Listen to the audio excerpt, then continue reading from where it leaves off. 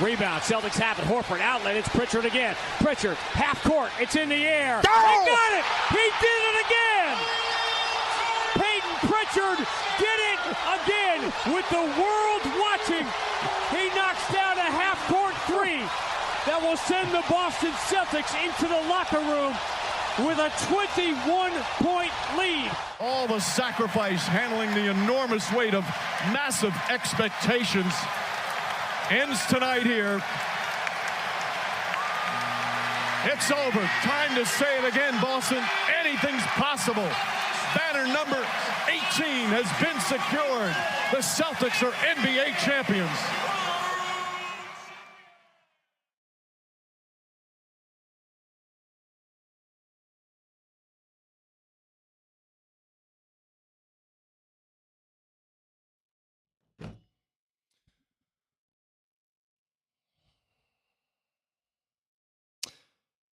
So the Boston Celtics win last night. Another championship for Boston.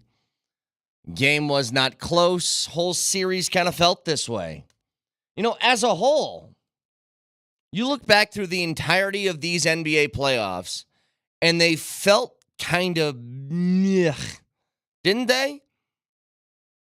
And I'm not just saying that because Boston won. I was just like, once that all ended, I was like, if you were to give me the one shining moment montage that they do in the NCAA tournament, and you show me what that is, what does that actually look like? How many times did something happen during these NBA playoffs where you said, wow, what a moment? There just wasn't that many. And some years can just be like that. Obviously, we're going to be a little bit more sour about it because our team got bounced. Like, I'm not an idiot. I know that I have some bias in all of this. You know, there were people that were saying the same thing last year when the Nuggets won. But there was, like, some true moments last year, and I think a lot of them came earlier in the postseason. I can point to a couple just off the top of my head. I'm talking about a couple of those Joker step back into the shot clock threes in front of Anthony Davis. Like, those are highlights. But as far as overall, the entire NBA playoffs this year just felt kind of small. You know, Vic was talking about that being part of maybe the broadcast coverage. I don't know if it was that. The TV aspect of it, I don't know how much it adds to the allure of a series. Like, if it's a bad one, can it make it feel bigger and better? Maybe. But honestly, it's like, think of some of the bigger moments in the NBA playoffs this year. And Murray making game-winning shots were like two of them. Outside of that, every series kind of felt like this. It felt like 106-88. It felt like 4-1. No, and it sucks. It's not something I wanted, and I'm trying to parse through the ideas. This just me with some sour grapes because we had the feeling of the ultimate high last year and winning a championship for the first time and all of that. Like, is that what's missing and making me feel this way? Am I turning into Chris Mannix? Am I saying, well, this just isn't compelling because it's not the thing that I wanted? Like, I'm trying to be fair. But nothing felt like big. Chris Mannix, who we'll never have on here ever again. I tell you, the Boston Celtics win a championship. That sounds like something that would be a big deal. And it just didn't feel that way. You know, somebody had this side by side yesterday. Jaylen Brown was your finals MVP. You know what he averaged in that series? 21, 5, and 5. You know what Jokic averaged when he was the finals MVP? 30, 14, and 7. Like, even the best player in the NBA finals put up numbers where you're like, yeah, it's all right. Pretty good. But it's just, like, I wasn't blown away by much. And you guys tell me, did you think the same thing or not? Because I'm sitting here and I'm trying not to be a Debbie Downer about this. And again, just sound like another Chris Mannix. I wasn't compelled. Well, is that my fault? Or was it that? No, I thought the NHL, the Stanley Cup finals have been good. Or at least the Stanley Cup playoffs have been good. They've had moments in there. I don't know. It ended, and I was just kind of like, okay. And it was a Boston Celtics championship series, you know? And so you wake up today. Here's what's going to get really interesting. Brian Windhorst said this yesterday on ESPN, and it was something that I don't know how many people were aware of, that when the finals end, so here's the quote. This is a new rule this year. As soon as the finals is over, teams can negotiate with their own free agents. So if the NBA finals ends tonight, talking about yesterday, we'll start seeing contracts, I believe, as early as tomorrow. So by that logic, it sounds like KCP can opt out and the Nuggets can sign him to a new contract today if they wanted to. So it's something to keep at least an eye on for things that could be coming down here. Yeah, I just, at the end of all of that, was looking for something more than what I had. I get text says there was an NBA Finals, not interested at all. And that's not exactly what I'm looking for. Because that sounds like, and I'm projecting here on this texter, that sounds like my team wasn't in it, so I didn't care. Which is a totally fine feeling, but that's not what it was. It, to me, was all about, I tried to watch that and I couldn't do it. Now, this is a decent point.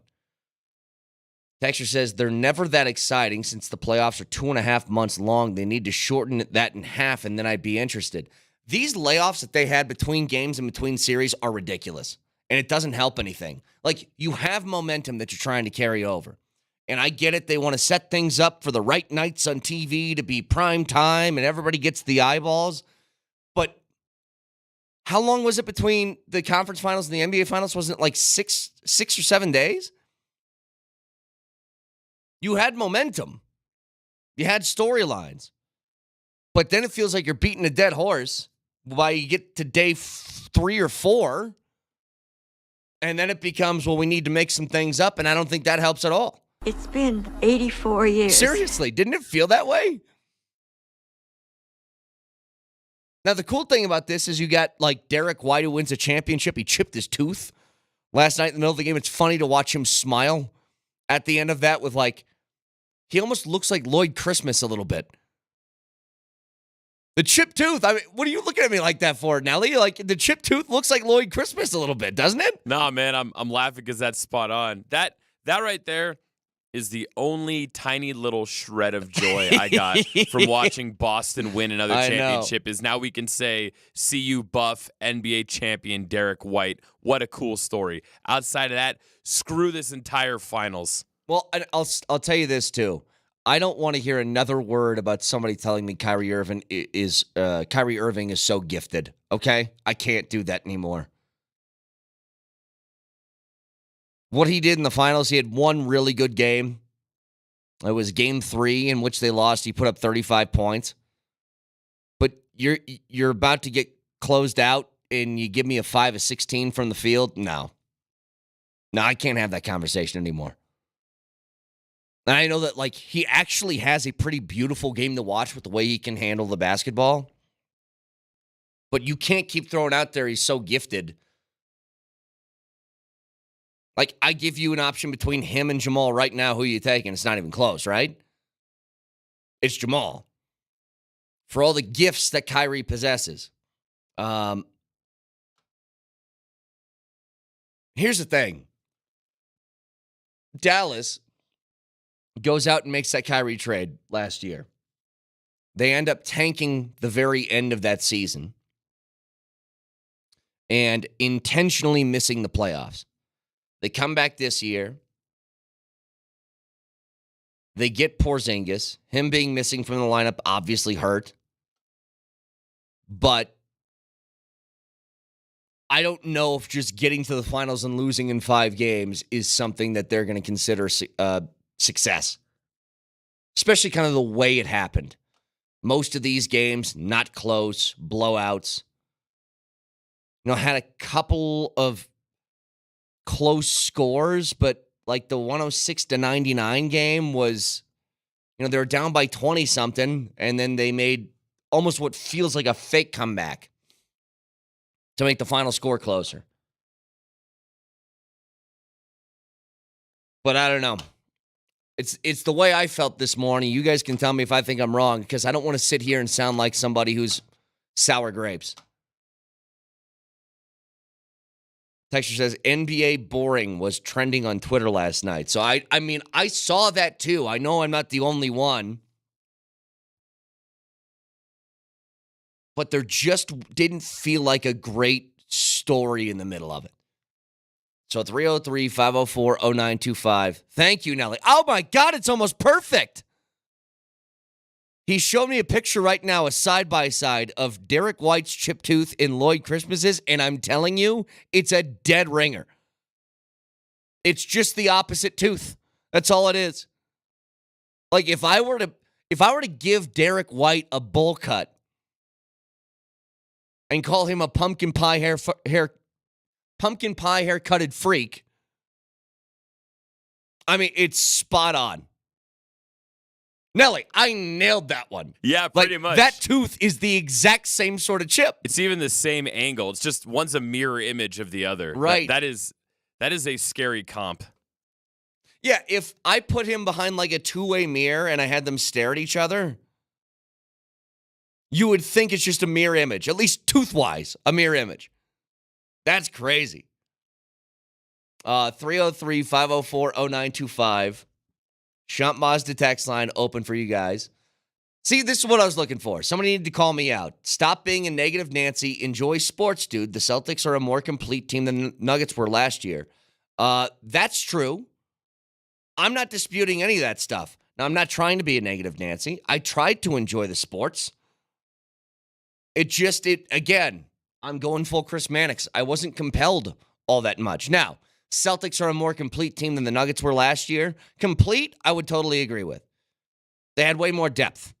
That is true. What they did not have was anything close to a Nikola Jokic on the floor. And I think at least last year, maybe this is the difference. And again, I'm speaking from a place of bias, so keep that in mind. Watching Jokic last year was, I think, an entertaining watch for even somebody who didn't have skin in the game.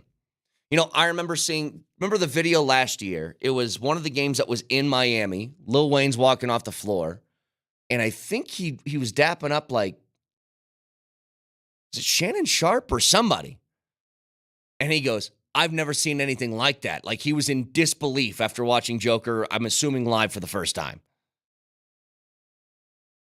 But maybe that's what was missing, is there really wasn't a player that just blew you away in this series. Like, Luka's great, obviously. But it didn't feel like Joker last year. Tatum, good player. Jaylen Brown, good player. But it didn't feel like it was just somebody took over and just said, I have arrived. So broadcasting live from the Backus and Shanker studios, their passion is justice. Again, if I'm being unfair, I want to hear that this morning because I kind of feel like I am, but I can't change my mind here. Just how I feel.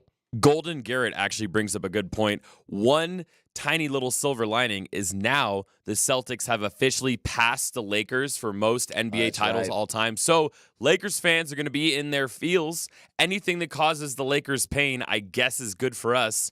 That is true. That is true. All right.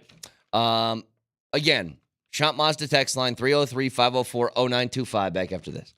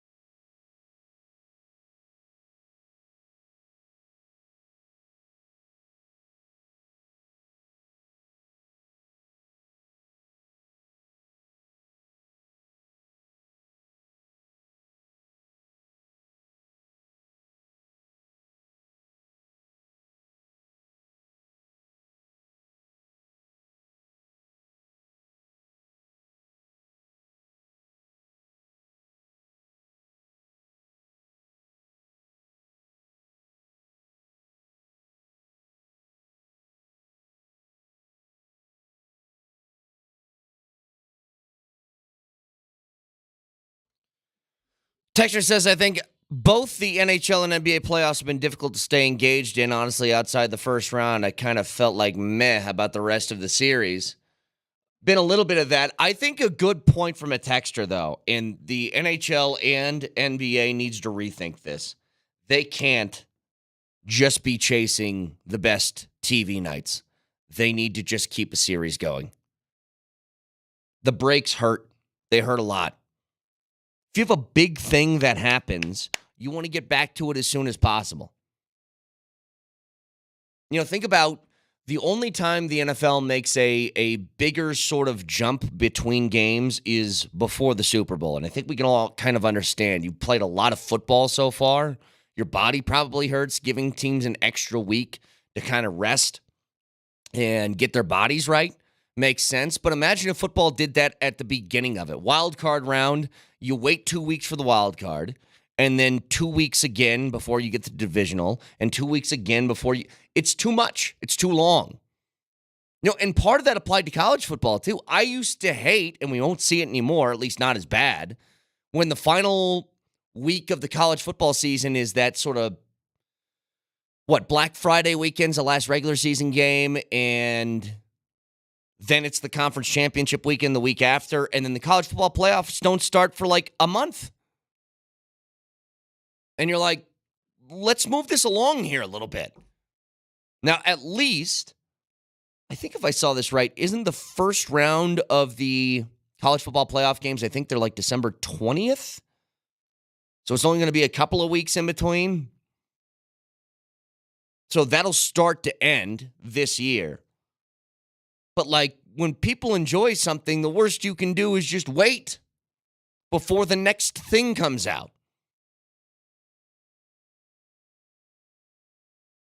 I hate when TV shows do that. Hey, I'm super into a TV show or a movie. When's the next one coming out? 5 years from now.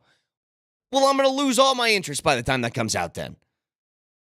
I can't gear up my interest and find that same sort of passion that I had if I have to wait as long. And to a smaller scale, that's how the NBA is doing it. Now, a couple of guys who were champions last night. We mentioned Derek White. Al Horford, finally, this late into his career, I think he's 38 years old, gets his first championship, which now means the player who's played the most playoff games without having a championship under his belt now becomes James Harden. There's only 2 players, by the way, in the NBA right now that have won 2 championships in the 2020s. That is Drew Holiday, who won last night, and KCP, who won in 2020 and then last year with the Nuggets. Those are the only 2. But I think if they adjusted their clock a little bit on when games are played, then it could make at least a little bit of a difference. There's a lot of things that I think they maybe need to change about the way that they went about promoting this multi-billion-dollar investment that they have, which is the NBA. And what the NBA what ESPN, can't do, and the NBA for that matter. They can't turn the finals into an episode of First Take and just opinion spout. They need to make it feel as if this is about the game and this is about the players. It's what we were talking about with the WNBA yesterday. I don't think it's good for them just because they're getting attention that they're turning it into a Real Housewives show where it's just about bickering instead of what the actual thing is supposed to be surrounding, which is a sport. I am blown away by the people who come out and say, nobody talks about women's sports more than I do. Look what we did. Yeah, but what are you actually talking about? You aren't talking about the actual sport. You're talking about the soap opera in the middle of it. And sports are that. Don't get me wrong. You want to put Stephen A. on at halftime and start doing some, hot takey opinion stuff. The soap opera thing is baked into the cake, but it needs to be a minute ingredient and not the biggest thing. That's right. I said it. Like, you can have that at halftime. That's fine. You paid this guy a whole bunch of money, and you want to make sure that he's on TV as much as possible to justify that. It didn't feel like it should have. Brett, why would we actually care about previewing the NBA Finals when we have hot new rumors that JJ Redick might coach the Lakers for the 10th time in 3 weeks that we've heard this? That's fresh news, man. Let's talk about that. Celtics who? Mavs who? I want Lakers news. I want pictures of Spider-Man, and I want Lakers rumors. I still can't believe that they were doing that in the middle of the NBA Finals. It's like, yeah, we have this big game going on, and oh, by the way, JJ Redick, who has a podcast with LeBron, might be the coach of the Lakers. And we're going to talk about that every time we do a preview show for the NBA Finals. We have been hoodwinked, bamboozled, led astray, run amok, and flat out deceived. And this is the thing, like, the reason why I'm hesitant to say a lot of this stuff about the finals and about the NBA overall is because if the Nuggets just won a championship and this is what people would be talking about, I'd be pissed. I would be. But I do kind of feel that way. So I don't know what to do with that. 303-504-0925, Champ Mazda text line. So a couple of things here that I wanted to get to.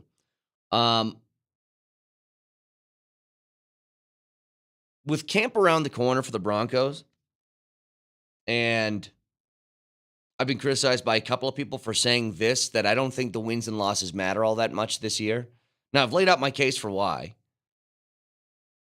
Every year you've gone into a Broncos season talking about you have to make the postseason.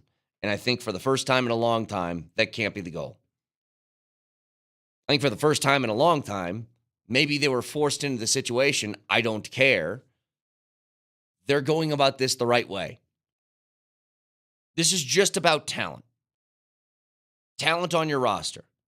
And you tell me where the talent stacks up to the rest of the teams, not just in the NFL. Let's just go your division.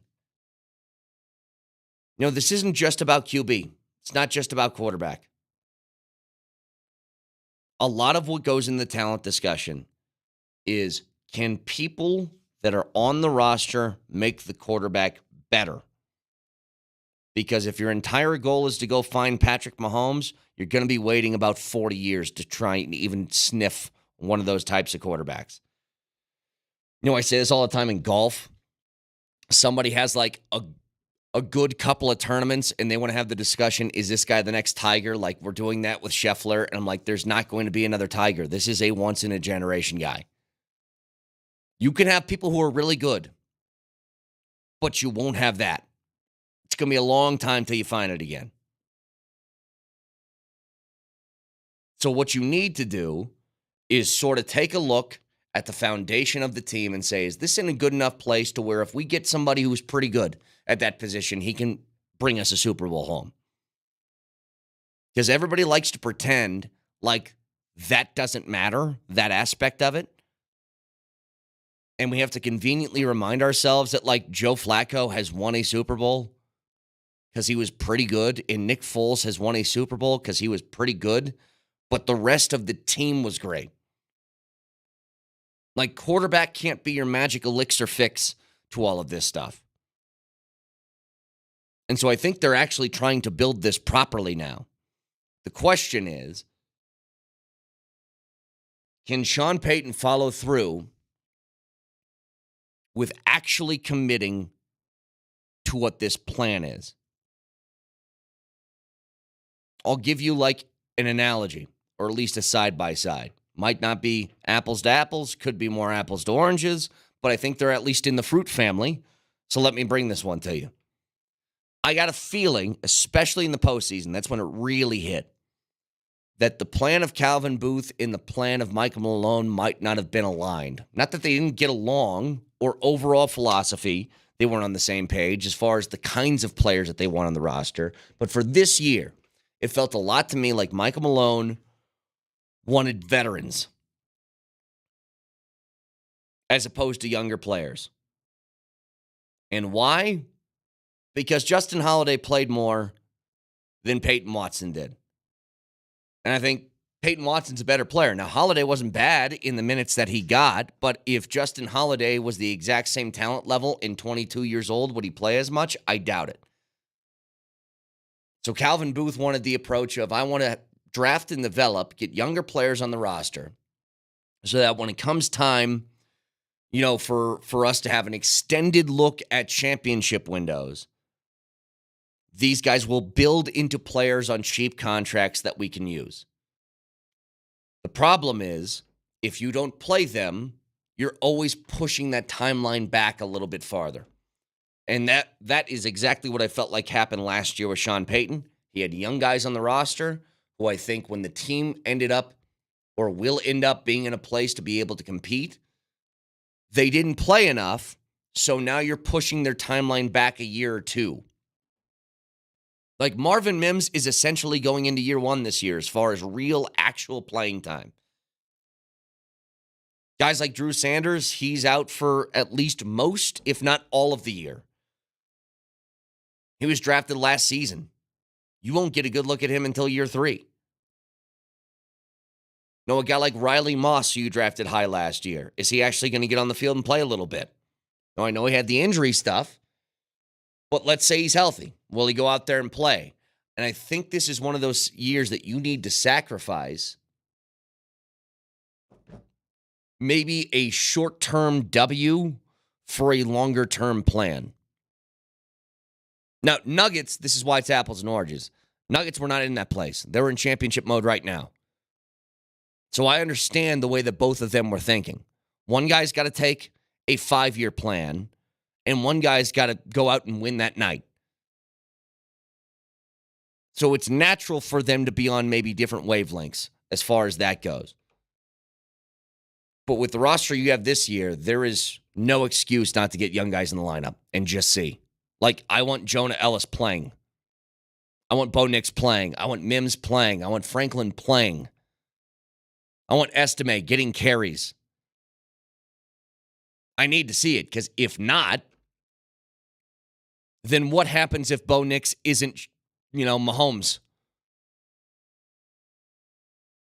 You can't keep spinning your wheels with veterans on one-year deals who are going to be here and then leave the following season. You've made that commitment already. And again, your hand was forced because of cash reasons, but you got rid of veterans that you trusted. You got rid of Justin Simmons, one of the best safeties in the league. Kareem Jackson, no longer here. Josie Jewell, gone. Playing young guys is now a necessity because it's the only thing that can get you on a faster track to being competitive again. Now, they have to earn it. You can't go out there and just be bad.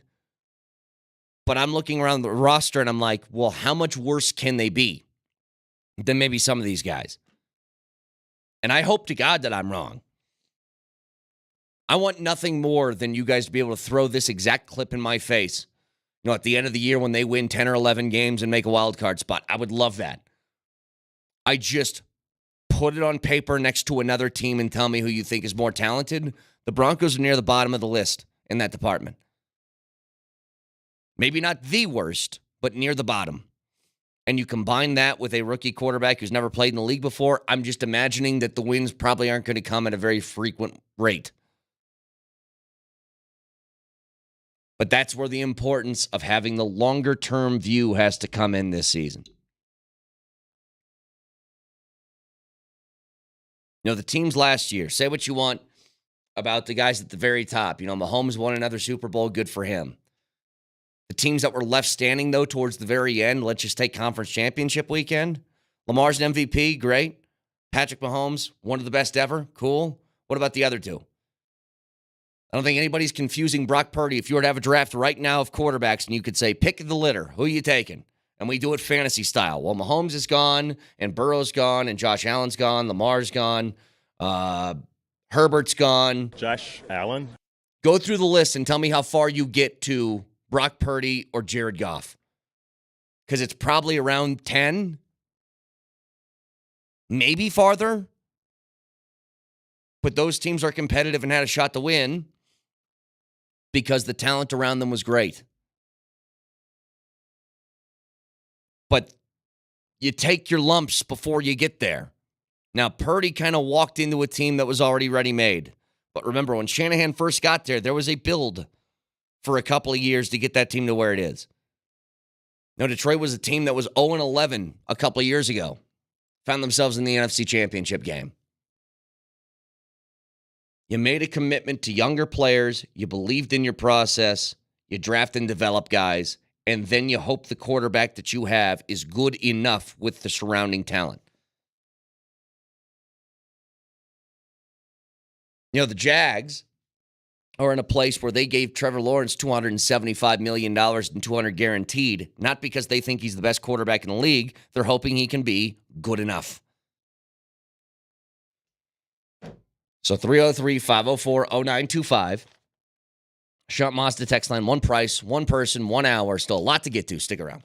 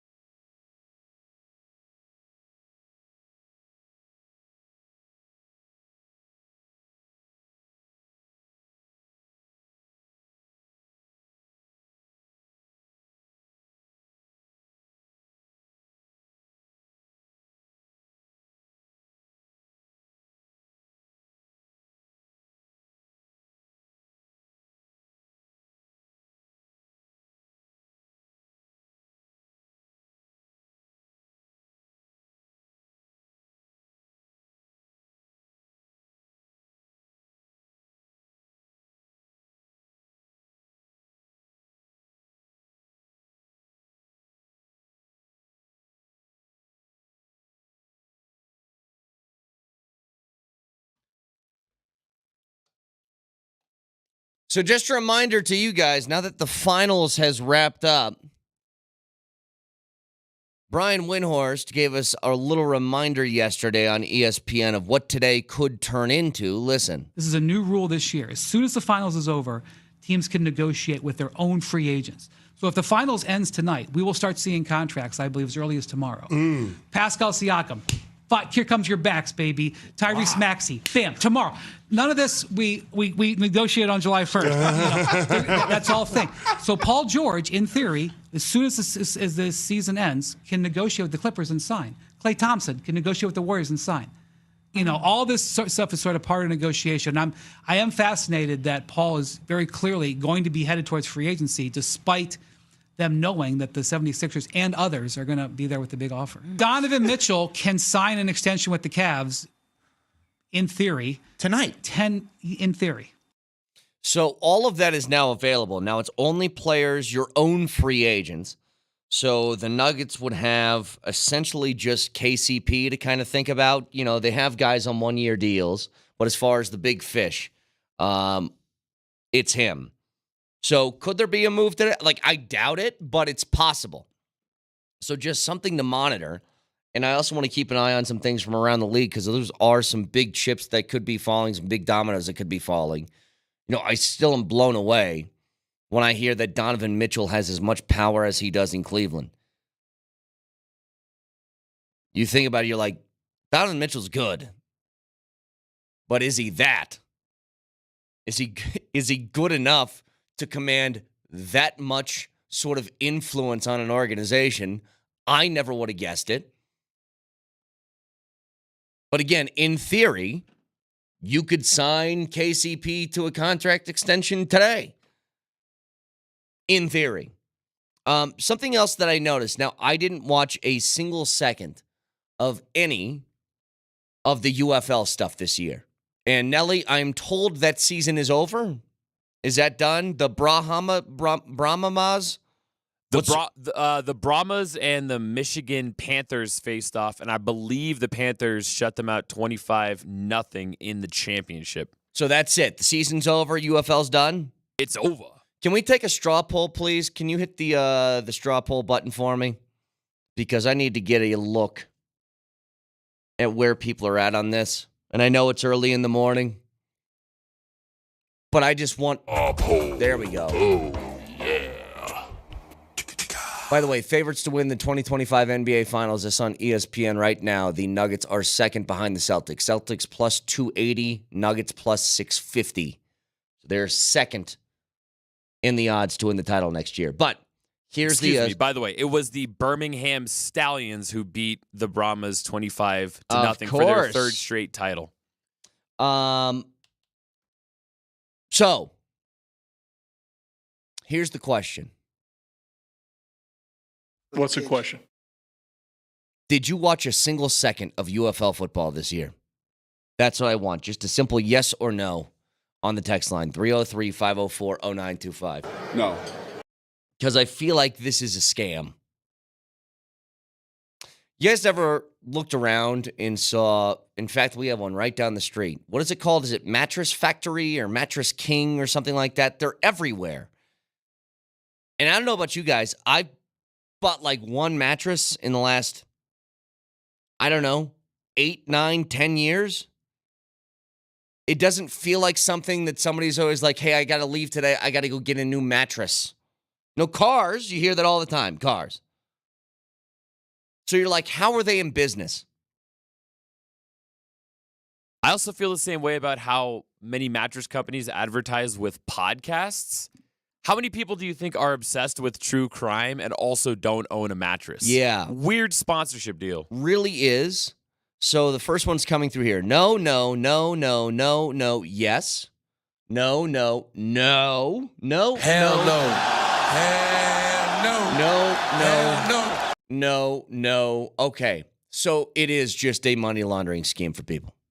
Are we talking about the UFL or mattresses? Both. Well, let me ask you, Brett. How come all these leagues that aren't college football and aren't the NFL seem like they're destined to fail? Why don't we enjoy minor league football, essentially?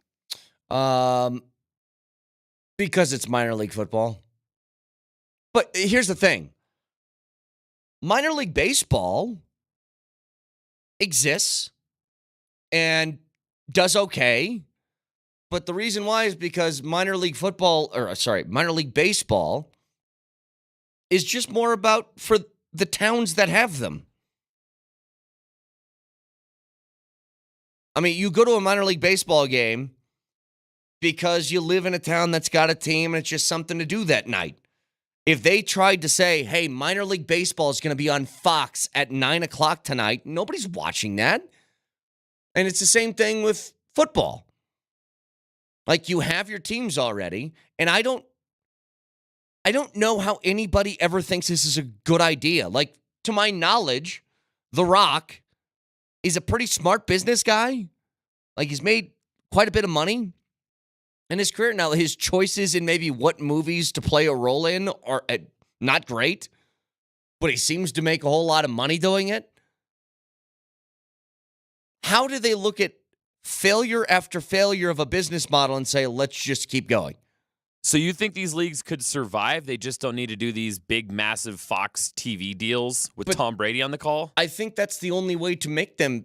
Like, no, I don't think it's viable at all. I don't think there's any scenario in which you can do this unless all of the players are volunteers. Like, that's the only way. Or they get paid minor league baseball contracts, which is basically what? A Kit Kat bar and a pat on the back? Yeah, which they would not do to risk that type of injury, over and over again.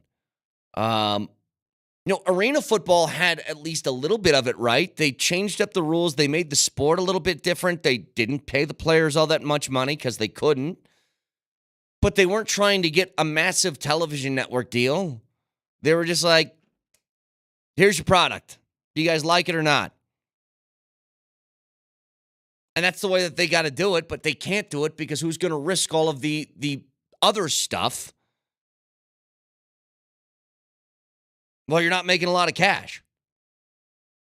And it is working in some pockets.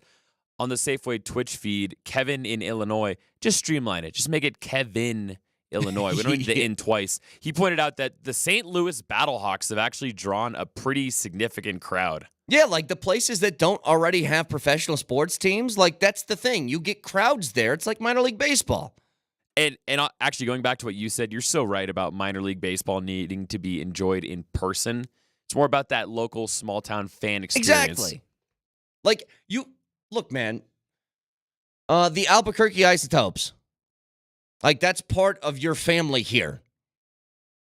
But you aren't going out of your way to watch Isotopes games on MLB.TV. You know what I mean? It's for the people in Albuquerque that want to go to watch a baseball game that night. That's what they're for. Right. And one time I was visiting my uncle in Modesto, California, the Paris of the West Coast, and we went to see a Modesto Nuts game when the Nuts were an affiliate of the Colorado Rockies. We got to see Troy Tulowitzki, actually, when he was minor league baseball classifications are so stupid. I don't know if the Nuts are a minor class. I think they're a AAA. I think they're a AAA team. Double, class B. There's so many.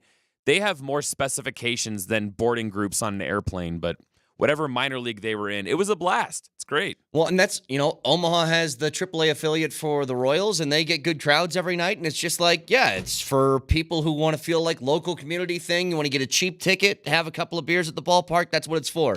But they're trying to make this big, and so we got at least our first taste during that Stallions and Brahmas game of Tom Brady on the mic in the broadcast booth and what that sounds like. Here you go. Bringing a little instant offense. You know him, you love him. Tom Brady, legendary quarterback, just had his number retired. I can't go down there on the field anymore. You can't play anymore? No. He's joining us here at Fox Sports. I'm sure you have heard as an analyst this fall. Can't wait to see him. So far, what are your impressions of this early going championship game? Sometimes teams can be a little bit tight. It looks like it may be right here. They're all a little different. Yeah. You get into these games, and there's a lot of defense out there right now. You see defense can go out there and play with a lot of energy, but someone's got to get the ball down the field and try to open this field up a little bit. It's a lot of horizontal passes, and the defenders are swarming and trying to punch the ball out. So make them defend every blade of grass. That's what we say. You know what's tough about that gig is that it's tough to get people to like you. How many analyst guys do you actually like? There's not that many. Play-by-play guys, you can find some. Analyst roles, a little bit tougher. But I agree with this, by the way. Texter says, this is Kevin. If these minor league football teams had NFL affiliations, they would succeed. I don't know if succeed, but it would certainly make it easier. Like if you had, when you watch a AAA game, it's like these guys could get called up to the bigs for my team at any moment. Maybe that makes a difference. If the UFL had that, who knows? Maybe. But can watch the show live on Twitch, twitch.tv, search Altitude SR in the search bar, the Altitude TV simulcast. That is the Safeway Twitch feed. Got a lot to discuss. Celtics, NBA champs. We could have an NHL champ today as well. Talk about that. Mojo Lombardi and Kane next.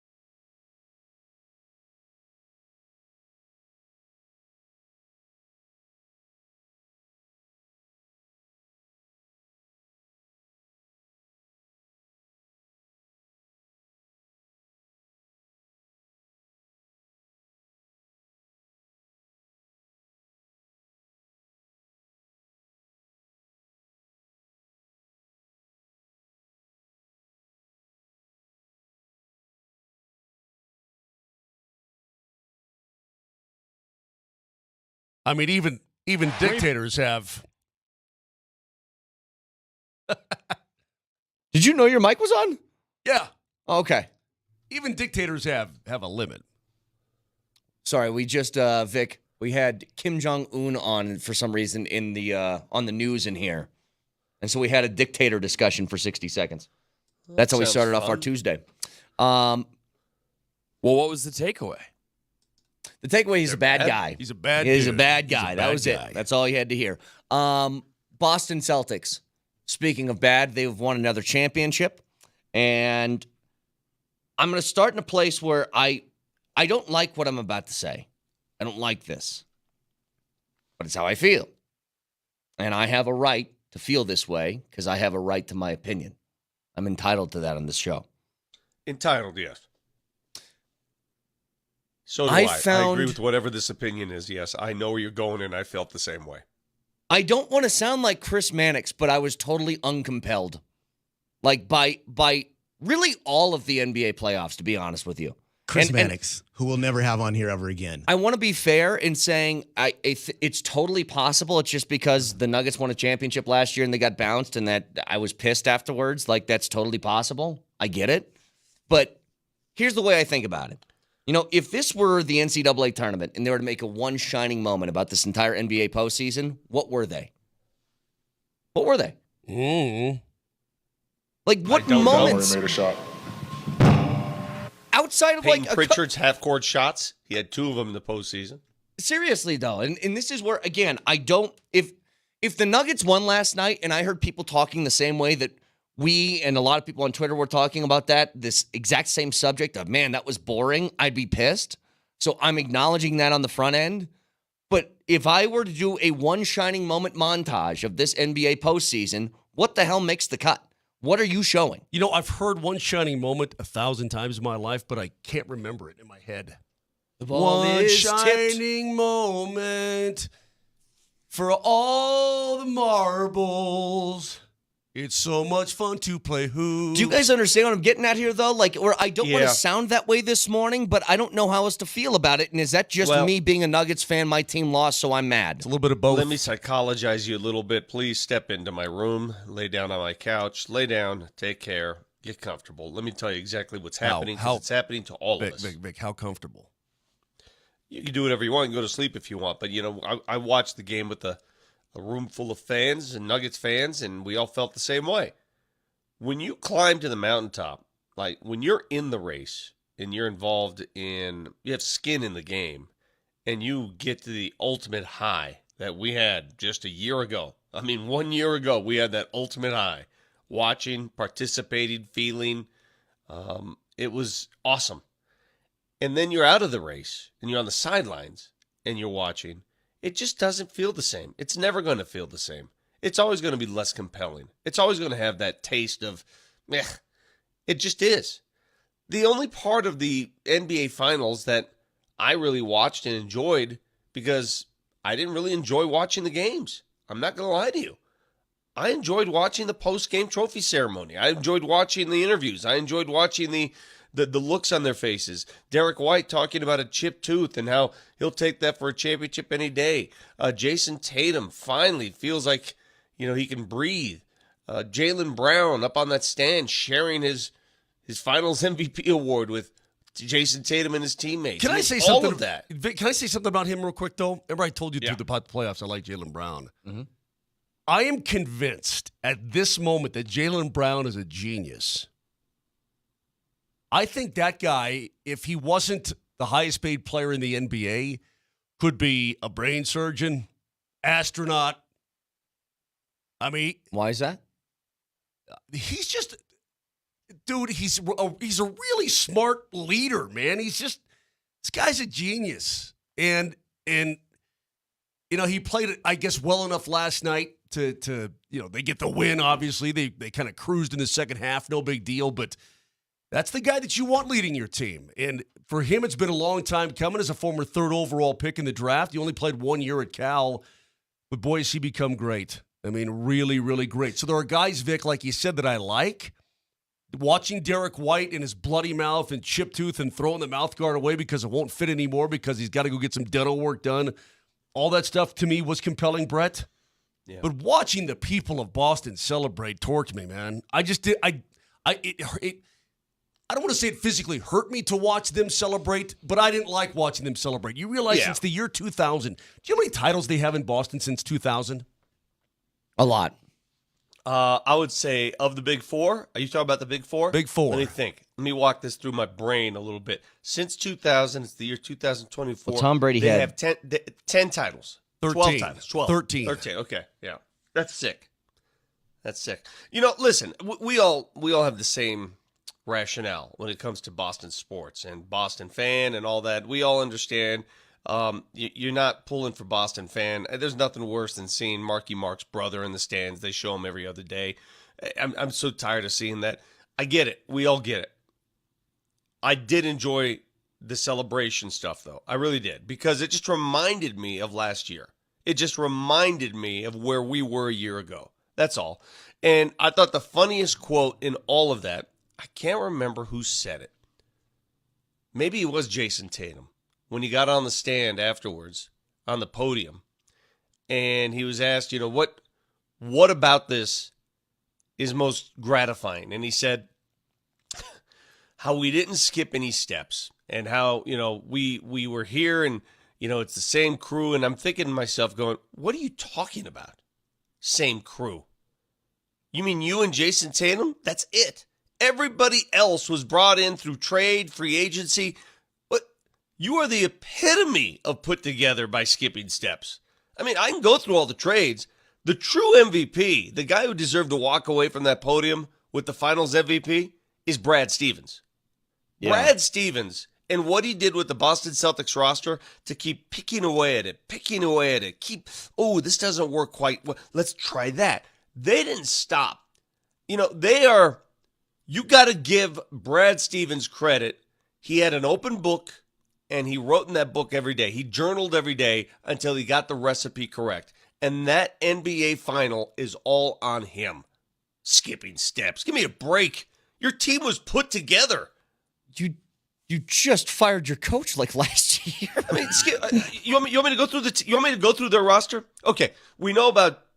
I'm talking about the roster that matters, the guys that really matter. Mm-hmm. Jaylen Brown and Jason Tatum were both drafted by the Boston Celtics. All right, they are the Nikola Jokic and Jamal Murray. Mm-hmm. Every other player that had significant minutes that contributed was acquired via trade or free agency. You can start with Al Horford. Al Horford was brought back through a trade for Kemba Walker. Remember they had Kemba Walker for like a cup of coffee? Yeah. So they traded Kemba Walker and a couple picks, and they got Al Horford. By the way, part of that trade included a first-round pick that became Şengün, who plays for the Houston Rockets. So there was some value there. Derek White. What a steal to get Derek White. Good on them. That was a steal. Make a trade with the San Antonio Spurs. Celtics in 2022 at the deadline get Derek White for Josh Richardson, Romeo Langford, whoever the hell that is. Romeo. We're for all. Never mind. And a 2022 first-round pick. That was a steal. A steal. Do you know what a steal is? That was a steal. Then the Kristaps Porzingis trade, in which they trade Marcus Smart. Does anybody know where Marcus Smart is or who he plays for anymore? I don't even know where he is right now, no. Memphis? Any idea? I think he's in Memphis. Okay. Well, when you have to ask where a guy plays, so they get Kristaps Porzingis, they get the number 25 pick, and then a 2024 pick. They give up Danilo Gallinari, Marcus Smart, and that's it. What? Then the big one, I thought the one that put him over the top, the Drew Holiday trade. That's the one. That's the one that put them over the top. He was acquired this year. Yeah. Yeah. They give up Malcolm Brogdon. Okay. Robert Williams, who barely played. He was always hurt for Portland. And a first-round pick this year and a first-round pick 2029. Drew Holiday has proven to be the guy that puts these teams over the top. He put Milwaukee over the top, and he just put Boston over the top. So we just went through four players 4 players. They're significant core players. What do you mean skipping steps? Well, and I just saw you are the definition of skipping steps. And good on you. I'm not complaining. I'm not criticizing him for it. But I love that. Oh my God, the woe is me. You know, we've been together for 10, 12 years. No, you haven't. Vic, I saw Wendy last night in the postgame, and he said they're going to be able to run this back. And I'm going to myself, how? Like, if the Nuggets can't give Bruce Brown any money, how in the hell are the Celtics able to run it back with everybody making so much money? Bird rights. Don't bird right me, you bird. I don't want to hear the bird. Bird rights. Shut up, bird. Bird. Well, you can hear whatever you want, but bird rights. All right, bird rights. They got rights, a bunch whatever. of bird rights. Also, people are saying that Brown teaches robotic classes in the offseason. Maybe he is a genius. Plays the piano. I know that he speaks like 3 languages. Youngest person to ever speak at Harvard. He had a NASA internship. I'm telling you, the guy's a genius. Yeah, he is. The guy's a genius. Well, and he's a hell of a basketball player. And it's funny because Jason Tatum actually had better numbers in the finals than Jaylen Brown did overall. Yeah, well, Jaylen Brown won the MVP. Brown carried their ass all the way. I mean, Jaylen Brown exactly was the right. guy. No, I'm glad you just didn't nerd out, look at the numbers, and say, okay, give it to Tatum. No. You looked at the games, and you saw the significance that Jaylen Brown played, especially defensively on Luka. And when he switched on to Kyrie, Boston was a better team because Boston was built better. Boston was built better not because they drafted better. It has nothing to do with drafting. Because they took chances. Good on them. Good on Brad Stevens. And you know, ultimately, my last thought on this, I walked away from watching that saying to myself, the Nuggets need to be bold. I don't want what I said at the end of the year. I changed my mind. What is bold? I changed my mind. No. What is bold though? What are you saying that they should make a bold move? Make bold moves. Like what? I don't know. They don't have a lot of room. Handcuffed, bro. So are you saying like trade Porter? Bro. Is that the bold you're talking about? I'm not saying specific players. Bro. They've got 3 max players. They don't have to have 3. Okay, well, there's only one that you'd consider getting rid of. So you can just say it. No, there's 2 you can get rid of. Well, you wouldn't trade it. You're not If you trading wanted Jamal to, Murray. if you really could. Hold on a second. There's 1 Nugget player who's off limits. 1. Agreed. And that's it. Agreed. But if I'm with Brett. I think it's 2. If you're looking at trading the second guy in line, You want to put that poll question out there? Hold on a second. The second guy in line, Vic, you better get a haul of all hauls. Hold on a second. No. Hang on. This entire team is built around the Jokic and Murray 2-man game. Yeah. He's untouchable. That's what they're built around. You just found out in an NBA playoff run, you have to have another layer beyond the 2-man game. He was hurt. Jamal was hurt. Okay, And I'm not they had saying a 20 you point have lead to in make a game move. 7. Like I'm not getting caught up in this thing. I'm not doing that just because the You Celtics can made get caught some up in moves. whatever you want. You can bring back the same 5, and I'd be happy with it. You know what because you are, even though? with No. this- You're reactionary. Can I finish my sentence? No, you're You can bring back the same 5. You can't. reactionary. You can't do that. Not on my time. You're damn right. You're not entitled to your opinion right now. You don't have a right. I have restricted your rights. You're a fly Even off if you the bring handle. back the same starting 5, the Denver Nuggets, if you saw after the game, are the second. They have the second best odds to win the title next year. So you don't make rash changes. I get it. But if you were to make a rash change, I wouldn't mind it. I wouldn't mind being bold. I don't mind it. I think you have to be bold. Okay, so hang on a second. We'll get back to this in a minute. 303-504-0925. Shant Mazda text line if you guys want in. Got a lot to get to this morning. The Stanley Cup could be given out tonight as well, so a whole bunch going on. Yes, Moj, what are you pointing at? Well, it just cracks me up because we get to the end of the season, and Vic is disappointed. I just told you I'd change my mind. I told you I'm entitled to change my mind. I think right now, if you want to get better, if you want to stay in that window, you have to be bold. If you're not bold, fine. Roll it back. Let's see what happens. I would rather be, if I were pulling the strings, I'd be bold. Well, what changed between then and Okay, now? well, save that. Save that then. 303-504-0925. We'll get back to this in just a second.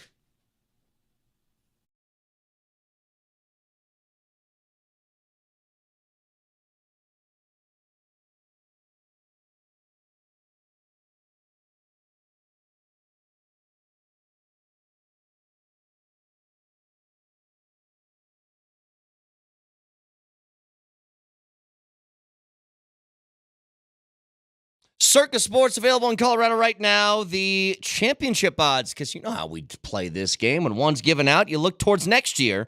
Nuggets on Circa Sports plus 775. Second place behind the Celtics at plus 350. You can jump on that right now if you'd like to. Also, Stanley Cup, a chance that is given out tonight. The odds say it will, according to Circa Sports. Panthers minus 130. Can find that and so much more on that Circa Sports Colorado app. You can find tight money line splits, low holds, and amazing customer service. Download the app right now or go to circasports.com.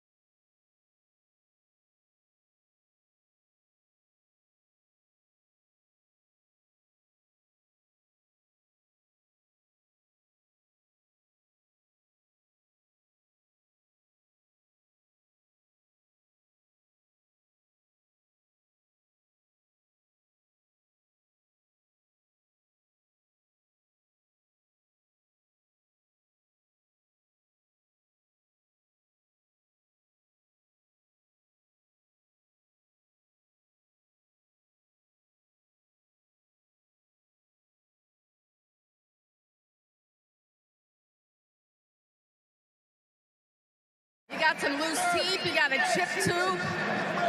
This cost you. Why was it all worth it?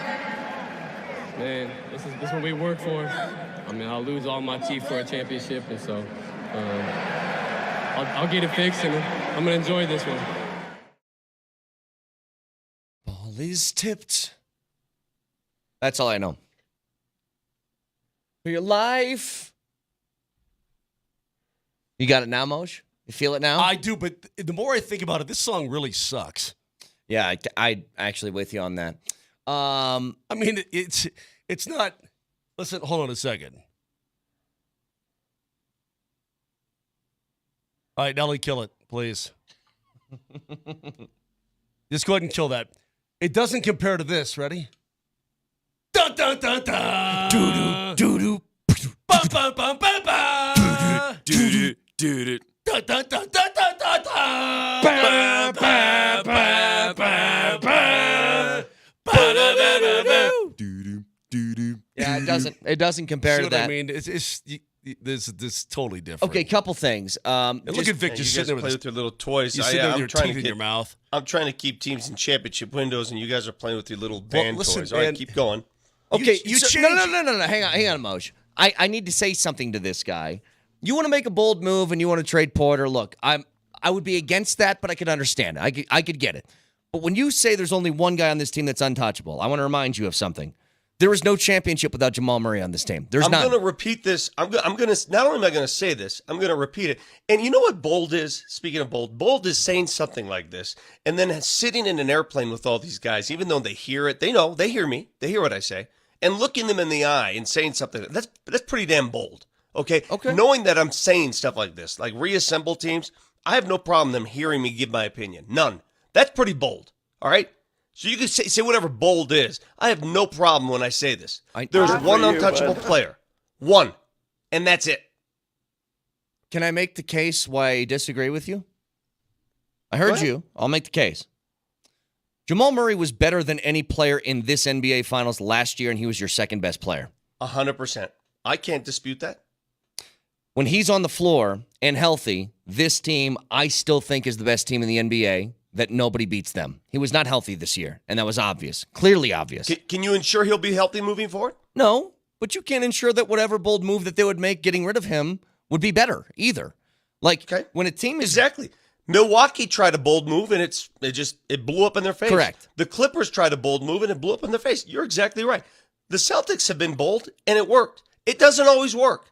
You're asking me what do I prefer, and I just told you what I prefer. I prefer bold over... neutral. I gotcha. But all I'm saying, I'm only stating the case as to why I think there are two guys on this team that are untouchable because this team is built around one subject, which is the two-man game between them. And yes, this year, was that good enough? No. I think it would have been had a hamstring and a whole bunch of other things not been bothering Jamal Murray, very obviously. That's all I'm saying.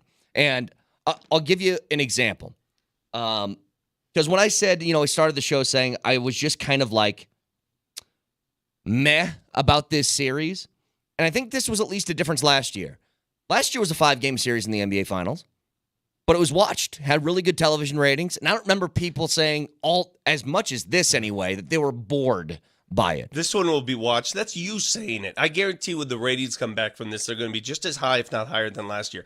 That's you saying, and I told you why you were bored and why we were all bored, because we experienced it last year, and anything less than that is going to be boring. But how much you want to make a bet? I'll bet you right now that the ratings from this year's finals will be just as high as last year. Maybe they will. Maybe they will, Vic. But what I'm telling you is there was a very loud contingent of people when that series got done last night on Twitter that were saying the exact same things that I'm saying. And because you live in an echo chamber. It's Nuggets fans. Because we live. I explained it to you. It's not. It's not. And here's what I think it is. Last year had at least one thing. You know what it had? A player that was going all world scorched earth on the entire league.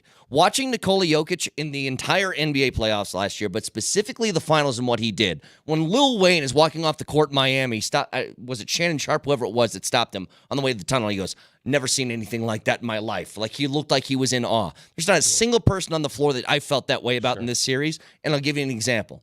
The NBA Finals MVP was Jaylen Brown. He averaged 25 and 5.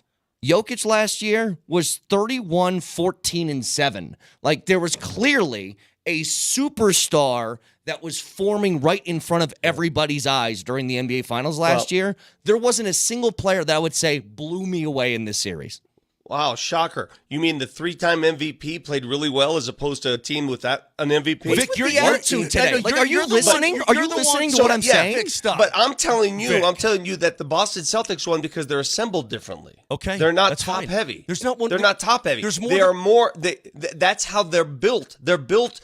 If he's not playing one night, they've got Drew Holiday. If Jason Tatum can't hit, they've got Derek White. Oh my God.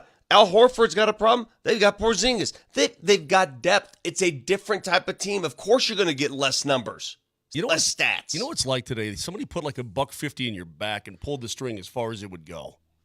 That's what it feels like to me. Vic, well, you guys can hold continue to sing along with CBS theme songs, and I don't feel like you're understanding a single word that's coming out of my He's mouth. not. He's on a one-way street, and he can't see the side of the road. Vic, listen, I'm not saying that you're even wrong. The Nuggets cannot look the same. They can't look the same overall next year. There's got to be another layer. Now, whether that layer develops, whether that layer has been already drafted and it starts to work its way to more fruition, what I'm trying to tell you is I don't believe that this team has to have any major changes. Dude, they had a 20-point lead in Game 7, and they got tired and they lost. They got why'd they get tired? Because they played a lot of damn important basketball. Why'd they play a lot of minutes? A lot of minutes. No, I said a lot of important basketball in the last couple of years. I know that they were top heavy. I understand all that, Vic, but I'm also telling you they've played a lot of important basketball. I agree. They ran out of gas. They ran out of gas against their very worst matchup in Game 7 and blew a 20-point lead. I'm not saying you should. That's the difference between them, though, being out in round 2, Vic, or playing the Celtics in the NBA final and even winning that Ma. I don't disagree were tired. with you, dude. Okay, so they're you still don't take right a championship roster and know. blow it up. I totally agree with you. I like this team. I love the way it's made up. But you can't rerun the same group. Vic. That's all I'm saying. You cannot rerun the same group. You cannot take the group that moved off the floor in Game 7, bring them back and say you're going to win a championship. You have to make a change. You have to make a change. How much more? You have to. You're absolutely slaying me today because your famous line is, well, can I finish my thought? Well, the answer is yes, you can. And I apologize if I jumped in. Let me finish mine, Dilrod. And here's the rest of it. You're still very, very close. You're going to be, again, overall as a team rested, I'm hoping that one or two of these guys, hopefully more, but you've got to draft and develop, that they take that next step and they provide that extra layer of filling inside the 3-level cake. And then at the same time, Vic, you don't have a whole lot of options here. Because the way the CBA changed, because of the way your team is constructed, you're at a lot of mercy, okay? And you're at least at this point, at least okay, you're not unless you want to go big or go home. You're right. Yeah. If you want to go big or go home, but screwing with chemistry to me it's not a very viable option. I don't want to screw with things that are essentially working. It's still working. It works. And I dig what you're saying. But why? I mean, I don't know why your first choice would be, you know what? Let's take this championship team that was exhausted, and we all saw it, against their worst possible matchup, and let's just change at least one major component of this mock. Okay. Listen, I don't disagree with your mentality, Moj, because it's easy to be reactionary. I get it. And being That's what you reactionary are. sometimes You're is being dumb. You're reactionary. But I've thought about this. I've had now 3 weeks to think about it, and I've gone through different phases. And I don't want to go full Milwaukee Bucks. I don't think they have to do anything like that. The Milwaukee Bucks moves blew up in their face. I'm just saying today, if your plan is to reboot the same team that played this year and just add one minor little piece, just minor little piece out, that ain't going to work. In my opinion, that ain't going to work. That's not going to win you a championship. I think. Well, there's more than one way to skin a cat, as they say. You ever heard that old saying? Well, here's the thing. The difference between run the same group back and if I told you I would run the same starting 5 back, that's I guess what I'm talking about here. It's not that you do nothing. They need to go out and find guys that can come off the bench and spell starters more than they did last year so they don't get exhausted and fatigued like we saw against Minnesota. But the team was still really damn good. Really good. And very well, I think if everybody was healthy, or at least the main guys were healthy on that team, and Jamal wasn't, you'd get a lot different result. Now, it would be a lot easier, and that's why I think the bold that I was talking about, and this is our definitions of bold are different. I package like a Zeke. If you aren't going to play the guy, then trade him. Use that $8 million that he's going to make, plus a couple other things. Who's going to take it? A guy that doesn't play for $8 million a year. Did you? You know what? I saw the trade that. Which trade was it? This guy can't get any playing time for us, but we gave him $8 million per for the next 4. I mean, what Would makes you please take him? It's hilarious when people say, just trade this guy or trade that guy. What's the value? What makes you think another team shares the same value that you share? Somebody would take Zeke Nnaji in a trade. Somebody would. For what? For what? That I don't know. Well, here's Vic, the one I was talking about. Yeah, he's arguing. Go ahead, Brett. Well, there were trades that happened in which you highlighted some of these, Vic. I can't remember which one it was where the Celtics got an amazing piece along with first-round picks, and I can't remember which one of these guys it was. Did you have that? You want me to go through the trades again? Yeah, go through the trades again. They traded Kemba Walker to bring back Al Horford. Not that one. Kemba Walker's. See, and that's give Boston credit. Al, at that time, Kemba Walker was playing pretty good basketball, and then he peaked, and then he was never the same again, and they knew when and how to trade him. The Derek White trade. They traded Josh Richardson, Romeo Langford, and a first-round pick to get Derek White. Pretty damn good. They traded Malcolm Brogdon, who was a pretty good player. He was part of that move that got them Porzingis. He was part of that move. They traded Marcus Smart. Marcus Smart, who was considered the defensive centerpiece of their team. And they got bold. They said, screw that. It's not the way it works. Let's trade him. And they did. Porzingis and 2 first-round picks is what they received for Marcus Smart, Danilo Gallinari, Mike Muscala, and a second-round pick. If I told you guys that trade was ever possible, that they got Kristaps Porzingis and 2 first-round picks for that group that they offloaded, that's insane. And you're telling me nobody would take a chance on Zeke at $8 million bucks? Come on. Dude, wait. Who are you comparing Zeke to in that trade? No, I'm saying that says now. If that's possible, if that is a possible trade that would happen. happen, there's idiots out there that would, not to say you'd be an idiot to take Zeke, but for $8 million bucks, that's not like some huge, oh my God, what kind of move did they make sort of trade? That's all I'm saying. Like the 2 trades that put Boston over the top, the Derek White trade was, I think, one of the most brilliant trades out there because he gives you more bang than the buck. He plays above his salary. Derek White plays above his salary. Drew Holiday, who's now a champion, he did it with Milwaukee and he did it with Boston. That trade, you're giving up Malcolm Brogdon, you're giving up Robert Williams, who is considered another great defensive centerpiece, and you're giving up 2 first-round picks. That's a big trade. That's bold. And the Nuggets can't make those kind of trades right now. They can't because of their restrictions. I get it. That's the difference. But Boston was right. Boston could have easily done this last year. God, we lost in a fluke to Miami. We were better than Miami. We would have had home court against the Nuggets. Let's run it back. This core is pretty damn good. We like these guys. We lost in a fluke. They didn't run it back. They didn't. They got bold.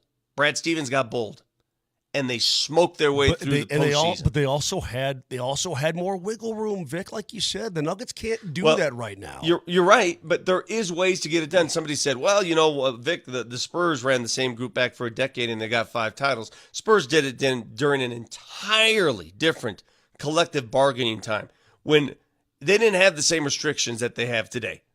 Their roster did not even come close to the same restrictions." With max players and all that. Different time. Different era.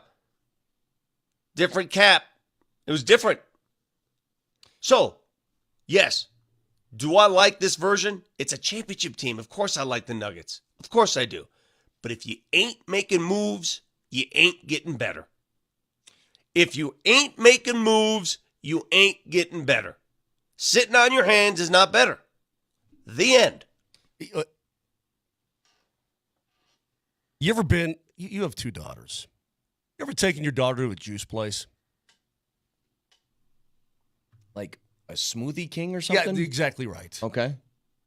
Do you know how often a teenage girl will change their mind looking at the menu at a juice place? Vic, you feel like my teenage daughter today, just bouncing all over the place because I'll tell you what, in a span of 21 days, man, maybe you've had a, quote, epiphany. Maybe you've done some real deep thinking on this. It appears that you have thought about things. I don't know how you want me deep to talk it's about the been. Avs? I can do it with the Avs, too. Oh, I can do it with the Avs all day and all night as well. Really? Because you want to run the team back every year. Well, it's going to be really hard to do that with Val now. Are you kidding me? Anyway, the point is this, is that Vic, I don't want you to panic. I just feel like you're reacting to everything. I'm not panicking. Because, again, but a month ago, you're like, you know what? I'm pretty satisfied. They're going to be okay. It's all good. And now you're like, beat the Celtics. Opinions change. Okay. Opinions change. Okay, and you're entitled to that. It's okay. I'm entitled to change my opinion. That's no big deal. Listen, I look at what the Nuggets have, and I love it. It's good enough to contend every year. It's good enough to contend. But I want assurances now. I want an assurance that it'll be the Nuggets and the Celtics, because I don't think the Celtics are going anywhere, boys. Celtics going to represent the East in the finals next year, too. They might. That team ain't going anywhere. But they played a now lot they're of basketball, emboldened. too. I mean, they ain't losing the East. That team, I just feel that they're going to represent the East. You're probably right about that. But I'm telling you, do the Nuggets... Brett, I'm convinced in my own head, if you don't blow that 20-point lead, and you did, and you lost, but if you don't, you beat the Mavs in 6, and you're on to the final. But you did. I know you did. Can I say you did. Let me put it another way. This is how I feel. The Nuggets have a lot greater chance of getting worse than getting better if they make a big move. That's how I feel. That's what I'm afraid of. If they make a really what is staying the same? I'm afraid of that as well. What is staying the same? What is staying the same? Is that getting better or getting worse? Well, you're right. What is staying the same? You're right there. You're number 2 in terms of odds for next year. And you want to go. You want to go right now. There's no doubt about it. I love those odds. Is Oklahoma City going to be better next year? Theoretically, yeah. Is Minnesota? You've already seen what they can do. Are they going to be better? They got to pay Ant. There's no way. Nope. What do you mean? Their roster is not disassembling. Their roster will They'll be lose some virtually the same. They're going to lose some guys. They're not going to be as thick as they are right now. They're going to lose some weight. Okay. The rest of the conference is getting better. Who? Phoenix? No. Clippers? No. Golden State? No. They're getting old. Lakers? I mean, the argument that you could make, Vic, is that the depth pieces, Peyton Watson should be better next year. Christian Brown should be better next year. Like, that's where you can get your improvements. But I'm with you. You got to find, look, it's not doing nothing. But if you were to tell me the exact same starting 5 is coming back next year, I'm totally happy. Totally happy. Now, find a guy or two that you can put off the bench that you actually trust when the postseason hits, and then I'd be even more happy. You know what? I changed my mind, and a friend of mine just texted me, and he's exactly right. I changed my mind when I said there's only one untouchable Denver Nugget. There are actually 2. You agree with me? The other one is Aaron Gordon. All right, here we go. Hey, Brett, as we roll on. Well, let me tell you why. His salary, Aaron Gordon's salary, allows him to be untouchable. Yeah, and what he does for his salary, Vic, is very, very, very valuable. As we roll on here, and we've been talking a lot of Broncos, I thought you said something really smart on the appetizer hour today. Really smart. And I want to explain a little bit more as to why, and it has to do with the building of this team. Okay, we'll get there in a second, and I thought I did something else really smart, and Nelly pulled it up. Do you still have the photo available? Because I said Derek White, when he chipped his tooth, looked exactly like Lloyd Christmas when he smiled. Yes. And I saw a side-by-side. I'm telling you, it's a mirror image of Lloyd Christmas. It's right the front exact tooth? Yeah. same chip. I'm telling you. Nelly, if you got the photo still, you got to throw it up on the screen, because I was blown away. Like, just if you looked at the teeth, it's like he would be smiling in a mirror because it's the opposite front tooth. Look at this, though. Tell me that's exactly the same as far as the chip. Oh, my God. Well, when he did it, did you see the fact that he returned to play, hockey mentality, right, Moj? Hockey Totally, player. 100%, yeah. Have you guys ever chipped a tooth? No. How didn't he lose the whole freaking side of his front? How didn't he lose all of them? I the way don't know. He went down in that arm. But having Lively fall on top of your head when your face is into the floor, man, you're You're going to twist a lot of the chiclets, and you're probably going to bust a couple. That's exactly what happened. All right, let's get to where I was smart. Also, Kaner. Yeah. And there's something else that it's terrifying me in regards to the Broncos. It's also terrifying me more and more every single day. And I have more evidence to back it up. You can listen to us anywhere on the Altitude Sports Radio app. It's powered by the Will Height Law Firm. Injury lawyers, go to willheightwins.com. That's willheightwins.com.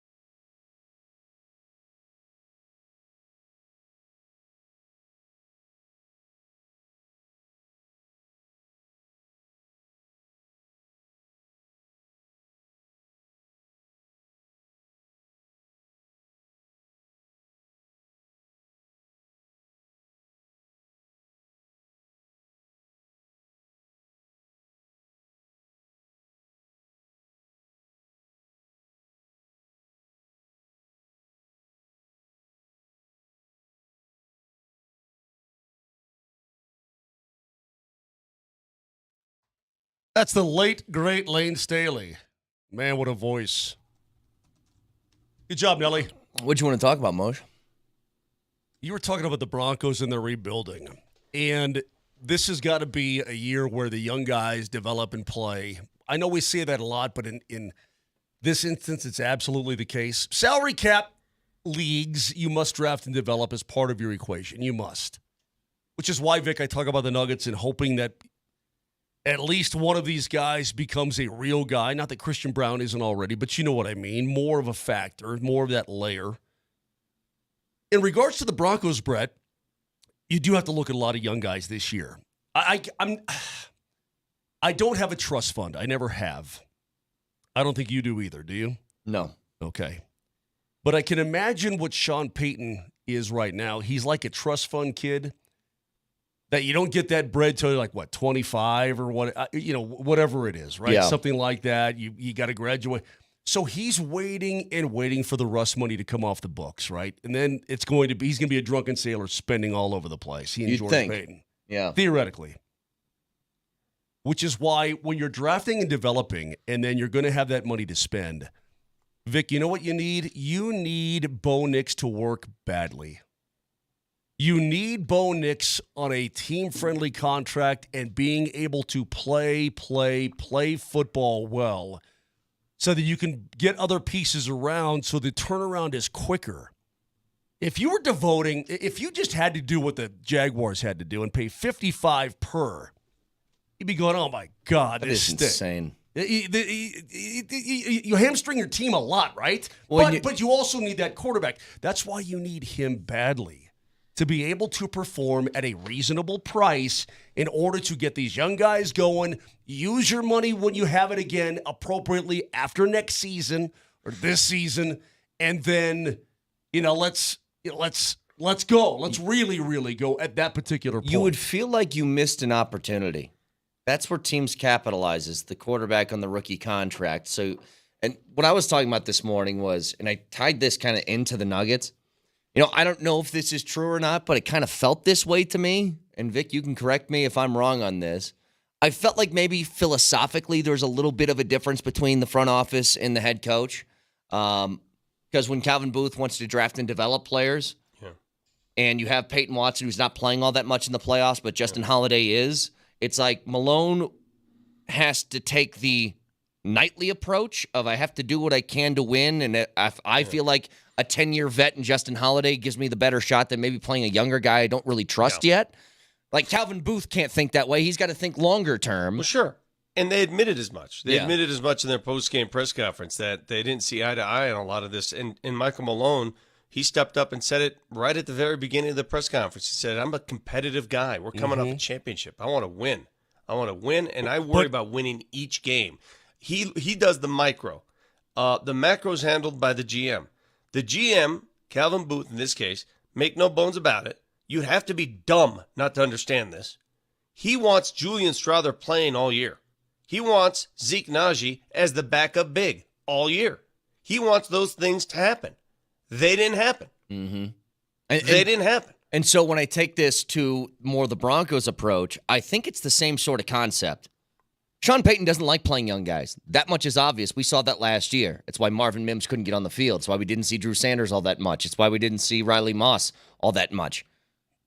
That's got to change this year, though. Moss also was beat up a little bit. He was beat up, but all I'm saying is that's got to change this year where all these young guys have to play so that when it comes time where the money's off the books, you can start spending. You have a core of a team that is experienced and weathered a bit with a quarterback still on a rookie contract. That's the separation now. And I still have a question if Sean Payton's actually going to commit to that because he did it every week, much like Michael Malone, Vic, at the end of the season. What did Sean Payton say almost every week? It's like, we got to do a better job getting Mims in the game. Yeah. We got to do a better job. For sure. It was that all the time. Well, for sure. And we have, for God knows what reason, we have a collection of Oregon Ducks fans that listen to this program.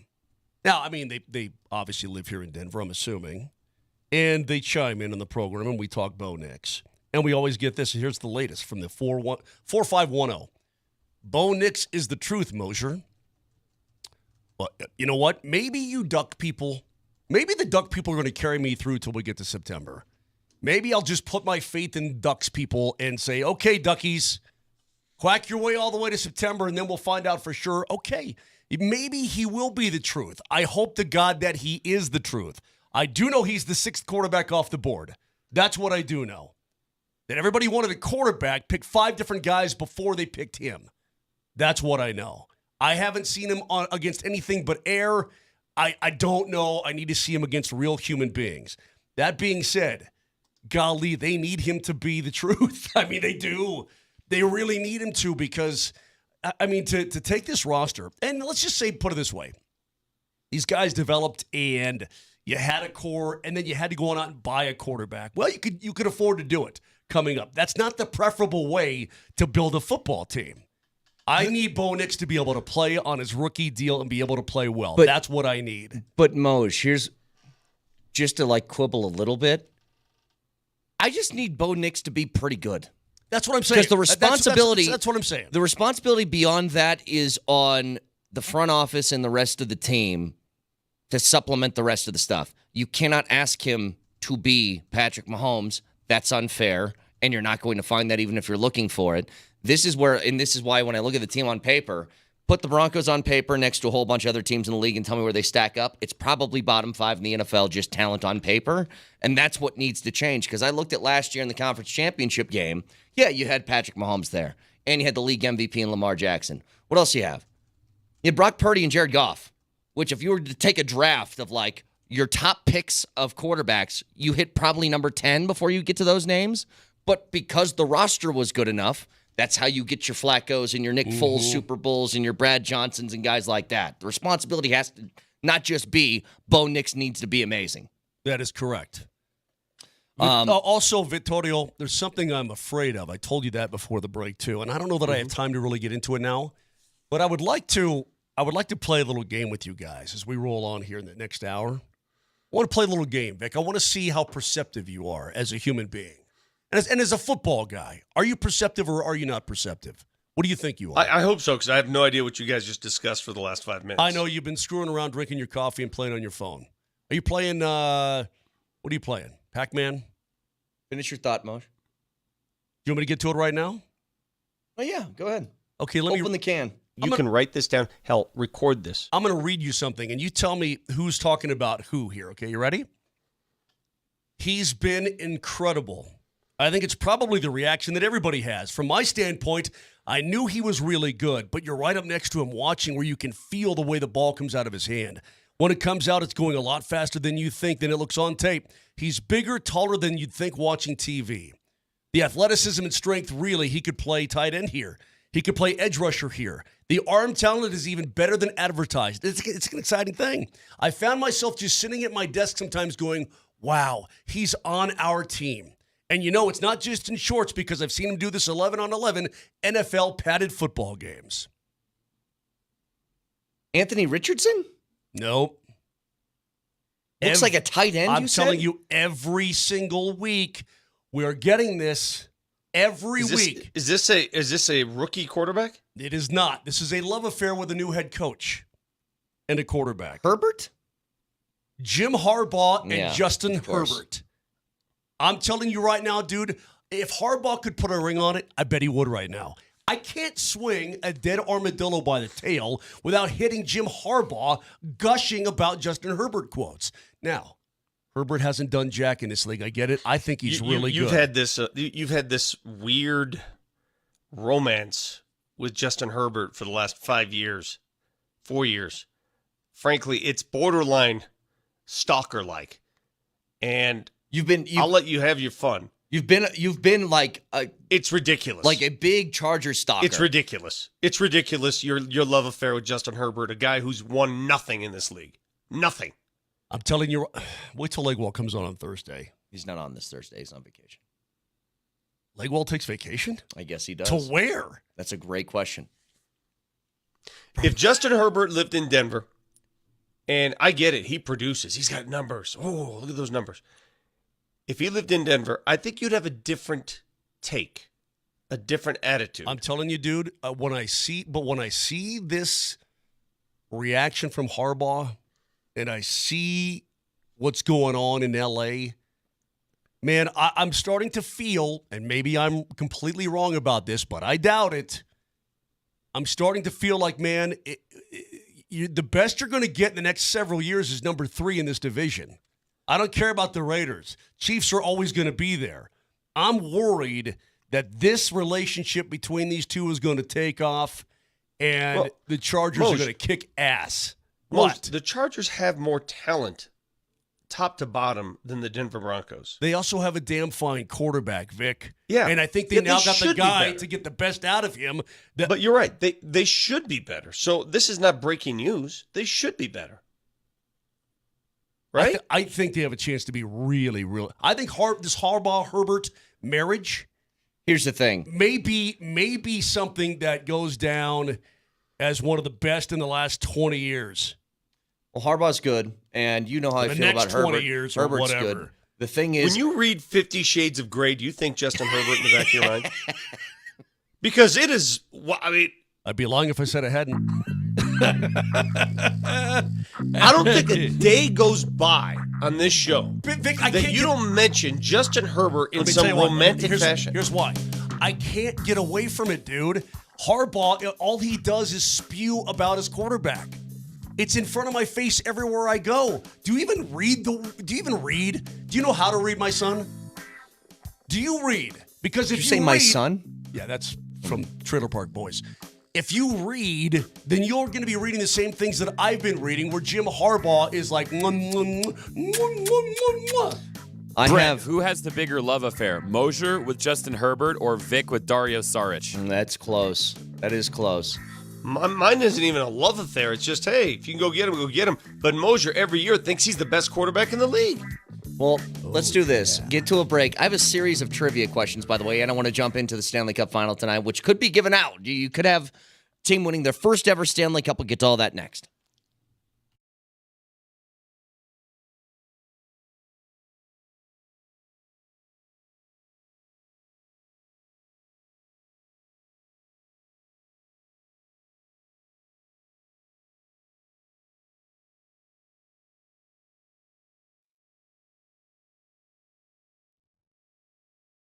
Maybe you are not feeling like yourself lately, and maybe it's your hormones being unbalanced. There's nothing wrong with that.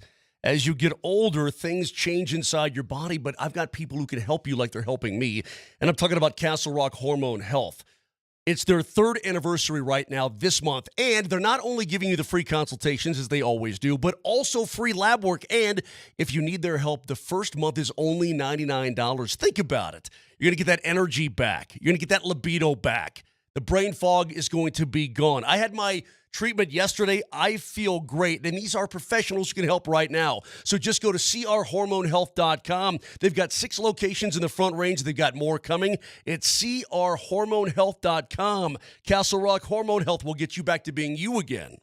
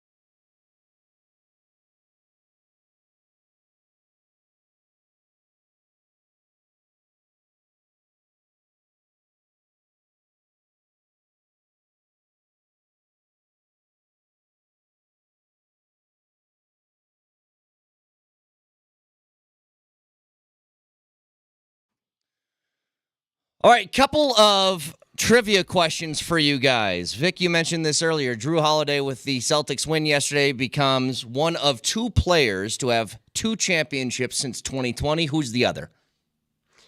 One of 2 players, did you say? One of 2 players to win 2 championships since 2020. Who's the second? KCP. KCP is the other guy. 2020 with the Lakers, then last year with the Nuggets. Couple of role guys by the that way, make a big difference. Oh, big difference because they're exactly what you need in this league. They're 3-and-D guys and great defenders that can knock down threes and do a little bit of everything. You can't say enough about players like that.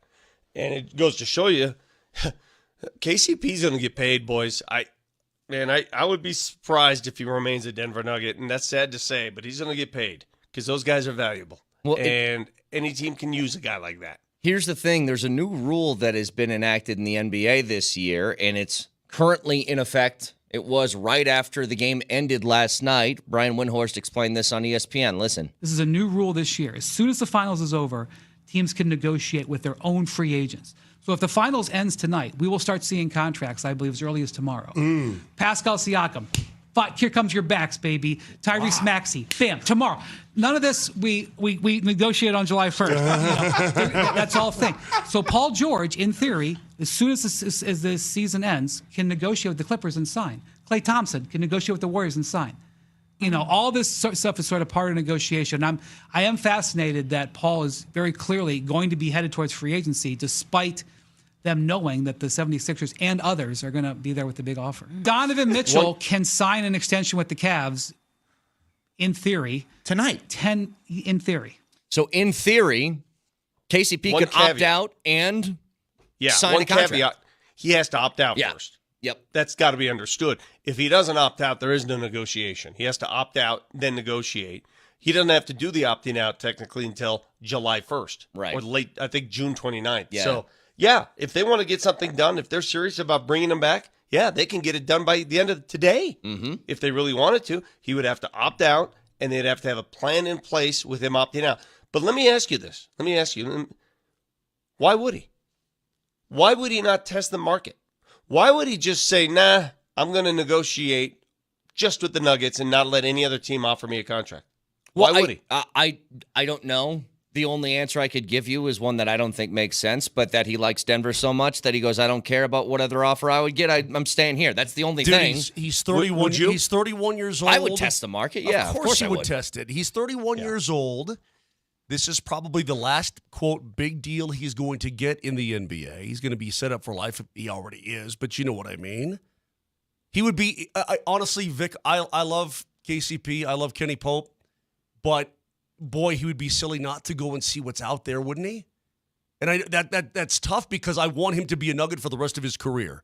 Love the guy, part of the best starting 5, in my opinion, in the NBA. He would be foolish not to do it. Unless, dude, he's got plenty of bread. The bread in the market is the same, and he loves being a Denver Nugget, which I could see. I would love that too. What do you think the number would have to be for him to bolt? Like, this was a big discussion point last year with Bruce Brown. Remember that? We were talking about, okay, well, the Nuggets can push that up to 9 to 10 million, and if another team comes at 12, maybe he'll eat the 2 million and stay. I think 20 per, maybe more, maybe less than that, maybe 18 per. The thing with Bruce is, I'll speak for myself, drastically underestimated his price. Didn't think there was any chance he would get more money than Aaron Gordon. Well, I didn't think that was possible. Everybody did. Nobody thought. You know what's funny? He gets $23 million from Indiana, and 4 months later he gets traded. Yeah. Goes to show you, though, and this is one thing that's crazy about the league, goes to show you that teams with money have to spend it. Yeah. Teams with salary space have to spend it, even if they don't think it's worth it. Do you think when the Pacers signed Bruce Brown, and we all love Brucey B, do you think that they were getting a player that's a $23 million player? Or was that a stretch? That was a stretch. Yeah. Bruce is great, but that's a lot of money. Yeah. No offense to Brucey B.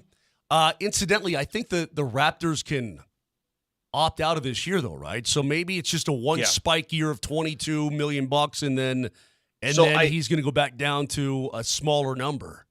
I give you that example for this. If Bruce Brown gets a contract worth $23 million per, you don't think KCP can too? I think he could, but he's not coming off a championship. I mean, Bruce. Oh, come on, Moj. Well, you just heard the man. 2 championships since 2020. You're right. A lockdown defender with the 3. But if I'm Bruce trying to be Brown is positive $23 million per, I'm trying to be. You don't think KCP is going to get that? Trying to be optimistic, buddy. I'm just trying to put some positive vibes out there in the universe. I want KCP as bad as you do, but I think he's as good as gone. For the game tonight, I do. I want him to stay. Oh, I think everybody does. But yeah, somebody's going to offer him a whole lot of money, and probably too much that the Nuggets can. It's all a matter of how much does he value the money over being part of a team that it's very obvious he enjoys being in Denver and he loves this team. Mind you, if a team offered $23 million because the Nuggets have bird rights, they can match. Sure. Do they want to match? What does that do to the rest of their roster if they did match? Right. How does that really limit their moves after that? Because they'll be deep into that second April. Well, then you would just be committing even more into the idea of drafting and developing, right? It would just be you're putting all your eggs in the basket of your Strothers and Watsons and Browns and guys like that. Yeah, but how are we into aprons and birds and all this crap, and the Celtics can just run it back with a ton of dudes? Bird rights. And the bird rights, but how much are they paying in their apron, Vic? How many aprons are there? Just 2? Like once you get to the second apron, it's just an unlimited apron. Is that what are we dealing with here? I guess. Read me the CBA. We can get our boy back on, Jake Coyne. He probably knows. Get Jake back on and try to figure it out. Here's another trivia question, though, real quick. So tonight, there is an opportunity that a player that's in the Stanley Cup final could lose his 4th Stanley Cup in 5 years with his 4th different team. Corey Perry. How amazing is that? I think it's great. 4th Stanley Cup final loss on 4th different team in 5 years. I mean, I know this is kind of like Buffalo Bills territory. Let me go Dallas, Tampa, Edmonton, and who am I missing? I believe it was Montreal, actually. He was on the Canadiens team when they made it to the finals. That is correct. He was on the Montreal team I think it was the year after the bubble when they had the Canadian division. That's it, yes. So and they lost to the Lightning. Bubble Habs, Tampa to the Avs, and Edmonton. Mm-hmm. How about that? That would be a brutal existence. Well, he's already won. He won a ring with the Ducks when he was very young, 2007. Still, though, Moj, you lose that 4 different times in 5 years. That would suck. Yeah, it would. Yeah, but at least he has one. I mean, Jim Kelly and those guys, Thurman Thomas and those guys, right? I think that if they had won a Super Bowl and then lost 4, it might be a little bit more palatable than having never won anything whatsoever at all ever. Well, like Horford, is Horford 38? Is that how old he is? Vic, how old's Al Horford? Is he 38? Al Horford's 38, yeah. I believe last night he was trotting around. And I think that's it for him, too, yeah. Did you hear Jaylen Brown afterwards? Yeah, Al Horford and his 8 kids. He's 38 years old. He just got his first title. By the way, the most playoff games without an NBA or an NBA championship now belongs to who? Because it was Horford before yesterday. So most playoff games played without a championship is now James Harden. Good. Oh, keep it that way. Sounds good. I don't think he has one coming anytime soon. You saw what happened last night. I mean, it was, I guess, the Celtics jumped out. They never gave up the lead. But it got a little bit tight. It got a little bit closer. Yeah, and then once halftime hit, before halftime, obviously, they built it back up in the second quarter and never looked back. Well, and that's what's weird. I want to call out somebody real quick. Hold on a second. I want to call out somebody. Let me see. Where is it on the text line? Because in my opinion, and we really appreciate all of you listening to the show, and it's just sports. It's debate. We go back and forth. But I think it's the worst kind of sports fan is this kind of fan who's angry because particularly me, Eric, on the text line, saying, quit talking about Boston, quit blankety blanking Boston, and he uses a derogatory term. When a team wins a championship, and I give them credit for winning a championship, I'm not blankety-blanking them. I'm giving them credit for winning a championship. I think we've made it widely known on this show we're not fans of Boston sports. Mm-hmm. And if you haven't understood that, then you don't listen to the show. But I'm going to give credit to whomever I please. And they deserve full credit for running the table, essentially. For going 16-3 in the playoffs. Dominant. That's a dominant team. And if I want to give them credit for that, I will give them credit whenever I darn well please. What's your right? I was going to say, Vic, why? Because you have a right.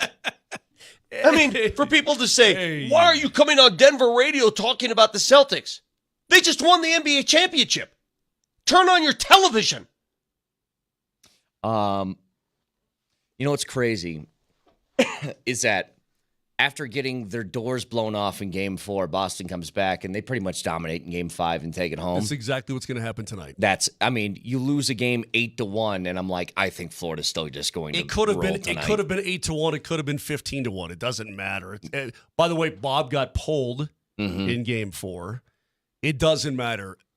We were talking about tickets just to get in the building in Boston was $1,100. We're talking Florida now. This from what I see here, to get into the building tonight in Florida when the Stanley Cup's on the line, probably should be higher. But what do you think it is? $550? Wow. I don't know what. I mean, let me ask you this: You're in Sunrise, Florida. They've never won. You're northwest of Fort Lauderdale is where Sunrise is. Way northwest of Miami. How long? If I'm driving from downtown Miami, I'm driving from the South Beach area. How long of a drive would that be? Just curious. It's over an hour. Easily it's over an hour. That far away? Yeah, because it's like Colorado Springs. In Fort Lauderdale. But Miami claims them as theirs. Well, yeah, I mean the whole South Beach, Fort Lauderdale down claims them, yeah. And if they have a parade, I don't know where it would be. Would it be? It probably wouldn't be in Miami. Maybe they do it at. I don't know. I have no idea where they do it. But nonetheless, that's one of the only places because we stay in Fort Lauderdale most of the time. Sometimes we've stayed in Sunrise when it's a real quickie. Get in and out. Mm-hmm. But typically we have a day or two off because you're doing the Florida swing. And we need a police escort to get out of Fort Lauderdale to get all the way to the freeway to be able to get there. You got to have the police. What's the price? To answer your question, I think the get-in price tonight for that Stanley Cup Game 5 final is $3. It probably should be higher. You did say that much. It probably should be higher than $3. Shut him off. Shut him off. No, it's $700. Okay, I said $550. Okay. Yeah, it's $700 to get it. That's the get in the building price.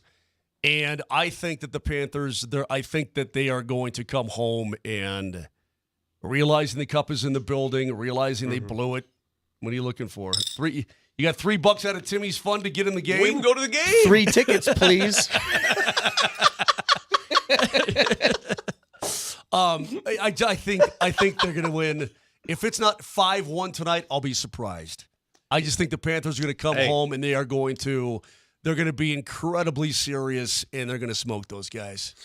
You'll be proud of me, by the way, and for the texter who doesn't like me talking about other teams, you guys will be proud of this. I'm going to go visit my daughter who lives in L.A., and her boyfriend is a big Lakers-Dodgers fan. I know. All the worst. I know. And the day we're there, they're going to a Dodgers game, and they've asked us to attend, and I politely declined. Did you? I would have gone. I ain't going. Excellent. Now, part of me says, I've never been to Dodger Stadium. I'd be curious to see. But I can't stand sitting next to him wearing his. I couldn't do that. Hold on a second. You've never been to Dodger Stadium. You've never been to Chavez Ravine. I've seen it. I've driven by. I've never been in the stadium. Same with me. I've been there many, many times. It's an okay ballpark. I mean, it's old. It's super old, but it's still functional. Well, they beat the Rockies last night. They did. Now, the reason I don't want to attend the game is, number one, I don't want to get into a family squabble. We're just going to visit them. I don't want this to turn into something. I can't have that. The fact, I think you've said this before. You failed parenting-wise if that was the choice of your daughter for a fan. 100%. I mean, I'm a loser. I'm a loser parent. Hold on a second. I got a couple things I got to work out. She is in L.A., and so she went to school in L.A., so, she's been there long enough where she could adopt those teams, as distasteful as it may be to all of us. That's, I think, what she's supposed to do. Plus, she's supporting some idiot she hooked up with. Who is this guy? I mean, is he born and raised SoCal? Where's he from? What's his story? Whoa, he's from that area. He grew up there, born and raised. He's a loyalist. I mean, I give him all respect, man. You follow your teams. I don't want to be there. I would find it boring. They're playing the Brewers. I don't care about a Dodgers-Brewers game. Why don't you and your lovely wife, why don't you head down, heck, I don't know. I'm going to go to Venice Beach, play some dunk hoop. Okay, you're not doing that. By the way, last time you were at Venice Beach, no, you didn't get in a fight last time you were there, did you? You just tormented the Lakers fans, right, with your Nuggets chain? Yeah. Okay. That was fun. That was fun. Actually, I really really enjoyed you. You should just do that in the offseason. Just go back and torment them again. Wear your Nuggets chain. Maybe that's why I'm in such a sour mood today, because for the first time in 365 days, I can't wear my Nuggets chain and say champs. I know. It did end today. Yeah. Reigning champs. That ended. Well, actually, the Bear was painting last night. I walked in and said, well, it's official. She says, by the way, she's like, if the Nuggets aren't in it, I can't get into it. I said, I understand that, honey. I said, it's official. The Nuggets, as defending NBA champions, just came to an end. Yeah, that sucks to hear. Done. Moj, can you translate for me 2799 upon my story I just gave you about not wanting to go to the Dodgers game? This person writes in, grow up, Vic. What does that mean? Can you translate? You are my therapist. What is this person? 2799. I don't know what the problem with that is. I mean, I've been to Dodgers games under duress, but I've been many, many times. And if I was Vic, I wouldn't go either. From this point in my life, I live in a free country. You have that right. From this point on, Brett, there's something about I would choose not to go to Dodger Stadium. There's something about MLB parks that's different from other sports, though, where you kind of keep a tally on the places you've been. People don't typically do that for other sports. Sure. You know what I mean? Where I'm like, I can rattle off all the baseball stadiums I've been to. I don't really do that for football or I just hockey. Wonder, that went through my head, Brett, and I do have a curiosity. Like, what's the park like? Can I get a Dodger dog? And I would do all that, and I could do that in a span of 15 minutes. I would look at it, oh, nice, yeah. And then what do? Go play dunk hoop. Just take your wife to Laguna and hang out, man, and say we'll meet you when you guys are done. It's all good. 303-504-0925. Can always get in touch with us. Voice of the People on the Altitude Sports Radio app that is powered by the Fricky Law Firm. They're in your corner. Back after this.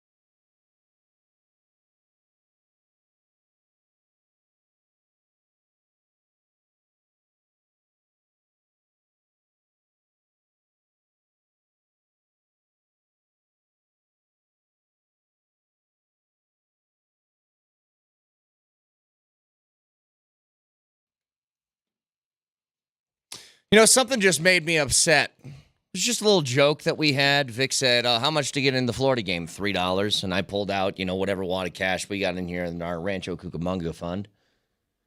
And I said, 3 tickets, please. It makes me mad that you guys lived in an era where you could actually do that, go to a movie theater and pull out that amount of cash and get 3 tickets for something. Never had that in my life. When I was 12 years old, I didn't have that much buying power, bro. No, I'm just saying there was a time I had a paper in this world where you would put $2 on a movie ticket table and they would give you a ticket to go see a movie. Oh. You know what I mean? You know what really pisses me off? Like, Taco Bell lived off it when I was 16, 17, 18 years old. You go there, you get a ton of food for $5. Now they got one of their little cheesy 3-layer burritos is like $2.79. I'm like, what's going on here? Vic, you don't go to Taco Bell. I will go to Taco Bell on occasion. If I'm starving and I'm driving down the road and I see one. I used to live there. Yeah, back in the day. Literally live there. I can't. Prices getting out of control. I can't get out of Taco Bell for less than $14 right now, and it makes me mad. Insane. It's absolutely crazy. I'm looking every time I go to fast food now. You know what I'm looking at? You're looking at a good $15 to $20. But I'm looking at the kids menu. I'm looking at okay, what can I scam me 4 nuggets for a $2.50 or dollar menus used to exist where things were actually $1. Now it's called a value menu. Mosier, do you remember the hamburger stand, 99-cent burgers? Dude, not only that, dude, the Wiener Schnitzel hamburger stand. Yeah. I would go get 4 chili cheese dogs for like $3.50 or $4 or whatever. You just do this. You're like, give me the entire thing you got there. I'll take them all. I want your menu right side. Yeah. Here you go. 4 chili cheese dogs with onions, dude, and I would hammer those. It doesn't exist for kids anymore. I feel bad for them. And there was a Wiener Schnitzel right in where did we move from? Glendale. There was a Wiener Schnitzel in Glendale. Wiener Schnitzel. Hamburger stand in Glendale that I used to go to. Anybody else used to go to that one? Do you know what I mean?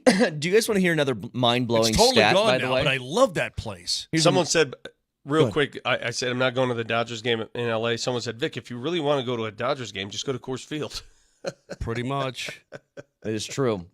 Speaking of baseball, here's another stat that I can't believe. So you guys know when a team's getting blown out and they'll bring in the position player to go throw an inning just to not waste an arm, right? They know the game's over. They're just trying to get it over with. According to Codify Baseball, none of the last 16 position players to pitch in an MLB game have allowed a run. 16 straight of these guys lollipopping 45-mile-an-hour pitches in have allowed a run. That seems impossible. It does, right? You got a slow-pitch softball coming in, and the hitters can't score. It's almost like it's just BP. It's just like a bullpen coach throwing BP.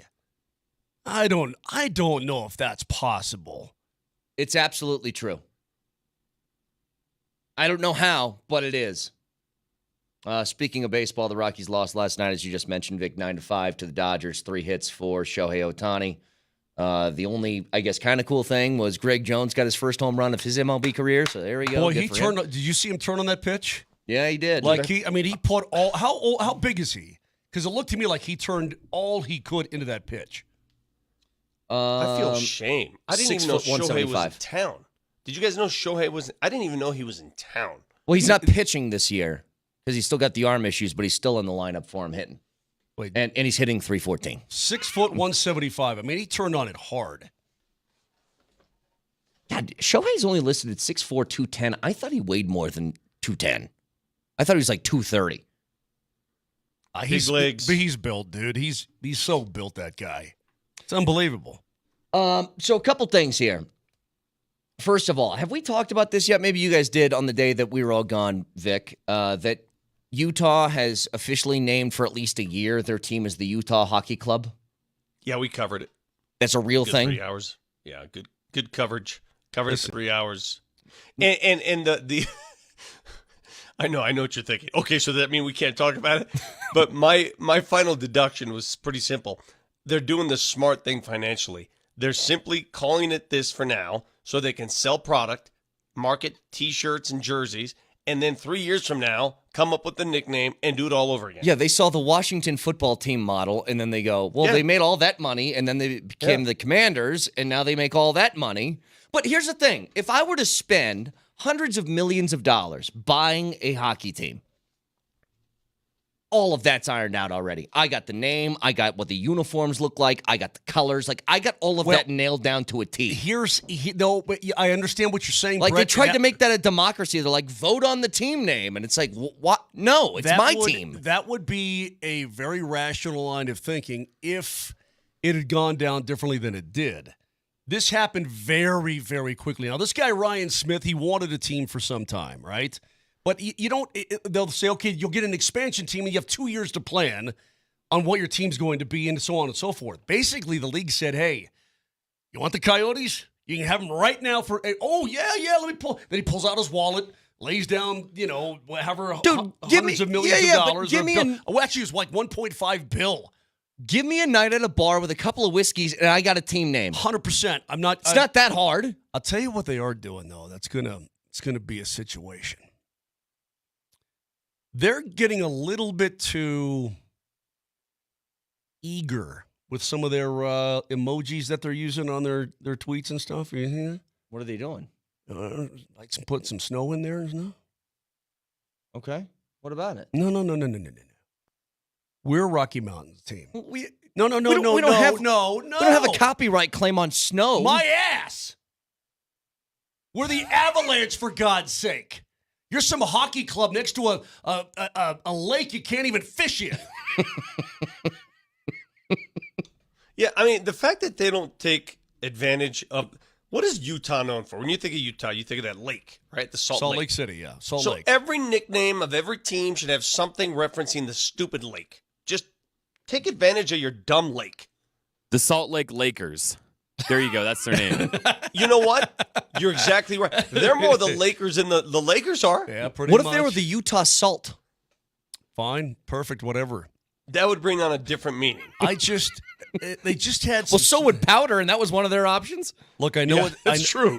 I know it snows in Edmonton. It snows a lot of places. It snows in most places, Moj. Yeah, yes. I dig. What I'm saying, though, is they're getting a little bit too liberal with their use of... it's almost like a don't tread on me situation. Hey, man. Hey, whoa, just because you went from Phoenix to Salt Lake doesn't mean you can start throwing some snowflakes out there and they're considering Yeti and all this kind of thing. And I think we know. I guess since we gave up the Yeti, I guess then it's up for grabs. But you know what I mean. I think we know what we need, and this is what you couldn't do when we were gone, Vic. You couldn't get a Mosier preview of what it's going to sound like the first time they play the Utah Hockey Club. It's a good point. So, dun dun dun dun dun. The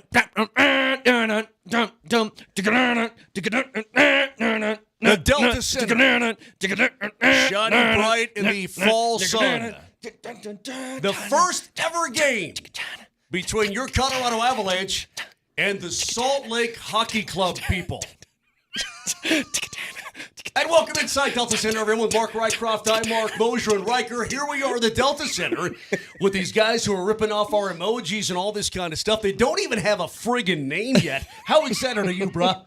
So, Moj, honest question, as the play-by-play voice, if they score a goal, what do you call them? What do you, like, you can't say, and the Coyotes are on the board. What is it? You have to go. I'm just going to go, the club is on the board. The club, first goal in club history. I wonder if they're going to take, by the way, I don't think they are, because the Coyotes now, again, this is where it gets weird. When the Avalanche moved here from Quebec, obviously the record books and everything came with the franchise, correct? Yes. When the old Colorado Rockies moved to New Jersey, when McMullen bought the Rockies and moved them to what was essentially East Rutherford, They pretended the franchise started right then. They didn't take the records with them. They took nothing with them. Zero, right? God, that's the ultimate slap in the face. We did not even exist before moving to East Rutherford. Hang on a second. The Coyotes moniker and the Coyotes right now are basically just stagnant. They're just sitting in a box someplace in Phoenix. And I don't think that Utah is carrying over all those records and whatnot, because I think the Coyotes franchise is going to theoretically one day continue on, and then you'll build everything back to the Coyotes. So I think it's different. When the Browns move to Baltimore? Did they carry anything with them to Baltimore? Because the Colts did carry all their stuff to Indy. You see what I'm saying? Yeah, it's the moving vans. It's just weird. I don't know how that's going to work. Just a footnote in history. I mean, but that wasn't that pretty much was a but by the way, I mean the old the hockey Rockies, dude. I mean, do you go back to the Cleveland Barons and do you get Casey Scout stuff in there? You don't. So I guess it doesn't bother me. It's funny when you say that Colorado Rockies. A lot of people obviously think baseball, but in my childhood brain, when you say Colorado Rockies, I still think Lanny McDonald. I still think Joel Quenneville. I still think Colorado Rockies hockey. Yep, absolutely. And it took a while for my brain to change over. Oh, wait, that's baseball. That Chico Rush, the whole 9 yards, yeah. I mean, you know what? That's a great question. When the Rockies came in, because I wasn't living in town at the time, I was in Phoenix, or maybe I was in Austin. How were they allowed to take that moniker if it was already a moniker used in this town by a professional team? I have no idea, bro. I don't know. No clue. I guess it was a free agent cool? name. No, it's great. It's a great nickname. I love it. But I'm just curious. It was already used. It's used. Moj, by the way, on the subject of hockey, can you answer one thing quickly for me? Some news yesterday that Josh Manson modified his no trade clause. Do you do anything with that? Does that mean anything to you? I don't. I know what it does do is if the Avalanche want a little bit more flexibility, they've got that. A little bit more flexibility, right? But they want him as a player. They want the player. I mean, they don't want to move him. It gives them a tiny bit more flexibility should they need to do something. But why would Manson do that? What's in it for him? I'm not really sure. Other than the fact that he wants to be a good team guy and he's a great dude. I have no idea. He loves playing in Colorado. Okay. Absolutely loves it. Just curious if there's anything to that you think. They also signed that kid out of the Swedish Elite League, the Finnish player. Did you see that? I did not. So what's his name? Iliad and Odyssey, Iliad, something like that. Couldn't make out his name. It's saw the press release. Yeah. No. I mean, is this the kind of player that's going to play, or is he just going to be stuffed in? Lovely. What's his deal? So the fact of the matter is that I have absolutely no idea who this guy is. Good to know. Well, then. That's what we go to Moj Jiri Inala signed a 1-year entry-level contract with the Avs. Jiri Inala. I know nothing about him. Have you had your yearly Inala? Bend over and I'll show you. Somebody on Twitch says, "Thanks, Mosher." I love that. They signed a guy. Mosher, you are renowned for that. You are. When we ask of your opinion for the Avalanche, it's usually one of two things. I don't know. Or I have not been told, Vic. Or I'm hoping for the best. Okay, put it this way. Nobody cares. I don't know that he's ever stepped foot out of Europe. I don't know that he's ever been in North America. He might have. He has represented Finland at the World Championships, okay? I've never seen him play. I couldn't pick his face. He was never drafted into the National Hockey League. Nobody ever owned his rights. He's 26 years old, so he's been playing in Europe his entire life, in Scandinavia his entire life. How the hell would I know this guy? I don't get down deep into the weeds in the friggin', Swedish Elite League and he's only been in Sweden for a little bit. Sorry, dude. I'm sorry. I don't know. I just spent an hour of the show disassembling a championship basketball roster. Meanwhile, Moj, thoughts on the Avs? I don't know. And with that hard-hitting analysis, you can tune in tonight for Game 5 of the Stanley Cup Final at 6 p.m. on Altitude Sports Radio 92.5. We're your home for every game of the series, brought to you by Ramos Law. Car accident? Need Ramos Law, medical doctor and attorney, ramoslaw.com.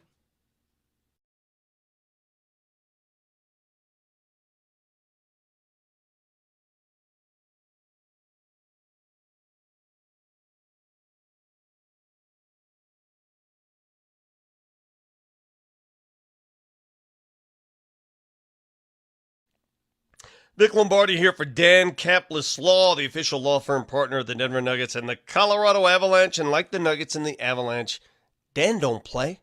He don't play. He just wins. He knows that talk is cheap, results are all that matter. He's the go-to guy with record-setting results in the courtroom. Dan Caplis is believed to be the only lawyer in Colorado history to win 5 straight multi-million-dollar verdicts in Colorado crash cases. So, you get in a car accident, you have any issues at all where you need a lawyer and you want to win, call Dan Caplis Law, a serious firm for serious cases, accepting righteous injury and death cases on a percentage fee basis. If you need his help, 303-770-5551. That's 303-770-5551, or hit him up at dancaplislaw.com. That's Caplis, C-A-P-L-I-S, law.com.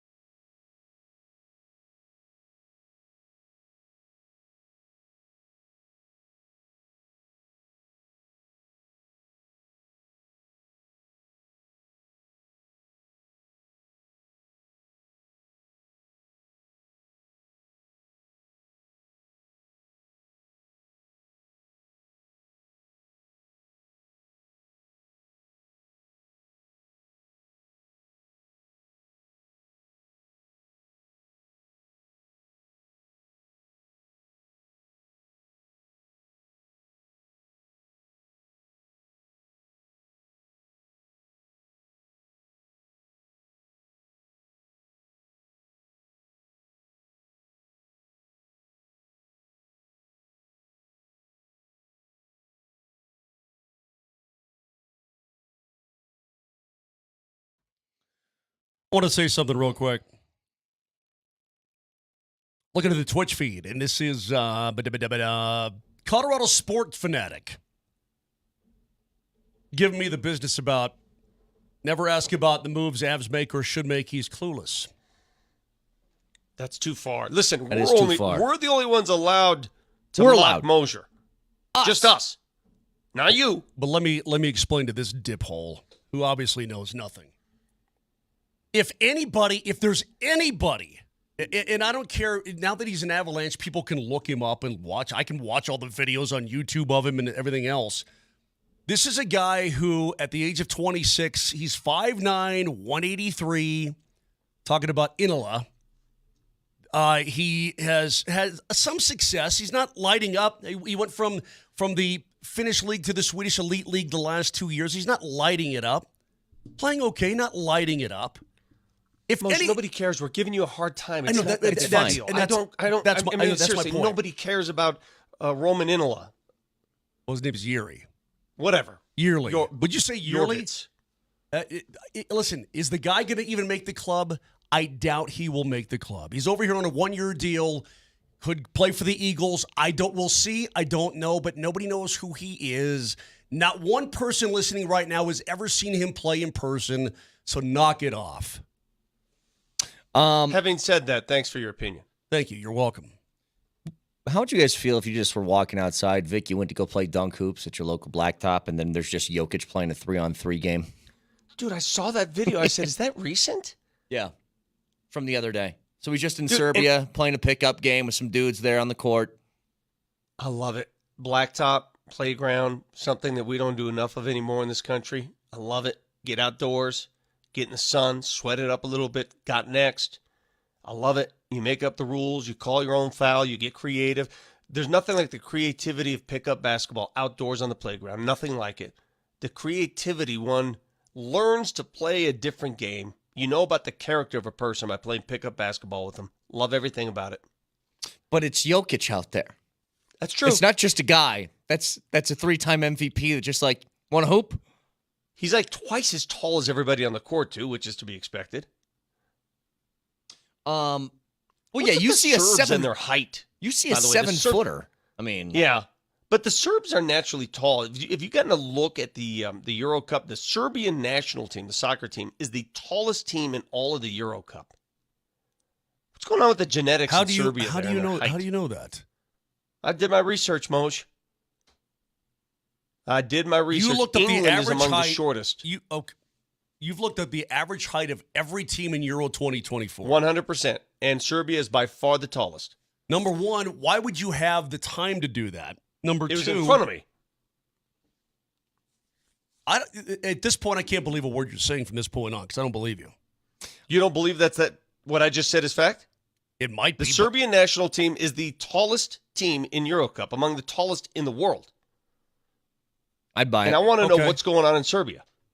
Well, let's find out. Well, Jokic's brothers are both like 6'10". I mean, goodness. They're just Lick a different Lombardi breed. on Twitch says, I'd say the average height of the Netherlands is taller. You would be wrong, Lick. It's Serbia, the tallest team in the Euros. All right, this sounds like this could be a classic Vic fact. Tallest team it's a fact. in the Euro Cup. Serbia's tall. That's some tall dudes, man, across the board. Croatia's not far behind. The Balkans are tall people.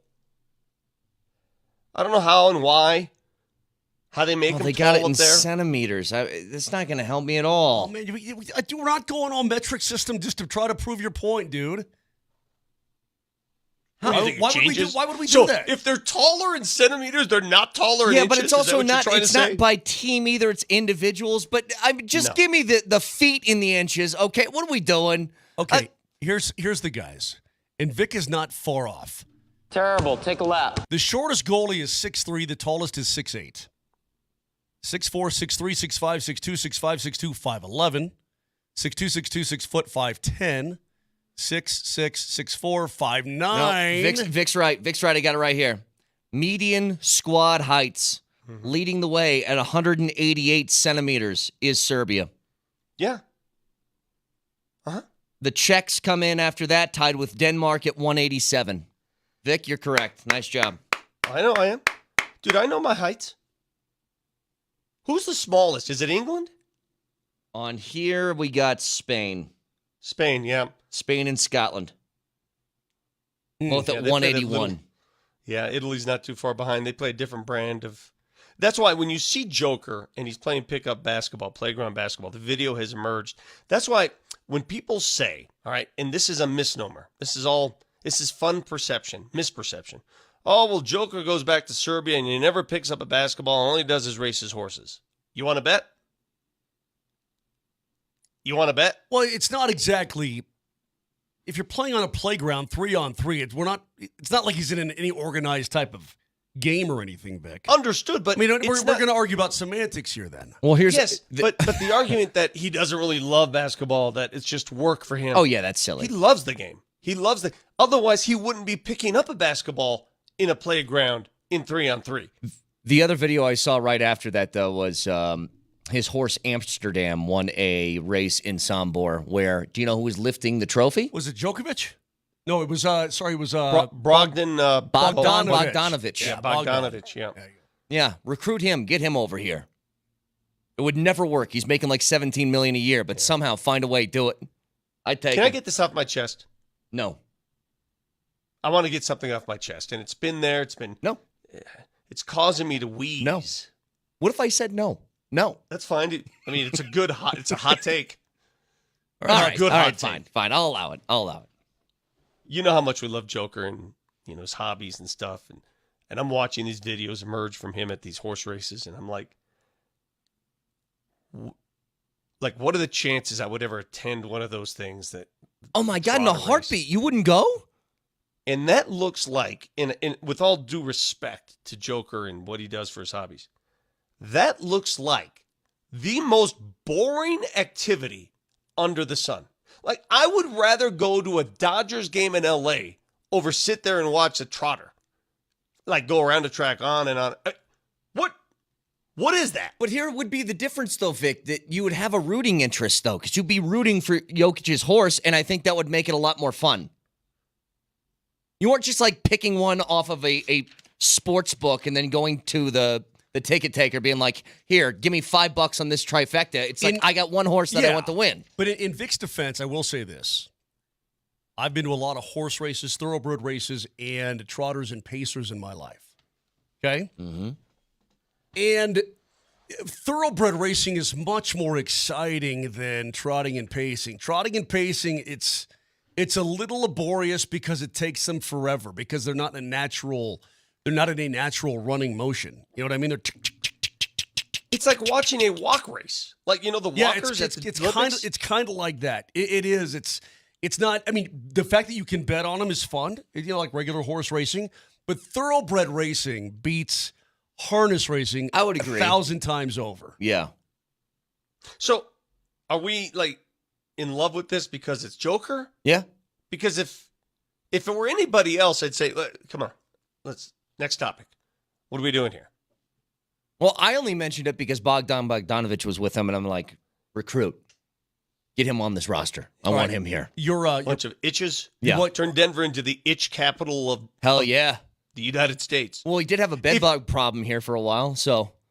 If I gave you a Nuggets roster full of itches, would you be the prohibitive NBA favorite? If I gave you Jokic, Doncic, Bogdanovich, the other Bogdanovich, give me another itch. Say it. Saric, right there, off the bench. Saric,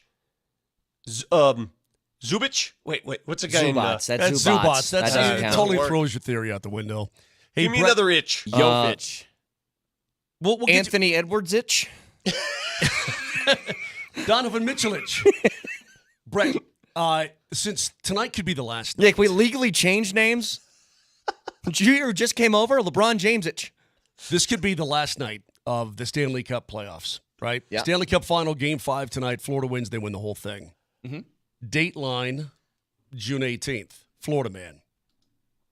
A Florida man told police officers he was, quote, teaching it a lesson when he tried to throw a live alligator he had stolen from a miniature golf course onto the roof of a beachside cocktail lounge. It being the gator? Correct. The 32-year-old man arrested Thursday when Daytona Beach Police Shores officers spotted him attempting to throw the gator onto the roof of a cocktail lounge located just off Highway A1A. And this is where it gets bad. This is why they busted him hardcore. The officers then saw the man take the alligator by its tail, hit it against the awning of the building, throw it to the ground, and stomp on it twice. He's been charged with 5 offenses, including the felonies of animal cruelty, possession, injury of an alligator, and burglary. Burglary? Charged with possession of and injury of an alligator, unarmed burglary of an occupied dwelling, theft, and criminal mischief. He said he stole the gator from an enclosure at a nearby miniature golf course. You know what? Those are your people, dude. I usually just end these with saying who hasn't, but Right. no, you don't get to abuse animals. Nope, you do not. All right, 303-504-0925. I actually have a couple more things I want to get to because we are going to be off tomorrow for Juneteenth. And so we have a lot of things that we need to get to before the end of the show at 10 o'clock today, including something I just saw. And I don't think that this team has ever, and you guys correct me if I'm wrong, ever been in this position. We'll get to it next.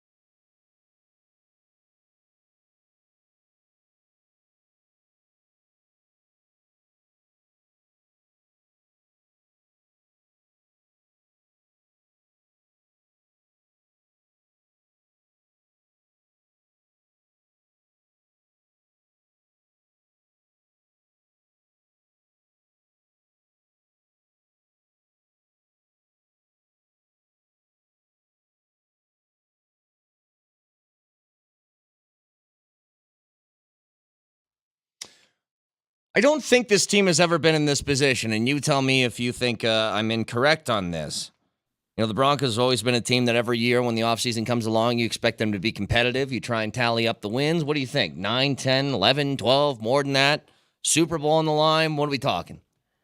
You guys ever seen this before? Because I was just on the Circa Sports app, and it already had the odds for the NBA Finals next year, in which the Nuggets are second. I think plus 750 was the number for them, right behind the Celtics. Are you surprised by that? No, I don't think so.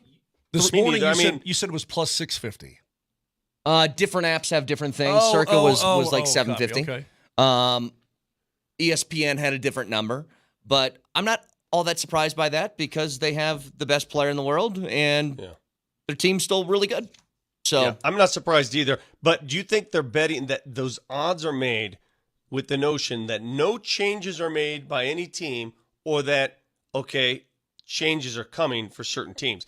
Like when they make those odds, are they made in the here and now current rosters, or free agency's upon us, trade season's upon us? These teams are more likely to make moves. It's the here and now, and then they will adjust. Things will adjust as time goes on. Like they would, if they think that a team is going to, if it's pretty well known that a team's going to lose a player, they would take that into account. But I think it's hard to predict what their offseason's going to look like. So I would say it's the here and now. But so a year ago, the Nuggets, once the season ended and the NBA Finals were played, the Nuggets were the favorites, correct? Correct. Yes, they were. Okay. Now, here's the other one. I was like, okay, well, just out of curiosity, what if I go somewhere else? What do you think the Broncos are right now to win the Super Bowl? 32 teams in the league. Plus 10,000? 1,000 to 1. 500 to 1, 1,000 to 1. Somewhere plus in there. 30,000. Plus 30,000? 30. The only teams with steeper odds than the Broncos are the Panthers at plus 40,000. Oh, my God. And the Patriots at plus 50,000. Now, I don't know the history of odds making. Are those the highest odds ever given a Denver Broncos team going into a season? That's what I was asking you. It has to be, right? It's got to be. It's got to be the highest odds ever. I mean, I'm trying to think back of the worst Broncos teams. I thought maybe I added a zero or something. Moj, you tell me. It's right there. That's 30,000, is it not? Plus 30,000. So to throw $100 on the Broncos to win the Super Bowl, and they do it, you would get $30,000 in return. To prove my point, the Chargers are plus 2,800. Yeah. The Broncos are plus 30,000. The Chiefs are plus 500. Yeah. So for the Chiefs, if you put $100 on the Chiefs to win the Super Bowl, they win. You get $500. If the Broncos do it with $100, it's $30,000. Vic, can I put a little bit more perspective? That's the gap that they see between you and the top team in your division. So based on odds making, which a lot of people like to base on what Vegas says or does, this going into the season is the worst, if not one of the worst Broncos team ever assembled. That is correct. Vic, to put it in perspective, how bad do we think the Raiders are? Well, they're not as bad as the Broncos because they haven't lost to the Broncos in 9 times. So what? This is a good point, though, from Moj. Like, we don't think the Raiders are good. They're better than the Broncos, but they had the I same would say the record. Raiders they were both 8-9. Okay, I would say the Raiders are 10,000 to 1 odds. They're plus 6,000. 6,000. And the Broncos, so you mean to tell me, and the team that tied them last year, the Broncos are plus 30,000.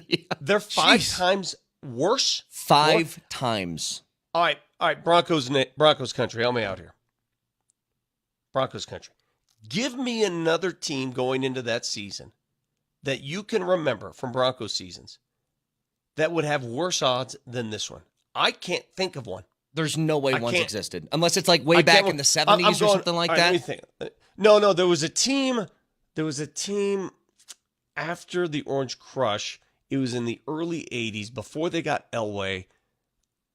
Oh no, there was a boycott season. Okay, that was a strike. It was a strike season. So you've got to go back, Vic. You've got to go back 40. You've got to go back at least 42 years. The 1963 Broncos were 2-11-1. This makes it official. I was born in '69. Nice. In my era of Broncos football,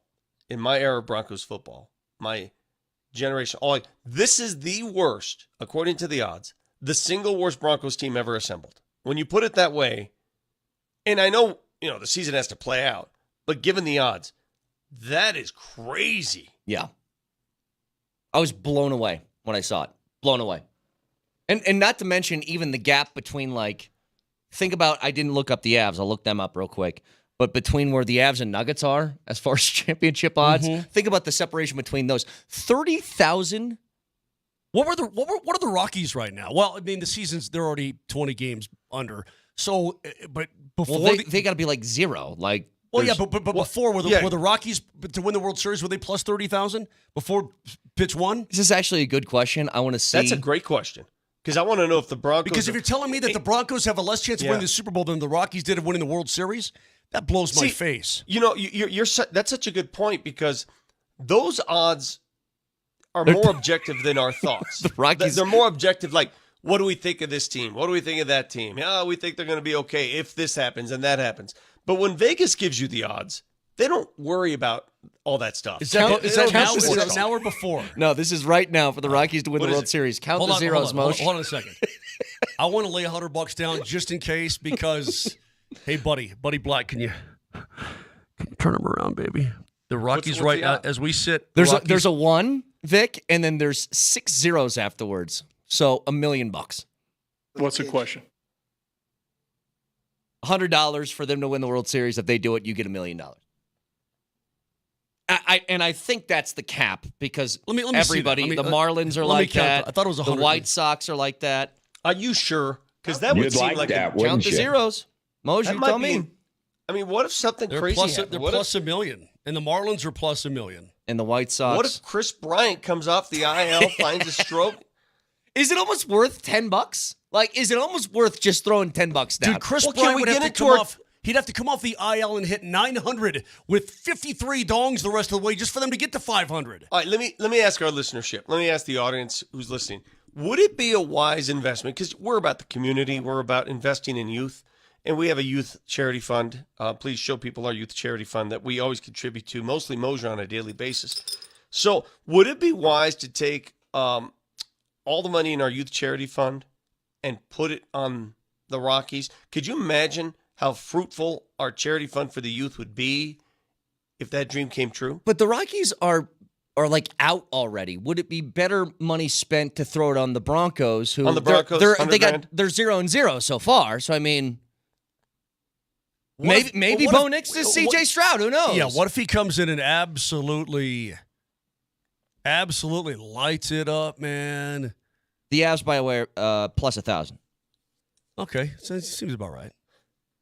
So the Avs and the Nuggets aren't far off. They're in the same ballpark. Yes, in terms of odds. And the only teams better than the Avs are Rangers are plus 900.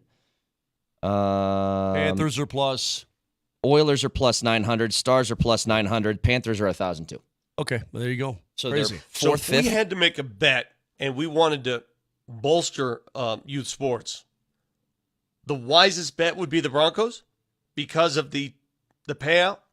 Because of the return. Would that be the wisest bet? Why don't you just give me the $100, dude, and then just go on about your merry way? But seriously, so you guys, I'm not wrong on this. This is by far the worst projected, the worst Broncos team that's been assembled before a season started. You just hit me with those odds. I've never heard anything resembling that. I've never heard anything close to that. I've never been a part of a conversation like this. Well, how about this is foreign to me. I'm learning a different language. I'm learning a foreign language. I'm now learning a foreign language. What the Broncos are.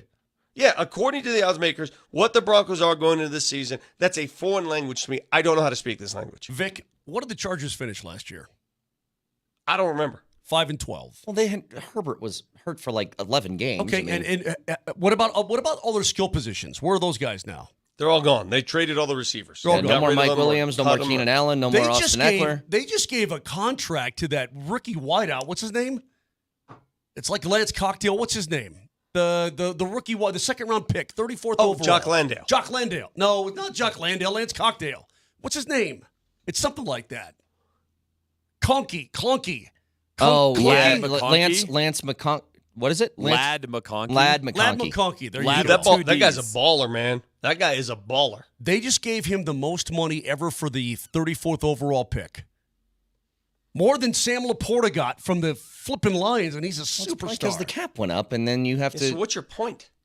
Well, they're replacing their talent, but what I'm trying to tell you is that a 5-12 football team, the quarterback was hurt, blah, blah, blah, blah. They're only plus 2,800, dude. And they went 5-12, and the Broncos went 8-9, and they're plus 30,000. It's like, what the hell happened, man? What the hell happened? Well, I'll tell you exactly what happened. The Broncos ate $85 million and had to cut good players and couldn't replace them with better players with the team already bad last year. That's what happened. Listen, for all of you that don't understand what we're trying to do with our youth funds, and we have ample youth funds, I'm not sure if DMAC continues to steal from our youth fund jar or not. We're trying to make as much money as possible for this group. So we're trying to find the easiest investment, sports-related. Exactly right. This isn't about who we think is going to win the most. That's not a question. That's the Nuggets what makes sense or the Avs. Like if we invested on the Nuggets next season, what's the odds for the Nuggets?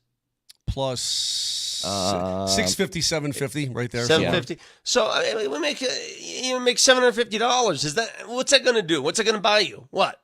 That's a monkey odds. Monkey it's a lot bar? more money than little Timmy has right now, man. One monkey bar? What single one monkey bar? A single monkey bar. That's all you get. I think that's called a pull-up bar. Yeah, I think that's all that is. I would love that, by the way. We've made a donation. We are so generous. Here's a single monkey bar for you kids. Have a great time. All you get is the strap for the swing, the leather strap. Could we even buy a slide for $750? Could we buy a slide of any kind? Do playgrounds do slides anymore? They don't. The good old steel slide that would burn you. They do the third-degree burns. The twisty ones that are all enclosed so the kids can't fly out. Every kid today is just babied. Babied. So again, dude, I went down metal slides in the middle of summer, burning my butt from 35 feet in the air. That's how you lived. To put a bow on this, by the way. They look like it. Yeah, look at those. Oh, my God. Like, if you just want a little slide, that's like a little kid who's like 1 or 2, you want to buy one of those slides, it's $35 at Target.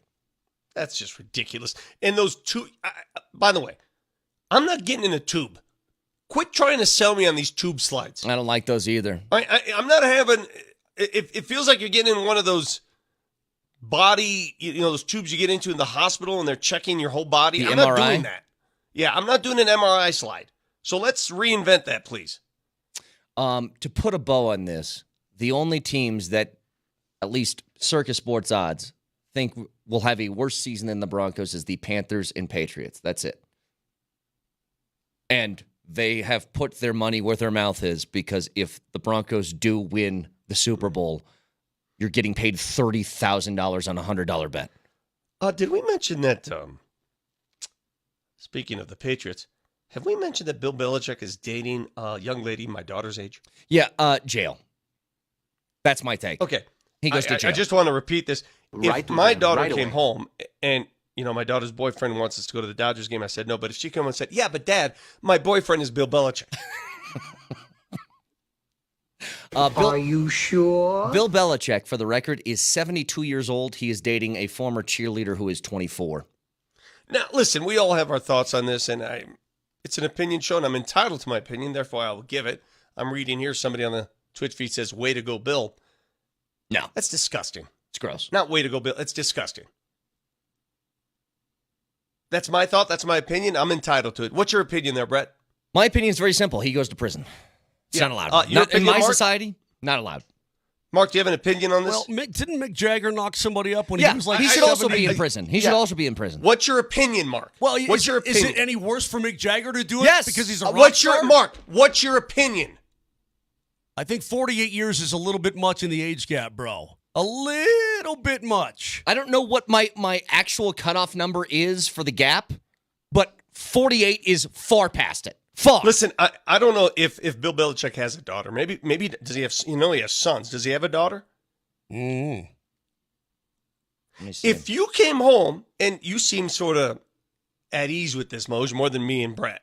If Brookie came home and said, I'm dating a 68-year-old, how would you feel? I would freak. Absolutely freak. But not just any 68-year-old or 72-year-old. Not just any 72-year-old. Bill Belichick. Like, hey, Dad, I want you to meet my boyfriend. Come home for Thanksgiving. And he walks through the door with her. Yeah, see, now you're starting to boil like I do. Dude, it's ridiculous. It's almost like, dude, get some help. What are we doing here? fallen off the deep end.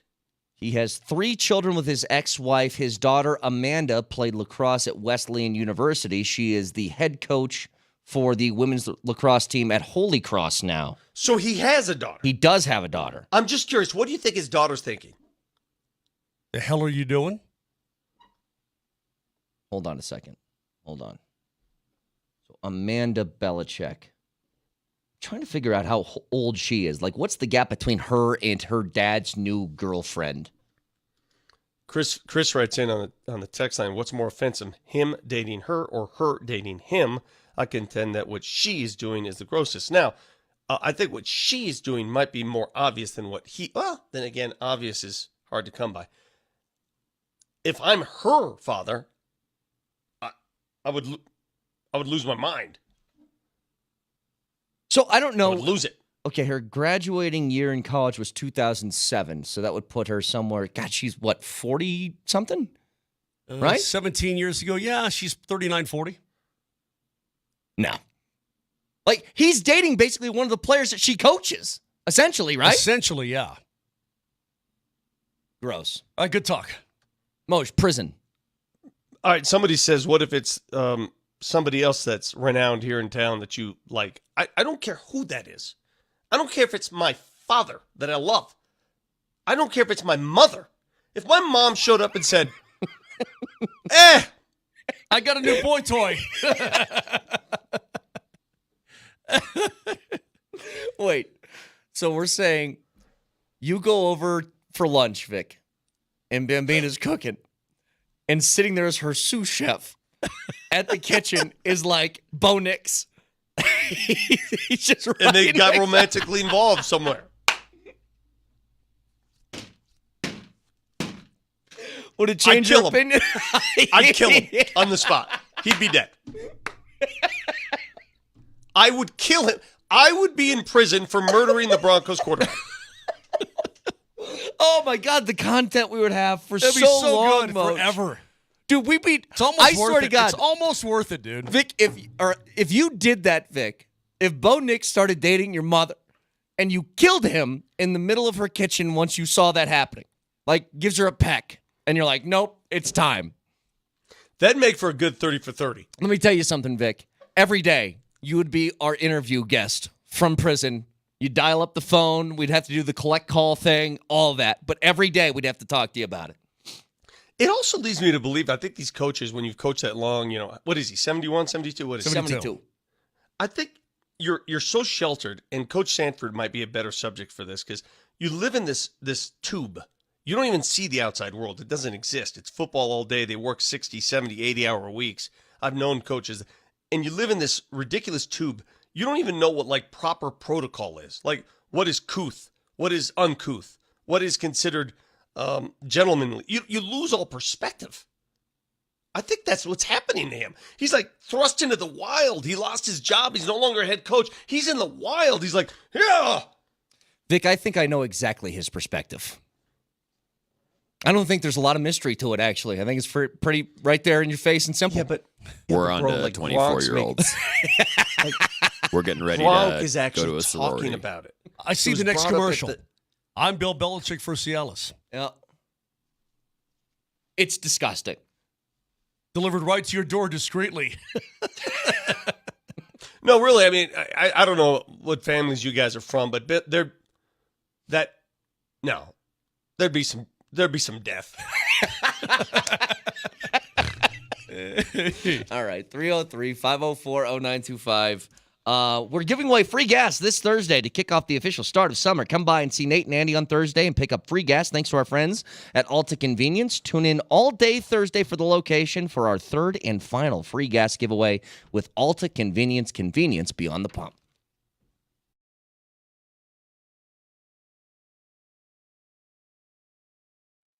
You know, summertime means road trip time. It also means awesome deals at Silterhar Motors in Broomfield. Hey, it's Moj. And get to the next barbecue in style. Get to the next kids' baseball game with a new ride. And right now at Silterhar, financing as low as 2.9% on certified pre-owned vehicles.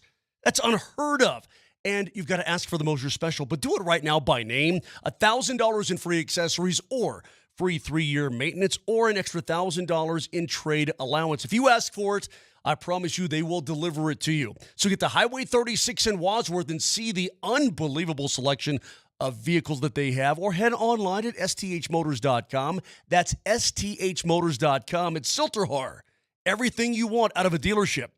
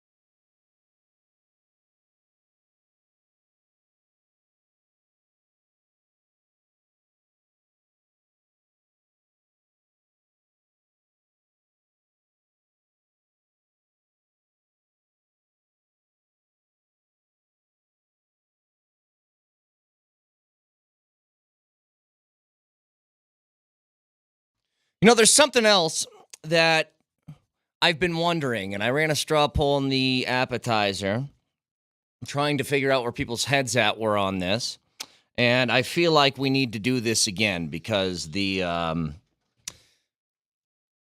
UFL wrapped up their championship last week. I did not watch a single second of this, and I would like to pose this to the audience. Straw poll, please. Straw poll. Oh, yeah. I'll ask the same to you. Did you watch a single second of the UFL? Yes or no? 303-504-0925.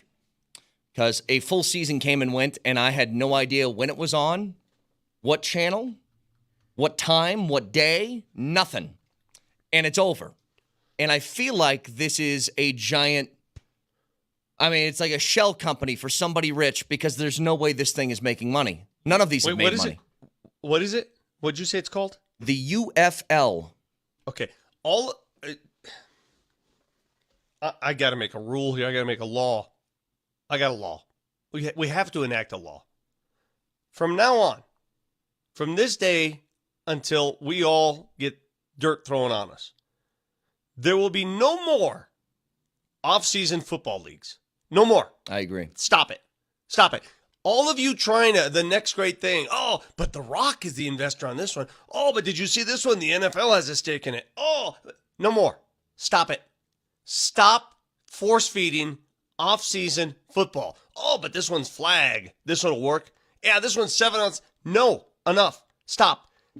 Everything needs an off-season. Everything needs an off-season.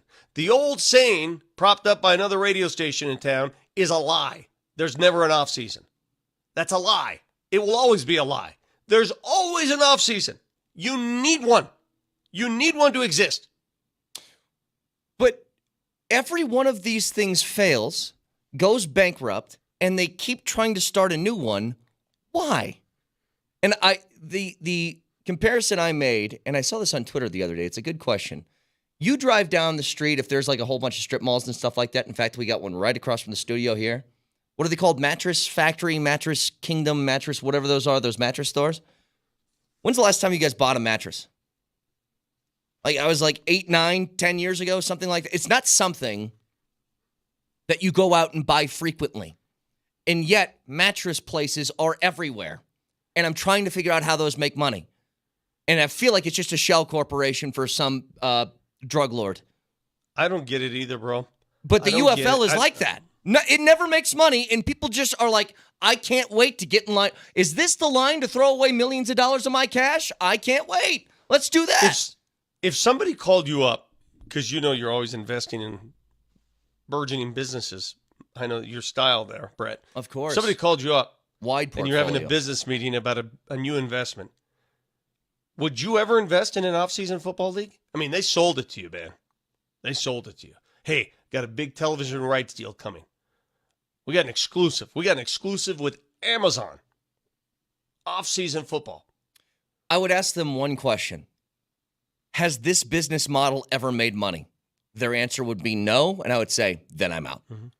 Well, Scott disagrees with us. Scott Drennan on the text line says, Boomer take, Vic is old, you're not forced to watch it. Yeah, I've told you we're not watching it. That's not the take. The take is the one that Brett presents. None of them has ever made money. Ever. Ever. Ever, ever, ever. Do you know what ever is? The USFL, which is as close as it come, they got $1 in court. $1. The famous judgment. $1. Yeah, but they went won. bankrupt. But they won. $1. None of them has ever made a solid red cent. This is not a Boomer take. It's business. Well, there's got to be a reason. Was NFL Europe kind of successful? It kind of was, yeah. It went of under. Was. It was too expensive. Yeah. You know what else is losing money hand over fist? We talked about this yesterday.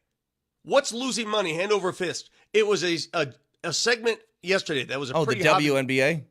Every year. Yeah. But they're subsidized at least by a larger league that has a whole bunch of money, and that's why they don't go under. These leagues do it on their own. Like, the NFL doesn't partner and give them cash when things aren't going well. Like, The Rock is a pretty successful business guy. Like, he's pretty rich. And I'm like, for even him to have the bravado to think I can make this work is silly. It lasted 1 year with him. Yeah. Well, it's not done yet. The season just got over. I can't imagine.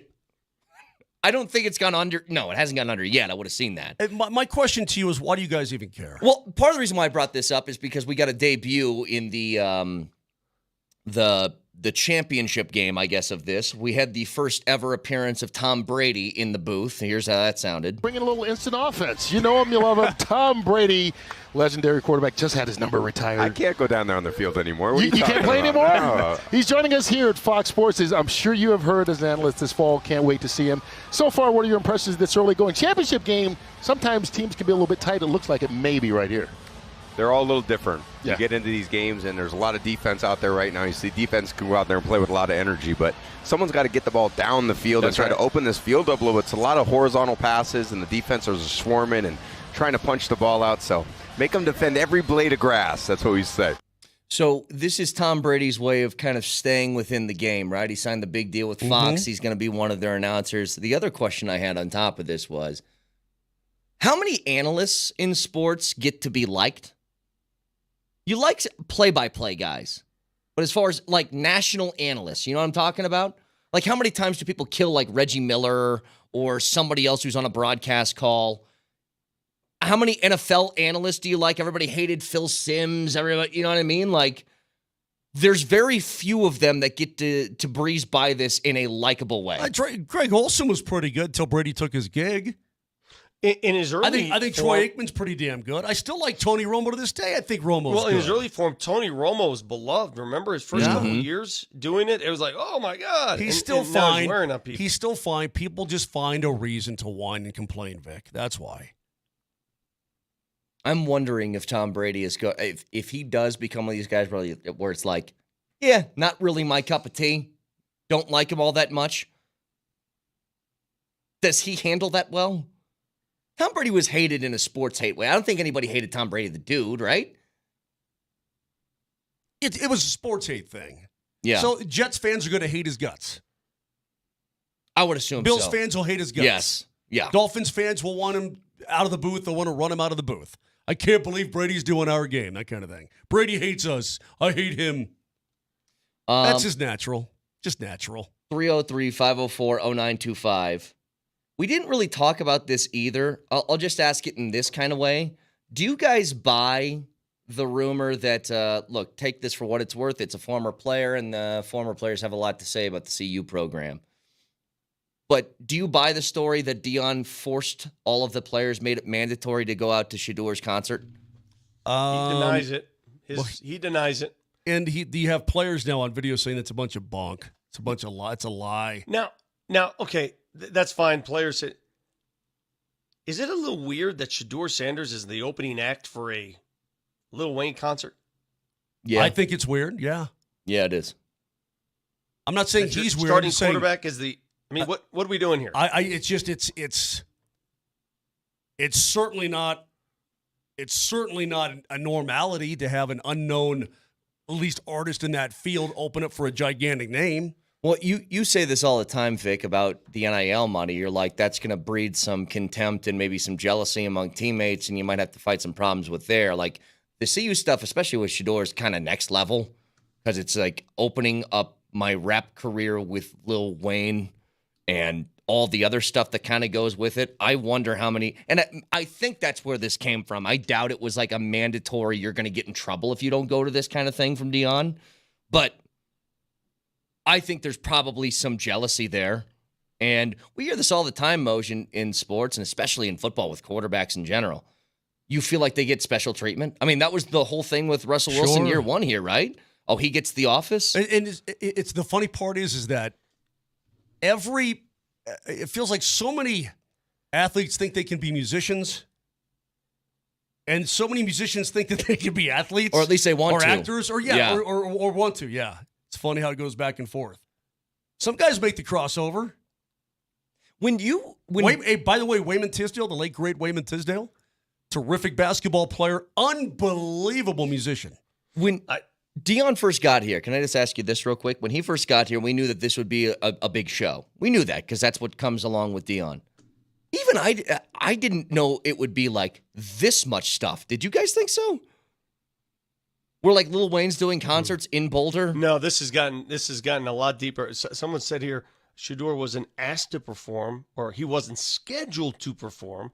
He was on stage and was asked to perform. Mm-hmm. Gotcha. Okay. I don't think that was Really? Hey, spur of the moment. By the way, can you spin my record that's here so I can? I don't think it's something you just put together on the spot. Come on, man. Just all I ask for when evaluating what's going on up there at any school, just be fair. I think we've been more fair on this show than anybody. We have given Deion and that whole crew so much respect and kudos for reviving that program and giving it hope, giving it putting it on the map, right? We've been fair about that. But is it fair to say that they take things to a ridiculously obnoxious level? Yeah. Obnoxious is a pretty good word for it. Yeah, they do. It's fair. Just trying to be fair. Mm-hmm. That's all. And if you're fair, you're going to upset somebody. I think the CU honk will say, "Oh, you guys just hate CU, or you hate Deion, or you." No, we don't. We've already established this that. Is not hyperbole. We don't hate him. This is not hyperbole when I say he saved the program. There's no doubt in my mind he saved. Would they have gone back to the Big 12, or would they be sitting there with Oregon State and Washington State with their teeth in their mouth and no home? I don't know. They probably would have gone to the Big 12, but I don't know that for sure. But I think he saved the program. That's fair. Sure. It's also fair to say, man, a lot of stuff is over the top. Mm-hmm. Now you need to win some football games. Yeah, and that's the thing. If they go 11-1 next year, nobody cares, right? Nobody cares. None of this will matter. You'll be like, oh, they can do what they want. They're winning. Correct. Texter says Celine Dion, crushing linebacker back in the day. She I remember those days. Yeah. She ran like a 4.40. She wore a neck roll. Yeah, she was huge. Celine Dion with the neck roll. You guys 100%. remember that? She had the smoke visor too. That was back in the day where they had the what do they call them? The belly shirts that the college players used to roll them up, show off the abs. Yep. So they were. That was Shania Twain before Shania Twain. That's right, exactly right. You asked a very interesting question though, and I think it deserves a little more discussion. We knew that Deion would bring a lot of pomp and circumstance with him. I mean, that's, it comes with the package. We knew that this would be different, that things would roll differently. But did it exceed even those expectations? I say it exceeded it not only a little bit, but by 100%. Me too. So hang on to that, Vic. We'll get back to that in just a second. 303-504-0925. Back up to this.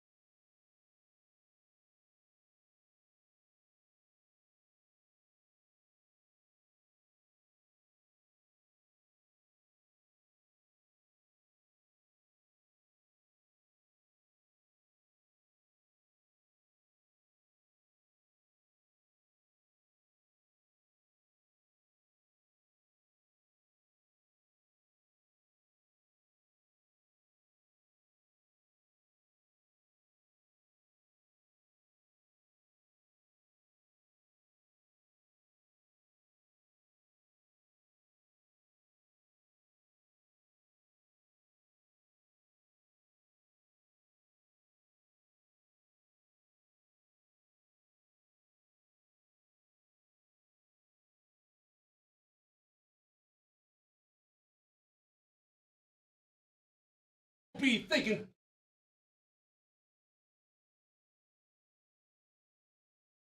Just trying to turn on the mic here. That's all I'm trying to do. Don't try to tell me that I'm not off. You're going to throw the football like Jared Goff. Date that one girl who was on the beach doing her thing. That's a pretty big reach. Yeah. We will be off tomorrow in honor of Juneteenth, so keep that in mind. Now, go to sleep in. Okay, yeah, that's enough, Moshe. Yeah, that's enough. To get back to this, Vic, that's what I'm saying, though. Like, I knew what was going to come with the Dion show because Dion is a show on his own, and it was really, and still is, I think, really good for the program and put them on the map and got them attention, and especially when college football season was, we near that, he's going to be back on top of the headlines. You go to ESPN.com, you'll see him, you'll see you. And I'm like, I'm even shocked at the level it has gone of, I mean, I'll call it sort of the circus because it does have a little bit of that vibe. I didn't even think it would be this much. Here's a question you need to ask, and all CU fans, even if you're not a CU fan, when it comes to anything in life, here's what you need to ask. How much is too much? How much is too much? In my humble opinion, it's gotten to too much. That's me. Now you may have a different opinion. Do you have a line of where it crossed or not really? I mean, I don't even know. I can't quantify when it crossed or how it crossed. It just feels too much. It's too much. The weight is overbearing. It's just like, ugh. All right, just enough. Every month it's something. Every month it's another topic. It's another controversy. It's another scandal. It's another story. It's this. It's that. This recruit's bad. It's enough. I kind of agree. It's June. Let's just chill out till August, man. June. No, but Vic's right. Are you agreeing with him? Is that what you're saying? Let's just chill out. Just chill out till we get to June. I have a question for you. Well, actually, it's not even a good question. So I'm going to shut up. But just, I guess to wrap this up, I'm just like, we knew everything that was going to come with the Dion show. Yeah. And you're right, Matt says, wait. Go ahead. Matt writes in, if they start winning, he can do whatever he wants, guys. Matt? Totally. 100%. Well, he does whatever he wants already. He does whatever he wants. He does what he does already. That's the point. He's doing whatever he wants before he wins.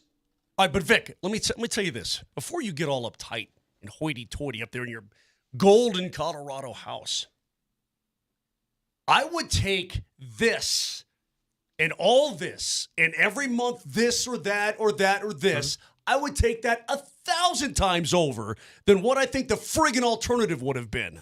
Over irrelevance? Totally. Not only irrelevance, totally. What are Oregon State and Washington State doing now? They're sitting there with their teeth in their mouth with no home. We're in agreement. Except the Mountain West. They got a half a Mountain West home. That's it. Moj, we're in agreement. Relevance over irrelevance is great. You just pointed to Washington State. Go ahead and look up the Washington State CU score last year and talk to me. Dude, I understand that, but it's going to change real quick when you're homeless, okay? Because they're homeless. Wazoo and the Beavs are homeless. They really are. They're the Pac-2. My question was that, well, look. If you don't want this, instead of what the alternative could have been, would they have gone back to the Big 12 anyway? I don't know. Denver's a very, very desirable market for the Big 12. Obviously, the history has been there. CU is a huge, huge university. But they were so irrelevant in college football. I mean, they didn't even exist on a national landscape, Vic. See, but hang on, Moj. This is where we're in agreement. I just asked the question, how much is too much? Well, okay. This is where we're talking about the nuance in this, Moj. It's not an all or nothing. It's not an all or nothing proposition. Like we all of us have said, the Dion experience at CU and in Boulder has been such a net positive for that university and that football program, but it almost feels so over the top that you'd wish they'd tone it down a little bit. That doesn't mean this isn't a good thing still. It just means it's a lot. You know, there's plenty of times. Go ahead, Vic. I get somewhat insulted, too, when you have anything critical to say. Well, you just don't understand him, or you don't like him. What do you mean I don't like him? I love – this is the one athlete who can walk the walk and talk the talk. He can do it. He's done it his entire life. This is the one athlete. He has the credibility of a career beneath him. He has everything he needs. There's nothing not to like. But how much is too much? Moshe, how much is too much? Vic, I don't know, but when we get there, I'll tell you. Can I? How about this? So you're good with it then? As of you right have now, a different impression. Yes, as of right now, I'm still fine with it. Yes. Do you think? Absolutely. And maybe I'm wrong. I'm just going to throw the question out there. Do you think Deion would have a different approach to this and a different sort of mentality if it wasn't Shedeur and it was somebody else on the team that's not his son doing all this stuff? Here's where the dynamic gets very, very interesting. Shedeur Sanders is only around for one more year. Mm-hmm. Travis Hunter's only around for one more year. Mm-hmm. Maybe Coach Prime is only around for one more year, but I think it's going to be longer. Either way, let's say Coach Prime packs up and moves out when Shedeur and Travis do. I'm not even talking about Shiloh, but you see what I'm saying? Fine with me, because the program is back on the map. Period. End of story. It's back on the map, and that's all that matters for that program. It's what it needed. But is it on the map for the right reasons? Well, dude, I don't care why it's on the map. I don't care. You won 4 games. Is it on the see? But that's where you and I differ. You can be back on the map for a lot of reasons. I'd rather be on the map than off the map. End of story. But if you're on the map for the right reasons, you have sustainability. If you're on the map for the wrong reasons, you're completely agree. Just a shot in the dark. But I think he needs to be afforded the opportunity to keep building this team the way he thinks he needs to. If it's a complete roster turnover every year, then so be it. But I mean, dude, they had the lack of talent, the dearth of talent at Colorado before he got there was staggering. And I don't want to insult the kids who were there, but they stunk. They weren't even remotely prepared to play major college football at all in any capacity. They simply didn't have the players. They didn't have the coaching. They didn't have anything, dude. They were a disaster. They're a 1-11 football team, and lucky to be that. I say do whatever you want to do. And if he goes, at least, look, they're going to find another coach who's going to come in, maybe kick some major butt. You're back in the Big 12. I afford them all the benefit of the doubt at this point. Can I make a comparison? You guys tell me if this is unfair. Remember when LeVar Ball was everywhere? Mm-hmm. I think it was probably a good thing for his kids. Like, got them on the map, did all the stuff that you're talking about, Moj. Mm-hmm. But LeVar Ball had to stop when his kids were not playing well, right? One of his kids went off the deep end. Like, that had to stop when the good other stuff stopped. Well, who's the human shield? LiAngelo. Okay, here's my question. I go to ESPN.com a lot. I read stuff, read a lot of different things. Whenever I want to look up college football, they have not separated the Pac-12 out yet. Have you known that? If you go and you click on teams, the entire Pac-12 conference is still sitting there intact. Yeah. I don't like it. I don't get it. All right, that has nothing to do with what we were talking about. But anyway, when do we put these teams in their new conference? That's all I'm asking. When the football season starts, what does it matter?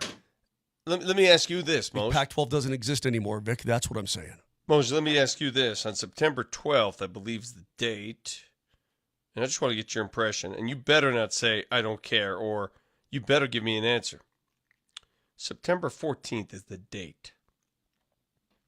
CU travels to Fort Collins to play CSU.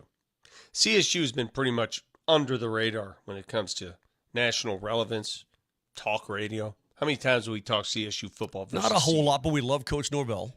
I understand, but I would think the percentage is maybe 5% CSU, 95% CU. Would you agree, Brett? Agreed. Probably. In terms of what? Yeah. CU plays CSU on September 14th. Who you want to win that game? I don't know. I think if look, I want one team. If the Rams start out, hold on. If the Rams start out, if they let's say they somehow miraculously go to Austin and beat Texas in game 1, and just somehow they beat Texas, then they roll Northern Colorado and they're 2-0. And the Buffs, they start out losing to North Dakota State and Nebraska. Then I'll say, go Rams. Go run the, I actually kind of agree the whole with that. table. I do agree with that. Whoever's in a better position to kick ass. Who's ever in a better spot. Yeah. That's Okay. who I pick. That's fair. That's fair. You know, because forever we said CU's in a better position to compete for a national title. Therefore, you want them with a record that allows them to compete. Correct. Right? Given the conference they're in. Yeah. But that game has gotten, it's more about competition. That game has gotten personal. Sure it has. Would you agree? Absolutely.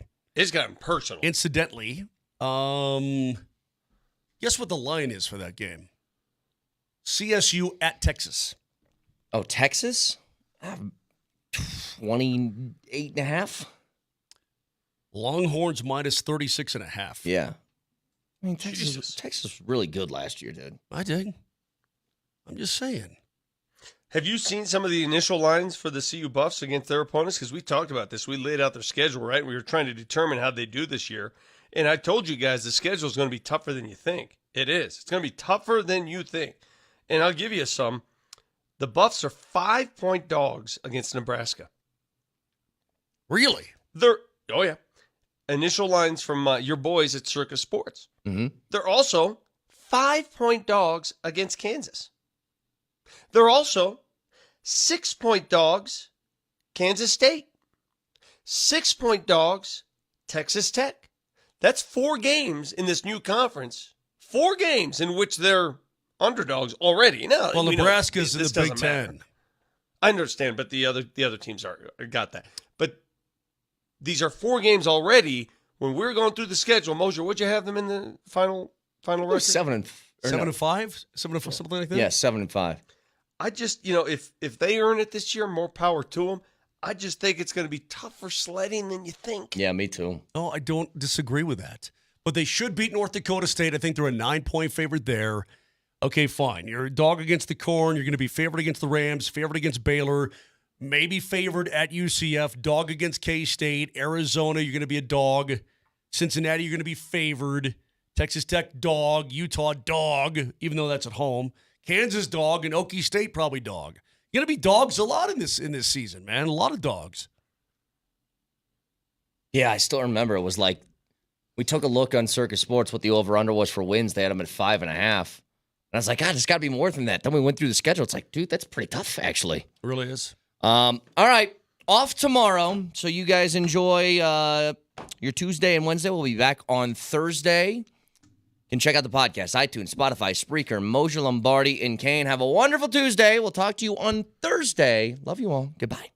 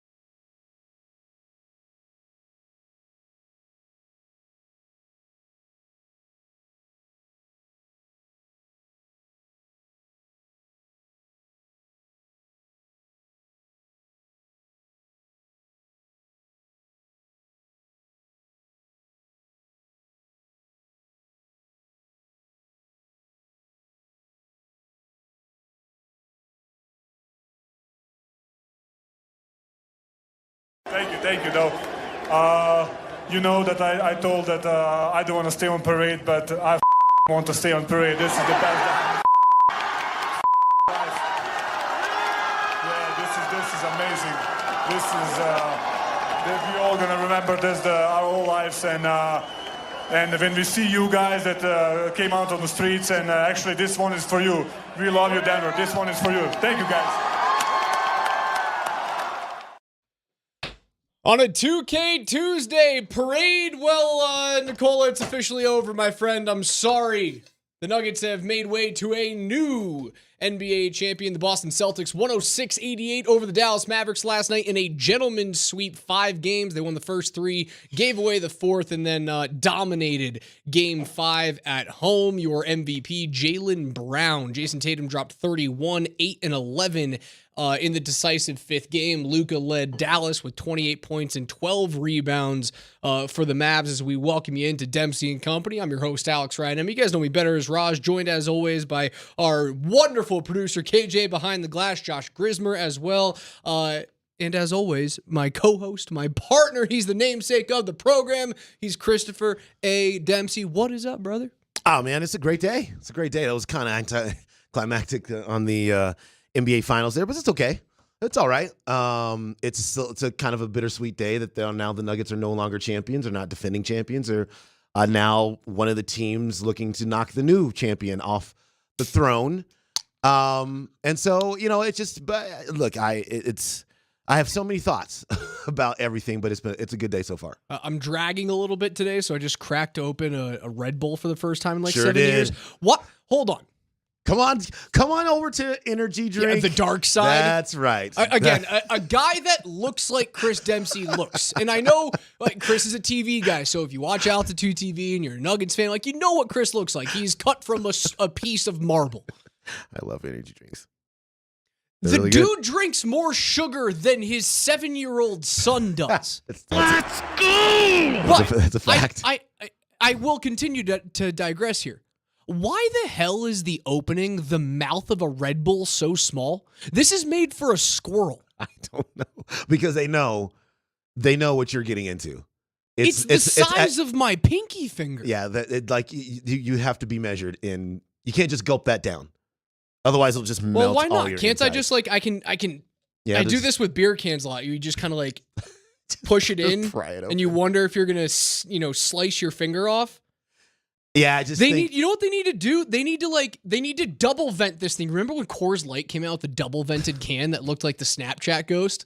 That was 27 minutes of that can. I think it was awesome. There was the single vent, and then people were like, well, this is good, but it's not good enough. So they went, we're going to double vent this thing. Right. Looks like the Snapchat ghost. It was good. That was a great time of drink can innovation. Yeah. Yeah, it's just that you can't do that with Red Bull. I disagree. I just did it. You shouldn't have large quantities of that just immediately available. You have to be rationed. Oh, the red. This tastes like a watermelon jelly rancher. This is amazing. Addicting. Right. But back to my cans. The double vented Coors can was great. Uh-huh. You guys remember when that thing came out, right? Like they thought it was the greatest thing since sliced bread. And then they came out with the Blue Mountains, which are still there. Yep. Do you remember the Miller Lite Pop Top? Oh yeah. The Punch Top? Oh yeah, I do. So they made a super thin aluminum. It feels like this conversation is just geared toward light beers, and it kind of is.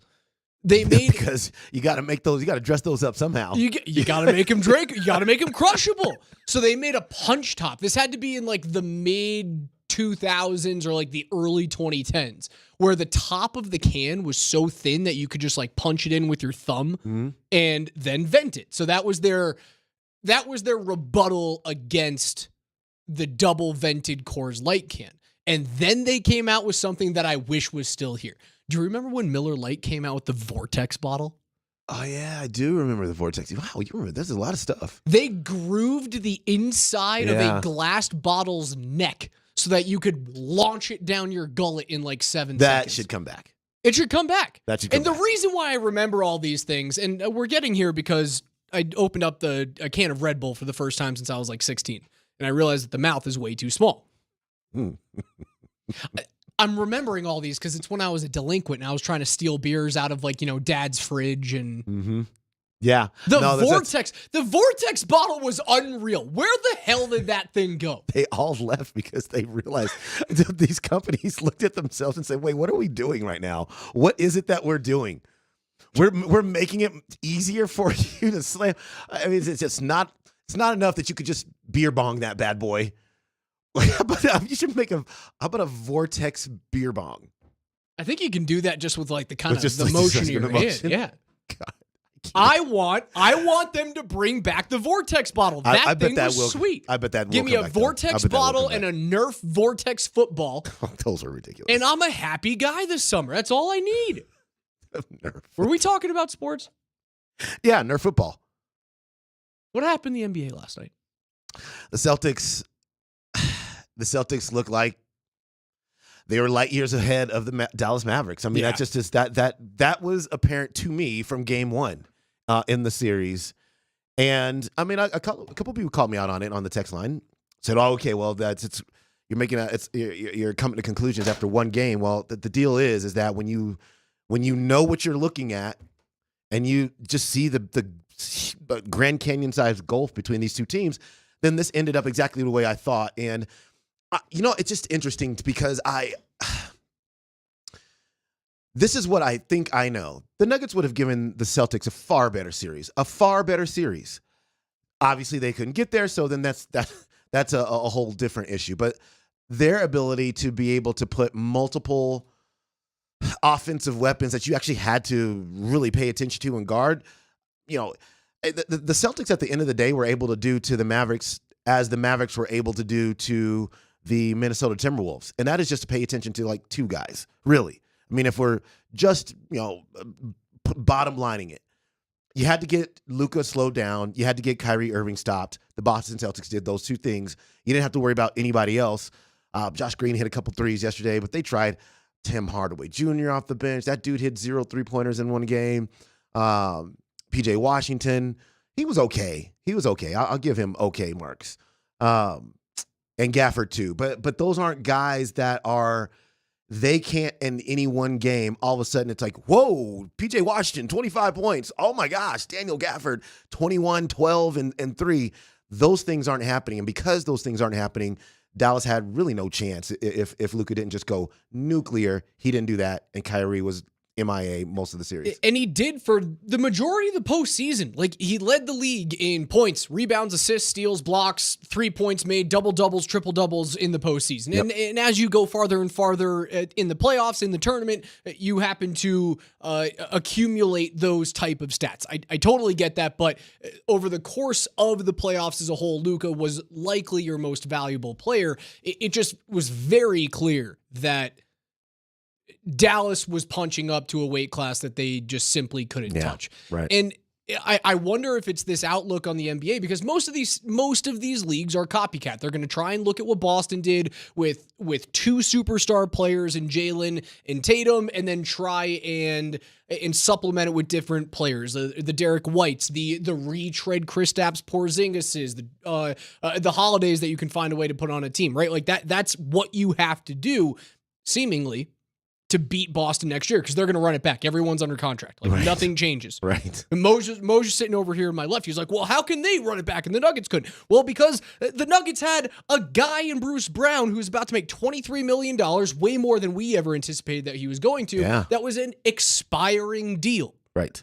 Boston doesn't have that. Yeah. They don't even have opt-outs. It's just it's rinse and repeat for Boston. So now you have to find a way to beat them. I wonder how heavily the league is going to transition to, well, it looks like Boston's kind of figured out this new CBA. What do we have to do to get there? So I think, Raj, that Boston was very fortunate. Just the right timing? Yeah. So, and when you acquire a Derek White, you didn't do so for a max contract, right? None of these dudes were max contract guys.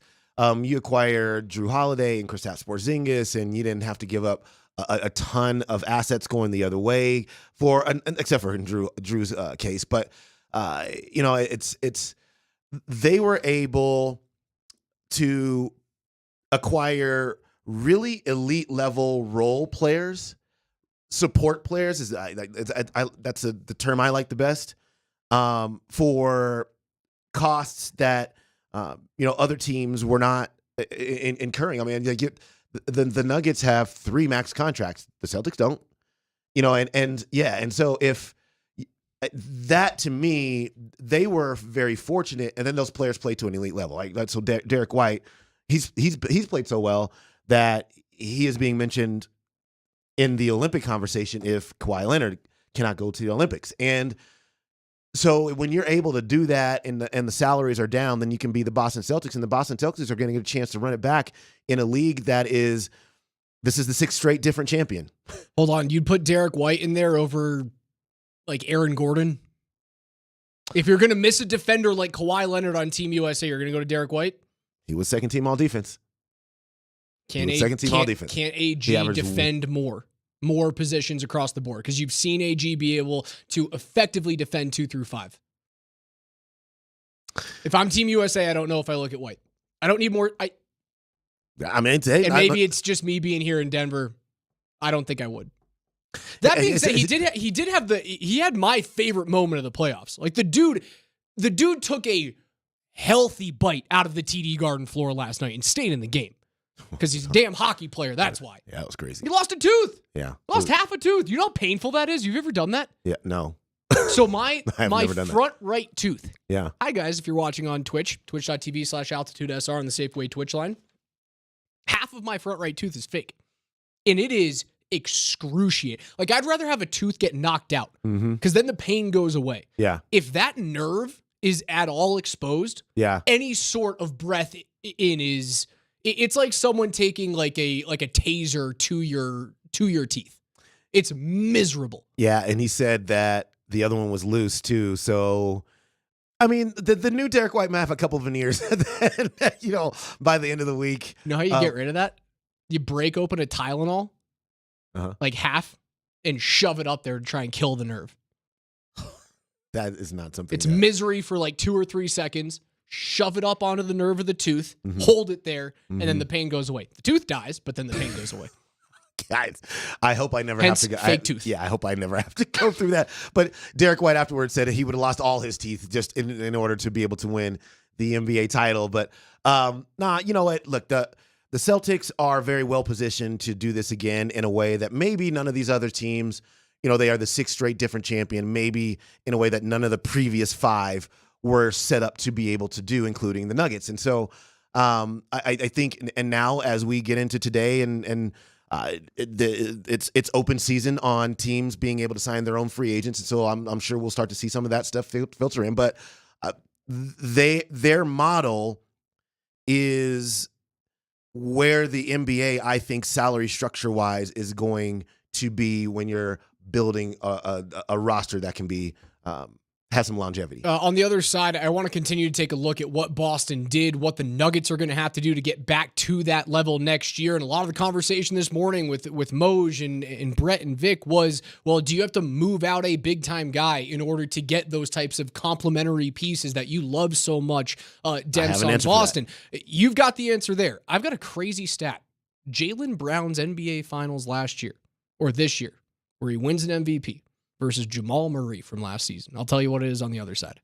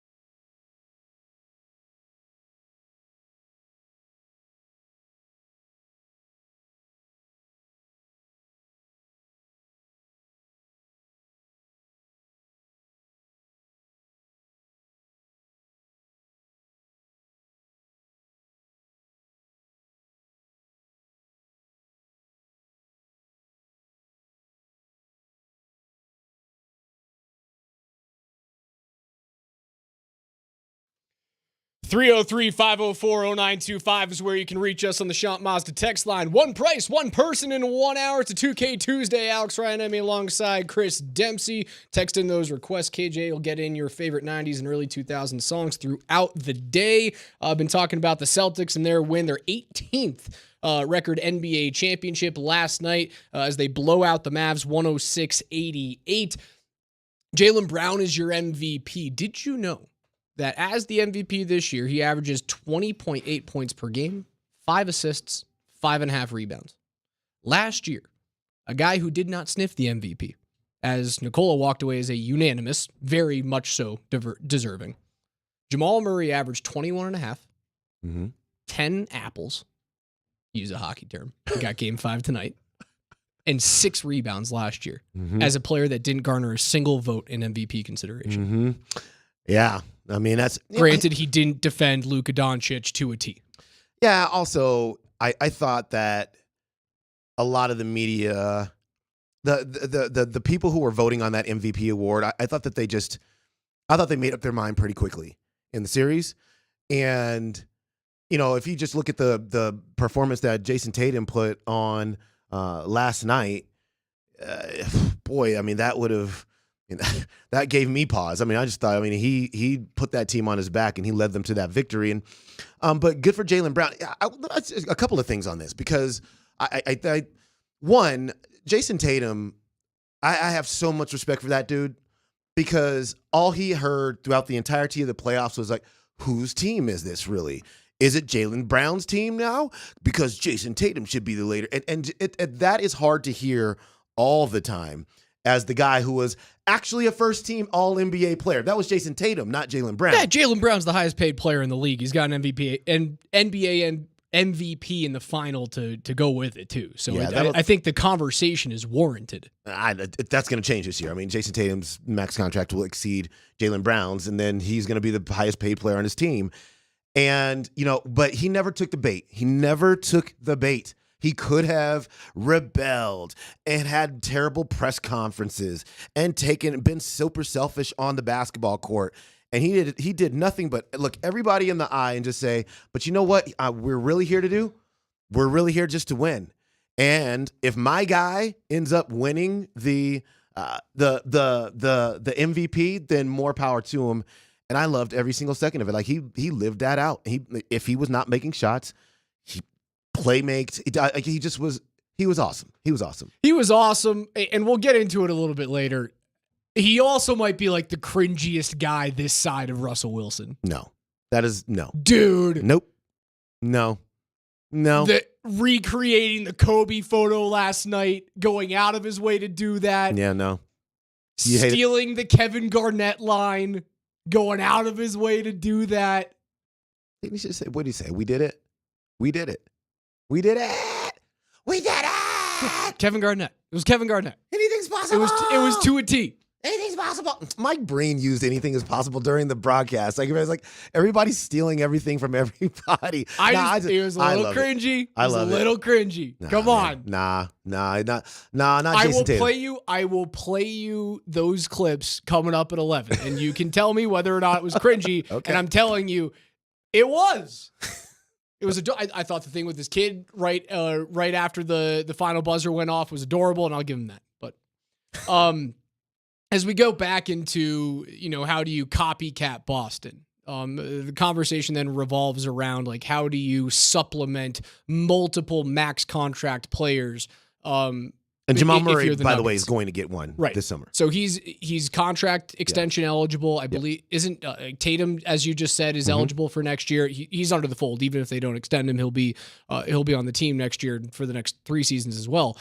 How do the Nuggets do that without moving on from a big time player? I don't think there's an answer. You have to move on from either Jamal Murray or Michael Porter if you want to go out and try and get those complementary players. Right. That's the situation that the Nuggets are in right now is, look, they're right now, when you look at the salary that they have, the cap holds, they are already into the second apron.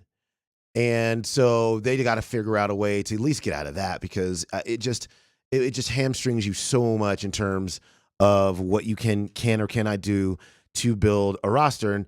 And this is what I mean. So look, if you're into the second apron, all of these things are going to happen to you. You cannot acquire a player in a sign and trade if that player keeps them above the apron. You cannot sign a player waived during the regular season whose salary was over $12.2 million, over the $12.2 million mid-level exception. You cannot. Salary matching in trades now must be within 110% instead of 125%. Then you have no access to the $5 million taxpayer mid-level exception. Teams cannot use a trade exception generated by aggregating the salaries of multiple players. Teams cannot include cash in a trade. Teams cannot use a trade exception generated in a prior year. First-round picks 7 years out are frozen, so they're unable to be traded. A team's first-round pick is moved to the end of the first round if they maintain the second apron for 3 out of 5 seasons.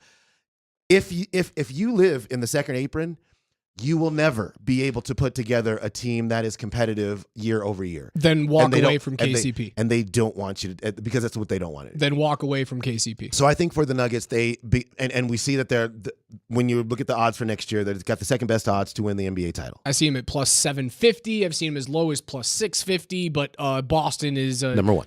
Eons ahead at plus 310. Right. So, but what they're basically saying is that the Nuggets are the best team in the Western Conference. And so if we're working off of that assumption, and that's reasonable, it's reasonable. Your starting five still remains, even if you want to say Boston's starting five might be a little bit better, I'm not going to split hairs there. I'm going to go with the Nuggets starting five, but whatever. That is it's an equation that you cannot alter if you want to stay in the elite level team conversation. Hold on, you just contradicted yourself though. You said if that starting five stays the same, yes, they're in championship window. But if you're in the second apron, you can't build a long-term champion. If KCP stays, which is the only way to keep the starting five together, the Nuggets are a second apron team. Yeah. Likely. Yeah. No, guaranteed. Yeah, if he stays, you're a second apron team. And yet, so how do you reconcile that? You don't. This is the position that this is what is so very difficult about where the Nuggets are right now, because look, on the flip side of this, can you? So look, DeAndre Jordan, Justin Holiday have expiring contracts. Reggie Jackson is probably expected to pick up his player option. Can you? This is why when we started talking about this a few weeks ago, what I said was the Nuggets are going to have to try to find a player that was just underutilized by the team that he was on, but projects to being able to do a whole lot more with given an opportunity of more minutes. Because that kind of player is going to be able to fit into salary slots occupied by those type of guys. Bruce Brown, Derek White. Mm-hmm. So unless the KCP thing changes, which they do not want it to change. They actively want him back on the roster, and we'll see. I mean, they can negotiate with KCP starting today. So hold on, do they? That's my big inquiry here. Is like, they do. They do. If you let him walk, because he's likely going to make 25 to 30, right? Like if Bruce made 23 last year, this is a two-time NBA champ who is a 3-and-D, still elite defender in this league right now, that you could sign to a 4 or 5 year deal, while when he gets into that like age 35, 36, 37 area, it's going to be a little scary. But for at least the next 3 seasons, at least the next 2, possibly 3 seasons, you're getting a legit player. Someone's not going to pony up 25 to 30 for him. Bruce got 23. I know, maybe. Raj, maybe. I think the KCP situation is uber interesting because of that. I mean, you have a player that made, $15 million this past season? Yeah, $15 million. Excuse me, 14. And his if he were to pick up the option, would be 15 for next year. Could somebody on the market really test the Nuggets' ability to be able to retain him? Yeah. I think that could be a thing. But the Nuggets are going to get the first swing at this prior to anybody else. So anybody else, by the letter of the law, can't negotiate with KCP until July 1st. So the Nuggets are going to get this little bit of a head start here to be able to try to come to an agreement before what they don't want to do is have July 1st come and KCP hasn't agreed to a contract extension with the basketball team, because then that is going to be it'll be very, very tough to probably retain him after that. So yeah, man, it's a OKC's got space. San Antonio's got I could see San Antonio. San Antonio has a ton of space. I could see Pop looking at that dude and going, 2 rings. Yeah. I want you here. We might not be in the window when you're 32, 33, 34, but at the end of it, we might be there. Like we will. San Antonio within 3 years is going to be a top 4 team in the West. Like that's just what Wemby projects to be. And at the end of what a would-be KCP contract could look like, it seems like a good marriage, and San Antonio can certainly fit him. Yeah, if San Antonio signed him to just a 3-year deal, I mean, there's a universe at which I wouldn't say maybe as early as next season, but the following season, that's a playoff team for sure. They've got too many high draft picks. Obviously, you have the overarching talent there with Wemby, and then it's what Pop understands, especially like that team doesn't defend and really starts on the perimeter. So if you can get a couple of elite level defenders on the perimeter and then have Wemby blocking the shots on the backside of all that, you instantly become a much better team. So yeah, I mean, I think the Nuggets have to do their work right now, have to convince him somehow to probably take a little bit less to stay, because their window is also very much open. But what does KCP want to do? I mean, that's do you want to test the free agent waters in a real way? Because you can just wait a week and do that. Or do you want to come back to the team that you know, and obviously their championship window's open as well? From a player standpoint, it seems pretty silly not to. Just looking at what your teammate got last year and knowing that you are a more valuable player than Bruce Brown is. That is, I don't think that is a fact that's up for debate. Like, you're a starting player. You are a legit 3-and-D player with 2 championships under your belt. Bruce was a 6-man. Yeah. You're worth more. Yeah. So I think the difference between the thing that would be working in the Nuggets' favor in this situation that wasn't in Bruce Brown's was that Bruce Brown didn't have that big payday. He hadn't had that yet, right? He was a bit player on some teams. You signed him for a financially advantageous contract to you, the franchise, and then he had the year where he could pop in and ends up being like $23 million per year. Well, KCP has made over $100 million in his career so far. So the draw of just let me take all the money I can get may not be as strong for him, having made over $100 million in his career, versus what Bruce Brown had not done yet to that point in his career. Does the fact that he's 4+ years older than Bruce is help as well? Like, he's nearly a 32-year-old player. Mm-hmm. Yeah, it's Bruce is 27. Yeah. Unfortunately, Raj, it's a really good question. I think that works against the Nuggets, because if he wants one more deal. Right, because KCP's not getting, the next contract after this is not going to be anything significant for KCP. No, when he's 30, again, it's a 4 or 5 year deal. When he's 36, 37, right, you're looking at vet minimum chasing championship deals, or you just kind of hang them up. Or just, having won two titles, or maybe even one more, and made all the money that you make. So, but I think his age, and if he wants one more just dynamite payday, I think that does work against the Nuggets, because it's there might be some teams out there that could really impact that. But I remain pretty optimistic that he's coming back to Denver, and will be part of that starting 5 that was really so good. And then the Nuggets are going to have to they're going to have to get that figured out on the bench.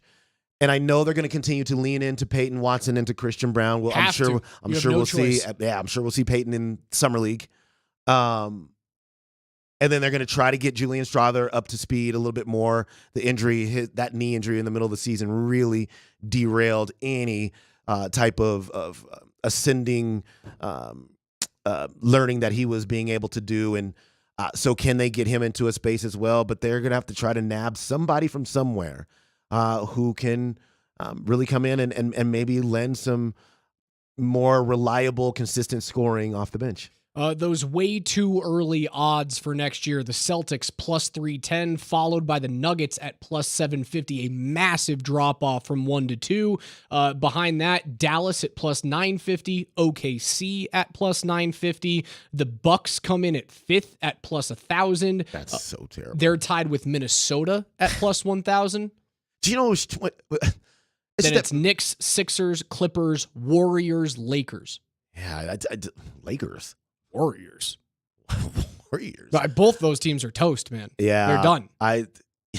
I'll be interested to see if Klay Thompson comes back to the Warriors as well. I know he wants to, but it's funny. He unfollowed all of the Golden State stuff on his social media. But, I think that the Nuggets they're still in pretty good position. But they cannot have a situation next season where they're riding their starters so much because they're not super sure what they're going to get from their young players as support players. They have to have the two guys. Christian Braun has to Christian Braun has to 10 to 12 points per game is pretty mandatory for me for Christian Braun next season. Like that has to be a thing. Shooting from the 3-point line, that looks something like 36, 37, 38% from the 3-point line consistently. Not tonight you shot 4 for 5 and the next night you shot 0 for 6, and this is how you're arriving at a 40% number somewhere. You know what I'm saying? Like you need to have that evened out over the course of a season with the points per game in double digits every single night. I feel like you're telling me those numbers are KCP replacement numbers, though. That's the thing. I don't know if he can get there unless KCP walks. Oh, no, he could definitely get there. For sure, Raj. For sure. Because, the reason why is that Kenny Pope averaged 10 this year? Yeah, that's fine. But, the minutes will be there for a 10-point score off the bench. I promise you that. They did say that in the walk. So that is the one thing that you have to hold on to is that it felt as though both Booth and Malone, after the season ended, went, we pushed too hard on a team that we knew had tired legs. And I'm not going to sit here and say the Celtics are going to be tired next year because of a long playoff run. And the Mavericks are going to be tired because of a long playoff run. I'm not going to sit here and do that. I think that's a little bit overblown every single year. But Malone did say that they rode their horses too much in the regular season. If you take that as truth, Brown and Watson will have more opportunity in the regular season to prove that they're the answer. But he has to commit to that, and he has to be okay with being like a 4 seed next year. Right. You have to be okay with that. That's the key. Because the Nuggets did what they had to do given the circumstances. Both Christian Braun and Peyton Watson had, they popped in pretty good games from time to time. And Peyton Watson, that was the first time he played more games. I didn't even think it took halfway through the season for him to play more minutes in this regular season than he had in the last 2 seasons of basketball combined. So he has had to feel what an 82-game season looks like, how he has to take care of his body, how do you stay consistent and all that kind of stuff. So that was just a learning experience just from the longevity aspect of it for Peyton Watson. He'll be much better for having gone through that. And then now it's, can you put the offense on the court? And to your point, they might have to live with some losses because even in a game, the thing about it is we look at the Nuggets and every night we look at them like, you guys can win this game tonight. So let's put the guys on the court that can win the game. And if it's not going well off the bench with some of the support players, always know you can just lean back on the safety net of the starting 5 and they can see you through. Okay, but sometimes in this upcoming season, if you're watching a lead whittle away or you can't quite get into a game, you're going to just have to leave those dudes in there because the long play is you need to be fresher when you get into the playoffs. Tune in tonight for Game 5 of the Stanley Cup Final at 6 p.m. right here on Altitude Sports Radio 92.5. We're your home for every game of the series, and it's brought to you by Ramos Law. Car accident? You need Ramos Law, a medical doctor and attorney at ramoslaw.com. I will bring you through Game 5 with my NHL Hot Lap on the other side.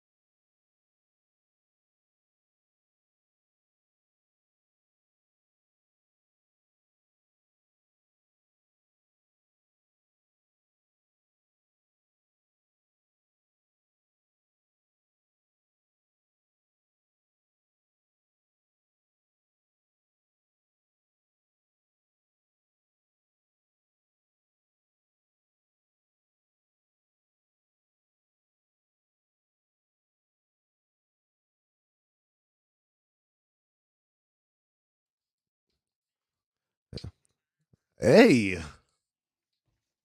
KJ bringing it back. 2K Tuesday. Dempsey and Company. Raj alongside Dems, KJ behind the glass.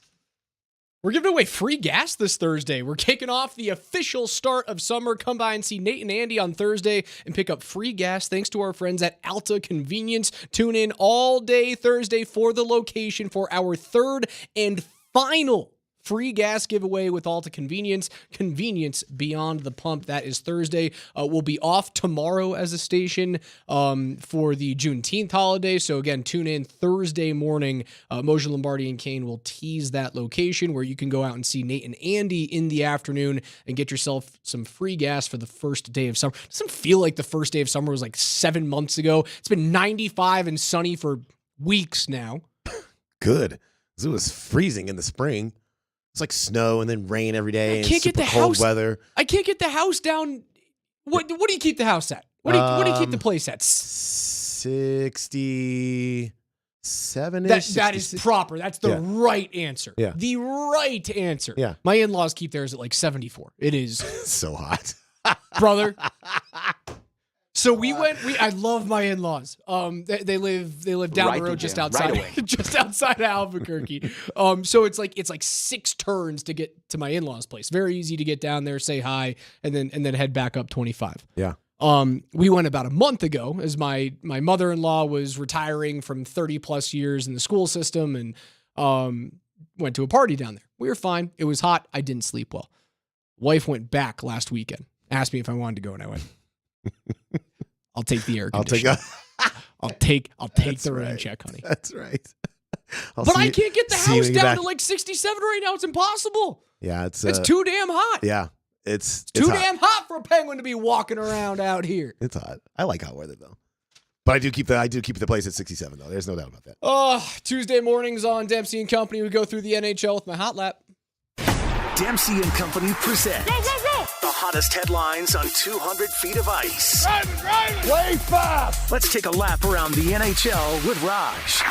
All right. Well, we had a gentleman's sweep last night in the NBA. We have another possibility of a gentleman's sweep tonight. Game 5 between the Oilers and the Florida Panthers goes back to sunrise. You can hear it right here on Altitude Sports Radio 92.5 starting at 6 p.m. after Kreckman and Lindahl. Again, it is your home. Denver's home for the Stanley Cup Final right here on Altitude 92.5. Edmonton came out in a big way, down 3-0 at home, 8-1 victory. Got a bunch of goal scoring from a bunch of different players, and I think Moj he wasn't given the team with the best player on the planet a good enough chance tonight. And honestly, I've said it from the beginning. I said, I think it's Florida in 6. I hope it's Edmonton in 7. I'm sticking with that. I think the Oilers get one tonight. We haven't seen a game. So? Oh, yeah. Dude, they've been the better team 3 out of the last 5 games. 3 out of the 4 games that have already been played in this series. Mm-hmm. I think Edmonton's been better. Game 1, I thought they were the better team. They got goalied by Bobrovsky. They just got stoned, left, right, and center. Mm-hmm. Game 2, they were terrible, and Florida dominated them.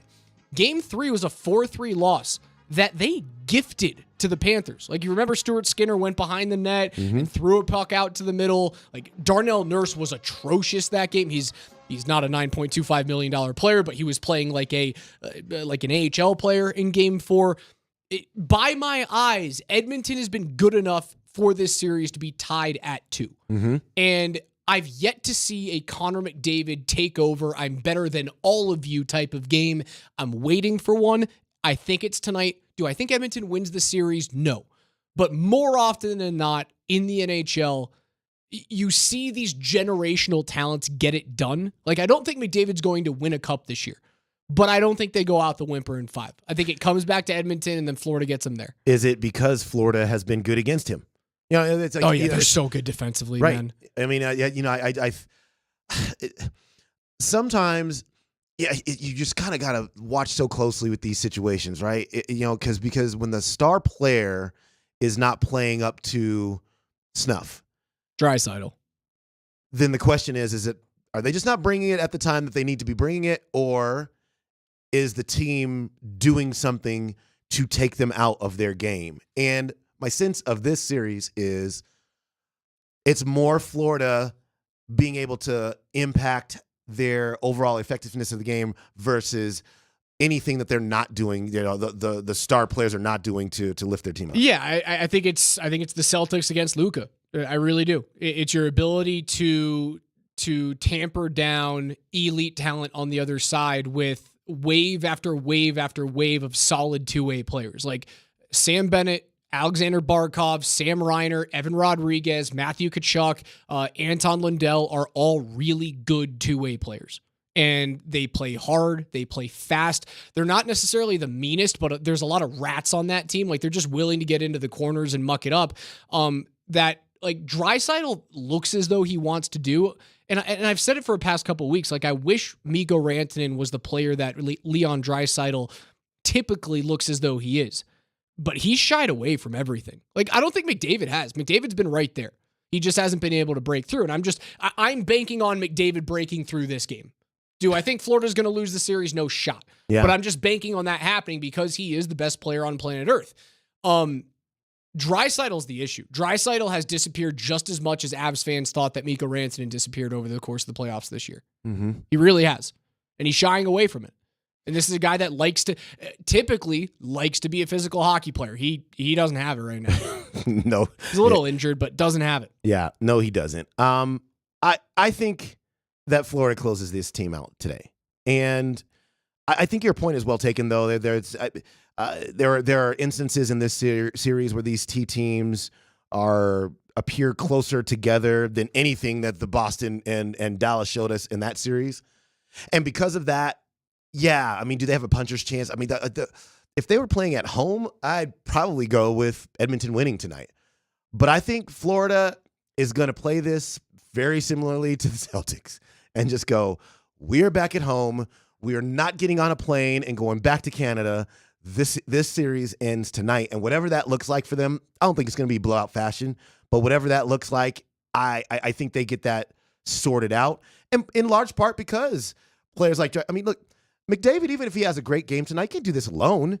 He definitely needs Draisaitl, somebody else to come along with him.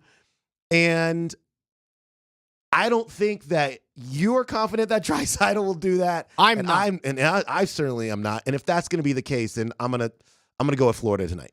There's just not that many players. And again, I don't think Edmonton comes back from 3-0. It just simply doesn't happen. It happens more in the NHL than it does in any other sport, but it won't happen against this type of Florida team. They are right now the most complete team in the National Hockey League, but you just don't go through the history of the National Hockey League. There's not a lot of all-time greats that don't eventually win a ring. And for me, what that tells me is that McDavid's going to get something done here. Like, he's going to have a game where he puts the team on his back, and no better time to do it when your backs are against the wall, you're on the road, everyone thinks that you just got your one game, and it's a gentleman's sweep, and then we can go away with it. Like, you look at the best players ever to not win a cup. It's probably Marcel Dion, Jerome McGinley, who was here for a short period of time. Yeah. Matt Sundin up in Toronto. He was originally a Quebec Nordique.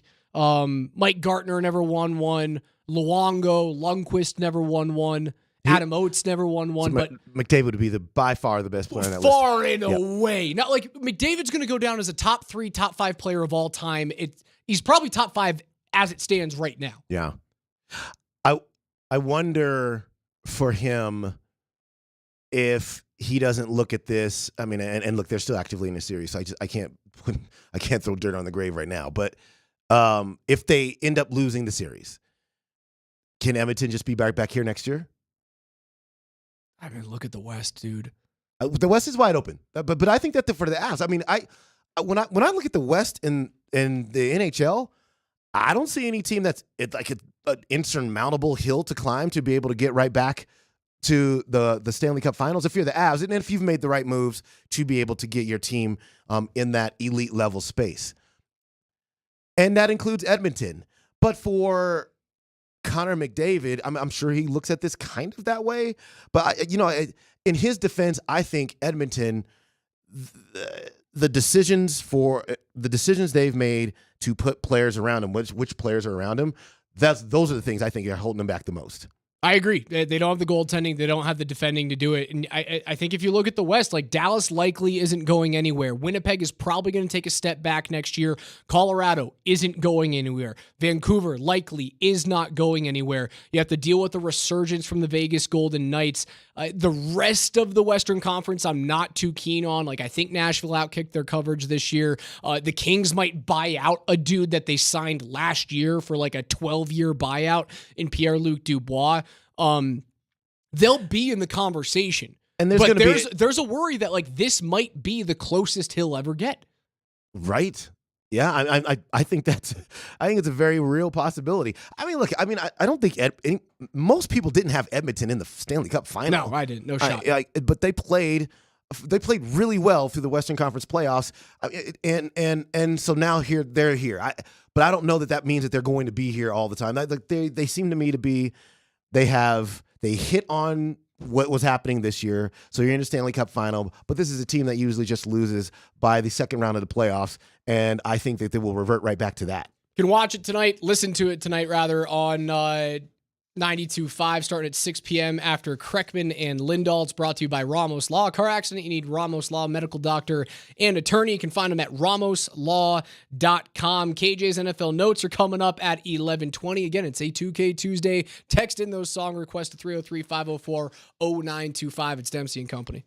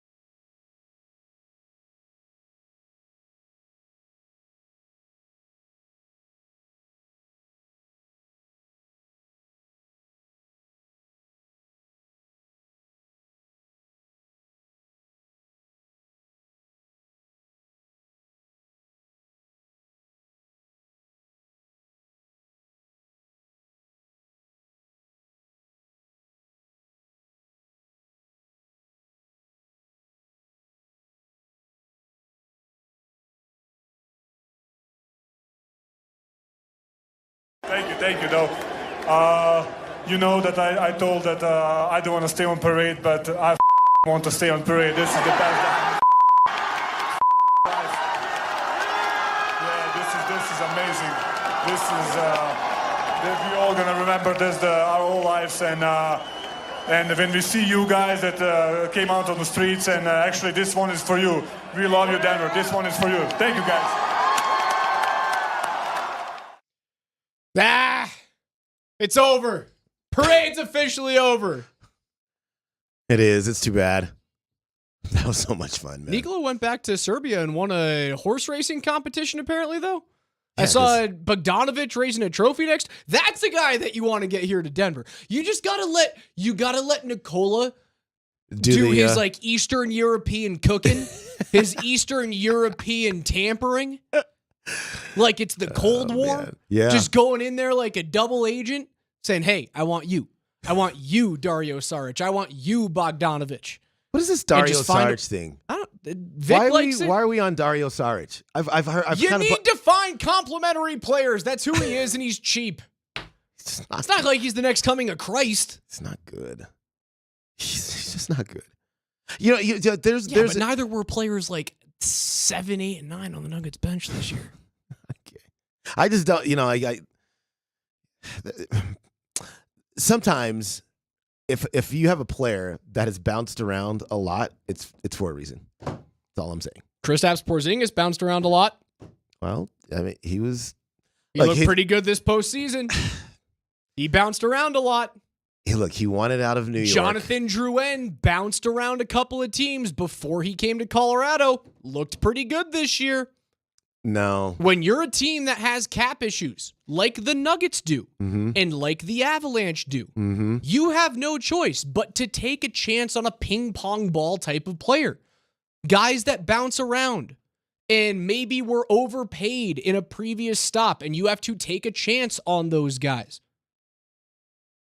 That's the situation you're in. So don't yuck my yum on Dario Saric. I'm not going to say that it's my thing. It's Vic's.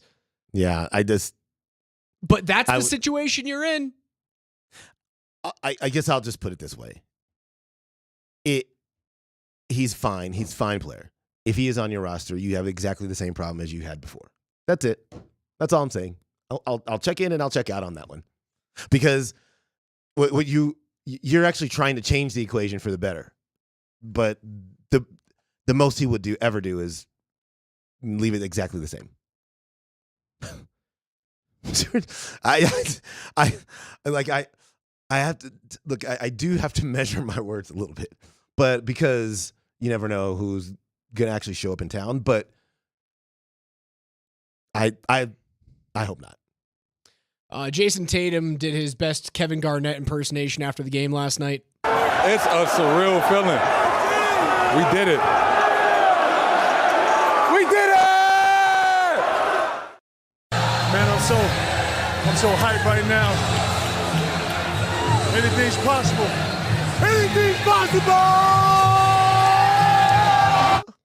And then he ran inside to the locker room to literally recreate the Kobe Bryant photo.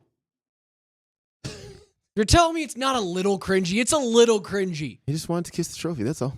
He wanted to kiss the trophy with a jacket over him and leaning back against a white painted wall. Like, it was literally the same photo. You know, I just didn't see it that way. It was a little cringy. Look, I tell you what, the when he on the court, when he said we did it, I thought I guess I didn't hate it. I didn't love it. I think maybe I was neutral on it. I think I understood what he was trying to do in that moment, kind of channel that same Kevin Garnett energy. And okay, I mean, if that's what you want to do, fine. You won the title. Who am I to tell you what you can do? But yeah, and I get where you're coming from, though. I get where you're coming. It's me being a little salty. But you could do your own thing. I'm with you. You could do your own thing. Do your own thing. Yeah. You won the title. Be your own man. It's fine.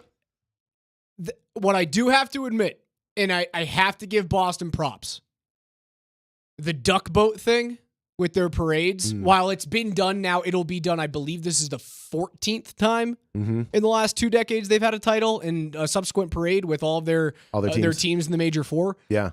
The duck boat thing's awesome. Yeah, it's pretty cool.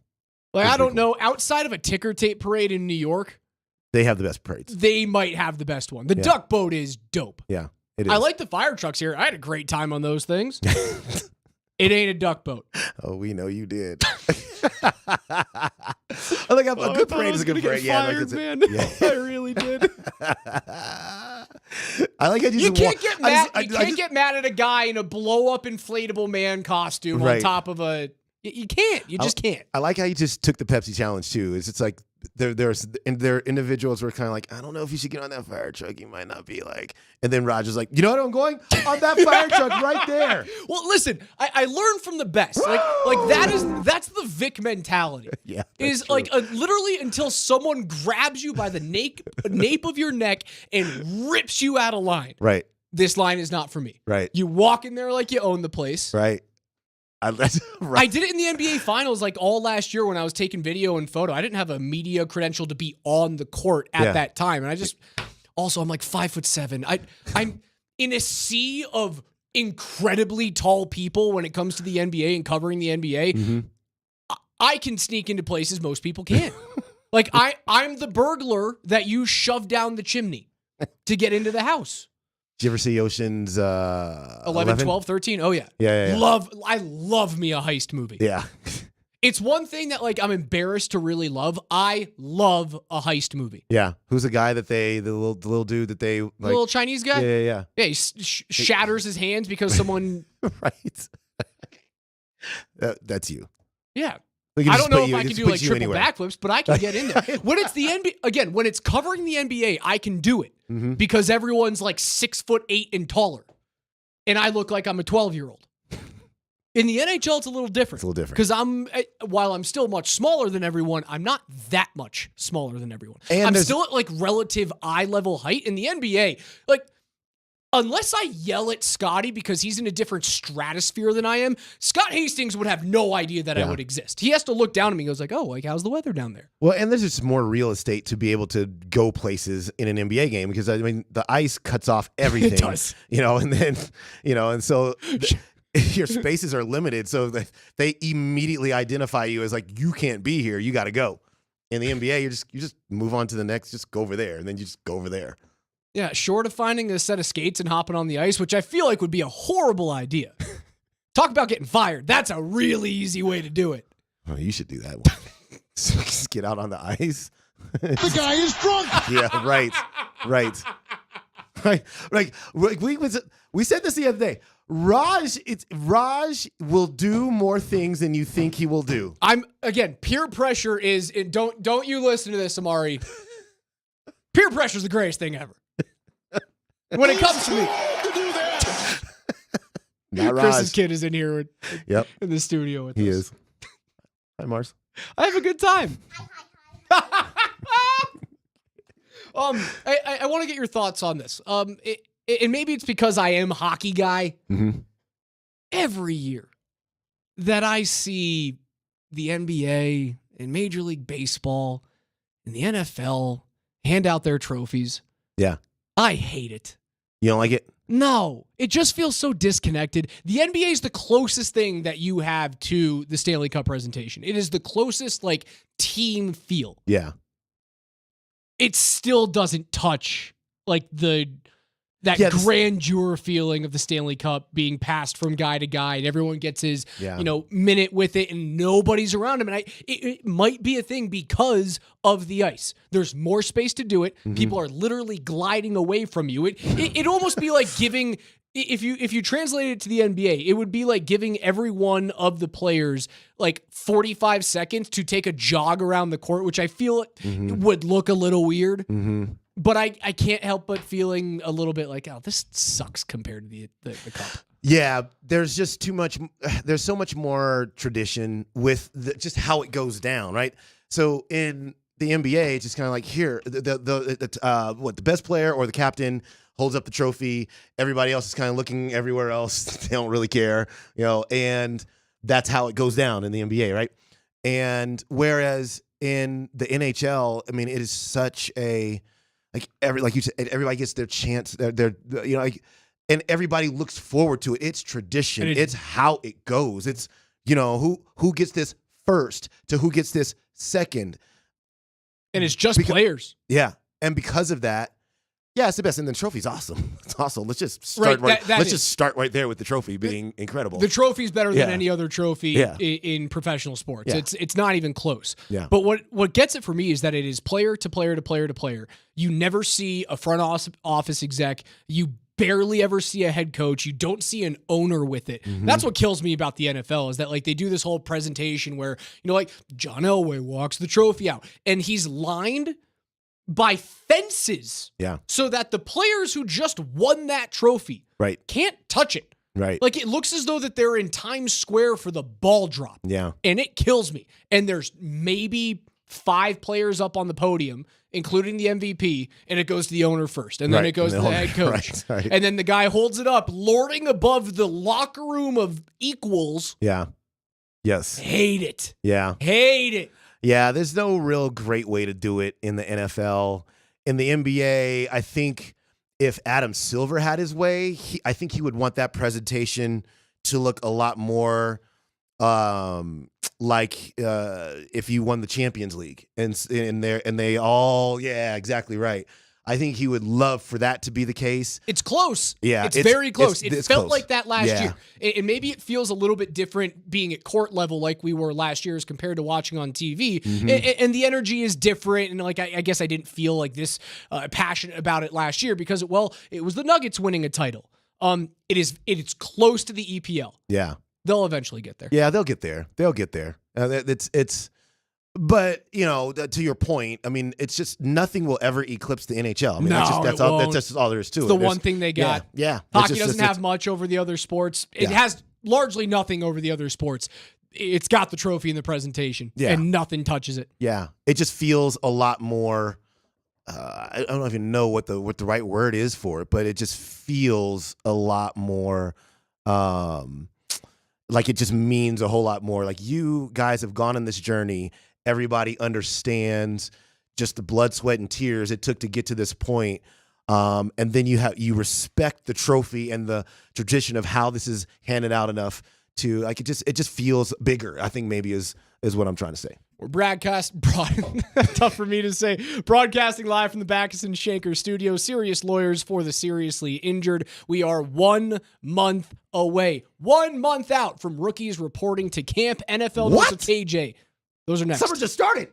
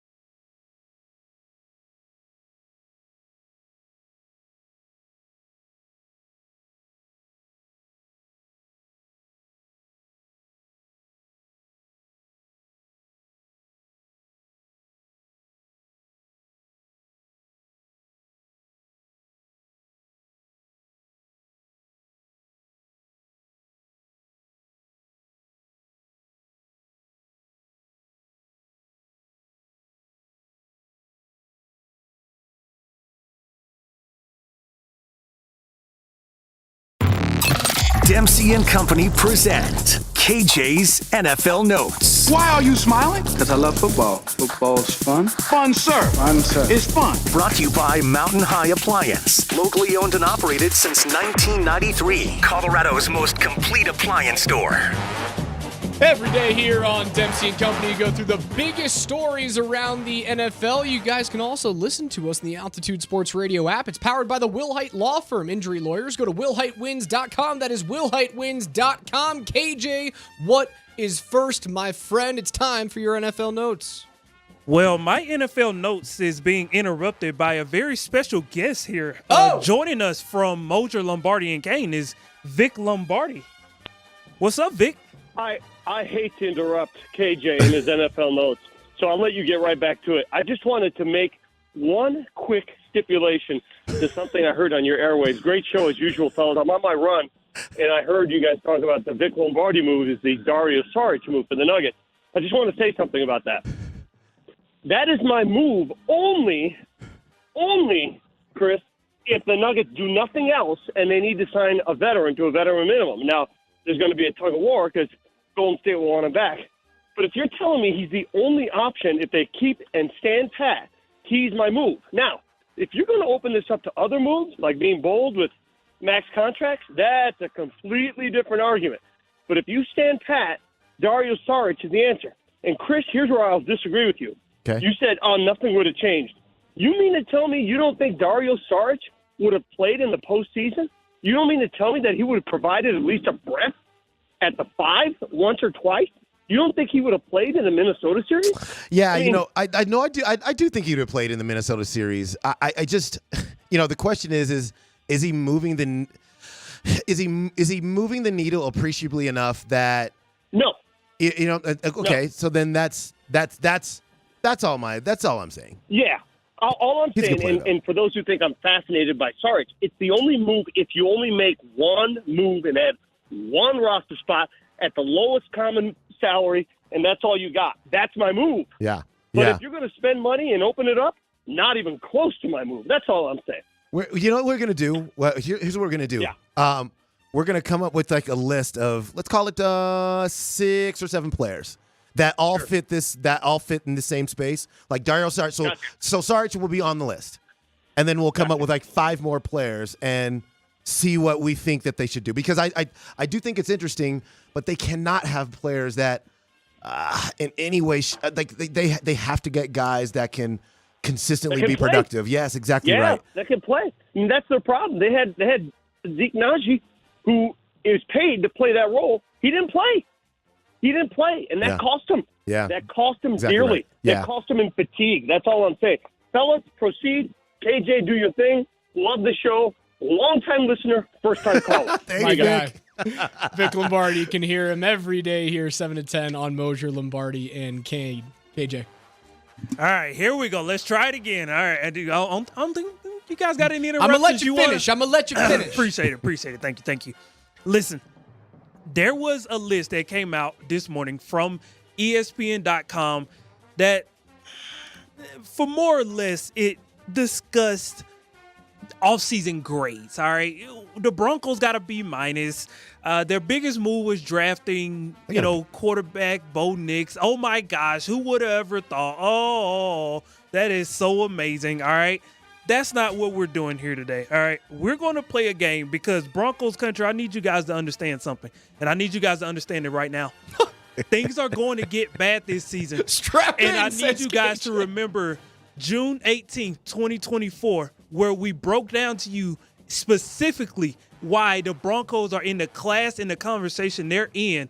And when things get bad, we're going to help you realize right now why things will not get better next year or the year after that. It may be 3 years from now. All right, here we go. KJ. All right. The last time we played a game was with the wide receivers, and it did not end well for us, KJ. What are we doing today? All right, today we are breaking down whether Bo Nix is better than X quarterback, and we're going to go with the starting quarterbacks of the entire NFL. Oh, no. Here we go. Starting with the AFC West. Let's just go ahead and get it out the way. Patrick Mahomes. No. Justin Herbert. No. No, although if John Harbaugh or Jim Harbaugh rather plays him at like defensive end or tight end, then you could say yes. You see Jim Harbaugh was gushing about Justin Herbert, saying he's like, "Oh yeah, he could play anywhere on the field." Yeah. Hopefully that psychopath takes him out of the quarterback position. Oh my! Answer's no. Aiden O'Connell. Yes. I will take Bo Nix over Aiden O'Connell. Yes. Yes. So you're one Third. of 3 there. I'm okay with that. Yeah. You're third, All right. but a very distant third. Drake May. I'll take Yes. him over Drake May. Yep. Tua Tagovailoa. No. No. Well, you have to wait that long? No, I was trying to figure out where Drake May is this year. New England Patriots. I don't think he's with the Patriots anymore. Drake May. Yeah. He just got. Oh, gee, yeah. Whoa. I was Mac Jones? You're confusing thinking Mac like Jones. Yeah, Yeah. generic looking white guy quarterback with generic looking white guy quarterback. Okay. Yeah. Mac Jones, Jacksonville. Yep. Totally was thinking Mac Jones there. Oh, gosh. Even so, I'll take Bo. There you go. Aaron Rodgers. No. No. Josh Allen. No. AFC North. Russell Wilson.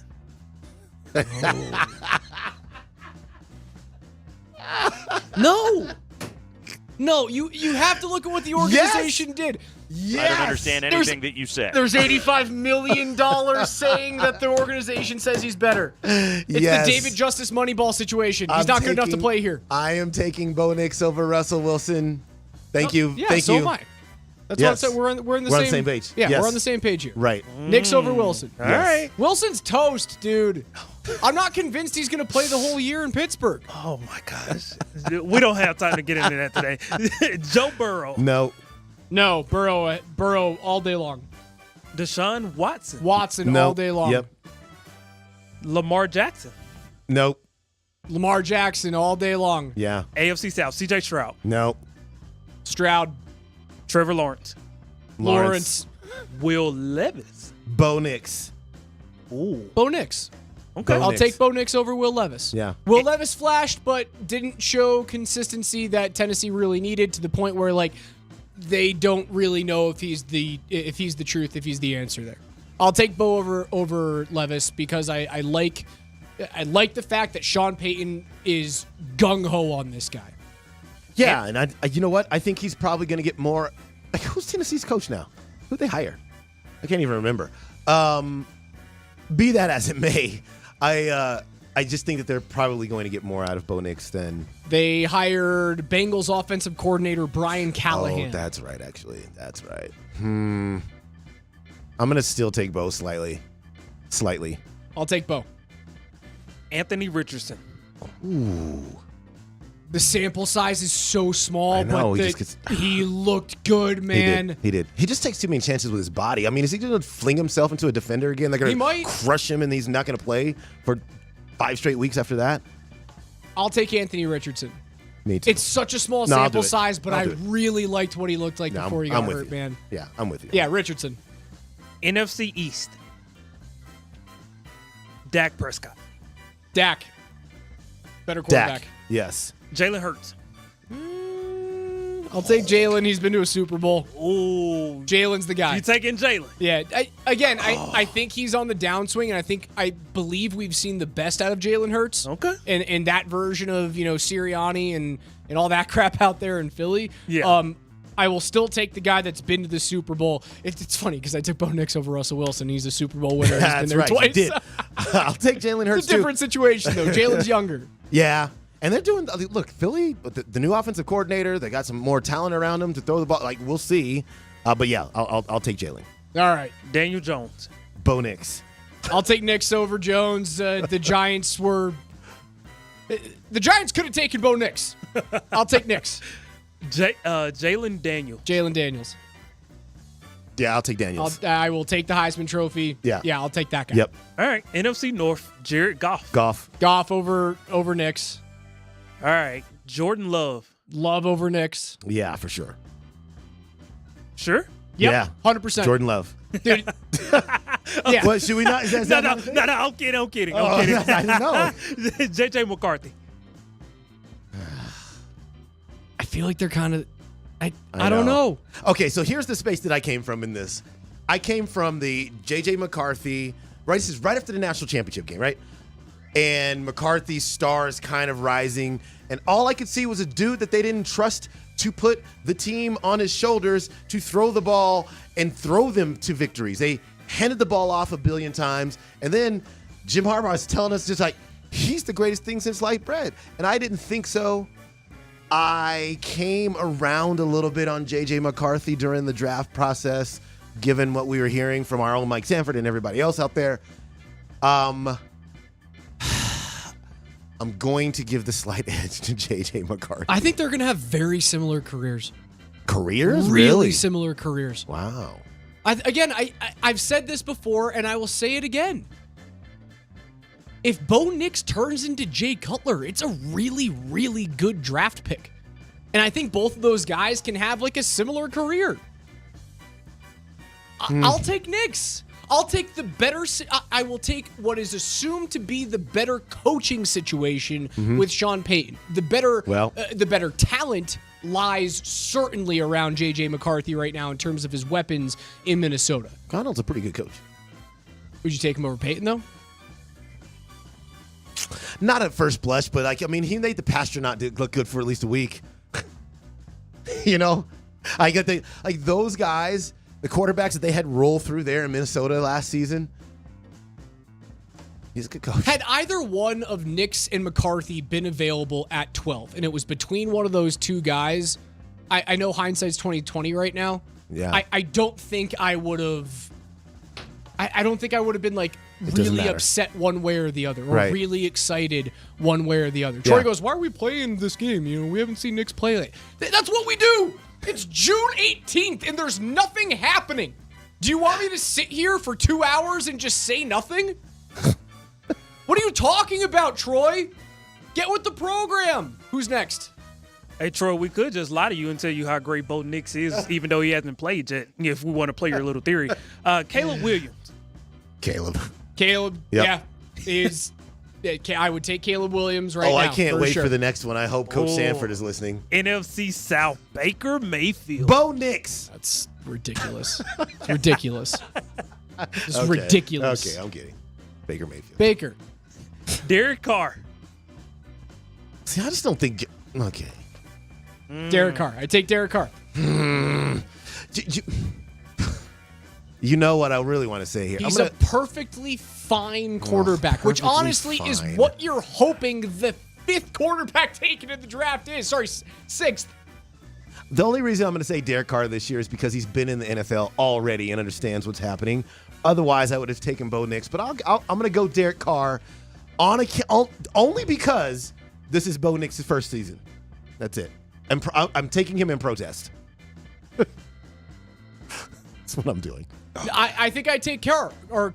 Again, we've done the exercise where I've gone back and said if he turns into, again, Jay Cutler, another guy who I said if he turns into a guy like Derek Carr, it's a pretty good pick at 12. Pretty good pick. I'll take Derek Carr right now. All right, I agree with you. This segment is sponsored by Mountain High Appliance. We are Colorado's most complete local appliance store with locations in Denver, Louisville, Littleton, Colorado Springs, and Glenwood Springs. Offering every major appliance line and brand, mountainhighappliance.com. Kirk Cousins. Gotta take Kirk Cousins. Cousins, 100%. Yep. Bryce Young. Dude, that's the most interesting one here. Yeah. Yep. Right, because you go number 1 overall, and he was so clearly not ready for the NFL last year, and he's a toothpick. But neither were the Panthers as a franchise. Right. They were so bad. Would you gamble on the raw talent of Bryce Young? Yeah, I probably would. I think I would. The upside of Young is far greater than the upside of Nix as it stands right now. Yeah. I think the floor is higher for Nix than it is for Young. Yeah, so that's the Bryce question. Young was really terrible last year. Right, like if he's just as bad this year, Carolina could be picking number 1 overall again, and then they would probably take a quarterback. Right, you'd be looking at the Kyler Murray and Josh Rosen situation. For sure. Yeah.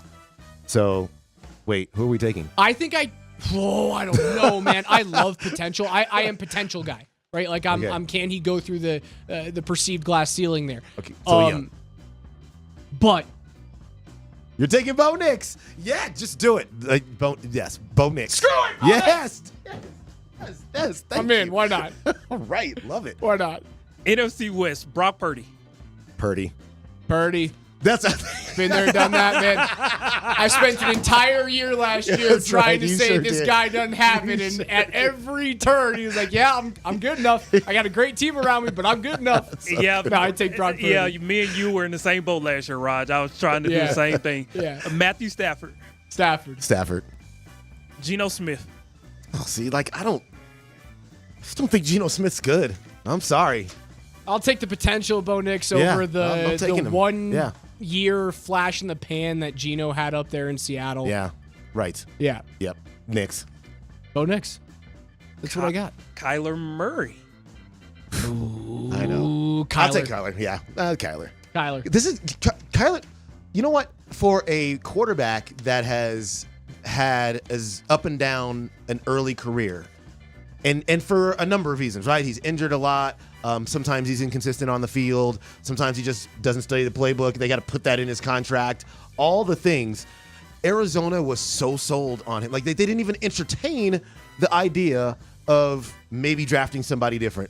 And that to me was their conviction with Kyler Murray was crazy to me. I'm like, okay, I mean, I guess this is what we're doing. And but anyways, yes, Kyler. What? I think we had 7 QBs that we'd take Bo Nix over. Yeah. Mm-hmm. I think that's solid. At this point, beggars can't be choosers. That is solid. You can't. You really can't. So that's 24 quarterbacks ahead of Bo Nix. Mm-hmm. So that means that at the bare minimum, you're going to finish at least third in your division, which was projected anyway. So I guess what I'm telling Broncos country is you guys just got to accept what's here. There you go. Broncos country. Let's ride. Again, I'm cool with that, KJ. If you're telling me you're sitting in 24th position right now after being worthless for the last 8 years, I go with it. People keep ripping me over the Derek Carr thing. If he's Derek Carr, it's a really good pick. It's a really good pick. Not for his career though. But not for his career. The dude's thrown for 40,000 yards in 10 years. He averages 4,000 yards a season. He doesn't win anything. No, but you put him in the right situation. You take him out of Oakland. He was in Oakland for all of those years. And the 1 year that he leaves, he goes to a 9-8 New Orleans team. Let me challenge them with this. Is Phillip Rivers a Hall of Famer? Yes. Yes.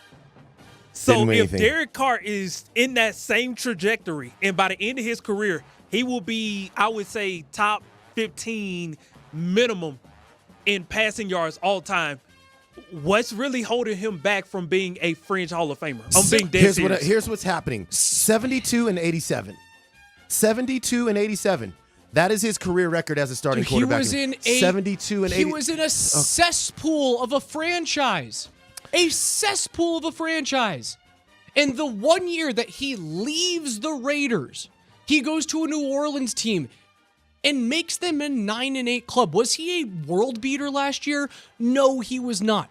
But if Bo Nix turns into Derek Carr, it is a home run pick. It won't be. It won't be. 3,800 yards, 25 touchdowns, and 8 interceptions last year. I would love that. I know that we had similar numbers last year with Russ. Yeah, it was 26 and 8. Right, but again, if he turns into Derek Carr from a stats standpoint, this will be a home run draft pick. I'm not talking about quarterback record. You have to look at the situation that he was in. Oakland had sucked for so many years. We make fun of them here because they're so incompetent. You put him in a new situation, in a different situation than the Raiders, Derek Carr's career turns out vastly different than it has right now. In terms of statistical comparisons through their first 10 years in the league, he sits along the likes of, and I know, again, they're kind of like middling quarterbacks, but Andy Dalton, Ken O'Brien, Kirk Cousins. You want Kirk Cousins on this team? I would. I want somebody Tony Romo. I want somebody who's going to get me to a Super Bowl. That's what I want. You don't. Rise. Rise. This is Denver. We go to Super Bowls here. Yeah, we do. We do. They're the only team in NFL history to win a Super Bowl and not be back to the playoffs in 8 years. Get rid of the history and get into reality. No. they've been to the Super Bowl as many times as the Pittsburgh Steelers and the Dallas Cowboys. Those good franchises? Are those good franchises? Because that's what we do around here. We go to and we win Super Bowls. And if you get a quarterback who puts up all the stats in the universe, but his teams consistently lose every single year, like you're going to 10 years and he's got 1, 2, 3 winning records in 10 years.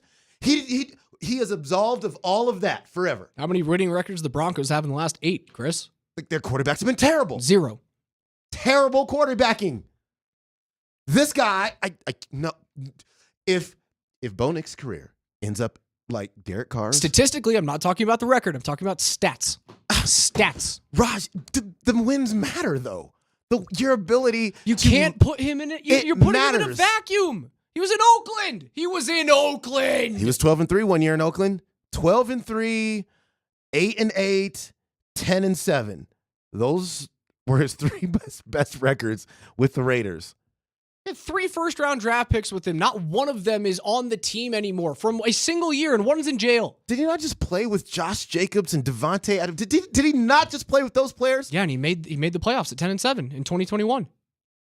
6-9 is what they were in 2022. Oh, you're killing me. 6-9. You're killing me. You guys are killing me. No, we're not killing you. We don't want. It's amazing. It's amazing that you and people in the fan base can look at a quarterback like Derek Carr or like like the career of Jay Cutler and look at the stats and go, no, that's not good enough for us. When you've had this stinking pile of crap at quarterback ever since Peyton Manning decided to leave and hang him up in 2015, it is amazing because of the hubris of 98, 91, and 2015 that you get to be beggars, or rather choosers and not beggars right now. Yes, we get that right. We get that right because this franchise has given us that right. This franchise wins big time. We don't care about these little small-time victories where it's like, well, if you throw for a lot of touchdowns and yards, and that was a great season, right? No, it's not a great season. Derek Carr has won one playoff game in his career. He lost that playoff game. That is not acceptable in Denver anytime ever. Not anytime ever. Your quarterback has to lead you or be a significant part of your team getting to the playoffs and then getting to a Super Bowl in Denver. Somewhere else, Carolina, cool. You fine, but not here because we win here. You guys let us know. 303-504-0925 on the Sean Mazda text line. If Bo Nix turns into Derek Carr, are you happy?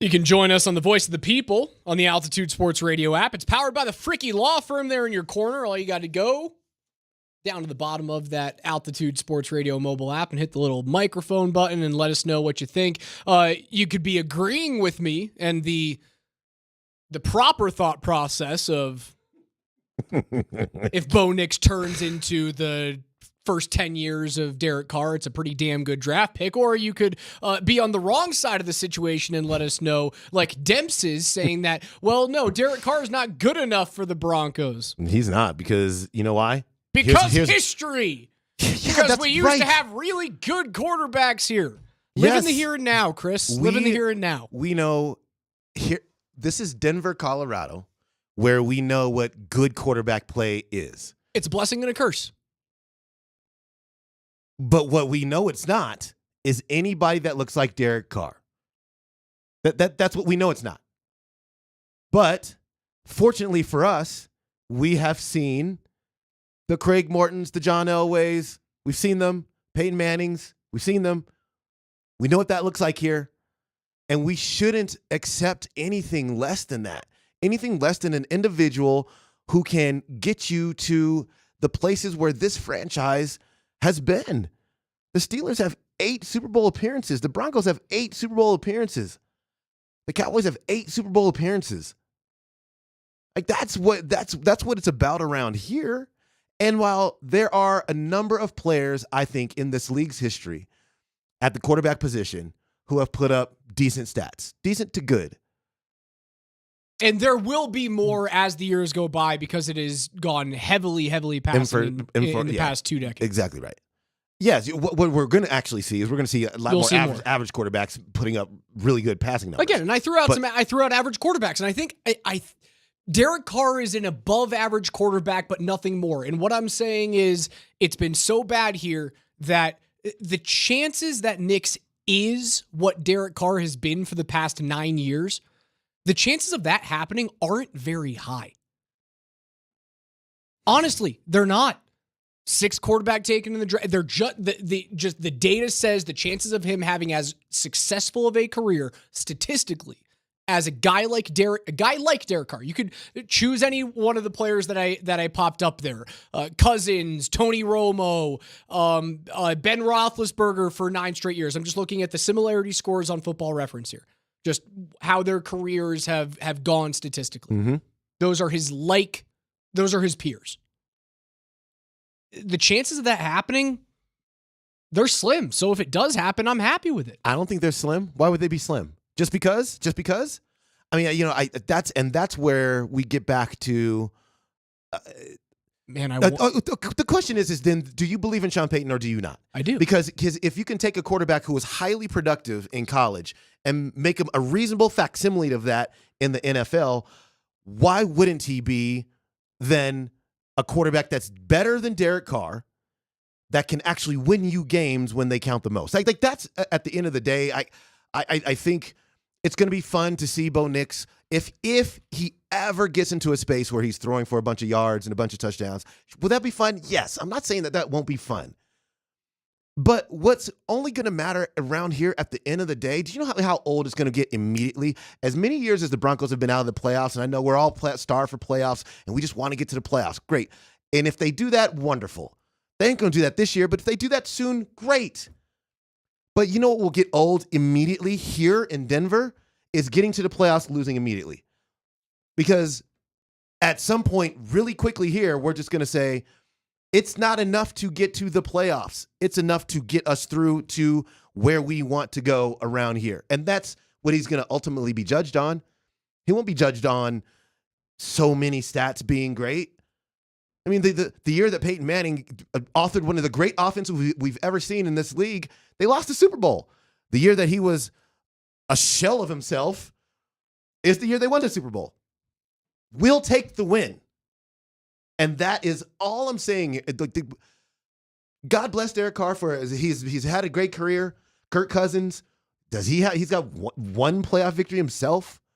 These dudes are not going to, there'll be blips on the NFL radar in 15 years. I wonder if you'd be saying the same thing if Manning never came here. If you never got Peyton Manning and it was just Elway. And you spent his entire career, right? He was 36 before he ended up getting to and winning a Super Bowl. He had turned 37 that season. John Elway. Yeah. Yeah. Yes. Yeah, Raj, but you know what John Elway did? Do you know why we love him so much? Like we always, from time to time, we'll have this conversation about Mount Rushmores. It's because that man put a team on his back, and yeah, they got beaten those Super Bowls early, but he got them there, and then he got them over the hump. I see the difference. Yeah. A guy like Derek Carr never got his team there, never got him over the hump. I get it. No, you don't. Look at your face. PhD's coming up next. For KJ, for Dems, I'm Raj. Love you guys as always. We are off tomorrow for the Juneteenth holiday. Tune back in 10 a.m. on Thursday for Dems and Kim Becker.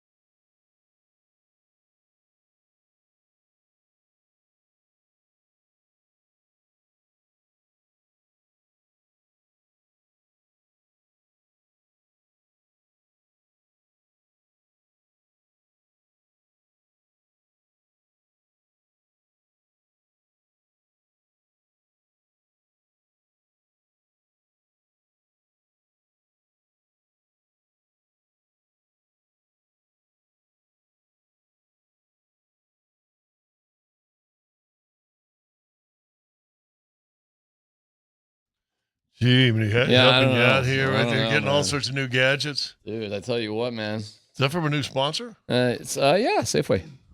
Looks good, huh? You got one, I think. Yeah, you got one right there. Fresh foods, local flavors. I had a hard time figuring out how to put the straw in. It's got nothing to do with Safeway. It's not their fault. I'm a dummy. Stupid when it comes to stuff like that. Took me like 9 hours to assemble a simple shoe rack today. And I got a question. There's a reason you didn't have Kim do it today? She was at work. Oh, God. I hate when she does that. And then I tried to guilt my kid into doing it, and it's like, this is my thing. So I figured it out. I mean, I screwed part of it up, though, because it's cheap little metal stuff, and I bent it because I'm like freaking Hercules. I'm so strong. So I just was pressing down to jam it in. Like, I feel it goes like crinkle a little bit, but I don't know, man. That's how strong I am, man. Think about those 40-pound curls. You're getting there, bud. Turn your mic on, Dopey. I coughed, so I turned it off because I had to cough.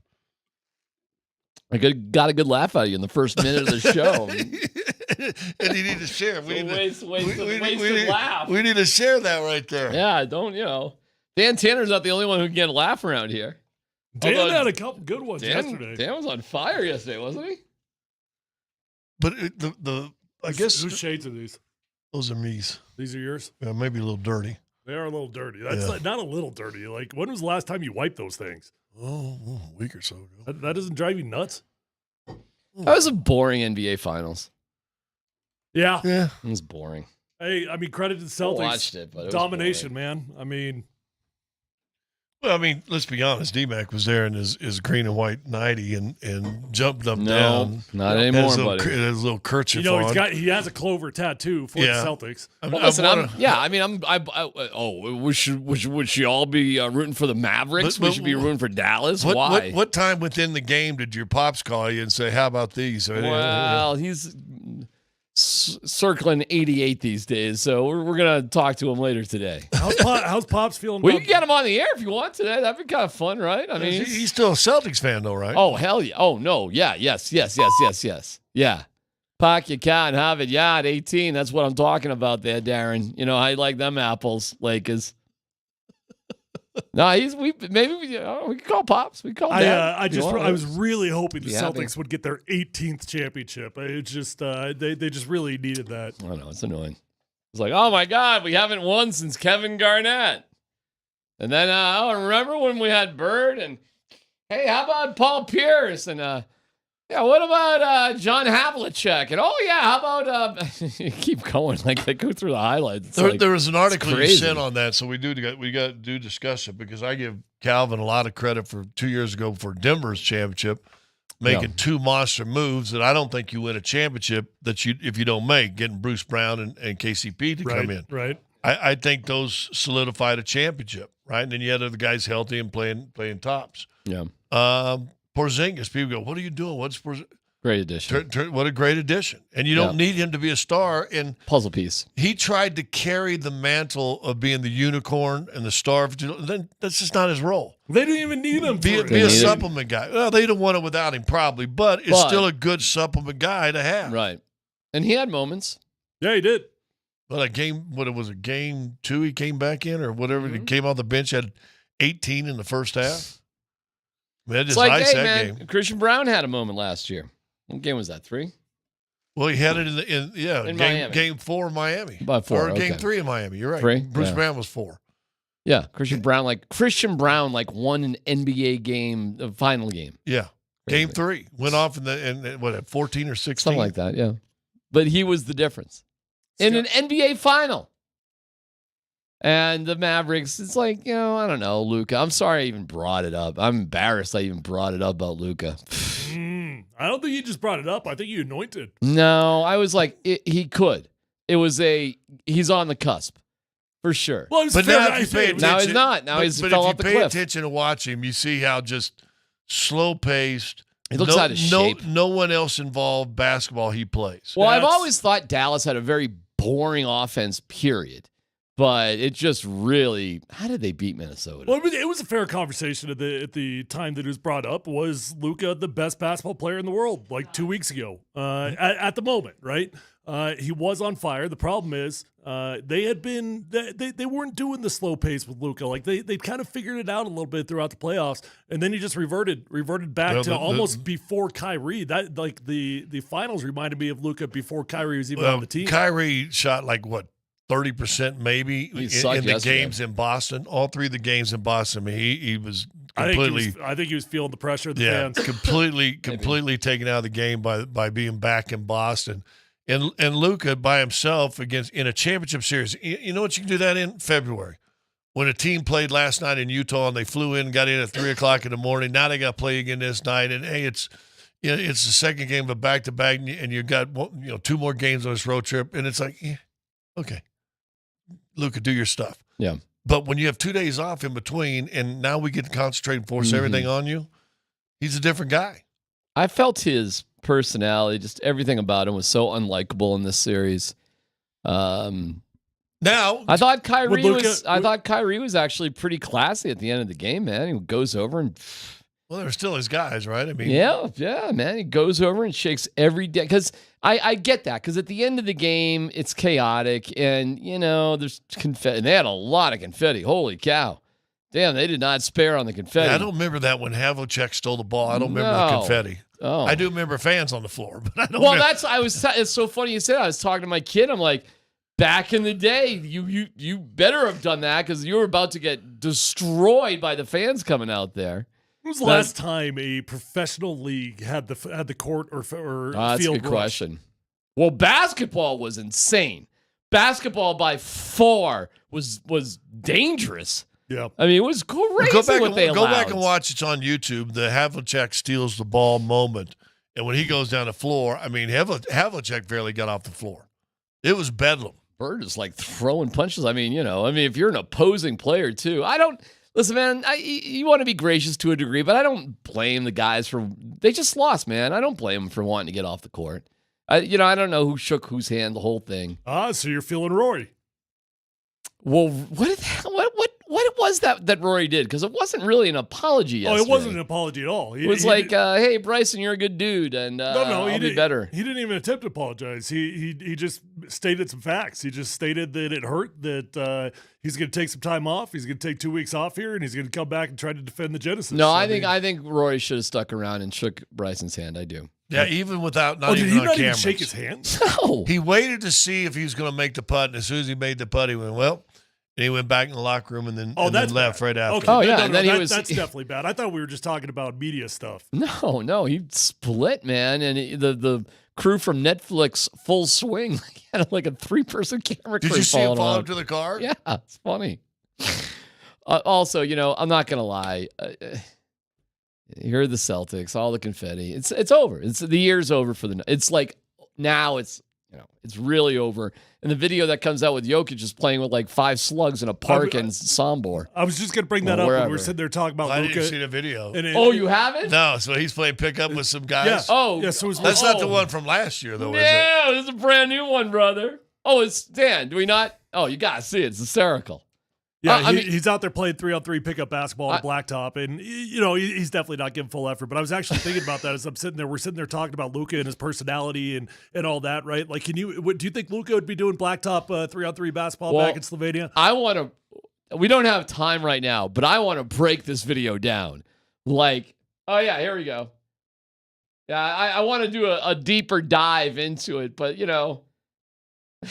Look at this. He definitely struggled on the next 3-pointer coming up here. Yeah, I don't know. He's playing. Yeah, it's 3-on-3. But he's skinny. He looks skinnier, doesn't he? I don't know. Actually, skinny. Yeah, he looks all right. He's just there. He's catching his breath. That's actually the Serbian national team. You guys didn't know that? They're getting practicing. It might be the Serbian 3-on-3 team. That ain't the Serbian nothing team. Yeah, it is. We got to figure out like who called who. What time are we getting down to the park? I bet he didn't call anybody. I bet he was driving by and he pulled up. Rainmaker. He was lucky to hit the rim on that. Nice rebound. Drive. He's blocked by Nice little dish. Nice little cut. Joker dish. Getting his aerobic in. That's a nice 2-foot jog. Yeah, let's get back to this later, but it's pretty funny, right? That's kind of cool, though, actually. Yeah, it's cool, except for the fact we should have confetti raining down on his head last night or whatever. I mean, it's cool aside from the fact it happened yesterday or whenever that was. He's getting his shots in. Actually, you know what? Do we know? Let's love the ball. Hold on. Do we know that video is actually from yes the past couple days? Yes. How? Was it posted the last couple of days, or was it? Yeah, because I saw the video similar a year ago. Exactly. Like it was posted, but do we know that video is really from the past couple days? Well, I don't know the person that posted it. No. So we don't. It's actually the answer. We don't know. Yeah, could have been last year's video. It could have just been, redone. Yeah. But it's still cool. I mean, it still that's your happens. guy. And can you imagine if it was just dudes you're picking up on the street? You're playing with, a guy who's, either won the championship the year before or the month before, or the MVP. He's just out goofing. Seriously, like who makes the call? Yoke. Let's go. Park noon. Who says anybody called? But Maybe he was driving her out to the next horse race. I know and he saw a game. They used to always go to New York to Rutgers Park in full-fledged pickup games. Yeah, these are organized. This is a dude's going out and playing ball He grew up playing. There was a 5-year-old in danger of getting run over by the best player in the world because his ball went across the gravel court. It's over. Just let it go. Because maybe they do. Maybe they do beat Dallas. You're right. Maybe they do beat Dallas. I think they beat Dallas. All right, then that means we're in the NBA finals against Boston. And that would have been. I guarantee it would have been. Now what? More Now than 5 what? games. It'd have been interesting. That'd have been interesting. Damn it. So the power rankings already out for next season, right? Which we all love. Way too early power rankings. But Boston will be 1. They got Boston 1. Who do you think they got 2? OKC. Nuggets. They got Nuggets as 2. Okay. That's good. That feels a little bit ambitious to me. Maybe. Well, you're healthier. We got to talk but you're probably about gonna lose KCP. What do we got? What do we learn from the Celtics? Yeah, what adjustments are they going to make? It's coming up. Draft's coming up. Free agency coming up. It's happening. Now you got the draft coming up. Couple weeks. In a week or so. 26th, 10 days. 27th. What we got? Yeah. So what? Thursday, Wow. Friday, Yeah. Saturday next week. Yeah. And then you've got free agency. Free agency starts midnight at June 30th. Listen, I know one thing. You can't sit there and do nothing. No. And You can't run it back. Can't do it. And that was the Celtics' big compliment. They did not sit still. Brad Stevens and Missoula was down with it. They figured it out. They had to make some moves. And they did it. They did it and relatively easily. They won 64 games. They went 16-3 in the playoffs. They were dominant. They went 8-1 in their final 9 games in the conference finals and finals. They are the best team in basketball. Ain't no doubt about it. They deserve their praise. An interesting thing, I listened to Kreckman yesterday in the drive home, King of Stats. And he went down, and do you realize that Denver was 16-4? Do you realize the total points lost by in those 4 games was only 21? 21. I think the worst was like 8, 7 or 8.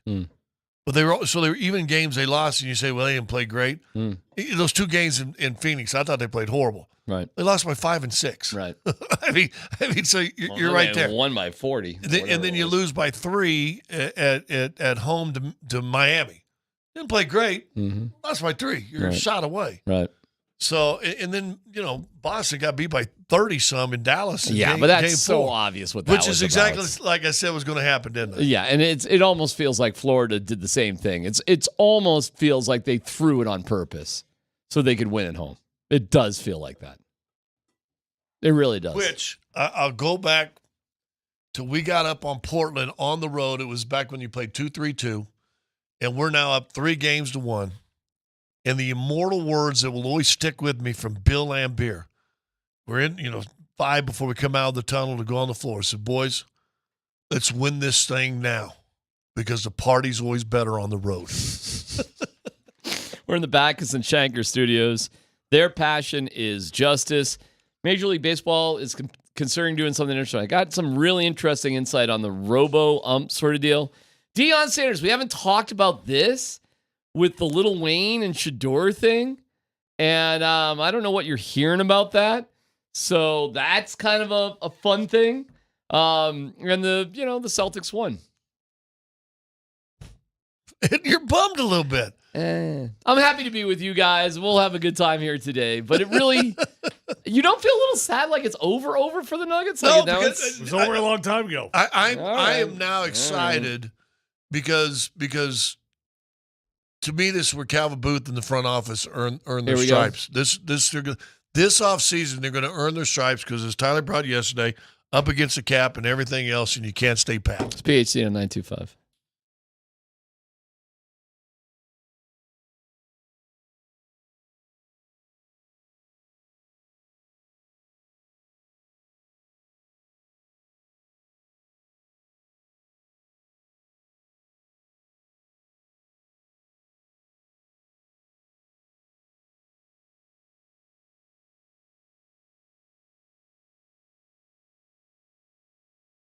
Here's why it's fun to work here.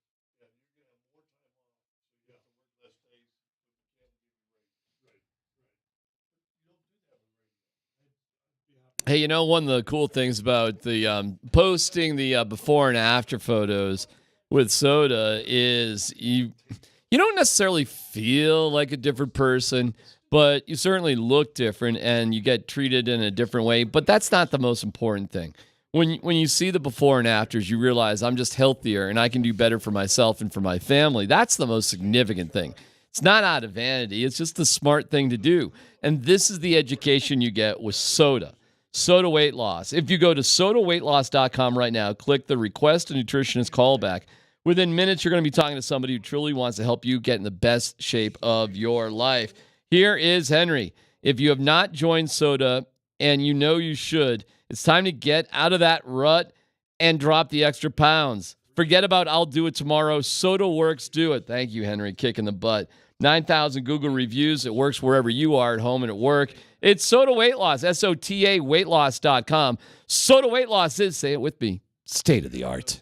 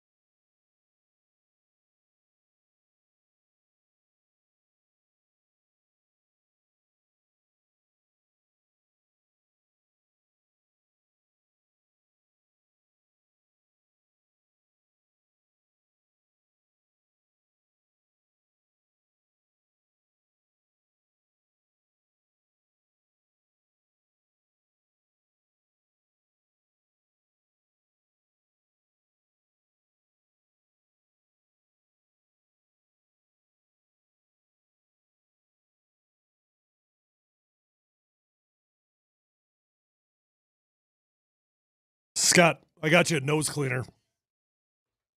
Oh, Tyler. Feels kind of nice. I got to tell you something about that. Yep. Is this Lil Wayne? So I got to tell you something before you get going on Lil Wayne. So Tyler just put up this scrub brush that you got with our Safeway Arctic tumblers, right? And it cleans out the metal, whatchamacallit, which I guess a bunch of people have been jamming in their throats and tearing their top of their neck up. But anyway, so he goes, look, it's a nose cleaner. And if you notice, he's got a stick in his nose. Yeah. I can see that. So have you seen them things on YouTube where you get this wax and you melt this wax, you put it on this little plastic thing, and then you stick it in your nose, you let it set up for like 90 seconds, then you yank it out. You ever tried it? Well, I got one for Father's Day. Nice. Well, every time I see these things on YouTube doing these things, people are like crying. It hurts so bad. I know. One dad did it and it got stuck. Oh, not good. No. Why? So guess who does it today? You did it? No, the warden. The warden. Yeah, she comes in there. I'm sitting there reading one of the articles you sent. So I'm sitting there reading it. She comes in there and goes, Scott, look up. She's got this plastic stick. Did she let you rip it? No, she wouldn't let me rip it. Oh, is it stuck? It's wax. You dip it in hot wax, and then you stick the wax and the stick in your nose, and then let the wax dry. It dries around all the hairs. And then you yank it. Then you yank it out, and it pulls all the hairs out your nose. Yeah. Yeah. What does that do? Which you ought to try for your ear. You ever seen Turkish barbers, what they do for ear hair? They take a flame, like a big old flame, and they just put it on the ear, and it singes the ear hair. Oh, well, that's next for her. I tried that at home. Oh, and so he's sitting there trying to clean his nose out. It went good. He's trying to clean he did it with the bong, though. Yeah. That makes more sense. Yeah, so the warden did that wax thing with her nose today. And?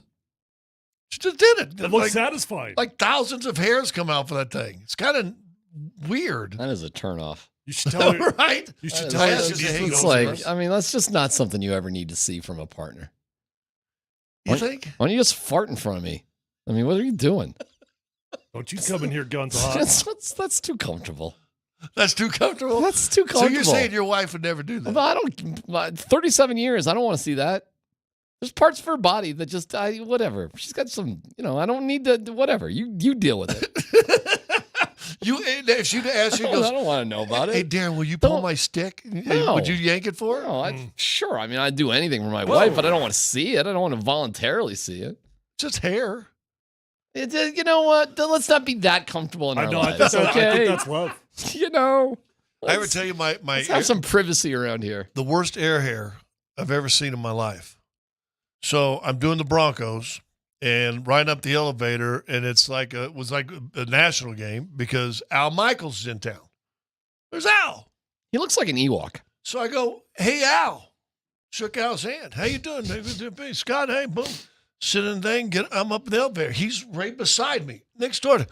I look down, I go, oh, he must have an earache. You ever see guys back in the day, you used to get an earache, the guys take cotton, and they put the cotton in their ear? Yeah. And I look real close. Now I'm looking. We got to go up 5 flights. It's hair. Oh, my God. And it's dark hair. Yeah. He had a cotton ball size of hair that is disgusting. in his ear. That is gross. I would have yanked that thing. Well, no, but now I'm mesmerized. Now it's like people got, got stuff on their teeth. And you just kind of want to stare at it. Mm-hmm. So now I'm sitting right beside him. I'm doing everything I can not to look. It was mesmerizing. It was a cotton ball size of dark hair in Al Michaels' Well, he's an odd physical guy because he's short and, he doesn't eat any vegetables. He's never eaten a vegetable in his life. Allegedly. That's his thing. I call BS on that. That's his big thing. That's a new diet. That's a big thing. But diet Al Michaels. I don't know, man. That's Anyway. Yeah, okay. So now we're talking about body hair. You want to go on about the word? It'd be perfect time right now if you had a endorsement for Manscaped or something. We could just boom, go right into it. I mean, I'm not against it, but I just got nothing going right now. Give him a week. D-Mac will get it. Sure. Hey, Sean, did you hear that? Yeah, a lot of things we can advertise on. D-Mac wants to do something else. You guys ready? Oh, I already put in for the next thing. Somebody was like, hey, do you want this? Sure. Yeah. Why not? All right, how much should we look into? I heard Vic. Vic was kind of interesting with this morning. It was like, with this Deion stuff, we all recognize how important it's been to turn the program around. Nobody questions that. But what he was saying was, is this just too much?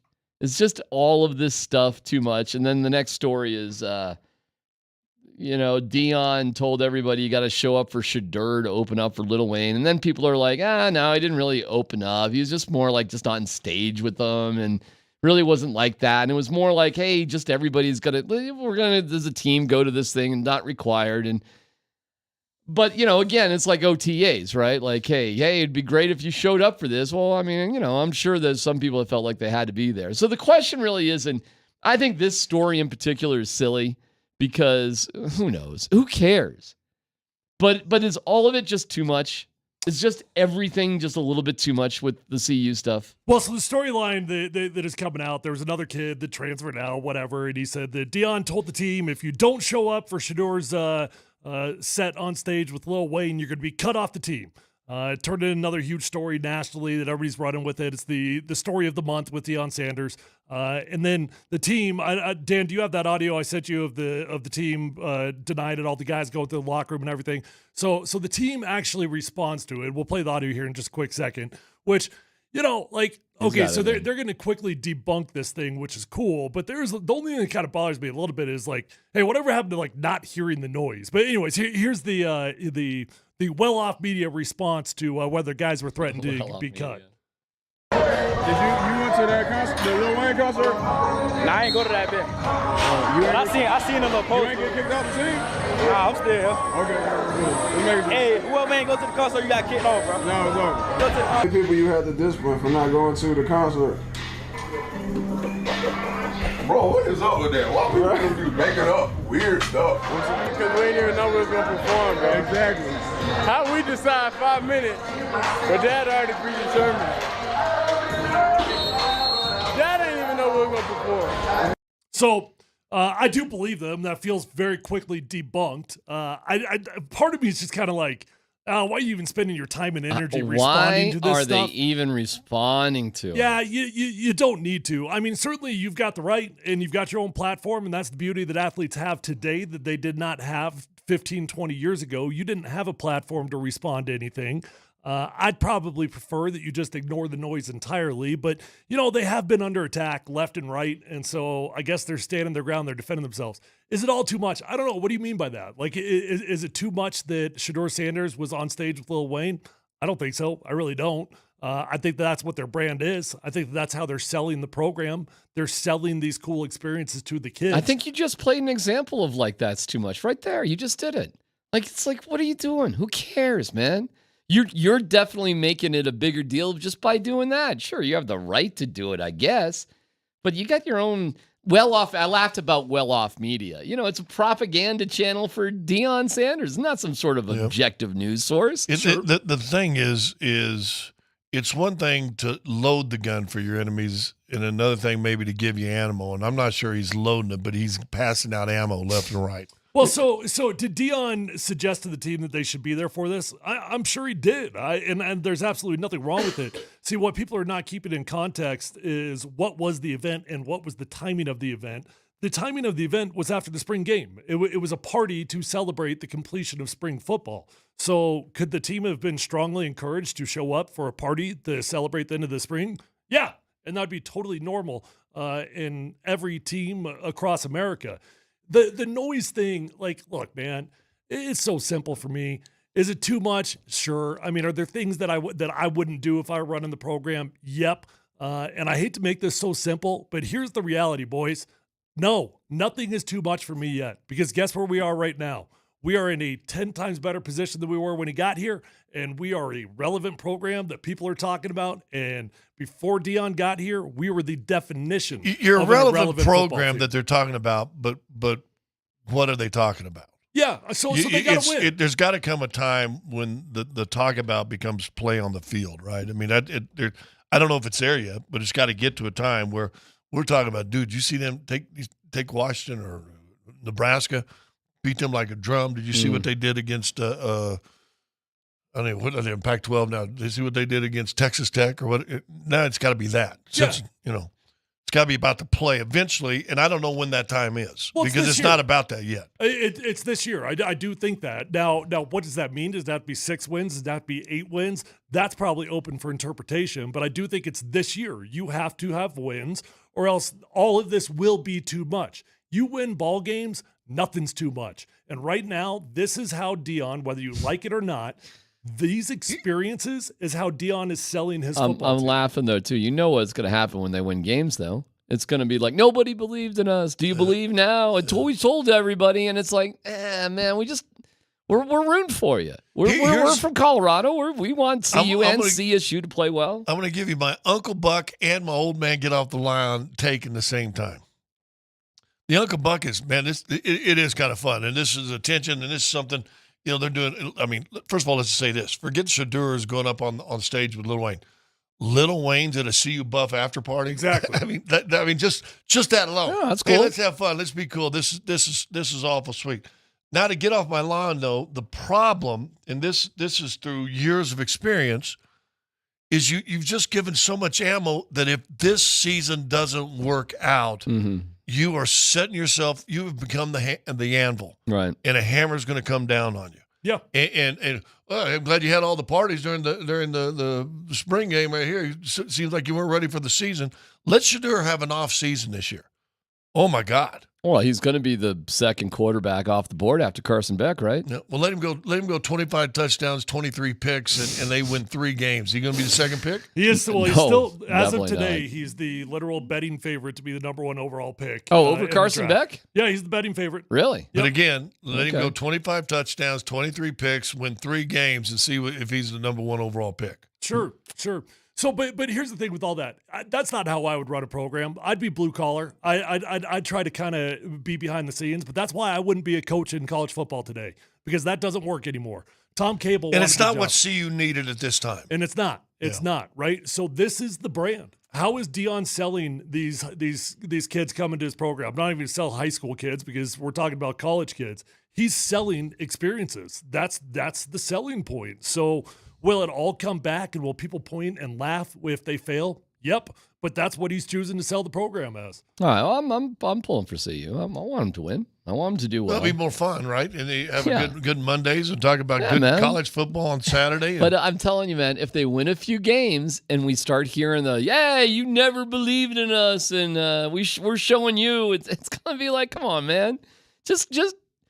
We want to root for you. We want to be on your side. I don't know, but nationally, I don't think that's true. I mean, the tides have turned. Last year, they were America's darling. This year, they're the team that everybody's pointing the finger at and laughing. All right, well, let me ask you a question. So the majority of America, I do think, is rooting for them to fail. So are they trying to appeal to America or a Colorado fan base? Well, it should be Colorado fan base. I would think. Because you know what? Who cares about America? It might be the stodgy college football fans that aren't buying in yet, but you know who are? 18-year-olds, 19-year-olds, freshmen that are unhappy at Alabama, sophomores that are unhappy at Ohio State. Guess who's buying in? Them guys are. They're not trying to appeal to any of that. They're trying to appeal to recruits. Yeah. That's what they're trying to appeal to. It doesn't matter about – I mean, yeah, of course you got to care about your fan base, but that's not how they recruit. They're recruiting kids. Mm. Yeah, and like I said, there's an 18 or 19-year-old sophomore at Ohio State that ain't happy. They're saying, dude, see what they're doing up there? I'm heading there. Watch. I mean, that's what he's done for 2 years. All right, hold on. Do you think they care about the century-old Colorado football fan base? No. Yeah, I do. No. I think they do enough to appease the tradition, and that's it. Well, that's probably true, but I also think that's true about every single coach that ever goes to a new program. I don't care what it is. You don't know anything about that program. You're a mercenary, and you just got hired. We'll see what happens in Alabama with Saban leaving after the legacy he left to see if they try to Dan Hawkins it like he did at CU, and I know that one made you very happy, and basically wipe away all the tradition they had developed and said, oh, that doesn't mean anything. Let's paint over all these All-Americans. Let's paint over all these big wins. Who cares? This is our program now. Okay, that's different, though. Yeah. That's radically different. We're talking about a program that literally had zero relevancy. There's a way to save baseball that has been happening, and I didn't even know about it, but it's going to happen. Another significant change is definitely going to happen, and it involves balls and strikes. Details next.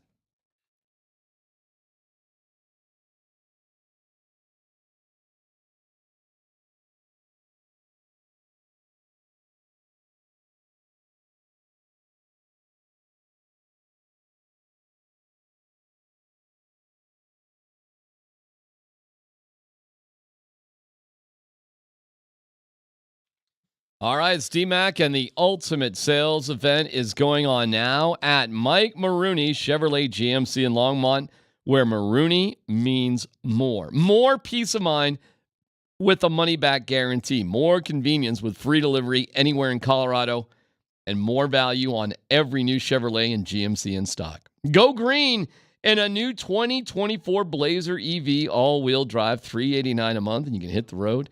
In an Equinox all-wheel drive, that's $298 a month, or just sign and drive a new 2024 GMC Terrain all-wheel drive, only $379 a month with zero due at signing. It gets even better. They've got 0% interest-free financing on select models at Mike Maroney Chevrolet GMC, proud partner of CU Athletics, located at 1415 Vista View Drive in Longmont. Easy to find, piece of cake.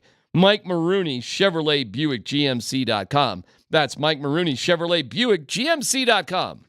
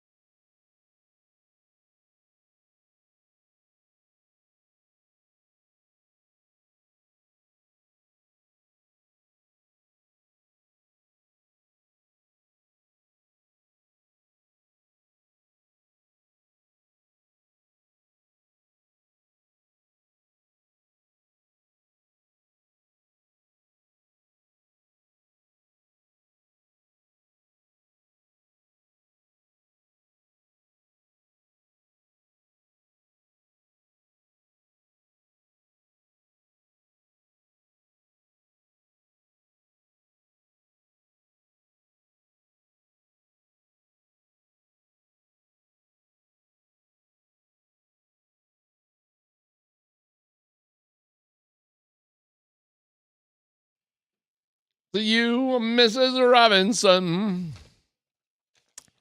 I love this version of this song. Best you please, Mrs. Robinson. Hey. Do you guys believe in aliens? What's that? You guys believe in aliens? No. Scott? Not really. We got to define what aliens are. No, we don't. How do you explain? That's been going on for the last 8 years, buddy. So as soon as you say something like that, Dan, I know you believe in aliens. How do you explain these 15 different 20 to 30 foot high monoliths that are popping up all across the world in Wales and out there? Are they monoliths or obelisks? They're monoliths. That's what they're called. And artists would pay people throughout the world. They would assemble them at 2:00 in the morning, set them up. So you'd have 15 different teams of 4. We got them in Vegas. We got them in Utah. We got them in Wales. Yeah, I think there's one in Romania. People there's all over one the in place. the Isle, right? It's all over the place here. Yeah, it's not that complicated. We got an artist traveling all over the world. No. He hires people to do it, and they do it. I don't believe in aliens, but this is a weird thing going on. This is a weird thing They going tore one on. down in Utah. All you got to look at, okay, what was it made of? If it's 2x4 and plywood, then guess what? It wasn't alien. No. What Dude, if it's not? You must be Well, blown. then let's find that out. Huh? You said they tore it down. Yeah, was it metals not known to this universe? Yeah. That's what they said. It's Only not, found on in the periodic table. Only found on Krypton? Yeah. Is that what's going on? Uh-huh. Yeah, it's an art thing. It's just an art thing. It's But cool. who's got that kind of money? Artists. An artist Banksy. got that kind of money Yes, that he's just they putting up do. art all the way across the entire world. Uh-huh. Yeah, they do. Yeah. They do. These artists are No, that's the New World Order, and they're telling us something. What are they telling us? I'll roll with you. What are they telling There's us? a monolith in the tunnels underneath. Okay. I don't know. It's a symbol. They're uniting. I know you're joking. Something's about to happen. I know you're joking about this, but there's got to be part of you that kind of believes it at the same time. Who said I'm joking? Oh, I could just, See, you got your Seth Rogen voice on. I mean, I know But you're with him joking. talking like this right now, I just have one question that I need to ask him. You ever hunt a cougar? Yeah. Yeah, I've been at Shanahan's on a Wednesday in the summer. What? And? Yeah. Month or two ago. Sorry, you doing some cougar hunting these days? No. Is that what's going on these days? No. Hey, man. If you were at Shanahan's on a Wednesday, you I'll was. tell you what, man. I'm not. We wouldn't judge you. You've never shot a cougar? No, I have had no need to shoot a cougar. Oh. Zach Wilson hanging out at Shanahan's? There you go, Dan. Come off the top rope about Zach Wilson. Those jokes will be there forever. Shanahan's on a Wednesday, man. It's Do you think when they signed him and traded for him, say, hey, you need to check out Elway's on Thursday and Shanahan's on Wednesday? I have not been to. Is Elway's the spot? I thought Elway's was Wednesday and Shanahan's was Thursday. I thought Wednesday. I don't know. I've been to Shanny's on a Wednesday. It was something else. It was a trip. That deck outside? Oh, man. They have a little music going? There's people trying probably a little too hard right there, but it was all right. It was fun. And who'd you go with? How hard I is too hard told you to I try? went with Harvey Steinberg that one time. I was there with Harvey, and it was like the grand poobah, man. Because with Harvey, everybody and their brother knows Harvey. Yeah. I was like a toy. I was like an accessory. Like, hey, look at this guy I'm with. And it's like Mike comes and sits down. That's 2012. That was 12. I tell you, Mike. 2014. Did you say hi to anyone? That got introduced to 10 million people. I don't know who anybody was. Shanny was cool. No, I was talking about the Cougars. They came up to the table, brother. I don't know, man. It was actually pretty awesome. I'm not going to lie. We got a table like right in the middle of the patio. It's like where everybody could see you. And it really was like Harvey was hello, people. Hello, my people. And come on and say hi to me. And it was just one person after another. Then Mike with his rich Corinthian leather skin comes up all wearing white and just a silver fox and smiling. And it was just, I was like, man, I'm with the king over here. And you're wearing your Flash Colorado. I look like a slob. hoodie. Mike is no longer silver. He is white. Yeah. He still's got the tan, though, right? I mean, he's always going to have the tan. That ain't going nowhere. All right, let me talk about baseball real quick, if you like this. I'd rather talk about aliens. No, I get it. We went down that path. Well, I'll give you the last word on aliens. I mean, why'd you dismiss the aliens so fast? Because it's stupid. And I've heard recently people talk about this alien shizzle, and it's annoying to me. There was a 12-foot alien in Vegas. Oh, we can keep going there, man. I don't know what else you want me to say. I just think you were dismissive, that's all. I am dismissive. It's a big universe. Yeah. Keep going. I mean, if you want to have this conversation and you want to feel self-important and self-righteous, think about the world time and think we are so important right now at this time in the course of billions and billions of years that we're encountering other life now. We're like a speck of sand on a vast beach. They ran out of resources. They're looking for habitable planets. Not right now, they're not. Well, how do you know their planet isn't out of resources? Dude, time is a... Are we really doing this? Time to me is like a river. I mean, we can talk about robots it's flowing to the ocean, baseball games. Sure, or to go the ahead. sea. Yeah, okay, I'm sorry. What? I'm in like 3 different conversations. Talk about the robots. No. Fine. Talk about the robots. No, we don't have to talk about the robots. We can talk more about the aliens. I still like time is like a river flowing to the sea. Is that a song lyric? Yeah. Is that a Zach Bryan lyric that I don't know? No. I don't know that one. Time is flowing like a river. Would afford the aliens. Oh my lord. To the sea. Yeah, Scotty, I'm usually pretty good with your references, man. I think I like to keep a bridge from you to like the current day, but you were losing me on this one. Well, I want I mean, time in a bottle. That's Jim Croce. I'll find it. When does training camp start? Not soon enough. We got plenty of time for aliens. Alan Parsons Project. We got plenty of time. Hey, Dan, look up time from Alan Parsons Project. Oh, my God. Because I can't play it, and I've got it right here. And as soon as you hear it, you go, oh, that's Alan Parsons Project. Sounds like a song that should be by Pink Floyd. Hey, but how do you fix baseball? Forget it. Really? Are robo-umps aliens? See, I feel silly if I even bring it up now. Because I care about it. Nobody does. Go ahead. No. Because it's going to have no enthusiasm. Nobody's going to like it. Talk to us about your robots. Are robots man-made aliens? Only when they take the world. Go on. We're waiting. I know. I'm trying to figure out how to do it now. Dan, you want to hit that? Okay. Oh, my God, Scott. This is... Oh, this... This oh, Alan Parsons yeah. Project. No, I know this. You know this. It does sound like Floyd a lot. You're right. Yeah, it does. I know this song. Yeah. It's deep, trippy. too. Oh, yeah. And then they go into the Michael Jordan intro song. Who knows? Who knows when we shall meet again, if ever? That's deep. Because you know why? What's that? Time. Is a flat circle? No. It's flowing like a river. Tyler, what would you say to the aliens when To the sea. When you meet the aliens? Don't kill me? That's what you would be worried about? Yeah, why else would they be here? You tell me. Why would they be here? Because they need somewhere to live. So they'd be taking our resources. Correct. This isn't complicated. Have you ever seen a movie? I've seen a lot of movies. Yeah. Which one do you want to talk very, about? very well. Which one explains it the best? All of them. Interstellar. Okay, maybe we're the aliens. Do you not remember the finale of that? I do remember. I watched it the other day. McConaughey was stuck in the bookcase. He was the alien. Yeah, I know. He's right. He was pushing the books out. But was that the beginning or the end? Like, that's very confusing. It was. I could see you going to movies like that and coming out with a headache. Yeah. Oh, I've watched that about 12 times. Interstellar? Yeah. That's a good one. Great movie. Oh, it is good. All right, so they're going to have robot umpires. Cool story, bro. Time out. It's PhD on 92.5.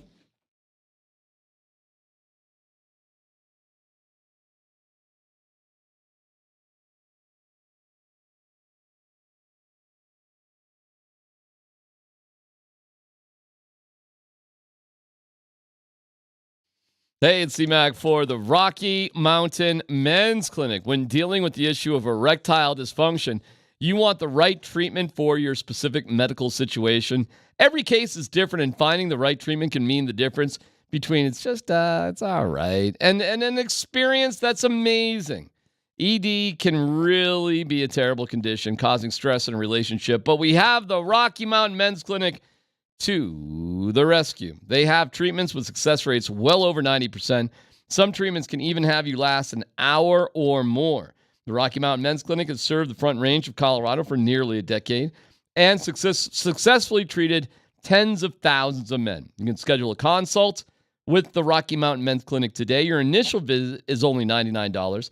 You get a medical consult with a Colorado licensed medical provider, a TNPSA test, and if medically advised, a test dose. Hey, if it doesn't work in the office, your visit is free. So get an appointment and get yourself going in the right direction. 720-440-7900, RockyMountainMen'sClinic.com.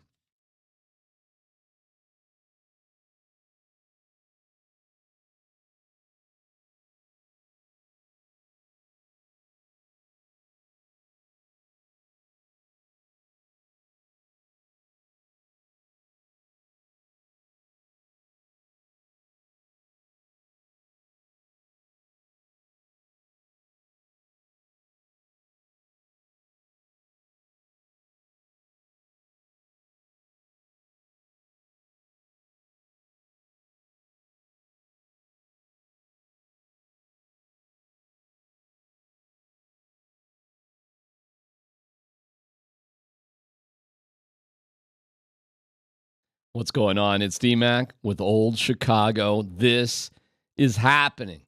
Old Chicago Pizza and Tap Room has an unreal pizza deal to go. Only $29.99. You can get a delicious, large, 2-topping pizza on a scratch-made flaky crust. Come on. Plus, it comes with a cheesy, dippable mozzarella sticks. A giant gooey chocolate chip cookie. And did I mention it's only $29.99? I mean, it's going to take care of business for the whole family. No dishes, no fuss, no muss. You got it. Old Chicago Pizza, the unreal pizza deal to go. Feeds up to 4 for only $29.99. Only at Old Chicago. You can find your local Old Chicago at oldchicago.com. You had me at Pizza Old Chicago again. Where are you going? Go to oldchicago.com.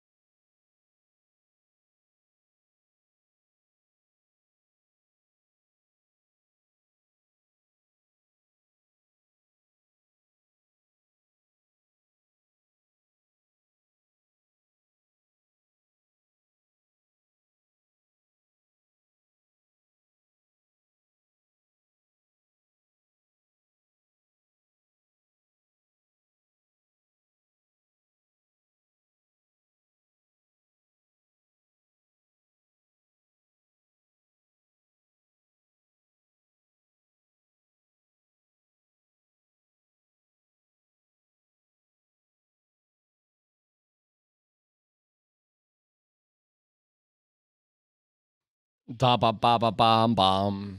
So the Celtics are world champs. What did we learn? Got to take something away when a team wins the championship. Your team don't. They've had the best record 2 years in a row, and even though they had the best record last year, they didn't set pat and said, let's just run it back. So I felt, and listen, Denver, I believe Boston's up against the cap somewhere also. But to me, Denver made a great transition 2 years ago, set them up for a championship last year, and then lost a big piece of it but didn't replace it. And so if you're being real honest, you probably kind of knew then that to win it again this year was going to be a heck of a lot tougher. So now, to me, listen, I think there's a whole lot of people going, they brought Porzingis in, did something else, already had Tatum and Brown. White's starting to play great also. You know, they traded for him, a couple years ago. Traded last year at the All-Star break, didn't they, for, what's his name, the brother? Holiday. Right. And now look what they got. We would, that's all true, right? So they went out and they made moves. Dallas did the same thing, for the record. They went out and they made moves. They tanked the season, and it worked for them more or less. I mean, I guess they didn't get the championship, but they got there. We would be having a different conversation about the Nuggets right now had Julian Strawther developed. We would. I mean, had we seen one of these younger guys actually get more playing time, be more consistent, and look like they were going to turn into a scoring threat coming off the bench, we probably would be looking at the moves from Calvin Booth and being like, you know what? That was a pretty healthy, organic way to go about this because you got us some young shooters that developed. The problem is they did not. And probably the bigger Which problem now is a question mark going into next year, too. Right. And probably the bigger problem was, did Calvin Booth understand as head coach asking a guy that doesn't like playing young players to have the time and the patience to give them the reps to develop? To me, that's what feels the most kind of crossed here. I just don't feel like that was ever a logical solution given the coach that we have. Yeah, I think I don't know about Strawther, man. I don't know, man. I don't want to give up or say bad things about a young guy. Who knows? But I saw stuff out of Bones Highland. You saw, even in those 10 games, you saw stuff from Peyton Watson. They were like, ooh, that's good. That could be interesting. We had a stretch early in the season that we were feeling good about Strawther. There was a stretch. It was like 2 games or something, but I don't know why it went away so quickly, and I don't know what's going on. But I don't sit here like, oh, man, we got to wait for Julian Strawther. I don't. It'd be nice, but I just don't see it happening. Do you? Well, no. I've always felt this, that if you've got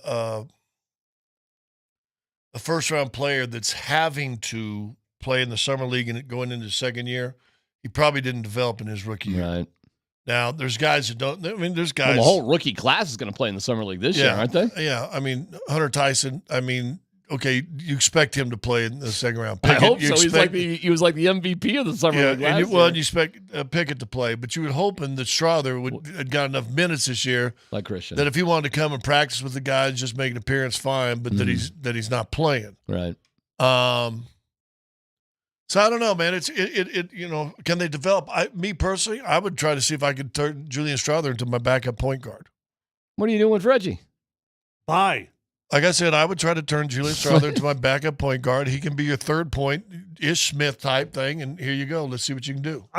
You've got very limited things that you can do. What you can do is you can try to trade Zeke, you can try to trade Reggie, and you can try to find a way to replace KCP. Those are all things that need to happen. So bye to Reggie. Bye to Reggie. Yeah. He's got another year, doesn't he, on his contract? You're just going to cut Reggie? No, you weren't listening. When you said bye to him, what do you mean? I just said you would have to trade Zeke and Reggie. Okay. I don't know what the heck you'd get for either of those guys, frankly. But well, not much. But you have to start moving some pieces here. I don't know. You may be able to get something for Reggie. Who knows? I don't think they're going to do that, though, because I think Malone really likes Reggie. Here's the problem. Dan's got Strawther strats up there, and I didn't realize they're this bad. The guy you drafted to be your shooter shot 37% on the year and 29 under 30% for 3. That's not your shooter, right? Those numbers need to be elevated a little bit. Let's see if he can make a big jump going into next year. I actually can't believe he played in 50 games. Played in 50 games, averaging 10.9 per game. Is that right? That can't be right. I guess it is. I'm sure. He had a bunch of blowouts. Is that 10.9 minutes? Well, he played. The game he had his best game was in Atlanta, and he was 6 of 11 from 3, as I remember. He had 22 points. He was outstanding. I think he had 4 or 5 steals in that game too. He was that Julian Strawther. Even if he has a game like that, another okay game, then 2 bad games, and another game like that, but we didn't see that. We saw a great game and then disappear for the next month. All right. Well, maybe he can turn things around. Who knows? Not banking on it, though. That's the problem. Is that you have to. Right now, you're in a position that you almost have to count on that, and that doesn't feel good. All right. Let me ask you the question then. What's the difference between, hey, you got to be aggressive and making moves and not overreacting? Because I can play the other side of the coin. Hey, man, chill out.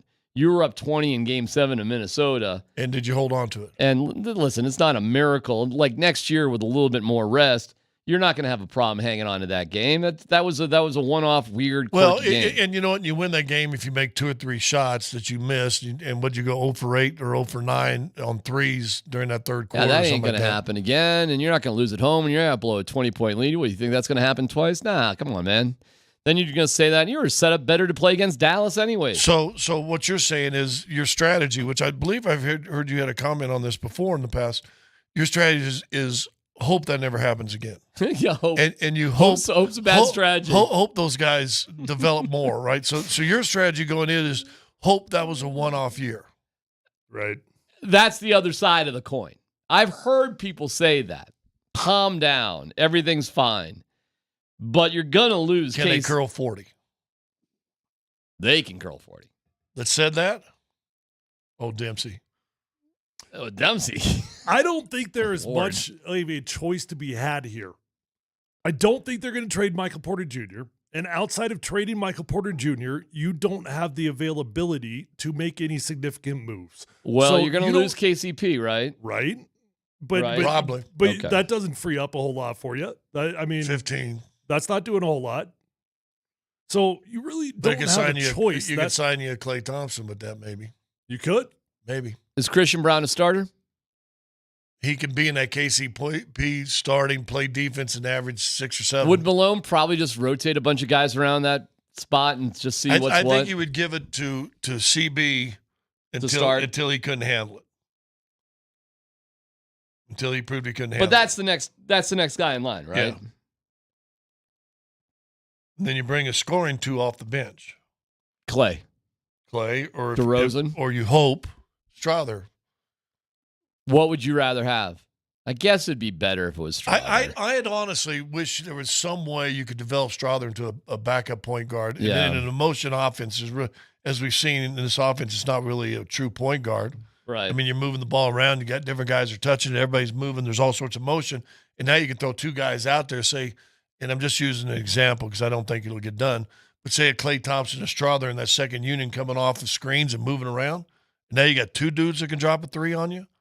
I'm looking at what Klay Thompson's projected value would be. Yeah. And just a couple of the websites I looked at, more or less it's coming in the ballpark of a 2-year, $46 million contract. That's what people are predicting. 246? 23.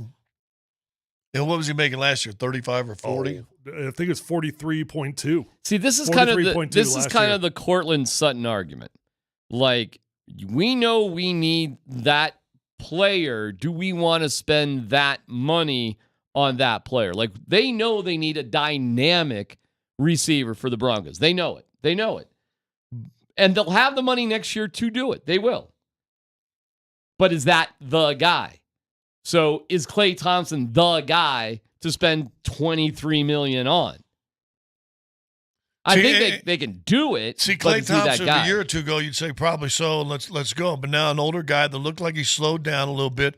He came in this league as the defensive guy that could hit a mid-range shot, and he became one of the great shooters with his partner Steph Curry that there was. Always good defense. But since the torn Achilles and the ACL, he hasn't got that. You know, he's not the same guy defensively. So So now you're hoping, does that leg hold out and he can give us 22 minutes a night at B-plus basketball? So is B-plus basketball 22 minutes a night or $20 million? Well, it's a risk because if you go Klay Thompson, what you're saying is we're doing everything in our power to make sure we win right now, which quite frankly I agree with. But, if that goes wrong, and it could, I mean, Klay Thompson is on the decline, right? And if you don't get the production out of him on a 2-year, $46 million deal, well, now you're looking things like long-term, and you're like, man, how many more opportunities do we have at this? My fear is that they're going to take the approach of long-term, and I actually think that's a mistake. I think they need to panic a little bit. When I say panic, that's probably the wrong word. Well, but I think they need to recognize these windows will not last forever, and you got to freaking capitalize on it. Let's just use the front office's own words then. We're not so much worried about winning back-to-back. We're worried about winning 2 in the next 3 in the next 4. Well, guess what? If you want to do that, guess what then you got to do next year? You got to win. So that's what they said last year coming off a championship, right? Is that how they feel this year coming off of a disappointing exit? I would hope so. I would hope. I've always said this, and listen, it's been so great doing all these years with the Nuggets that no one's ever talked about championships, winning championships, repeating championships, anything like that. And the whole time I've worked until these last couple of years. Now you're a championship team. You just said a while ago the first early returns on Vegas coming out, whatever. Denver's second most likely to win a championship. That says let's go. The rest of the world's saying let's go. If you now go and say, well, wait, no, we're going to still wait and see. I don't think you want to. Nikola turns 30 in the season. You want to waste another year? No way. Because if you don't win a championship this year, is it fair to say it was a good wasted year? I think you got to go for it. The window's too short with Yoke. You just got to do it. We're probably 5 years, maybe. I mean, maybe 3. I don't know. You got to go for it. Mm-hmm. You got to go for it, and you can't make. Listen, there's 2 big mistakes you can't make. Can't sit still. Can't overextend yourself to get to the finish line. Can't do it. Learned it. Doesn't matter.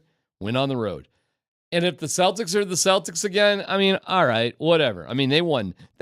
Listen, man, when you really look at it, they easily won this championship, guys. They cruised through the regular season.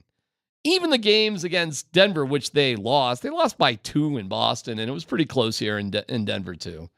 So, who challenged the Celtics this year? Nobody. Nobody in the regular season, nobody in the playoffs. I mean, they're really one of the more dominant teams in NBA history this season. Still would have been a heck of a series. Of course it would have been. Of course. But I'm letting it go. See, what are you doing? You're sucking me right back in there with that. Don't do that. Don't do that. Anyways, it's hey man, good for the Celtics, and they'll have the duck boats out, and they'll just have another parade. It's what they do in Boston, man. That's what. Listen, it's not time to panic. Front offices that don't know what they're doing panic, so it's not panic mode. But you know what it is? It is get to work mode. Okay. It is. It's time to work, not panic. It's time to work. Yeah. Let's get to work. How will you know they've done a good job? We're in the Western Conference Finals next year. It'll take that. It'll take some time. It won't be obvious right off the bat. Well, I don't think so. Was it obvious last year? It won't be obvious because we're too good with the starting 5. The starting 5's too good. You will have a good season. You will have a great season. I think last year when Reggie came back, I think there were a lot of raised eyebrows about that one. Like, you did a new deal with Reggie. We're like, oh, really? He didn't play in the playoffs, but okay. We're going with him, huh? I think at the trade deadline, there were a lot of raised eyebrows. Well, nothing, huh? 0. Okay. I think when Strother started playing more in Grand Rapids and Peyton Watson wasn't getting off the bench at all in the playoffs, it was another what was that all about in the regular season? He doesn't even play now. Because we're going with Holiday now? We're going with Justin Holiday? The problem with Peyton is he got in his own head and completely lost all confidence. Okay, but still, he's swinging at 0-1 curveballs outside the plate. Mm-hmm. You're going to get me to my baseball talk. Bring me back. I have a financial proposal for our show. Okay. I'll give it to you after the break. Let's go. PhD on 92.5.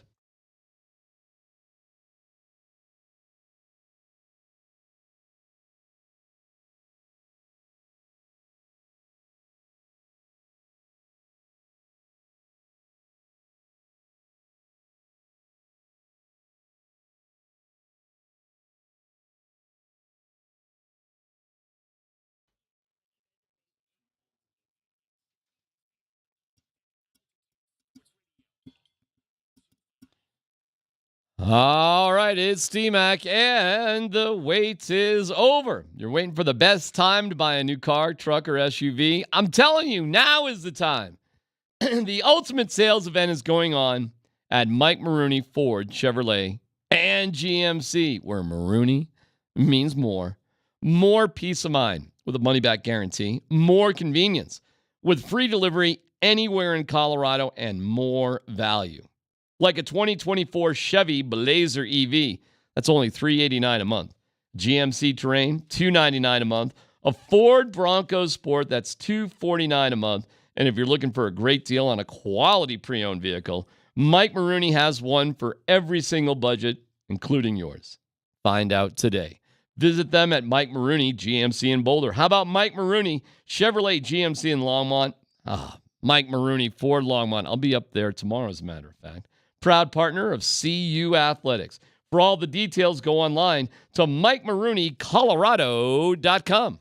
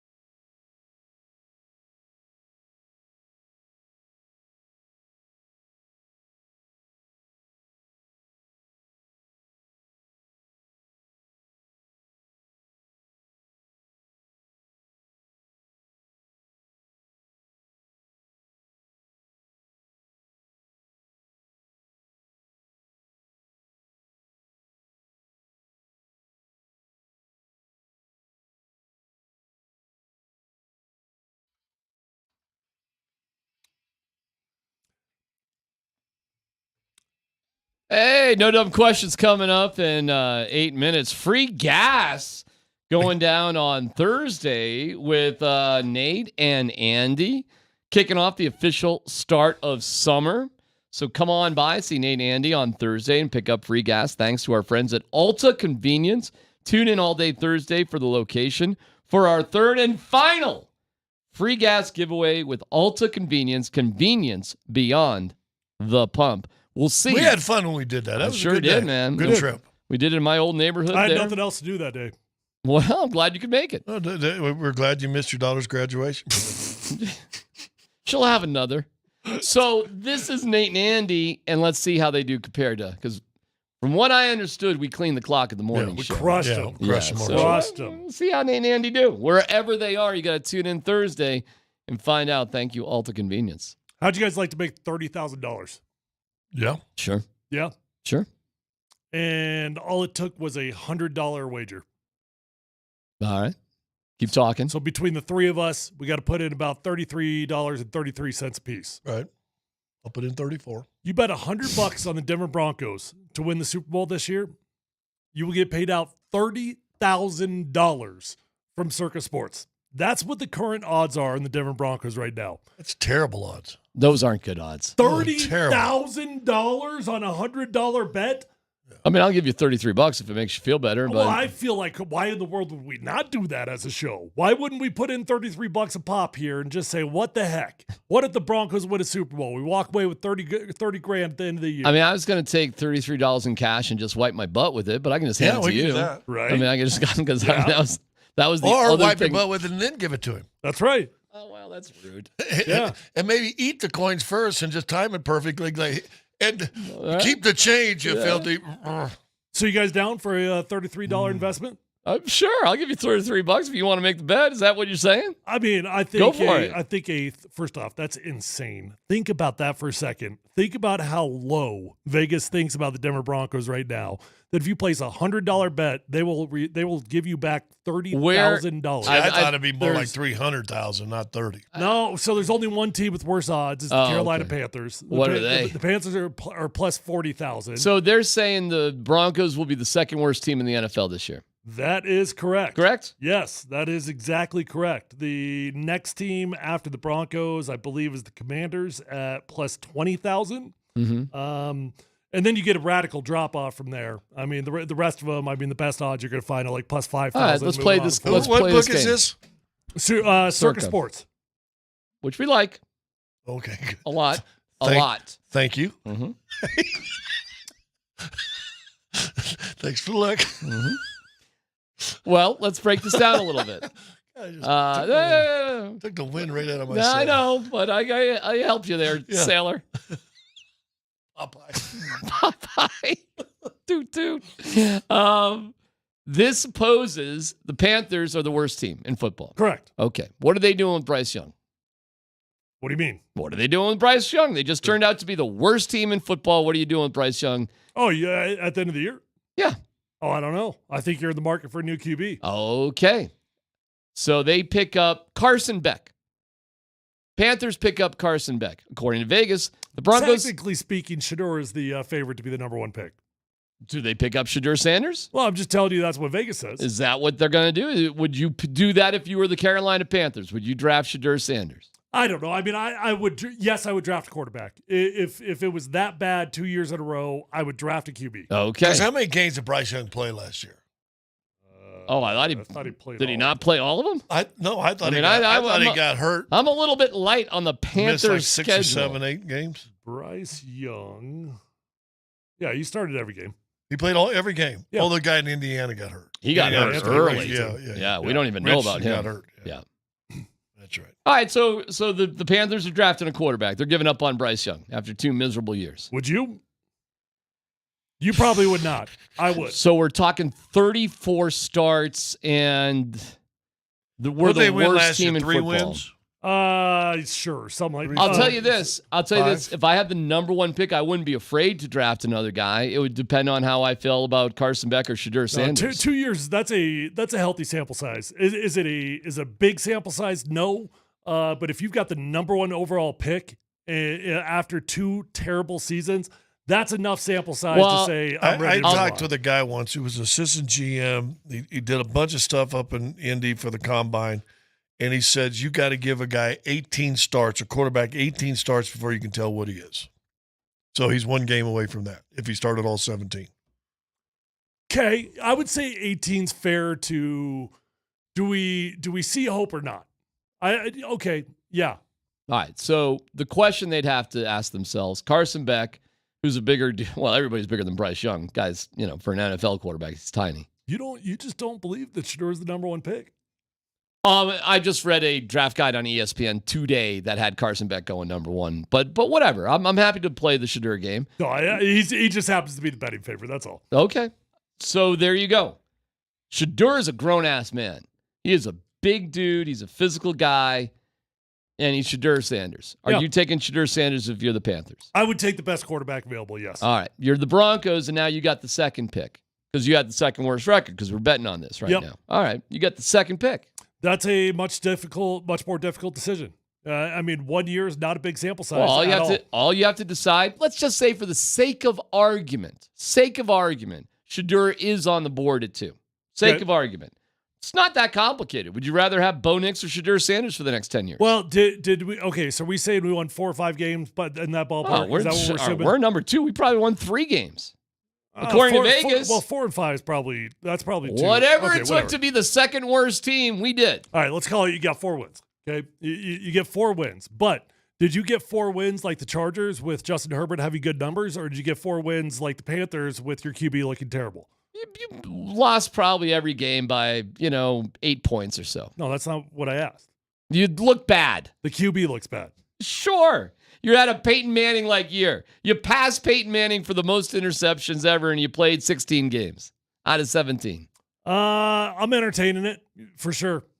I mean, you're the second worst record. You're going to get there somehow in a poor performance. Well, I'm just saying you're not going to get like Justin Herbert has barely won anything, but he always looks good. I don't know what the scenario would be that Nix looks great and you've got 4 wins. I mean, it probably is not good. The question is simple: you want Shedeur or Bo Nix? That's it. That's all you got to think about. That's all you have to think about. Okay, if Bo Nix looks terrible, I'm looking for the next best available quarterback. Bo Nix looks like he's okay. I'm probably sticking with it. Even if he looks average, I'm probably sticking with it. Well, I'm going to narrow Panthers, by the way, won 2 games last year. Commanders and Cardinals 4 games last year. And coming up at 4 games also with the Patriots, Chargers with 5. So there's your top 5 teams from last year. So 5 wins will get you top 5. 3 will get you 1. This is simple. The Broncos are going to be in probably that kind of position. They're going to be in a spot where they could take Shedeur or go for him. They are. It's not complicated. All you have to do to think about, and frankly, if you want to look at the next 10 years, 1 year is no big deal. Plus, you're going to have a lot of cap space to build around whoever your quarterback is. This is not complicated. It's just, would you rather have Shedeur Sanders or Bo Nix? It's that. I hope they decide to keep me around for another year because I can't wait. I can't wait till next February to be on the Shedeur Sanders DMAC rant for 2 months. I just that won't be me. I can't. That will not be me. I'll tell you what I'd do. I'd roll with Bo Nix, man. I'm all in. But that is the decision they will have to make, and don't tell me people won't be clamoring for it. So the Panthers didn't pick until 32 this year, but they only won. But they traded the number 1 pick from the year before to Chicago. Correct. Yeah. In theory, the Panthers had the number 1 pick this year. What do you think they would have done? Taking a quarterback? No, I do too. Yeah. You think they would have given up on Bryce Young? Yeah, I think that's how bad it was. Yeah, because the guy in USC was a can't miss. Then you could trade Bryce Rand for a 5th round. That's fair. It was that bad. There's no chance you're passing up on the best available QB. Because all you have to ask yourself in that scenario is, would you rather have Bryce Young or Caleb Williams? Right. But by the way, the whole concept, if you get the wrong quarterback, it sets your organization back. No, it doesn't. It doesn't. Not anymore. You go. I tell you what sets you back. Big money on a free agent quarterback, that sets you back because you can't do anything with it, and it's gone. There's no development, and the worst thing that happens if you're the Panthers or anybody else, you just do it again the next year. So that's true if you're willing to admit you're wrong. However, you're a big plan guy. You're a big, I got a plan. I'm sticking to my plan. Meaning I drafted this quarterback. I'm going to give him every opportunity in the world to succeed, and I'm going to stick with it, right? Under your senior, you would not give up on him, right? That sets you back big time. If you are willing to say I was wrong, if you're willing to do what the Arizona Cardinals did, if you're willing to say, look, man, we thought it was going to work, we're wrong, correct. You can try again. The problem is most teams are not willing to admit that they're wrong. And so, yes, it is a huge setback when you get it wrong. Well, bosses don't fire themselves. I've learned that no matter how stupid they are, as we both know, they don't can themselves. They tend to stick with bad decisions because they know if they change their decisions, they should be fired, and they're likely to be fired. Which is why, yes, it does set back your franchise big time because nobody's willing to admit they're wrong. Only if the owner allows it to happen. Okay. Only if the owner allows it to happen. A smart owner would just move on, probably from the decision makers, and start it right over again. A smart owner would do that. So saying that, if Bo Nix wins 2 games and looks like Bryce Young from Carolina did last year, is your GM fired this year? Yes. No. The GM, no, because Bo Nix is not here because of the GM. Well, you said decision maker, so I said, is Sean Payton fired? No, the answer is yes. Although D-Mac's right, it was not George Payton's decision. There will be a fall guy. Absolutely, there will be a fall guy, and it's not going to be Sean Payton. And it's not going to be George Payton. It'd be Joe Lombardi. No, which would be painful. That's Sean's guy. He's not going to make his guy a fall guy. He's going to make somebody else's guy a fall guy. It'd have to be somebody significant, and it's not going to be George Payton. And it's not going to be Sean Payton. And it has to sting. So it likely would be somebody who would sting. And I don't think Davis Webb would be gone too, probably. Well, that one's easy. Right, yeah. But that doesn't sting. That's just not that big of a deal. Lombardi would sting. Sean's not firing his guy. I don't think he's firing his guy either. But if you're asking for a fall guy, that's who it would be. No, it'd be the guy that isn't Sean's guy, George. George is you're gonna blame the guy who had nothing to do with Bo Nix being here. Am I blaming him? No. But I'm telling you that Sean Payton is not going to blame his own guys. He will blame somebody else's guy. That's what George Payton is. He's somebody else's guy. Okay. I'd put $100 on that. I'll put $33 on that. You think Sean? And here's the change. You think Sean would rather fire his own guy than somebody else's? I don't think he'd rather. I think he would. Who do you think is going to make the decision about that? Yeah. Well, first of all, I don't think it's going to happen. But if I thought you predicted we're going to win 4 games. If you've got to throw somebody under the bus and you got to make it sting, it's got to be somebody significant. It can't just be a Davis Webb. And George Payton had nothing to do with it. And guess who knows he had nothing to do with it? Greg Penner knows he had nothing to do with it. I got it. Sean's running the show. He's not firing his own guys. Dude, all right. Who do you think is more in charge of the Broncos, Sean Payton or Greg Penner? Well, of course it's Greg Penner. But Greg Penner trusts Sean Payton, so Sean Payton's making the decisions. Greg Penner doesn't operate in a vacuum. He understands what the deal is. By the way, you realize Greg Penner has a great relationship with George Payton. Like, he really likes George Payton. I'm sure he does because he's Bud Black. Oh, George Payton is Bud Black, by the way. He's a great guy. He has a job because he's a great guy. And he gets along. I got something to play for you from Bud Black. Another one? It's a different one? No, you guys should both love it. Actually, I'll be stunned if we'll do it here in about 10 minutes. But I got a reason why both you guys are going to love Bud Black. I'll actually have audio for you coming up. First, let's get to No Dumb Questions. Columbus, Hastings, and DMAC present No Dumb Questions. This is your safe space. I like to use No Dumb Questions as parenting advice for myself. You're a smart guy. Send us your not dumb question now. Tweet it, text it, or Twitch it. It's No Dumb Questions on Altitude Sports Radio 92.5. If you had to eat, I'll take it, change it up. What mammal haven't you ever eaten that you'd like to eat? Mammal. A mammal? That I would like to? Yeah. Oh, I don't know about what I'd like to. That'd be intriguing to try. Whale. I thought about whale also, but I don't want to. Oh, with the Inuits? I thought we were still talking about Shanahan's on Happy Hour. I'm sorry. We're not. No, real whale. Have you guys had snake? Snake, S-N-A-K-E, or steak? Snake, yeah. You have? D-Mac? I have had steak. I've not, but I don't have any desire to. It's like one of those weird menu items that's fried rattlesnake or something. Alligator. I've done gator. Yeah. Yeah, Gator has that. Yeah, it's one of them restaurants that has. I don't even believe it. I don't even think it. I'm like, show me the snake. It's chicken. Yeah, show me the skin. Why do you bring that up? I was just thinking about it. I don't know. Is there an animal out there that you've not ate that you'd like to eat? Well, what's your answer? I don't know. It's your question. You got to have a payoff. Well, we like buffalo. We've all had buffalo. Yeah, I like bison. Don't eat Ralphie. In a heartbeat. Ralphie would be. Buffalo is good. I'm not gonna lie. How about a camel? Camel? What sounds appetizing about a camel?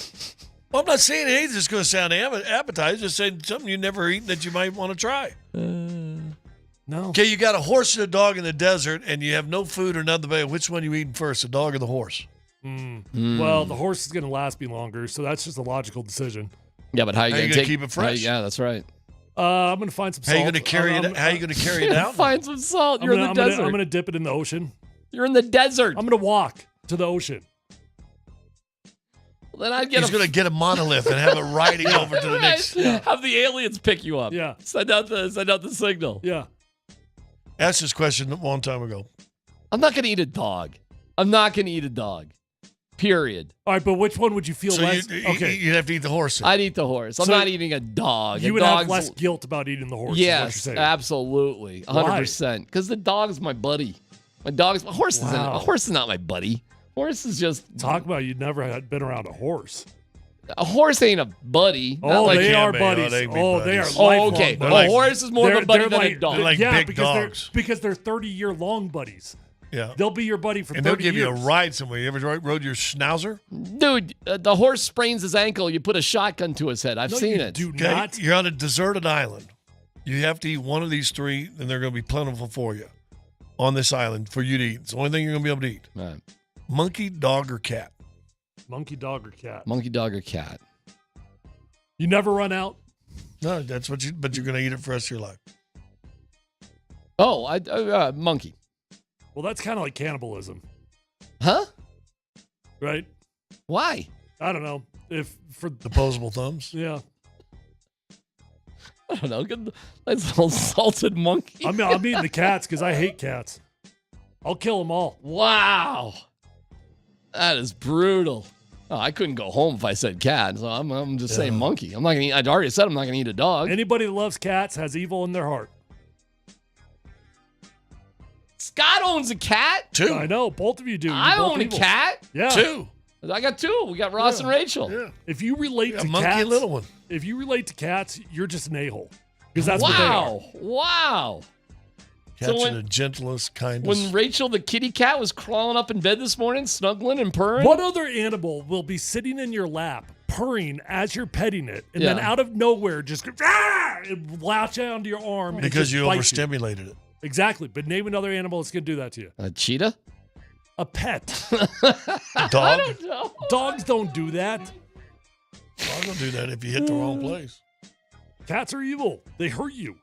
The text line is Champ Mazda text line, one price, one person, Do you think you've ever had dog accidentally? What? I've ate dog food. I asked that question one time. Reggie McDaniel says, well, he called in the radio show and said, I've eaten all 3. We go, really? Because I was in the military for 20-some years. He said, I was in Panama and had monkey. Yeah. Wow. I was in Korea and had dog. And so me, like a dummy, I go, were you like in Vietnam or someplace had cat? He goes, no, it was a Chinese restaurant in East St. Louis. That's what I'm saying. I'll play you a reason why you both will like Bud Black. Oh, good. Okay? You're going to hear. I like Bud Black. What do you mean, like him more? Oh, you'll like him more. But it's part of the problem. What's the question? You'll find out next.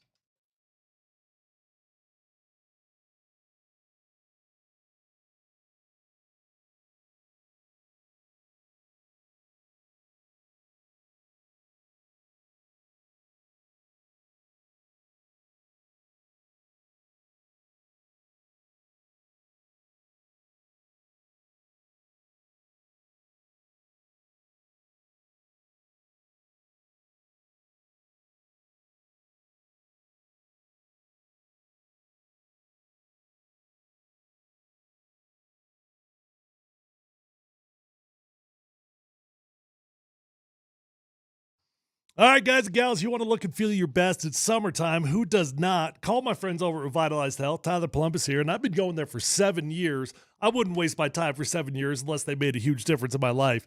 Guys, they're going to come up with a customized game plan for your body, your needs, that's flat out going to help you look better, feel better, sleep better. They can help you out with testosterone, peptide therapy, hormone replacement, medical weight loss options. They've got it all covered. There's a lot of options out there for testosterone, but there's so much more to your overall health and wellness, and that's why you want to call Revitalized Health. They've got 3 locations, so they're close to no matter where you live. Let them know that Tyler Columbus sent you on over, and find them online at revitalized-health.com.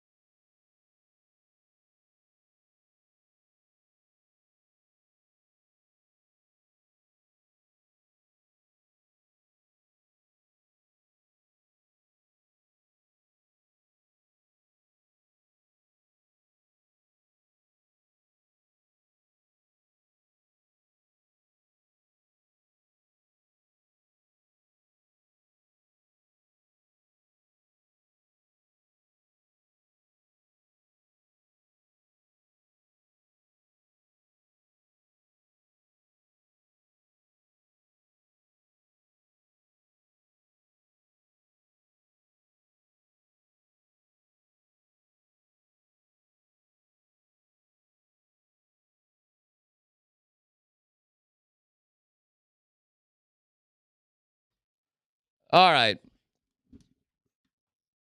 We'll get into the Broncos and stuff and the Rory apology and the NBA in here in a little bit, but I realize what the issue is with the Rockies, and I realize why Bud Black would be so hard to move on from. So, not that it just has to do with baseball, but would you say George Payton is the Bud Black of the Broncos? Yeah, he's got a good guy. He's a good guy. So why fire him? I don't think you hear enough of him to say blaming other people, though. So no, from that standpoint.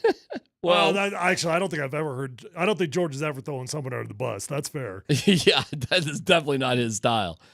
But I'll roll with you on that because I don't know anybody who doesn't like George Payton. Seriously. Yeah. Everybody likes George. All right, so this is. Are you ready for this, guys? This is pregame yesterday. Pregame before the Dodgers. Bud sits there in the dugout for 11 minutes. And we're just going to chill out. Now, you got to just think about this. We're just hanging out in the dugout 3 hours before the game. Now, why baseball people have to be there that early is beyond me. Got me.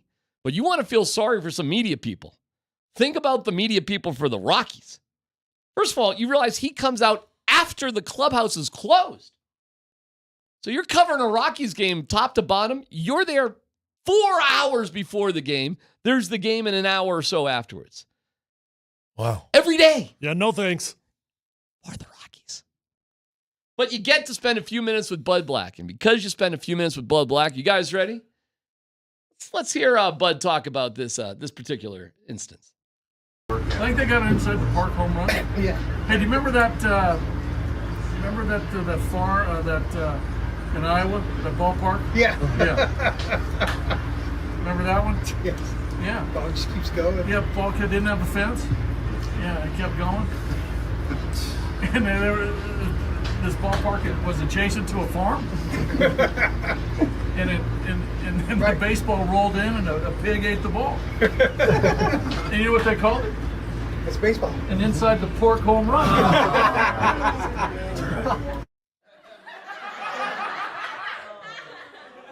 I love dad jokes. I know you do. I'm here for dad jokes. I know you do. They're playing in a ballpark near a farm with no fence. The ball was hit so far, it went to the farmer. The farmer's pig ate the ball. You know what they called it? An inside the pork home run. Well, let me ask you this. You guys aren't laughing. Where's the dad joke? Do you ever laugh at dad jokes, really? I mean, just go, I don't. No. Yeah. I don't. All right. But you guys seem to love it. Well, let me ask you this. If you took a shell off a snail, would it make him faster? Nope. Just a little more sluggish. Now you're laughing at your own jokes. Even worse. That's what dad jokes are for. Because I've seen you kind of fighting it. Why didn't you laugh at the Bud Black inside the pork home run? I chuckled. That's what they're for. Okay. But you get a quick chuckle and you move on. See, good comedians go back over the joke in their head so they can steal it for later. That'll be regurgitated tonight when I get home to my daughter. Inside the pork home run. And guys, this is Bud Black. Well, did you hear the one reporter? That's baseball. That was Thomas Harding. I laughed when he said that. Yeah. That's how much Bud Black says that's baseball, that Thomas Harding jumped the joke. First of all, Thomas, you couldn't tell a joke was coming up? Relax there, pal. But that was Thomas's little way of, that's baseball sort of thing. Thomas didn't really get the joke, but. We used to have Thomas had his own theme music when we. Thomas is great. I love Thomas Harding. Thomas Harding is one of my favorite guys, period. You guys know what a Knight's favorite meal is? Here we go. No. Swordfish. There you go. Now, if you're a manager and you say that, you're going to get the world. There's Drew Goodman. The hell? Drew Goodman. What's going on? He can't hear you. Hey. No, he can't. Well, we got the speakers on out there, I think. Does he want to come in?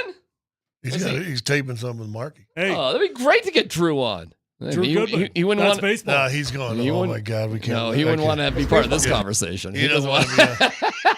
He's going, I got to get up out of here. But this is the deal. You got a nice coach. Everybody likes him. And you know what? Everybody's just a little too comfortable. You know who should be that guy? The assistant coach. The assistant coach should be, Mazzulla, right? The Celtics. That guy looks like pretty intense, I think. Pretty serious guy. Don't you think? Yeah. He ain't telling dad jokes. I don't think. Don't think. Maybe at home. Who knows? I don't think to his, to the media and everything. No.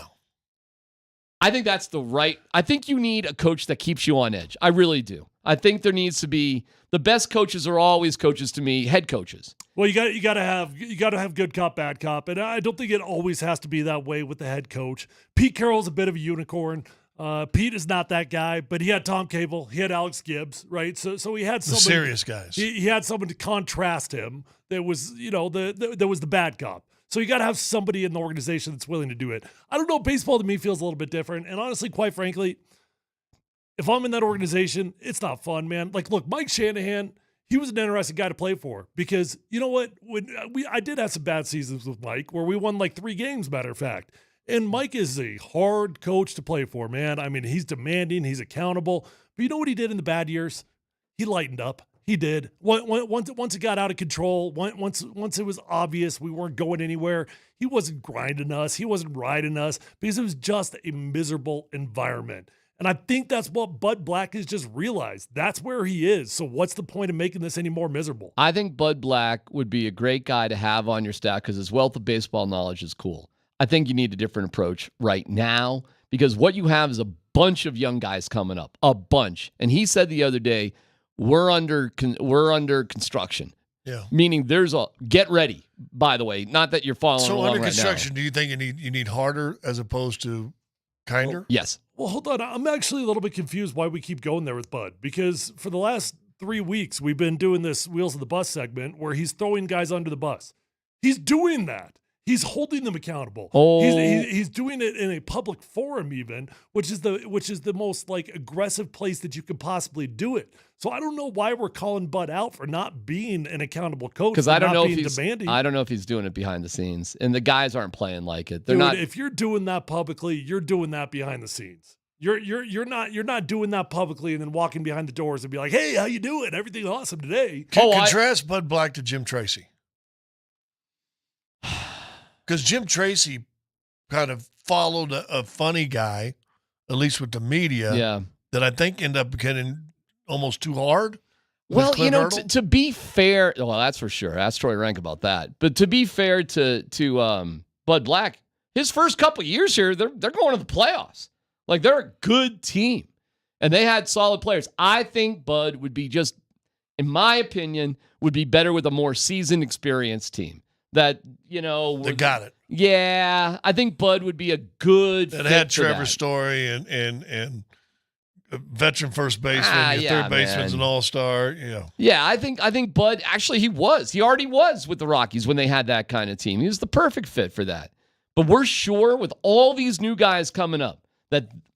So you think what the Rockies need now is a sergeant in arms? I think they need somebody who is serious about analytics and develops an analytics department, and the folksy sort of stuff would be fine on the staff. Like, you can't be so intense all the time, but not. I think the fear of God needs to be in the players a little bit. Their attention. There's a bunch of young guys that need discipline, frankly. And I'm not saying you got to be yelling at them or anything, but they can't feel too comfortable. And I think there's a little bit too much comfort going on there. I'll believe you if you say you've got a source, you've got a reason why you're saying that. I'll believe you. I'm not calling you liar. But on the surface, it doesn't add up because he's doing it publicly. So why are we assuming he's not doing it privately? It's not all guys, though, that rip public do it private. Okay, that's fair. But why are we making that assumption? Like to me, if you were assuming anything, I would assume what he's saying publicly, he's saying privately.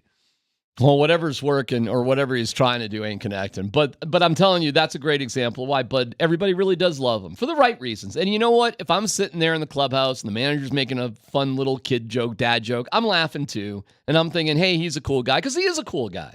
That's not being phony or anything. I'm just saying, how serious and this is a question for all sports, how serious are you about winning at any point? Serious. How serious are you about winning?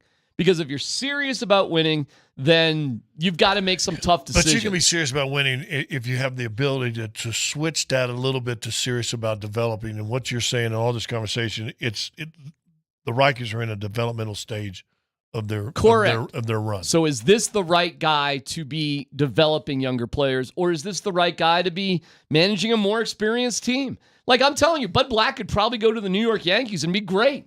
And they would probably win 110 games with Bud Black as a manager of the Yankees. But that doesn't mean he's the right place for this time right now with these guys coming up.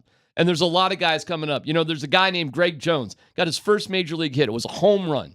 Home run last night. It was really awesome. It was a cool moment. Michael Toglia hit a double, and then Hunter Goodman, who was huge, he looks like Paul Bunyan, hit a 2-run homer after just hitting 2-run homer the other day. Are we sure Bud Black is the right guy? Because there's a lot of Rockies talent coming up. I'm just telling you, there's a lot of talent in the pipeline. And you got to think long and hard about what it means to win and how important it is. And none of those guys you mentioned, pitchers. It's PhD on 92.5.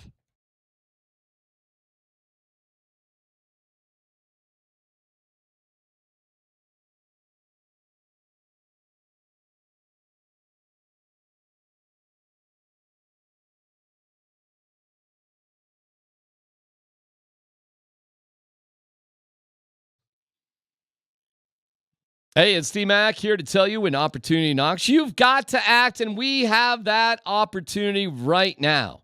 It's a buyer's market, which means exceptional values at Mike Maroney Ford Longmont, proud partner of CU Athletics. How good?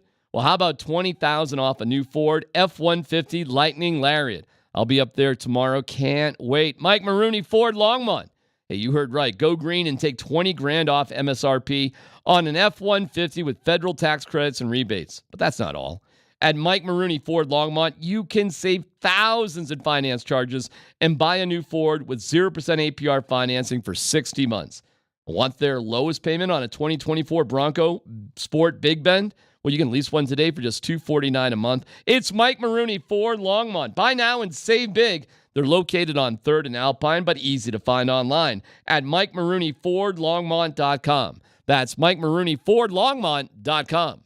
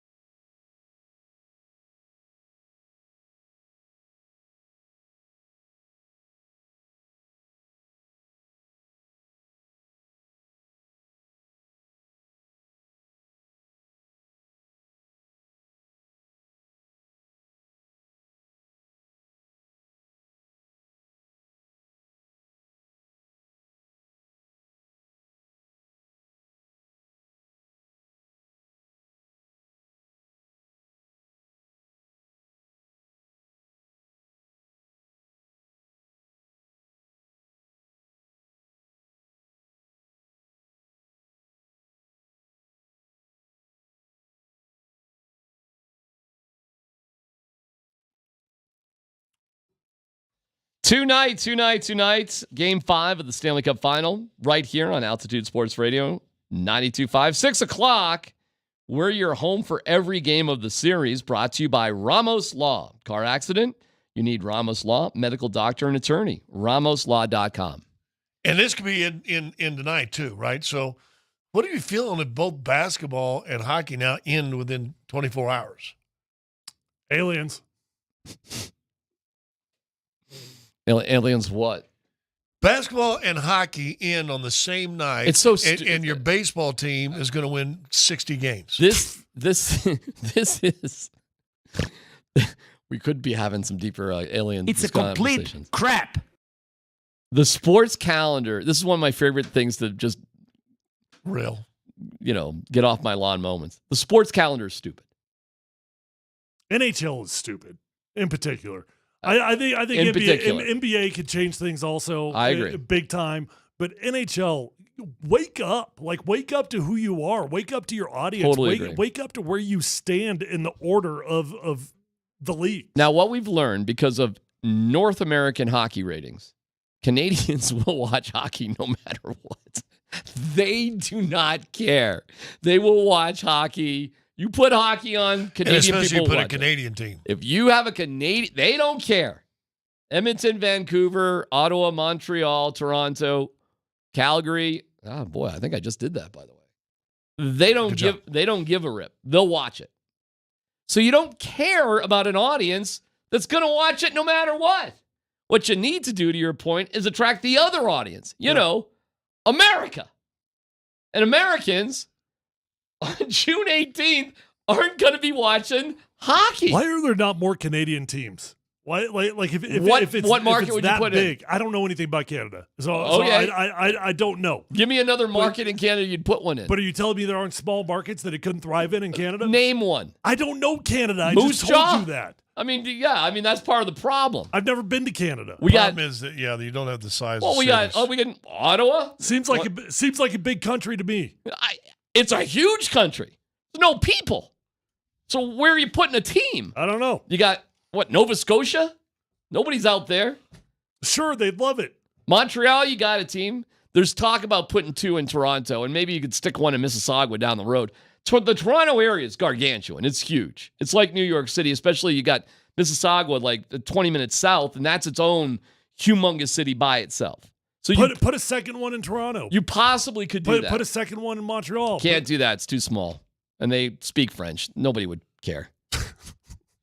They can't support the one. Well, they support it. They're just a terrible team. But you got Ottawa, Montreal, Toronto, Calgary, Edmonton, and Vancouver. Well, where else?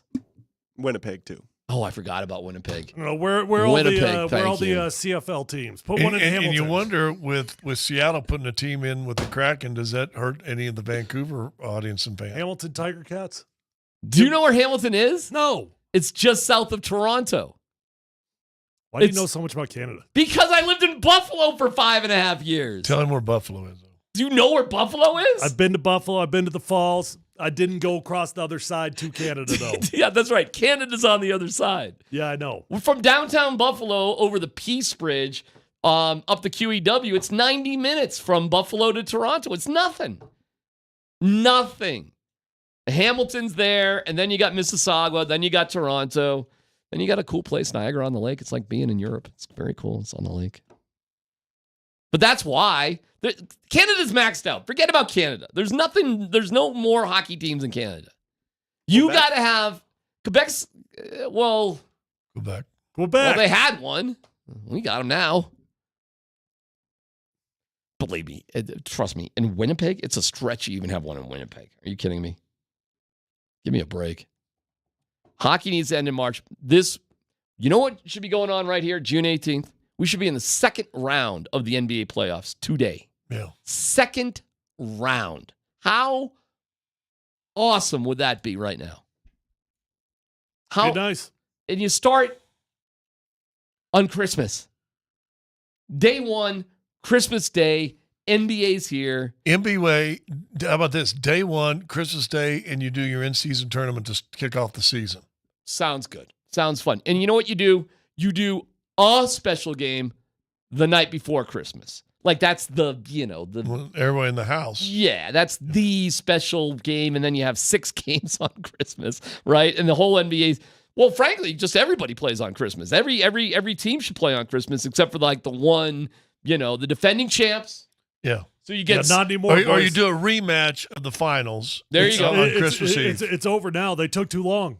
NFL's taking over Christmas. They're taking it over. Oh, I know. They don't care. You know why? They are officially taking over Christmas Day, and it will no longer be known as the basketball day. Yeah, because the NFL doesn't care that the big bully on the block. They see but NBA took too long to recognize You're right about it, and the NBA should work hard to reclaim it.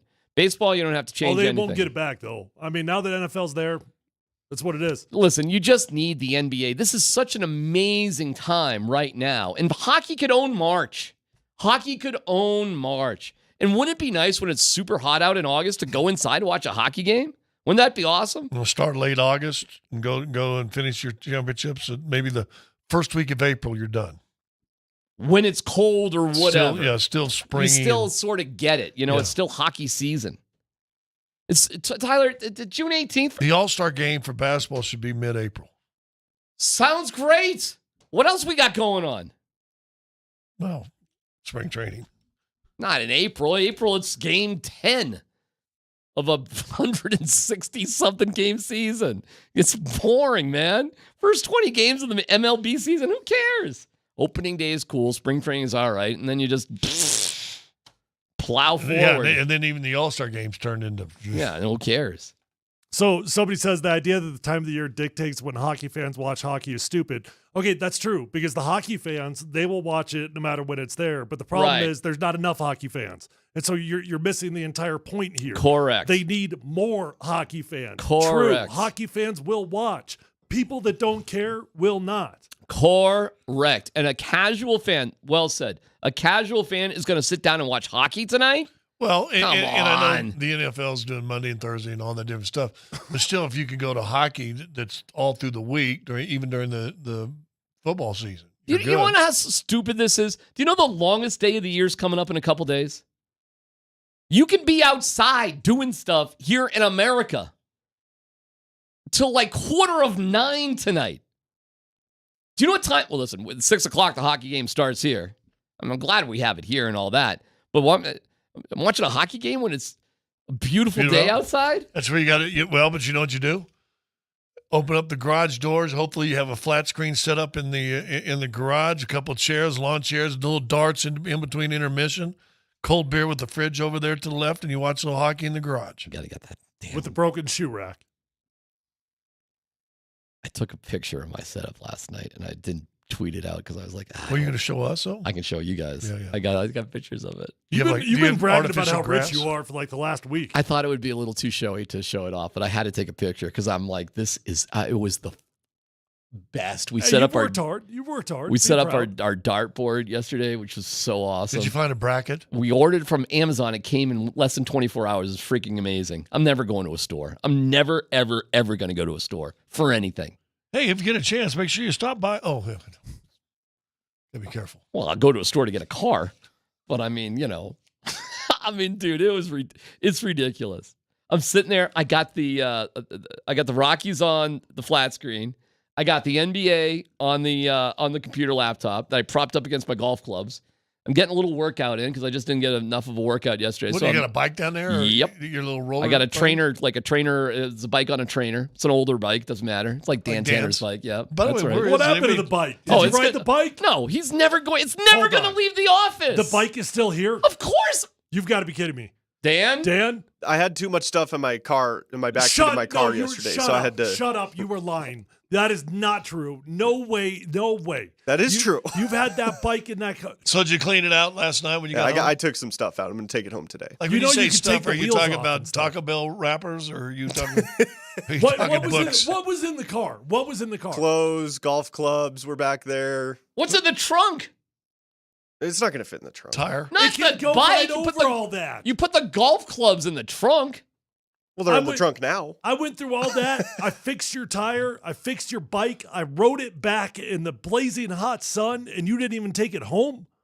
I'm going to do it today. No, you're not. It's unbelievable. Your gratitude is. Well, he might do it now. Now he might do it because there's a little pressure. But if we didn't put this pressure on, that bike is going to stay in that room forever. It was never going to leave. The lack of gratitude is really bothering me right now. The aliens got you down, buddy. No, I like the monoliths are cool, man. Gave me something to talk about. Yeah. You didn't shower today, though, did you? No. Why do you say that? Tyler, I think you got to punch something today. Seriously. Yeah. You got to. That would be great. Why don't we hang up a heavy bag? Come on over here. No, I know. I'm just keeping my distance. I can just tell there's you just need to unleash on something. Mm-mm. We need something to I just felt like Dan would have been excited about his new bike. Did you really though? Yeah. After all that, I pretty much figured Dan wouldn't give a crap. Yeah.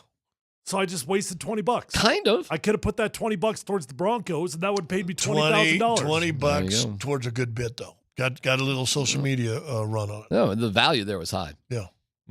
Well worth that 20. Okay. No, you're angry. I can sense you're angry today. No. You might need Stop telling me I'm angry. Maybe need to. Don't tell me. You don't know if I'm angry. Hit the John and pre-nap. Why would you act like you know what I'm feeling inside? I'm scared to even go on, but okay.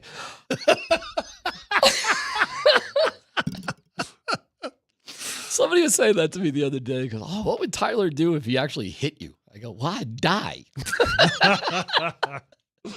You did say you had lunch with Harvey, right? Well, my family would be okay, but I wouldn't be around to I've see only it. hit one co-host, Andy. Well, how did that go? Oh, it was great. We wrestled, we fought, then we loved each other. It's PhD on 92.5.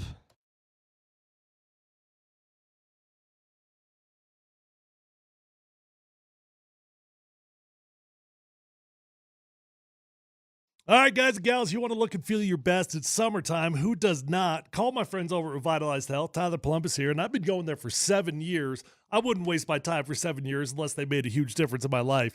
Guys, they're going to come up with a customized game plan for your body, your needs, that's flat out going to help you look better, feel better, sleep better. They can help you out with testosterone, peptide therapy, hormone replacement, medical weight loss options. They've got it all covered. There's a lot of options out there for testosterone, but there's so much more to your overall health and wellness, and that's why you want to call Revitalized Health. They've got 3 locations, so they're close to no matter where you live. Let them know that Tyler Columbus sent you on over, and find them online at revitalized-health.com.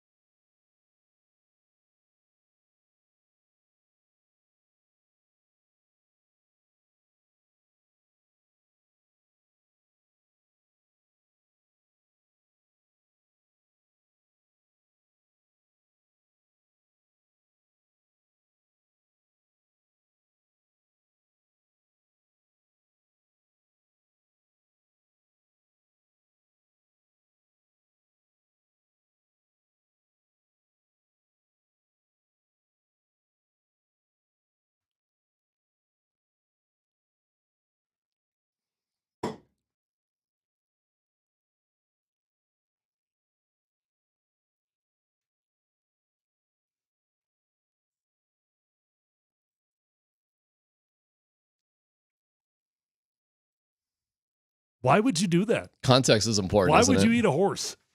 Yeah, I can't go back. That's it. It'll be that way forever. Thank you to Mountain High Appliance. Find them at mountainhighappliance.com. They're the absolute best.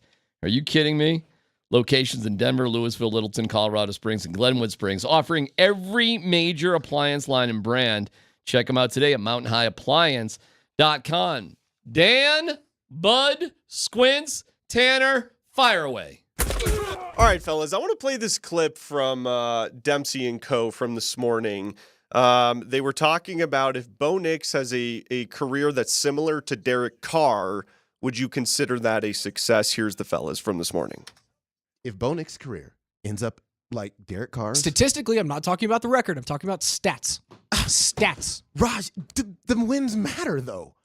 Your ability You can't put him in it. You're putting him in a vacuum. He was in Oakland. He was 12-3 one year in Oakland.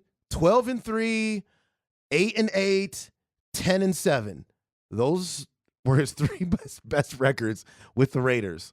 6-9 is what they were in 2022. Oh, you're killing me. 6-9. You're killing me. You guys are killing me. No, we're not killing you. We don't want. It's amazing. It's amazing that you and people in the fan base can look at a quarterback like Derek Carr or like the career of Jay Cutler and look at the stats and go, no, that's not good enough for us. When you've had this stinking pile of crap at quarterback ever since Peyton Manning decided to leave and hang him up in 2015, it is amazing because of the hubris of 98, 91, and 2015 that you get to be beggars, or rather choosers and not beggars right now. Yes, we get that right. We get that right because this franchise has given us that right. Okay, so thoughts and reactions to that. And do you guys believe if Bo Nix has a similar career to Derek Carr, would you call that a success? How long has Carr been in the NFL? He has been in the league since 2014, so this will be his 10th year. So we're talking 10 years.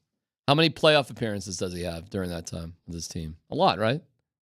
A couple? A handful. Yeah, 12 and 10. So he's going on because he's with New Orleans now, and you'll see how they do there, right? But so you're telling me I'm going to have a starting quarterback for my organization for a decade, and I'm going to have a shot to succeed in the playoffs every year? I mean, that's what we're talking about, right? Yeah. Derek Carr has played in a playoff game, 0-1. He's hurt one. That's a good one. He's only been in the playoffs one time. Well, I don't know. Like Scott, they might have made it. He was hurt, whatever, but he has played in one game. Oh, they were hurt. That's right. They played, remember that? They played Denver, and that was the Paxton Lynch game when Gary wouldn't play Paxton Lynch and Carr was hurt, and they killed the Raiders, and then the Raiders lost in the playoffs. So that's really, let's say this. Derek Carr, it's a good argument. Derek Carr ever lost to the Broncos? Probably. You know what? I bet he's got a winning record, though. I was leaning towards Raj there right off the bat, but he's only been to the playoffs essentially twice in 11 years. That's kind of rough. You got to separate two things, right? You got to separate team success from individual success. And I do think that, unfortunately, right now, Raj is absolutely right. We've got no right to hold on to the standards of the past. Those are gone, buddy. I wish that it was true. I wish it would come back. There were days that we were talking about the team had more Super Bowl appearances than losing seasons, right? That was not that far ago that was happening, but it's gone. It's over. So if you got a Derek Carr type of quarterback out of the 6th quarterback selected, right? So keep in context where you got him. He's the 6th QB off the board. Mm-hmm. I would call that success. Sure. Derek Carr, over the course of his career, he's got 242 touchdowns, 107 interceptions, passer rating 92.3, right? That's pretty good. Is he an elite quarterback? No, he's not, but he's a rock solid QB. And I think the best way to describe it was worth the pick. Was it a great pick? Home run pick? No. Was it worth it? Yes. The difference also, do you not compare where Derek Carr was drafted? Second round. So second round guy that's had this kind of career, pretty good pick. Yeah. If you're the 12th pick in the draft, would that career be good enough? Well, what if I said the 6th quarterback selected rather than the 12th pick? Is that the whole thing about him, being the 6th guy selected? 12th pick. Yeah, I see what you're saying with the whole 6. Is that what he was? Was he the 6th quarterback taken that year? No, Bo Nix. Oh, I thought you were talking about Derek Carr because he went in the second round. I don't know. It's a good question, man. He's got a 65% completion percentage. His touchdowns, you're right. His touchdowns, it's 2-1, more than 2-1. Touchdowns, interceptions. He had one MVP-worthy season. It's hard to blame him because he's with a lousy organization. The Raiders have just been basically dog butt for the past decade because look how they're run. Here's what I know. Derek Carr has been in the league since 2014. He's been good enough to hold on to a starting job for what he's going into his 11th year in the NFL. That sounds pretty decent to me. Good enough to hold on to a starting job for a decade in the NFL? Yeah, okay, but here's the big question. And this is where, this is what I would ask anybody. Yes or no? And the answer could be yes. Does he give your team a chance to win a Super Bowl year in, year out? Derek Carr, by the way, in 2014, the fourth quarterback taken. Fourth. And it was in the second round. Can you guess who the first three were? What year? 2014. He was the fourth one taken, 2014. And you can say answer whether he had a better career or not. God, was Andrew Luck taken Nope. then? Blake Bortles. Better than Blake Bortles. Hold on, third pick in the draft. Former was that Broncos also, quarterback. Jake Locke? No. Locker.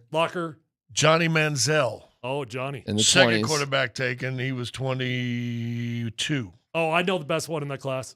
32nd pick in the draft, first round. Teddy Bridgewater. Yeah. Only 3 quarterbacks have been taken in the 30s. Bridgewater, Patrick Ramsey, and Lamar Jackson. It's a fun little stat. And Derek Carr was 36. Teddy Bridgewater's there, right?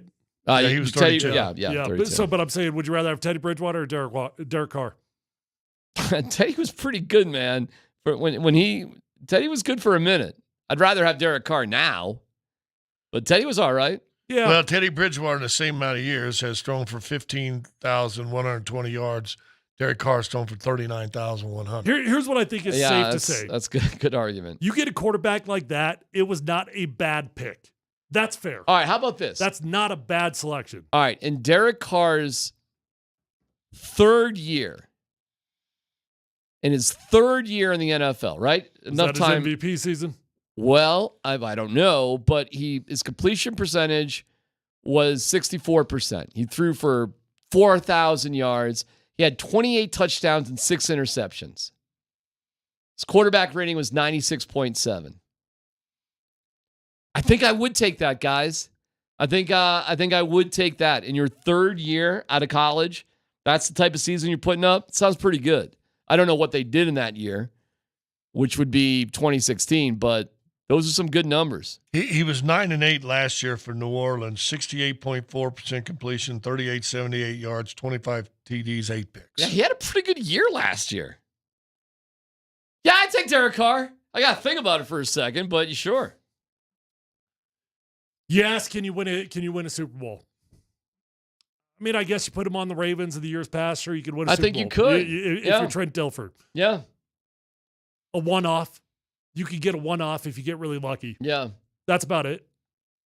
It's a good question, man. It's worthy of debate. What's next there, Dan? All right, fellas, most of the top quarterbacks in college football will be in Louisiana next week for the annual Manning Passing Academy. Among the college quarterbacks that will be there, Georgia's Carson Beck, Quinn Ewers from Texas, Alabama's Jalen Milroe, Oregon's Dylan Gabriel, Texas A&M's Connor Wiegman, Notre Dame's Riley Leonard, and Ole Miss quarterback Jackson Dart. Now, one big-name quarterback not on the list is Colorado's Shedeur Sanders, the betting favorite to be the first overall pick in next spring's NFL draft. Big deal or not a big deal that Shedeur is not going to the Manning Passing Academy? We're assuming he was invited, right? Are we making that assumption? We're making that assumption. I'd make that assumption. But it was model week in I mean, Milan. how could he not be invited if all those other guys were there? I would assume this he's Louis invited. Vuitton is coming out with their new bags during that week. He would still get invited, though. I see zero reason why you would not go. If you're invited, I don't see a reason why you would not attend. How could he not be invited, right? Like, he had to be invited. Had to be. I would tend to agree, yeah. Unless you think you don't need it. The question then is, why would he turn it down? Scott's probably right. We probably will hear of, whether it's Fashion Week in Paris or whether he's selling a new truck or whatever it is. there probably will be some NIL deal that kept him away from it. You know what's funny? It really feels like being a counselor like that at the Manning Passing Academy is like a rite of passage these days. Like it's just something else that you go through on your journey. It's become that. That's a good question, man. Maybe he's hanging out with Aaron Rodgers. We had one last year. One of the top QBs turned it down last year. I'm drawing a blank on who it was, but I remember there was a big storyline. Okay, I don't know. Was it Anthony Richardson? Might have been 2 years ago, I guess. 2 years ago. I don't know. Is it a big deal or not a big deal? I think it's in line. It's not surprising. I don't know if it's a big deal. I think it's consistent with just everything. I don't think it's I don't think it's that big of a deal. Tyler? If the question is big deal, not a big deal, I guess I would define it as not a big deal. However, I see zero reason not to attend. To me, it's kind of like the quarterback camps. The Jarrett Stidham's going to have a camp down there in Texas. Is it a big deal? No. Is it going to hurt the team in any way if you go? Absolutely not. But it's also not going to really help the team if you go. So go if you're invited, but not a big deal.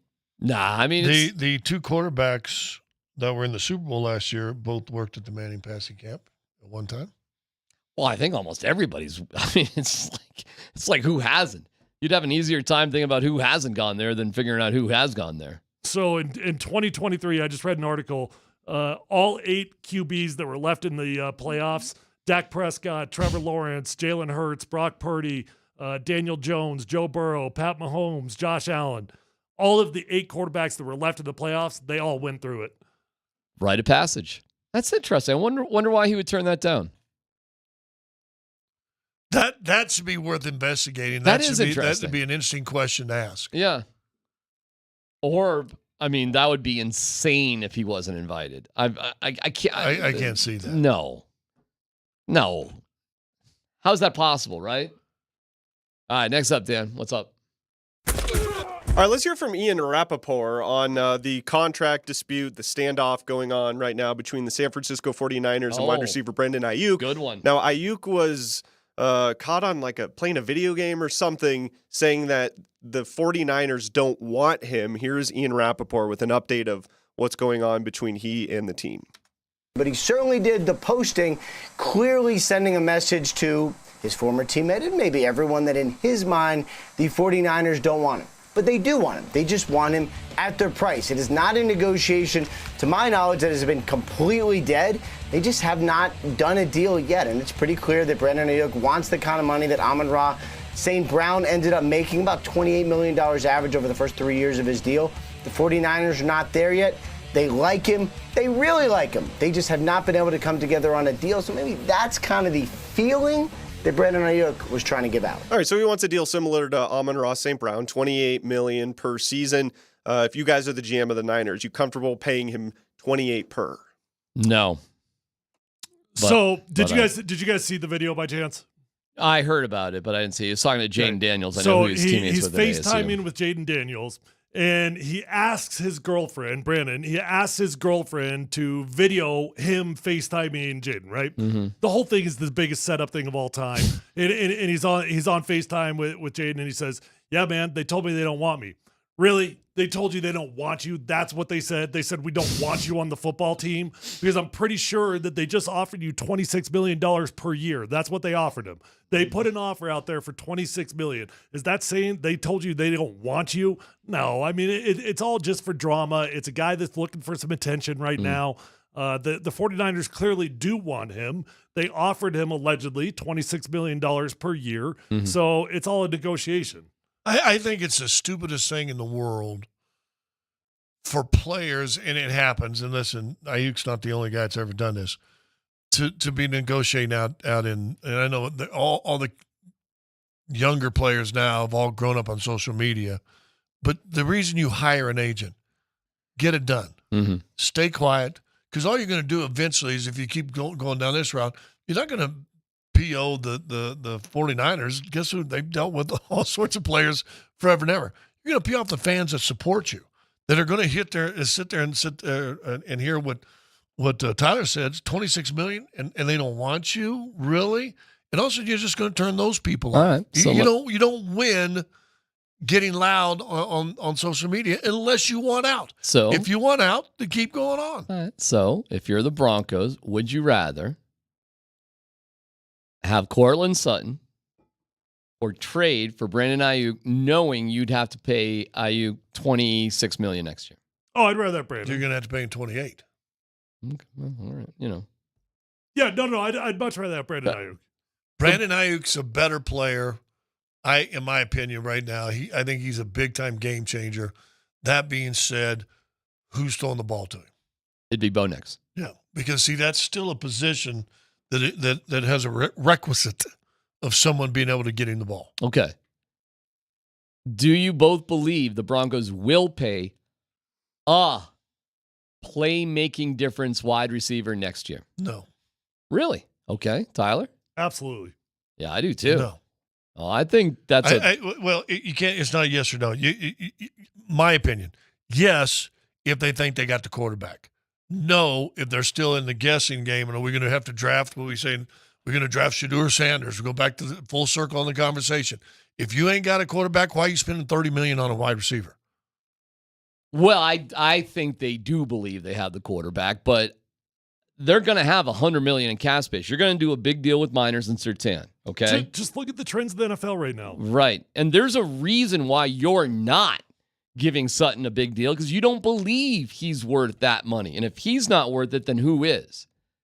So Ayuk to me would be, and I don't know where this is going to go with the Niners. Probably no. He'll probably just get back with them at some point.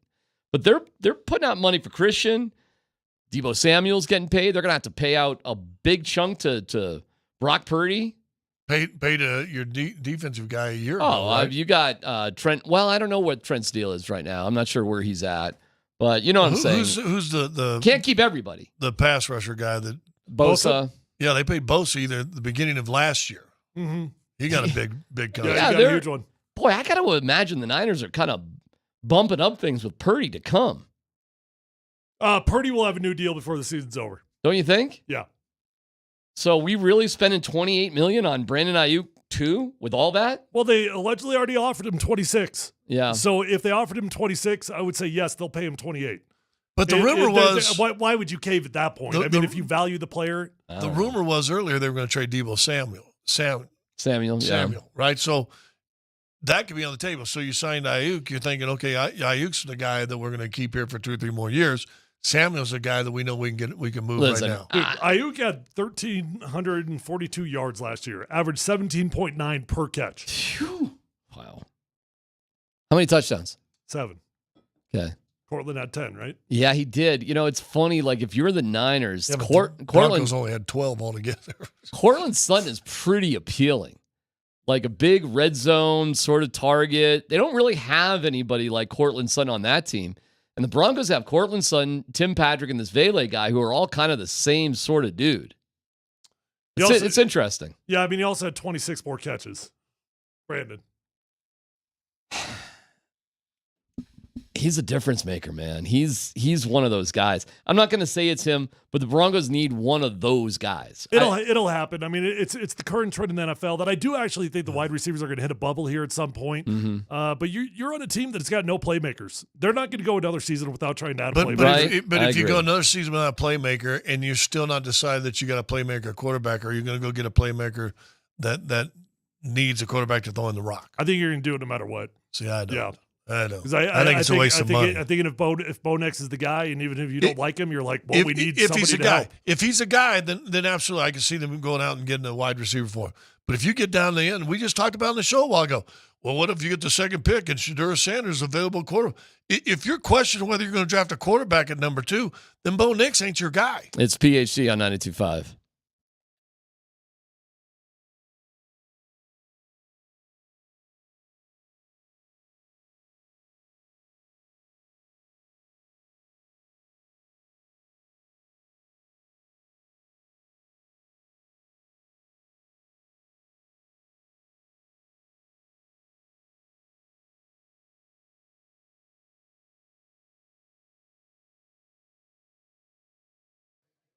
Top down, 4-wheel engaged, summertime, blue sky, great ride from Phil Long Ford. Does it get any better than that? It does not. Tyler Columbus here, my friends over at Phil Long Ford, and you are going to love your experience over there. Right now, the inventory is absolutely insane. Cars, trucks, pickups, vans, SUVs, electric cars, electric pickups, so many choices. Cars and trucks as far as you can see. And keep in mind when it's time for service, the award winners, and they are fantastic award winners in the Phil Long Ford Denver Service Department, are constantly trained on the latest and greatest innovations. They know their stuff. They're going to keep your car in tip-top shape. The selection of vehicles has never been better. From the electric vehicles, the Mustang Mach-E to the Ford F-150 Lightning, you owe yourself a test ride on one of these absolutely incredible vehicles. Great incentive rates, great interest rates. Phil Long Ford's flat out going to give you the best deal that you can possibly find. So check them out online at phillongdenver.com.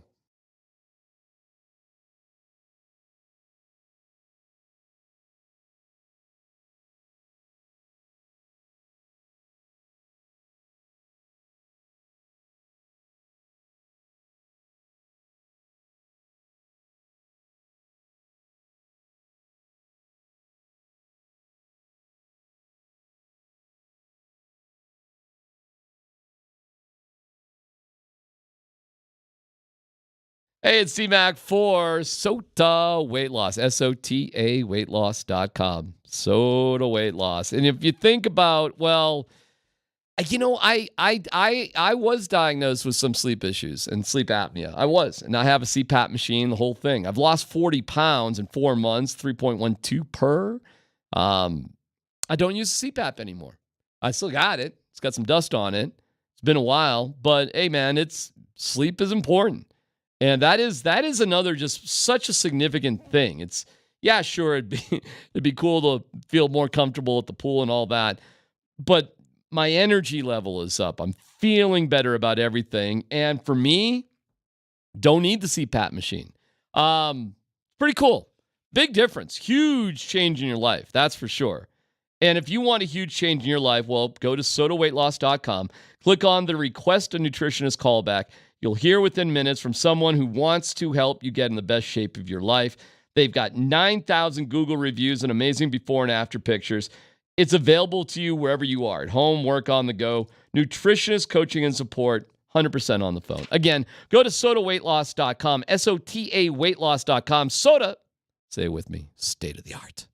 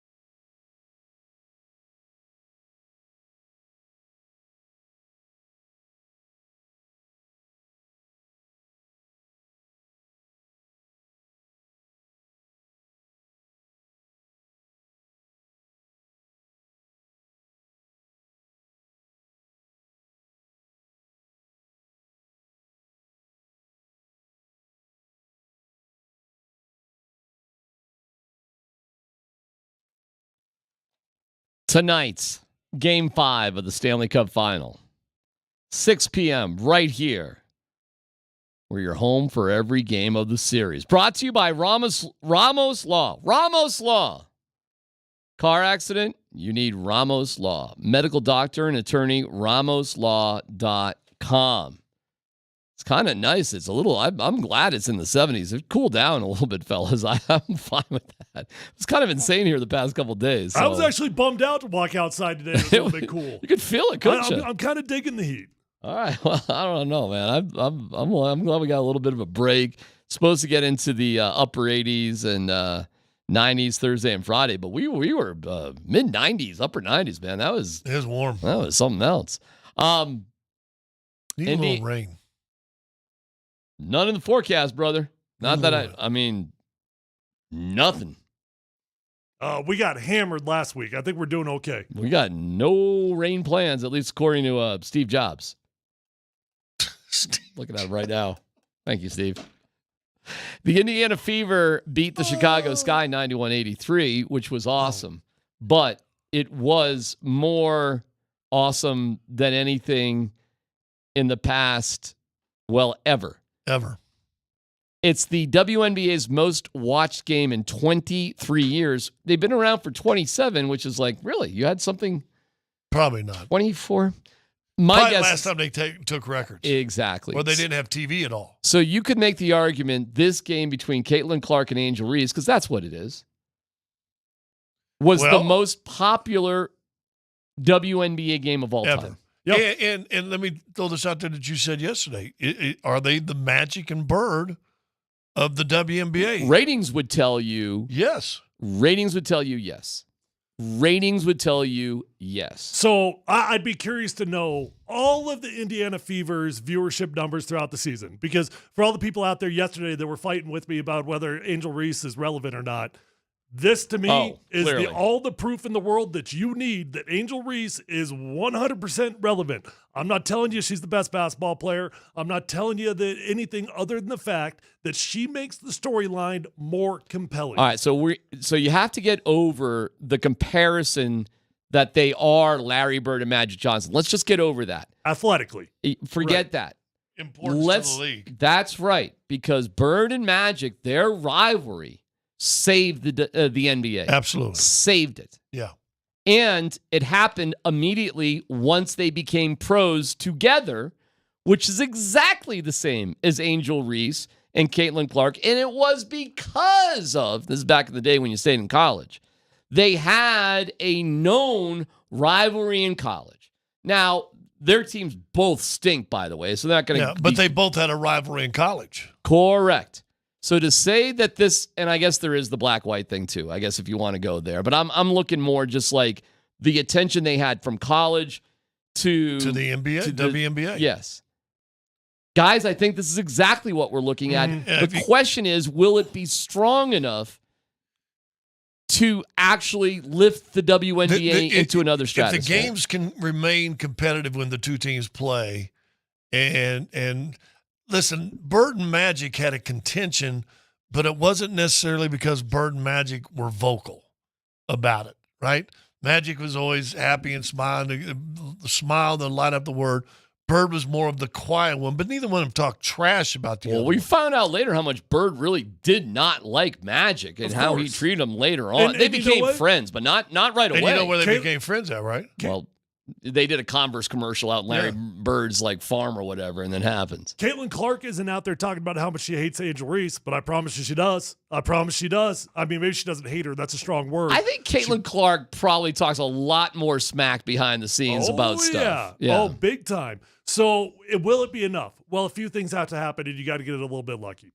You need both players to stay healthy. You need both players to continue to be relevant. And Angel Reese, Caitlin Clark will be relevant. Angel Reese has to continue to maintain being a good enough basketball player that she is a starter on that basketball team for the next 5 years, right? So you need all those things to happen. If they do, you've got a fighting chance. If both teams can become relevant, and now you get a Fever Sky best out of 5 playoff series, it would be huge. Then I promise you people are watching. Here's what the WNBA has to do. They got to make sure Christmas Day game. No, here's what they got to do. Do what the NBA does. Fix the games. That's right. The WNBA has to rig this somehow that the Fever and Sky are both really good teams in that league. They can't be dog. The fix is in. Nate and Andy are giving away gas on Thursday. Go see them at Alta Convenience. Tune in all day on Thursday for their location for our third and final free gas giveaway with Alta Convenience. Convenience beyond the pump. Dan is getting ready to not take his bike home. And Nate and Andy. That bike's about to be my bike if he doesn't take that bike home. And what are you going to do with it? I'm taking that bike. That's my bike. Dan? That's cool. Nate and Andy coming up next. Then He's going to get a monolith and have it riding over to the next. Have the aliens pick you up. Yeah. Send out the signal. Yeah.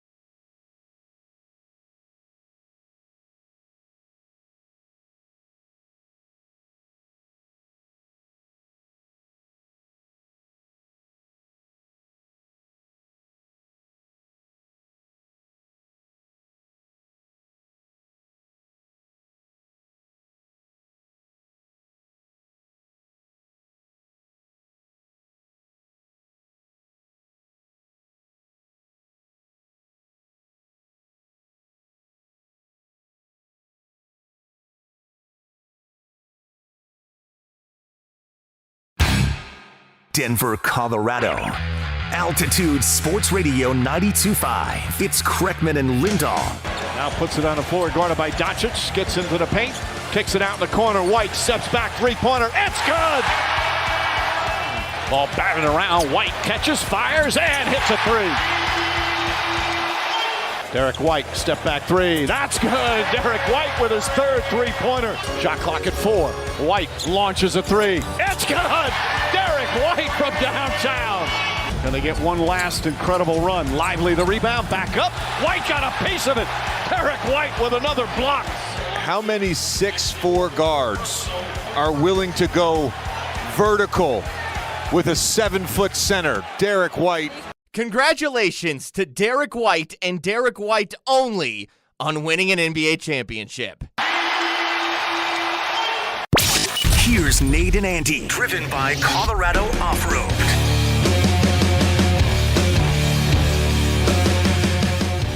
Well said, Spring. Well said. Only you, Derek. Parker Zone.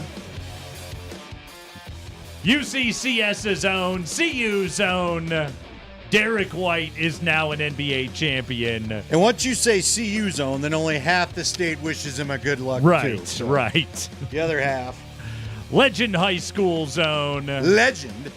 That's right. Legend. Started his career Division II, CU Colorado Springs, before transferring up to go play for Tad at CU, before getting drafted by Pop and the Spurs, before eventually going off to Boston, getting traded to the Boston Celtics, and then signing an extension there, and now winning an NBA championship. We're very excited because this hour, coming up at 3:20, in fact, we'll be talking to Richard White, Derek White's dad, is going to join us here on the show.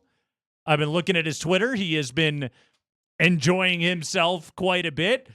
The first thing I think we have to find out for him is how many hours in the dentist chair did Derek spend today? Ooh, yeah, gosh. That replay of Derek Lively falling on his head and smashing his face into the court. That's hockey-like. That was hard to watch. Yeah. Yeah, and then they got there was certainly a chip. Yeah. And it looked like a couple of things were loose in there. Remember, who was it told us they got their teeth actually shoved up? Ow. Yeah, dude. Yeah. Some of that might have been going on, too. Derek, I think Derek White's going to be a mouth guard guy starting next year. Perfect time to get the grill. Yeah. Perfect time for a little bling. You're a champion. He is. He had a huge block shot last night on Derek Lively. You heard Reddick talking about it there in the open. He also, and it wasn't just last night, although he got a big one again last night.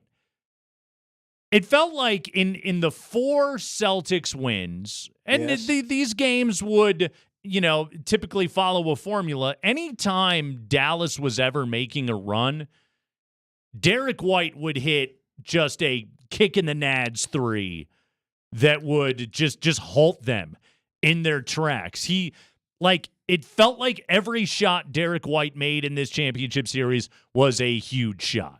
I remember the one that stands out to me, Kyrie hits that first 3, I think, that he hadn't made in a long time. Yeah. I think the Mavs cut it back down to like 8 or something. Mm-hmm. Finally, it looked like they might get a run in. Because I kept wondering, sadly, would the Celtics pull the Nuggets and put it in cruise and actually let them crawl back in this thing? Yeah. And Derek White went right back, matched the 3, boom, never mind. You're not making a run on us today. And he was the guy that ended it. Kyrie had a 5 of 16 last night. Kyrie Irving had a terrible finals. You could argue like games 3 and 4 that he played well. He shot better for sure. Didn't shoot well from 3 in game 4. But he had, he still went for 21 points. He had the 35 in game 3. But outside of that, his shooting performances, and not surprisingly, the 3 games in Boston where I believe he's now lost 13 in a row.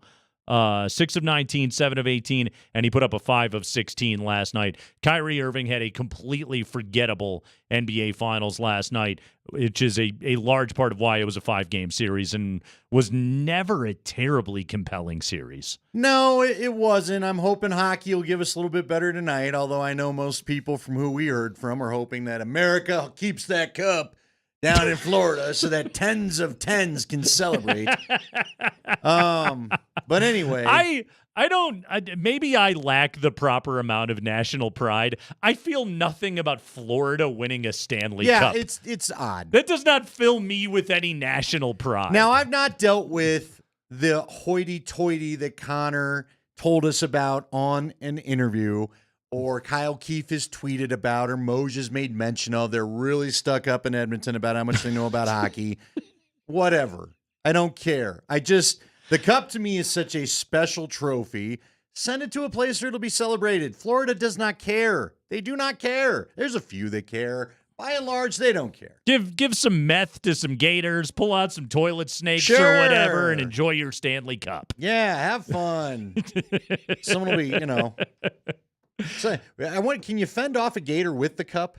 Will that happen? I tell you what, that's a use of the Stanley Cup I will have never seen, and that's not what I want to see. Now, I do want to, let me edit my statement. Okay. Miami doesn't care about the cup, okay?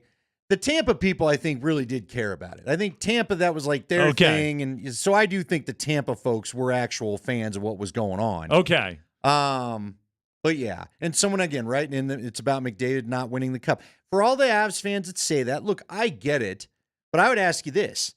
If McDavid does win a cup, are you sure that doesn't just ratchet up Nate's desire to go all super intense and get 2 on him? Also, I get that you want to be able to hold that over Connor McDavid. McKinnon's got a cup and McDavid doesn't. But you know what, though? This is why I want McDavid to win a cup. It makes you get a little bit more creative with your arguments. Makes you dig a little bit deeper, okay? And that makes you better fans other than just going, rings. Rings, bro. Rings. Oh, yeah. Because that's the laziest form of sports argument that exists. So, yeah, you should all have to try a little bit harder. That's what I say. Look, let me ask you this. I told you yesterday, we never got into this part of the question. All right. But I had told you just because the Celtics were blown out in Game 4, because the NBA playoffs had gone this way, I didn't buy that all of a sudden the momentum has shifted. Mm-hmm.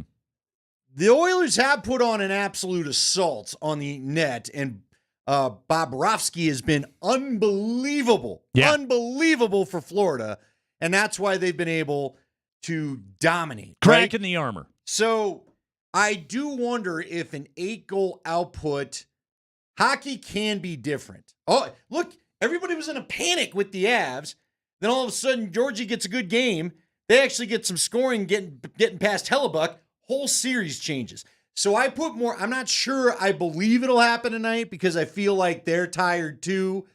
But I do think that of the 2 blowout losses in Game 4 that we saw, it has a better chance of affecting the Panthers than it was going to affect the Celtics. Yeah, the Dallas Mavericks really didn't show up much last night after a 38-point victory in Game 4. Luka was bad again last night. His shot selection was terrible in that game. His final stat line isn't awful necessarily, but just he was taking bad shots. He shot an air ball 3. From 6 feet behind the line. That wasn't a good look for him right there. He played a frustrated game last night. The other part of it too about that game last night was just Boston was so locked in defensively. I don't know if Dallas could have gone in there and played their A+ game. I'm not sure they would have won it anyway. Yeah, I agree. How about this though? Did you hear were you tuned into the broadcast where Breen says, "Man, both these teams just look tired." Yep. I kept that in the old memory banks. Did we finally see, because it felt like a lot of teams are getting tired at the end of this playoff, more so than I ever remember. They had to jam some games in for that old IST, your in-season tournament. Sure. Did we see the effects finally at the end of the season? Better question, does this actually detract from the greatness of the Celtics championship? 64 wins, 80 in total when you include the postseason. Best point differential in the entire NBA. However, are you a real champion if you didn't also win the in-season tournament so you got or both IST? Trophies. That's what I'm saying. We still don't have that. Nobody has ever won both an NBA Cup and a Larry O'Brien in the same season, and I don't think you're special until you do. Wow. That's how I see it. From Nate Kreckman. That's what I'm saying. We've upped the game in the NBA, and the Celtics fell flat. I'm sorry, but the Lakers have that banner right now. You can say all you want. Hey, we surpassed the Fakers. We got banner number 18. We're the best. Take that, James Worthy, or whatever you want to say. But in your mind, it's still 18-18. They've got a banner. All right. They got a banner this year, Andy. Did they jump the gun on the banner? They got a cup. They got a trophy. Did they have a cup or a banner? Can't have both. They got them both. What is it? Did they actually ever hang the banner? Yeah, they did. Okay, good. They showed it. Good. It's up there. It's absolutely that's important to me. Do they eventually like a sliding curtain? Do they move it down away from the rest of them? Just put it off over here. Every year it just sort of meanders. They just start pulling it a little bit farther away. About 2 years from now, it'll just be in like a Staples Center janitor's closet somewhere of like, hey, remember when we won that thing? Yeah. Everybody liked the looks of that. Remember we thought that was fun? I'm just asking you, do they have to? Again, I like the in-season tournament concept. Love the concept. Can you take a break, though, and just play it at a different time? Maybe. You got to get that trip to Vegas. You know what I love about a good tournament? You just play it all at once. You just play the tournament? Then it's done. You just do the it's tournament? It's not like, hey, tonight, back to the tournament. Oh, let's pause it till next week. Until we return to the tournament. Yeah. It's not a tournament game until it's a tournament game. Yeah. Your suggestion is noted. As the czar of the IST committee, I will note your suggestion. You would think it's cool. If you're going to whip out the courts, whip them out once. Oh, the courts. Yeah. Oh, the courts. I forgot about the courts. Yeah. One more note on that game last night, real quick. Peyton Pritchard, okay? How about that dude? This is now his thing. He's as he was coined last night on Twitter, he's just the heave god. This is what he is now. You just put him in at the end of a quarter and get Peyton Pritchard the rock and get out of the way, and he's going to drill something from 50 feet plus. Unbelievable. He did it twice in this series. Yeah, I'm going to need you to explain that. He's the heave guy. No, I know, but why is it working? I don't know. He's good at it. Do you draw up that play? Why not just heave God in the middle of the first quarter? Hey, they're on a run. Heave got it. Let's go.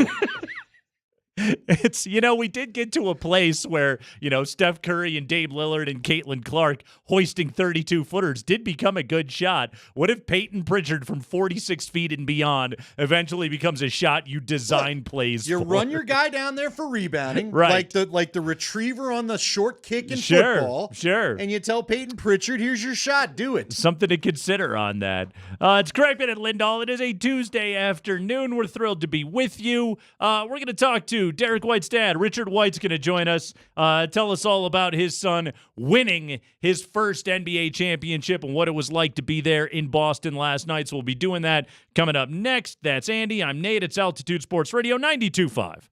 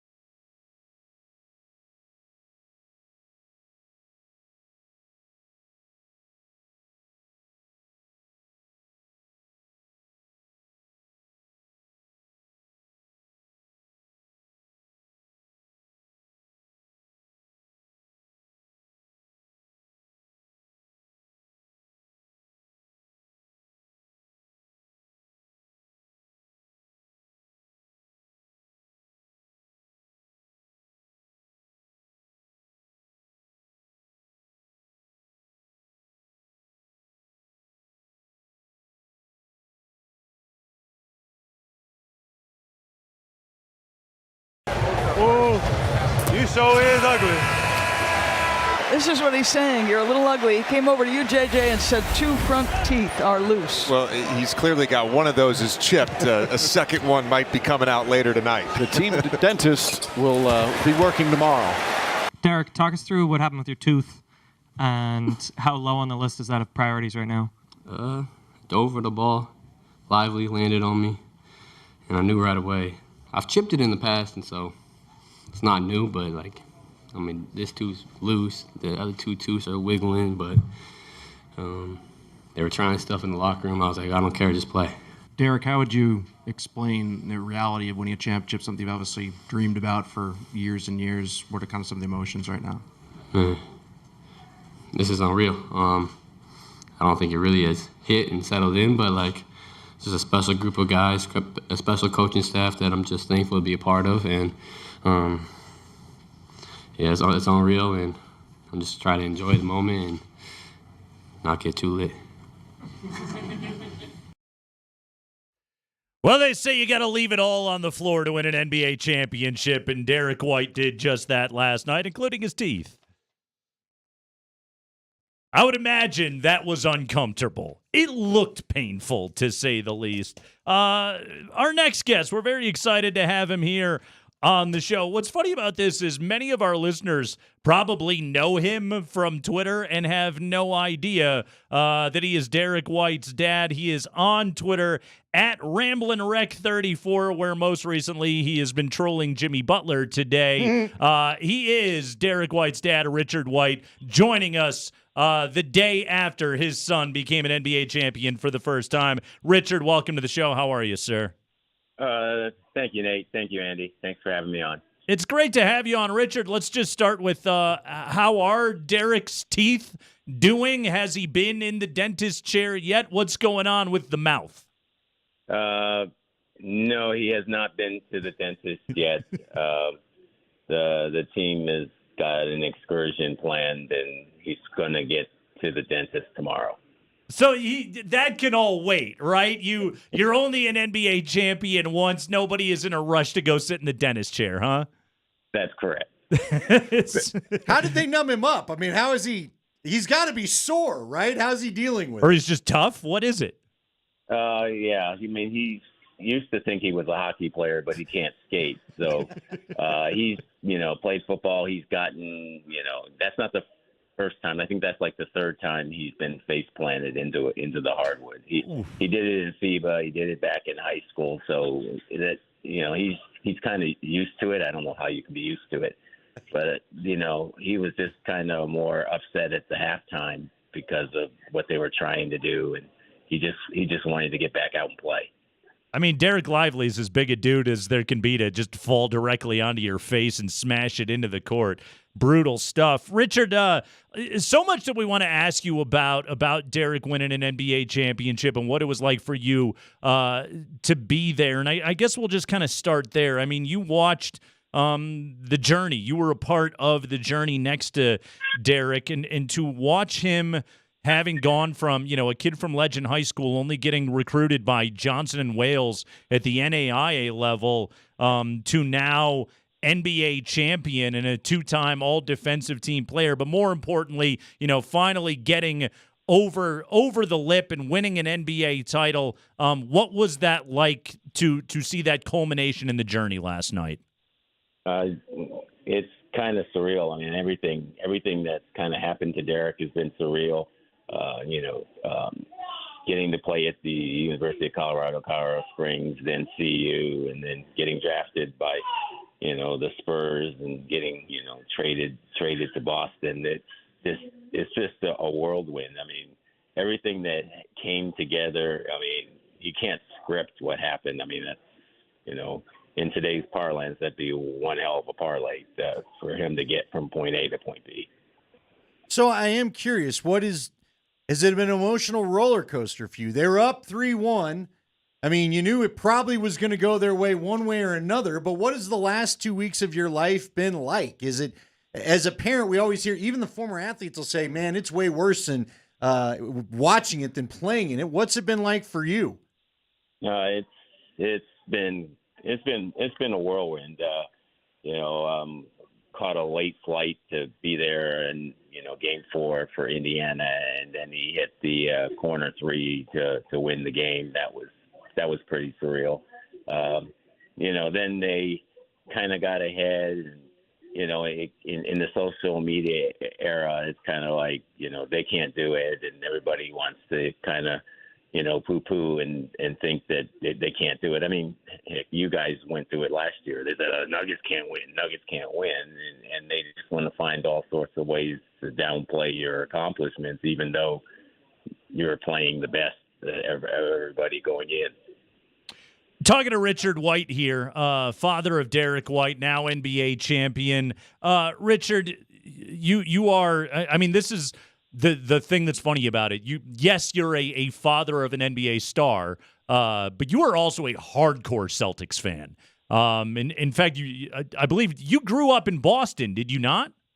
Yeah. I was born in the 60s, so, and it was right in the middle of their run, so it's kind of like the Celtics always won. So it is kind of surreal that, he eventually got traded to Boston. All the things aligned. He liked wearing the number 9, and he couldn't wear that in high school because of the rules. And so I said, well, when you get paid to play basketball, you can go get your 9. But then, he gets drafted by San Antonio, and there's no way he's getting Tony Parker's 9. And he's not getting Tim Duncan's number 21. So it's like, oh. And then he gets traded to Boston, and then lo and behold, the guy he got traded for had the number 9, so it was available, which with Boston's kind of a weird thing because they got so many retired jerseys. You end up with 57, 56 because all the other numbers are gone. So, since the trade from San Antonio to Boston, he was a part of that team that lost in 5 to Golden State in the finals, Eastern Conference Finals a year ago, but ultimately losing in 7 to Miami, to this year finally getting over the hump. When you look back on the journey for this Celtics team and this group that Derek's been a part of, and Derek and Tatum and Jaylen Brown have sort of been the core over the last several years, the hiring of Joe Mazzulla, the acquisitions of Porzingis and Drew Holiday, can you point to one thing in particular that, like, where the championship DNA was implanted into that organization? Like you said, they got all those different pieces. I think Tatum said it best at the beginning of the year. He said, we've all gotten throughout the year. I mean, Derek is one. He made the all-defensive team. Porzingis has been in all. So was out. Jalen, JB, and Drew's won a title. It's like we've all done all the superfluous stuff. The only thing we as a collective haven't done is win a title. So we're just going to shelve all the other stuff, all the outside noise, and just do what makes them work. And what makes them work is they've got we think they have the best starting 6 in the game. And they don't care who starts. They don't care who scores. I mean, everybody else wants to have different, it's got to be this way. And once they got over it's got to be a certain way, like Tatum has to score 40 or whatever. That's not how this team works. I mean, Dallas's team, Luka's going to have to score. And it's kind of, goes back to how the Nuggets do. I mean, Jokic could score a ton, so could Murray, but they just work as a team. And then whatever weaknesses you show, they have the players and the basketball IQ to take advantage of it. So, Richard, I'm curious. So Nate sent us a great blog article about you and answering critics out there with some positivity and defensive stats and trying to take on some of the Twitter haters, we'll call them, with some facts and some level-headedness. Listening to you talk, I sense a level-headedness. I didn't know what to expect because, just quickly, my closest taste to a son playing something that matters to me is I got a friend's teammate that his kid plays for DU. So I watched the tournament with a little more passion, we'll say, than I have in previous years. I'm a TV yeller. I'm a TV coacher. It doesn't feel like you're that at all. How do you watch games from afar? Do you talk to the TV, or do you take this same analytical mind that it just feels like you've got this very even personality to you? It's been an acquired taste. Growing up, it was kind of not like that. It was kind of, everything was like in an emotional level. But then, as we got, older, I was no longer coaching him, so I didn't get as emotional, and I turned it over to all his other coaches and let them handle it, whether it be Kevin Boley at Legend, Jeff Culver at UCCS, or Tad Boyle at CU. It's like, you guys know what you're doing. My job as a parent is just be there emotionally for him, and basically every game I send him a text message, and I end it with his slogan, "Dare to be great," and then "Love Pops," and so he goes every day, with that, and so far so good. Everything seems to be working out, because good or bad, especially in this day and era, if things don't go right, there's gonna be a firestorm. But I love him unconditionally, whether he has a good game or a bad. It's a great message right there. And again, we're talking to Richard White, Derek White's dad, his son, an NBA champion now. The CU legend now gets a chance to slip an NBA championship ring onto his finger. But here's the thing, Richard. Like, I got to know you from tweeting about like Broncos games and Rockies games back in the day. Like, in addition to being a caring and supportive dad, you're also an extremely intelligent fan. You've gotten into, you're a self-described data nerd. You've gotten into the defensive metrics. Like, I see you on Twitter all the time tweeting about Derek's performances, the Celtics' performances, and it really feels like your mission is not to just like clap back at critics. It's to say, okay, that may be your take, but this is what the data says right here. And, as Andy and I were talking before, that's just a very different kind of sports dad. Instead of leaning into any emotional reaction you may have, it's simply like, okay, what does the data say about a performance? Right. The main thing is, like you said, I'm a stat nerd. I just, if you're arguing facts, because if you're arguing emotions, who's better? Are the Nuggets better or the Celtics better? I mean, you're never going to win, because if you're west of the Mississippi, the answer is the Nuggets, and if you're east of the Mississippi, the answer is Boston. And two teams haven't actually, met for all the marbles. So you just put facts in, and it takes the emotion out. A lot of what social media now is, it's my guy, and then no one can see anything past their guy.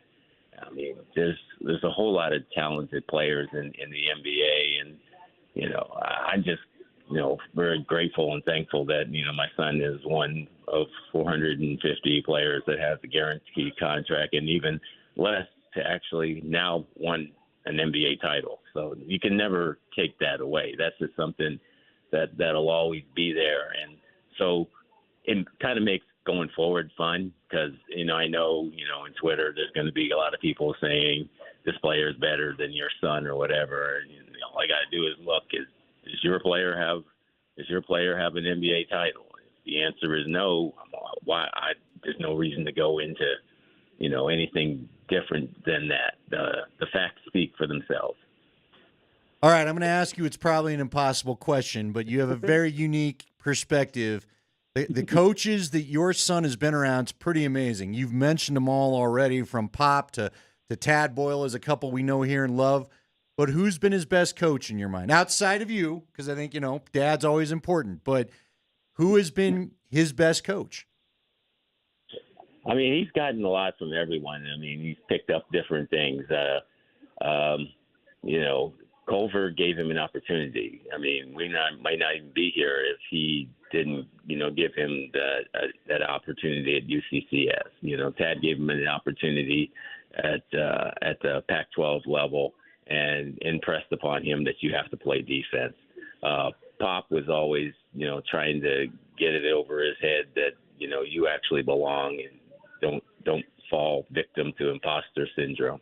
But Joe Mazzulla really did a great thing, and Derek said it his best. He said, Joe finally took over the job, and this year, even after they got Drew Holiday and everything, he told Derek, "You're my starting point guard. You're the one that's going to be leading." And Joe has given him a lot of confidence. That's a lot to a player to know that you're going to be in there. You're going to be in there in crunch time down the stretch.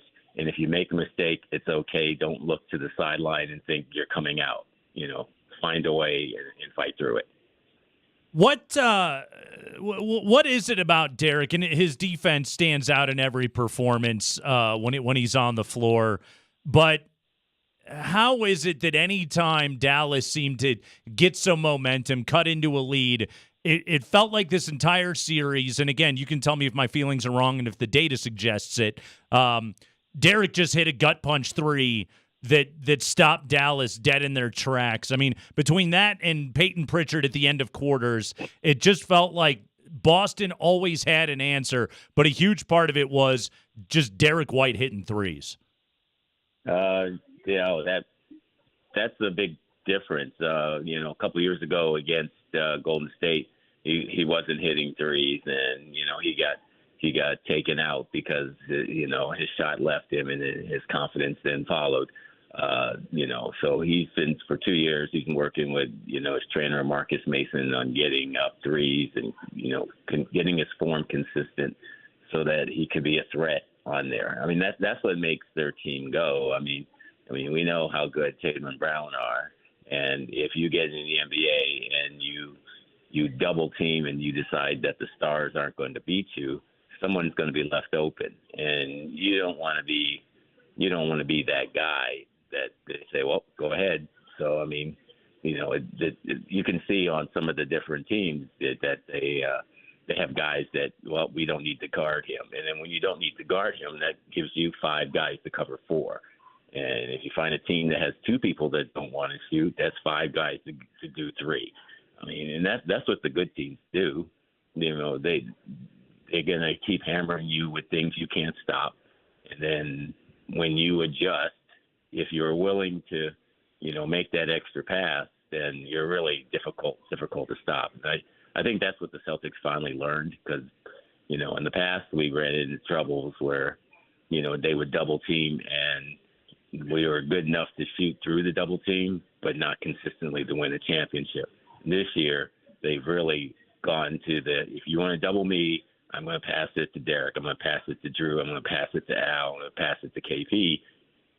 And then that's where you had trouble. I mean, basketball's a simple game. I mean, it's kind of like the Nuggets game plan. You double Joker, MPJ's over there. He's too good of a shooter to not be covered. But you've got to give up something, or else Jokic and Murray are going to 2-man game you to death. And Missoula puts 5 guys on the floor together that can just bombs away and kill you, and it's really hard to find a matchup that can slow that down. So, Richard, before we let you go, you may have missed this last night. I know you were a little bit busy in the Garden with the Celtics winning a championship and everything, but in Texas last night, our old buddy John Gray got shelled for 9 earned on 11 hits in just 3 innings of work. In fact, he saw his ERA jump from 2.17 to 3.31 in a single outing last night. So, Richard White, I know you're excited to be a part of this. We will ask you after the sounder, is John Gray an ace? Would you say he's emerged as an ace this season? He's been the ace so far. Well, look, he's very good, but to be an ace... That's an ace pitch for him. I think he's on his way to being ace. When I think John Gray, I think ace. That's a guy that can anchor a rotation. That John Gray is one piece of ace. There you go, Richard White. Rockies aficionado. Is John Gray an ace? Yeah. He's won a title. So he's got the ring. You just he's got the ring. So no matter what, a ring does not make you an ace, Richard. Come on. Yeah. I'm not here to have that argument in the slightest. Yeah. So Richard, it leads to the question: if he was the Rockies' ace, would he have a ring? he would definitely not have a ring. So, it's impossible to win a ring in these parts. Richard White, everybody. He is on Twitter at RamblinWreck34. Follow him on Twitter. Richard, congratulations, man. It must be a lot of fun for you this week. We appreciate your time this afternoon. Go enjoy it with your family. But thank you so much, and congratulations to you, to Derek, to the entire White family.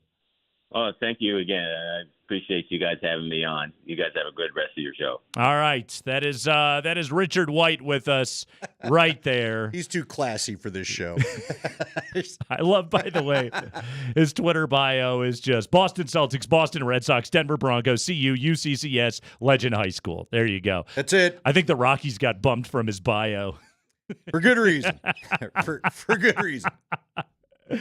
That was good stuff right there, man. I mean, first off, and what was so great about it right there is, again, it's just like the guy knows the game inside and out. Obviously, he's a great sounding board for Derek. He coached Derek, for most of his childhood to get him prepared to be in this place, to hit his growth spurt and be able to make it to the NBA. And he's a giant Celtics fan, and it's like, look, man, this is what the Nuggets do. This is what the Celtics do. He approaches it so matter-of-factly. It's incredible. Like, Andy, no fan almost talks about sports the way that he does, and his damn kid's on the team. No. Well, again, it's incredible. He's incredibly level-headed. I found it fascinating, all the things that he took from each of the coaches, too. Yeah. You get your shot. Tad telling him, you got to play defense. Pop saying, you got to believe you belong here because you do. And then Mazzulla saying, well, you know what? You're our point guard, so don't stress anything. Yeah. So it's a cool journey, man. And I still can't get over how level-headed he is. Right. How even now, maybe he's tired. I'm sure there's a lot of celebrating last night. I'm sure maybe he had a bit of an Aaron Gordon, but he kept his shirt on deal going on. Derek White didn't even have time to go to the dentist today. That's crazy to me. I am all for the celebrating and all that. I'll take a little Novocaine and whatever you can do. Because, dude, the grill looks like it hurts. Yeah. It hurts. Derek White's partying but eating applesauce the whole time, Yeah, apparently. There'll be no steaks for Derek White last night. Let's take a break. When we come back, let's try and approach this topic in a level-headed manner, okay? Who got luckier? The Nuggets by avoiding the Celtics last year, or the Celtics by avoiding the Nuggets this year? We'll talk about that next.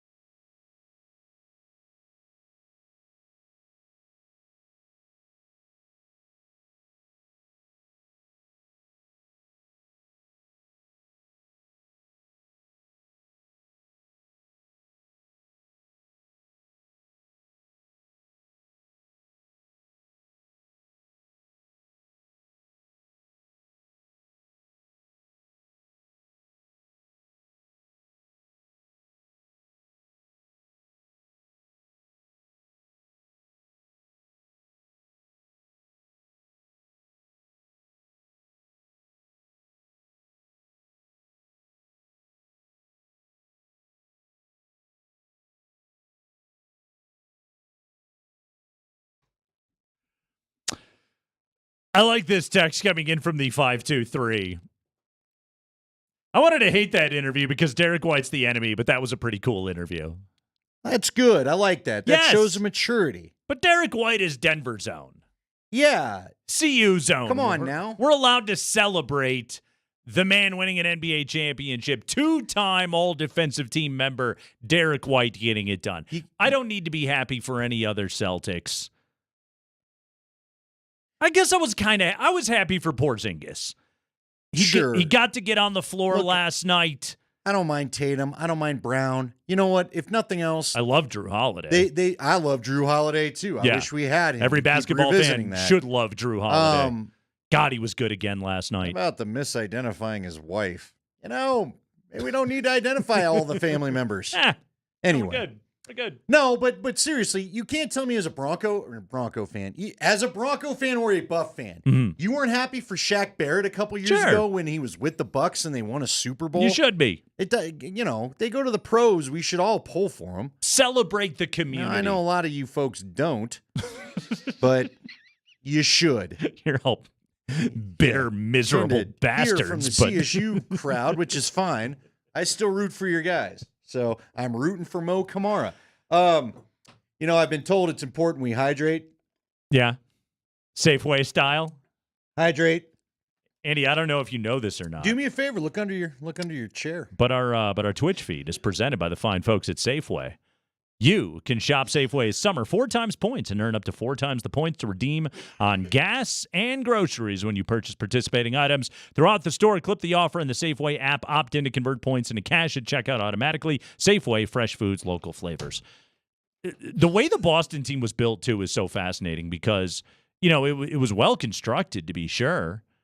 And people were even talking about it in Boston last night. Like, it was weird that Marcus Smart wasn't there to win a title, but also okay. I kind of felt bad for him. Right. But also, they never won a title with Marcus Smart. They did with Drew Holiday. Why was Drew Holiday available? Because Milwaukee had to fall all over themselves to get Damian Lillard, okay? And give up on Drew Holiday, and he gets shipped off to Portland, but he doesn't fit with Portland at all because he's a win-now player, and they're in a complete rebuild, and Boston was like, hey, cool. He's available. Let's go get him. Washington, done with Porzingis. Want that money off the books. And Boston was like, cool, we'll take him.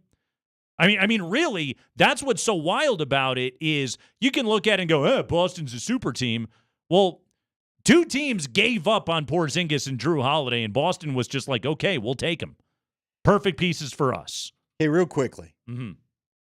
First off, gosh, there's 2 topics in there. Worst blown trade. I mean, blowing everything up to go get Dame Lillard, that didn't work. Nope. But if you're a New York Knicks fan, I mean, how much salt is in the wound to watch Porzingis win it with the Celtics? You're a Dallas Maverick fan, and you're watching That's Porzingis true. win it. You know what? I always think about him getting drafted by the Knicks. Right. Though. You're right. I keep forgetting about his stint with Dallas. Yeah. Which I guess that does stink, but I'm just thinking. He got the dunk last night. He was laboring, though. Yeah, well, that showed you he wasn't He right. couldn't move. That was, please let me get in this because Mazzulla, as soon as he could get him off, after the dunk in the fourth quarter, he was like, get him out of there. He's going to die on the court. So I asked you before the break. Last year, the Nuggets got to avoid the best team in the East, the Boston Celtics. Miami got them in 7. They were up 3-0. Boston came back, and then famously the injury in Game 7. Miami blows them out. Nuggets get the Heat. That Heat team was well coached, and they were playing well at the time, but they were no match for the Nuggets at all. Okay? This year, the Denver Nuggets, they have an injury to Jamal Murray. They have an injury to KCP. They trip on themselves. They blow it against the Minnesota Timberwolves. Minnesota's not up to the matchup with Dallas. And the Denver Nuggets, a compromised version of the Nuggets, aren't able to make a repeat appearance in the NBA Finals. And Boston blasts Dallas in 5. I mean, this is 2 years in a row in which the 2 best teams in the NBA, the Denver Nuggets and the Boston Celtics, didn't meet each other in the finals, and yet both have won a title. All right? I would love to see a round 3 next year where those 2 teams went head-to-head for an NBA championship. But I ask you this, Andy, who got more fortunate? The Nuggets missing the Celtics last year, or the Celtics missing the Nuggets this year? You know, every time I have to ponder today, I'm going to take a drink and think about it. And You're if gonna- you'll look under your chair, You're going to hydrate. you can too. Is this Oprah? Look under your chair. It's exactly what Kevin had said it would sound like. So there you go. Take a look. Okay. I assume there's Couple one there. drinks as I ponder the question. Ponder. Strictly for Twitch. Here's the thing. I think the Nuggets with Bruce Brown are a tougher matchup for the Celtics. I don't think the Celtics could have beat the Nuggets a year ago because I think the Nuggets are a more complete team. Don't forget, too. I don't know how I feel about the Nuggets this year. Yeah, but the Nuggets beat those guys twice this year. I know. Like that included going into Boston and handing them their first home loss of the year this year when the Nuggets got up for a Boston matchup.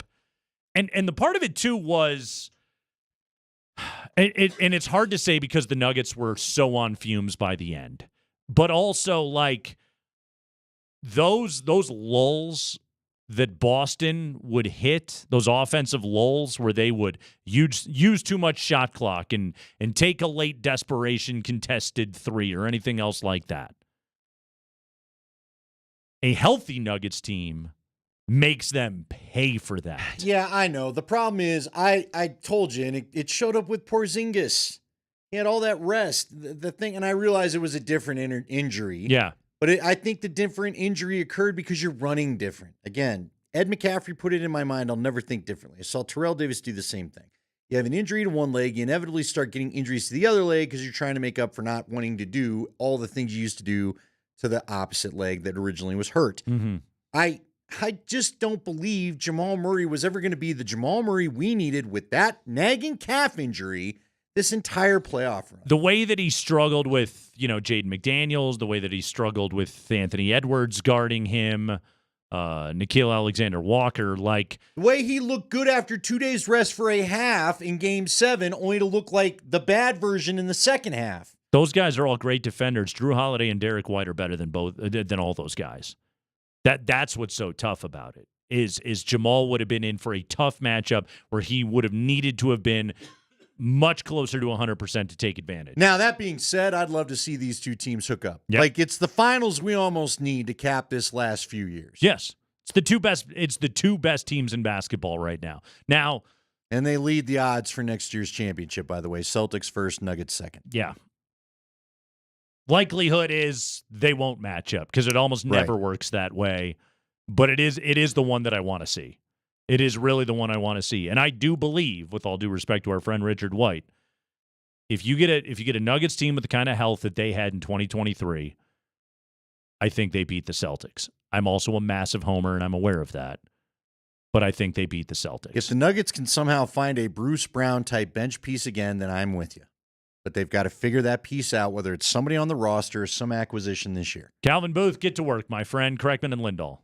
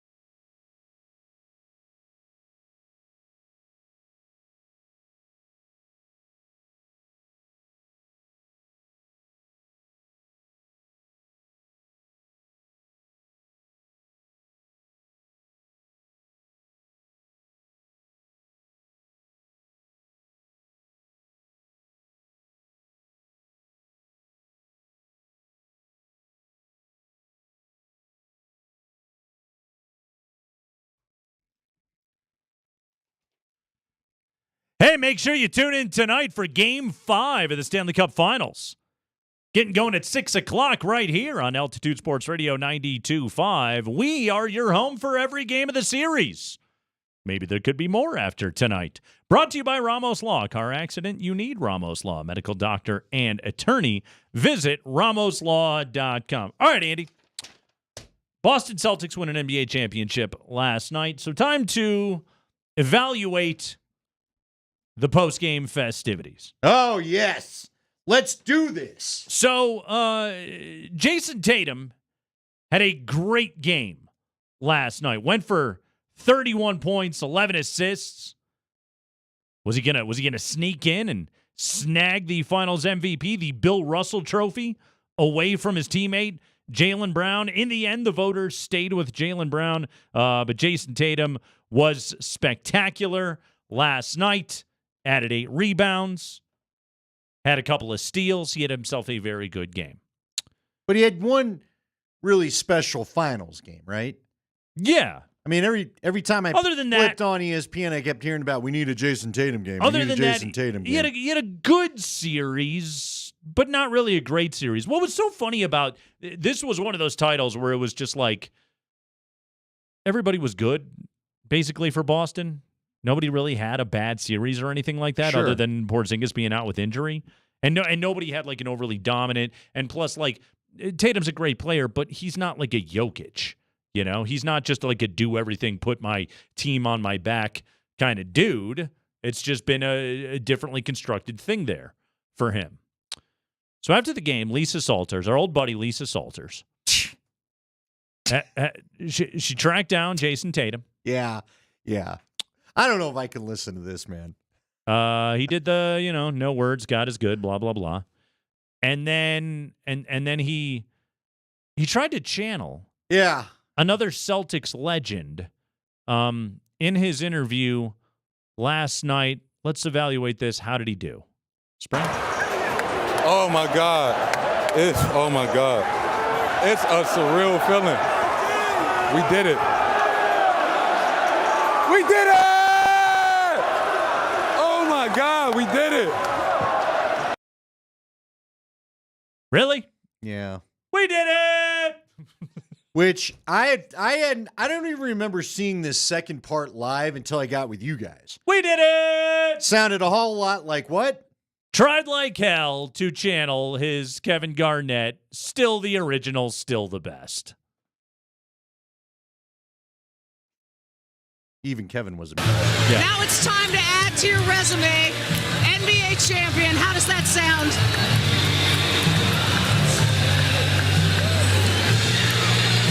Man, I'm so hyped right now. Anything's possible. Anything's possible!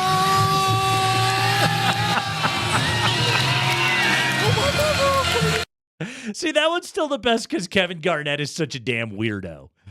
Like, that's authentic Kevin Garnett right there. I wouldn't have a problem with Tatum's response if it didn't sound so close to that. We all know felt copied. What you're trying to do. Yeah, it felt almost scripted. It was just, we know you're being a hack right now, Tatum. This is a guy that like has built his entire personality off of trying to be like Kobe Bryant and now wins a title and then he tries to go Garnett. Look, I will say... Be original, and man. Maybe it's the dad in me. The moment with his kid was cool. That was nice. That felt cool. That was nice. Right? Right. Your kid finds you, you hold him up. That's nice. Yes. That's as close as we got to Jokic, baby. Jokic, baby, stole the show last year. See, and this is why Nikola Jokic is the best.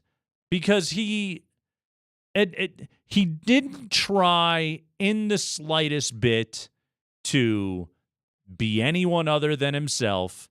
He was a true original, and he was completely honest that he was just completely over it. Yeah, now you are an NBA champion, Nikola. How does that feel? It's good. It's good. The job is done. We can go home now. Yeah, he was tired. Congratulations. He was tired. It's good. Right? I just want to leave. Well, and you know what? I want to leave your country. Can I just go? I didn't know you were going to be so blunt about it, but yes. I'd like to get back to my incredibly potent liquor in my horses.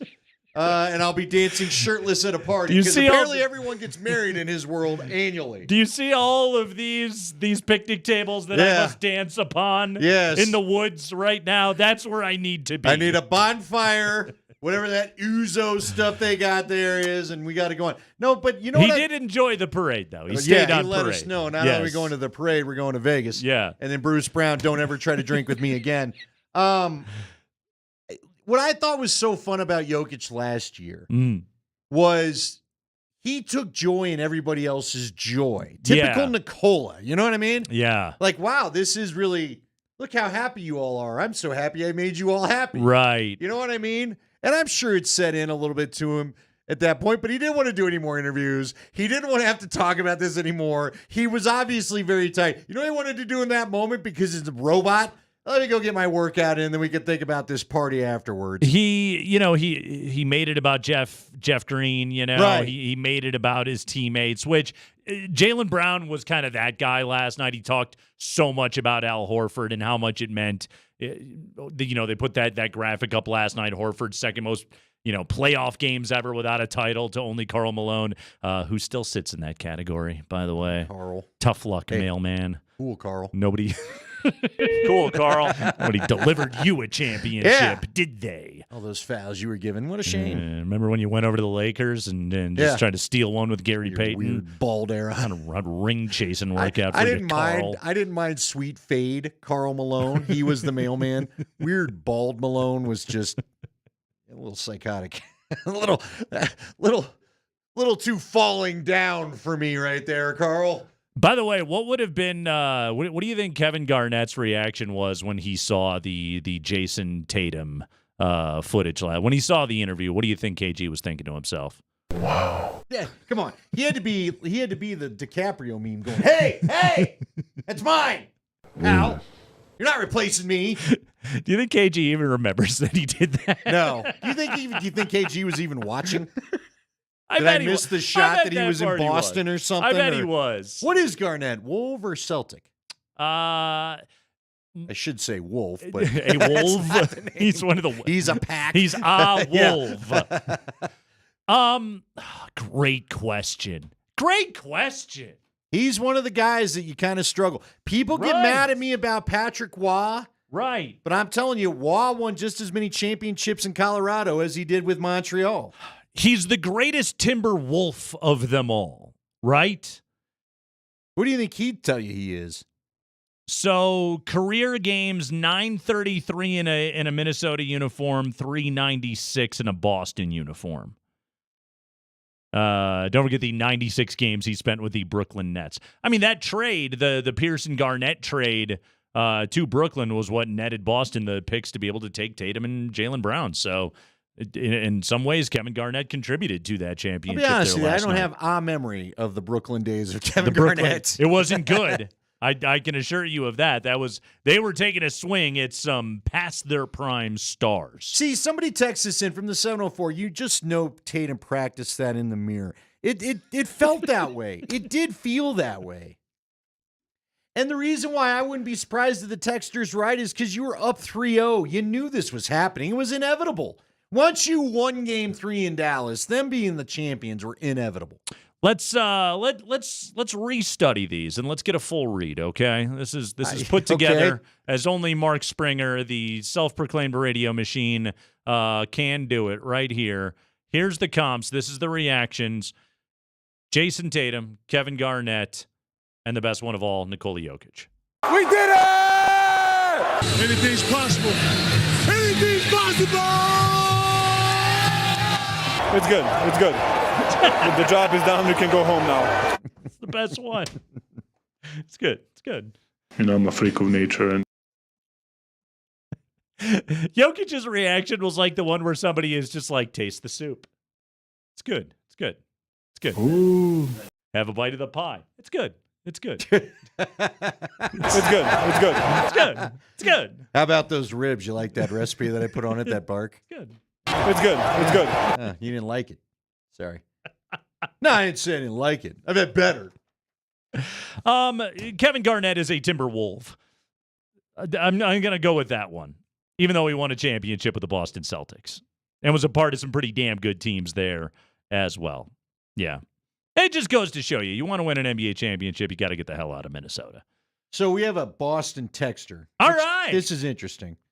So now it's all about hating on as Tatum celebrates. That's all I've heard today about the Celtics on altitude. If Tatum's celebration and Derek White, who's only good because he plays under two All-Stars, he's basically saying it's we're mad because we lost to a mediocre team in the West.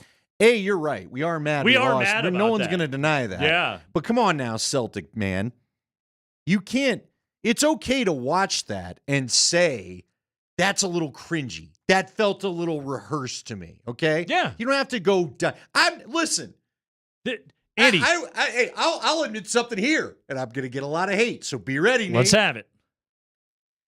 I felt a little cringe when Pat Bolin tried to do this one's for John, and it was like, all right, that again. It felt just this one's for John, but it just felt like you were reading a teleprompter when you said it. We all knew it. How did you feel about this one's for Pat? That I kind of was like, well, that's sweet. Pat. That one didn't bother me as much as this one's for John. The cringiest celebration of this day was Peyton Manning and the rehearsed all-time touchdown deal. celebration and making his guys practice keeping Yeah. the ball away from him while he acted like a toddler that couldn't catch the ball. If you do that, that's got to go to the grave with everybody. You can't admit to anybody that was rehearsed. We and when that busted got you. out, that changed it all. This one's for Pat. It was a sweet moment, nonetheless. It was. But look, I'm happy. I'm happy for plenty of Celtics. That just felt too. We're radio guys. You should know that. I like to live in the moment. I'm not looking for you to script out everything you're about to say. Yeah, not a fan. We can all admit Jason Tatum's a great player and a dork at the same Yeah, time, right? that's fine. Again, Yeah. somebody else pointed out he tried to imitate the Kobe picture too. Yeah. I mean, that's a lot better than Russell Wilson, who's a bad player and a dork. So what are you going to do? What are you going to do if he? Never mind. Just not go down. You're still salty. It's spicy. No, I'm not. Every presser I hear, I am happy I don't have to endure that this year. It is the Crackman at Lindahl show. We will take a break. When we return, there's a lot of cool things you can see when you buy a ticket to a baseball game. We saw history made last night out at Coors Field. Here's the question: was it cool? We'll tell you next.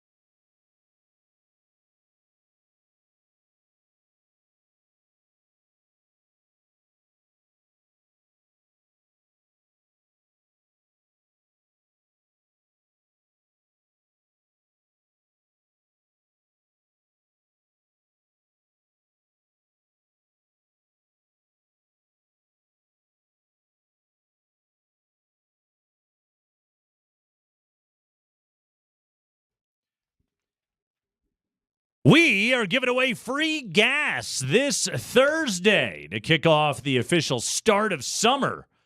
Come by and see Nate and Andy. They're all right.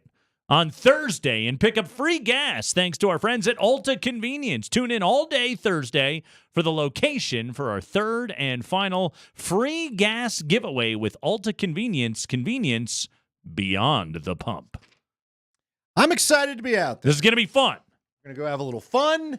The weather I don't think will be too hot. We'll tell you Thursday where we're going to be hanging, where you can come see us and get yourself some free gas. So, Andy, last night, Rocks dropped series opener against the Dodgers, 9-5. Hey, Greg Jones, home run for the first career base hit. That was fun. Congratulations to him. That thing was a 9-1 game forever. Cut it to a 9-5er there in the ninth. That was something. I had to keep looking at the box score. I'm like, are they getting no hit? What's going on here? Yeah. No, they weren't. No, they just weren't hitting much. That's all. They weren't being no hit. They were just being not hitting much. So anytime you go to a baseball game, Andy, there's a chance you're gonna see history. Saturday night, you could have seen Ryan McMahon steal home against the Pirates. You and I couldn't, but everybody else could. Everybody else could. We were at Ska-Fest, but everybody else could. Enjoying ourselves. That's right. Although that sounds like fun. That'd be cool to see. Yeah. I wouldn't mind seeing that. Even if it was a delayed steal based on the laziness of Yasmani Grandal, still good on McMahon for taking advantage of it, okay? That's heads-up baseball Don't right count there. on any hits. That's what you like to see. You just get your rear end across that plate. It's all it takes, right? You can always see history when you go to the yard. Last night, the history that you got by going out to Coors Field, and you could tell people that you saw history. You got to watch Freddie Freeman walk 5 times last night. 5 times. Now, they were nibbling. I saw a couple of the walks. Uh-huh. They just didn't want to let him hit anything. Uh-huh. If you're going to do that, which is fine, look, they were getting plenty of offense without him hitting. Yep. Why not just save the arm and just first base him? They did on the last one. That was the one where they just say, all right, you go to first base. Here's some factoids for you. Last night, Dodgers beat the Rockies 9-5, despite getting out-homered by 3, leaving 10 or more men on base as a team, and committing more errors as a team. They are the first team in the live ball era since 1920 to win a game by multiple runs when meeting each of those criteria. These Rockies know how to keep making history, I don't will they? tell you, man, it felt like the Dodgers were going to regret their lack of clutch hitting there for a minute, and then they didn't. Nah. Then they blew it open. And it was fun. It's the Dodgers. Yes. It's still crazy to have Shohei Ohtani just show up. Freeman reached base 6 Lead times in 6 plate appearances last night. His OBP went from 401 to 412 in one night. An 11-point jump in his on-base percentage in a June baseball game. That is significant right there. Way to go, Freddie Freeman. Great job, Freddie Freeman. Yeah, well done, Freddie Freeman. And they were talking about all the injured people that they were going to start getting to come back at one point during that broadcast. Because, again, I kept flipping back to the Celtics-Mavs Game 5, but that sucker was pretty much in Celtic control every time I turned back. I'd see a little Maverick run, and then they'd go to a break, and so I go back and check in on the Rockies. Like, the Dodgers. They're good. Just a murderer's row lineup, whether it's the pitching, the hitting, whatever. Yeah. Why can't that team be clutch when it's time to finally play playoff baseball? Why do they keep dealing with so many disappointments? Nate, they've got every name that you would know in baseball. Yep. Like the casual fan knows that roster from top to bottom. Yep. Playoff baseball's the ultimate crapshoot. That's all I got for you. That's all I got for you. Huh? 2020, they did it. In the weird COVID shortened year, they did it. Right. Of all the years to do it. Yeah. That was the year they did it. That's what's so wild about it. The Atlanta Braves, what did they win? 15 consecutive NL East division titles? Yeah. They were the champions of the 90s. They won a World Series. It's crazy, right? That's it. Baseball's postseason is spin the wheel and pick a champ. That's it. It's just that simple. Like, you can be as clutch can be. I mean, the Rockies took 2 or 3 against the Dodgers earlier this year. I get it. What's That's crazy to me is I would take half the Dodgers roster and replace, like, I'd take the bottom half. I would take the guys in the dugout that don't play every day Right. and replace at least probably 4 or 5 positions on the Rockies with those guys. Yeah, I'd trade their entire roster for Shohei Ohtani. Entire roster? You can have the whole system. You can Just have, pick and choose what you want. you can have the stadium. You'd like that, wouldn't you? You can have the park. You can have the logos. You can have the new construction across the street. All the parking lots. I would trade all of that just for Mookie Betts. Now you picked a different player. That's it, though. That's how deep they are. Gosh. I'd trade them all for Freeman. Yeah. Yeah. I was about to say, what about Freddie Freeman, who you just talked They're about? all pretty good. Will Smith I would take him and take your pick. Yep, they're pretty good. They're not bad. They kind of got it figured out. Elsewhere in baseball last night, we were talking to Richard White earlier. We were talking about John Gray's performance last night. John Gray had a tough one for the Mets. Mets got a 14-2 victory last night in Texas. John Gray got absolutely rocked in that game. So a rough one. Brandon Nimmo homered for the Mets. Yeah, they showed up. They scored 14 runs. However, real highlight of that game came courtesy of the broadcast. I know, I forgot. Oh, my God. We got to play this audio, okay? Until this, Keith Hernandez was known for maybe the spitting episode in Seinfeld, right? He's known for a lot of things. Former MVP. Hey, I think he's about to be known for something else. All-time great player. Yeah. He's already made it into the drop menu just from this very season. Who knows? It's Keith Hernandez. Gary Cohen and Keith Hernandez, I think it's the best broadcast in baseball. Last night, Keith Hernandez Forgot where he was. just completely forgot where he was. So between innings in Texas, at what was it, Globe Life Field, Stadium, Park, whatever they call it, they have cheerleaders. They go on top of the dugout and they throw T-shirts and they dance. And They do the things. This case, they were dancing on the dugout. little promo opportunity, getting everybody excited about Ranger baseball. This baseball game. Defending World Series champions, everything like that. Yes, they're there to get you excited. Unbearable heat in Texas. Sure. All of it. People in Texas love it, okay? It turns out Keith Hernandez loves it as well. Here is from the Mets broadcast with the Mets leading 12-2 last night, coming back and showing some footage of the cheerleaders and Keith Hernandez. We're not sure if he remembered he was on air or not. Yeah,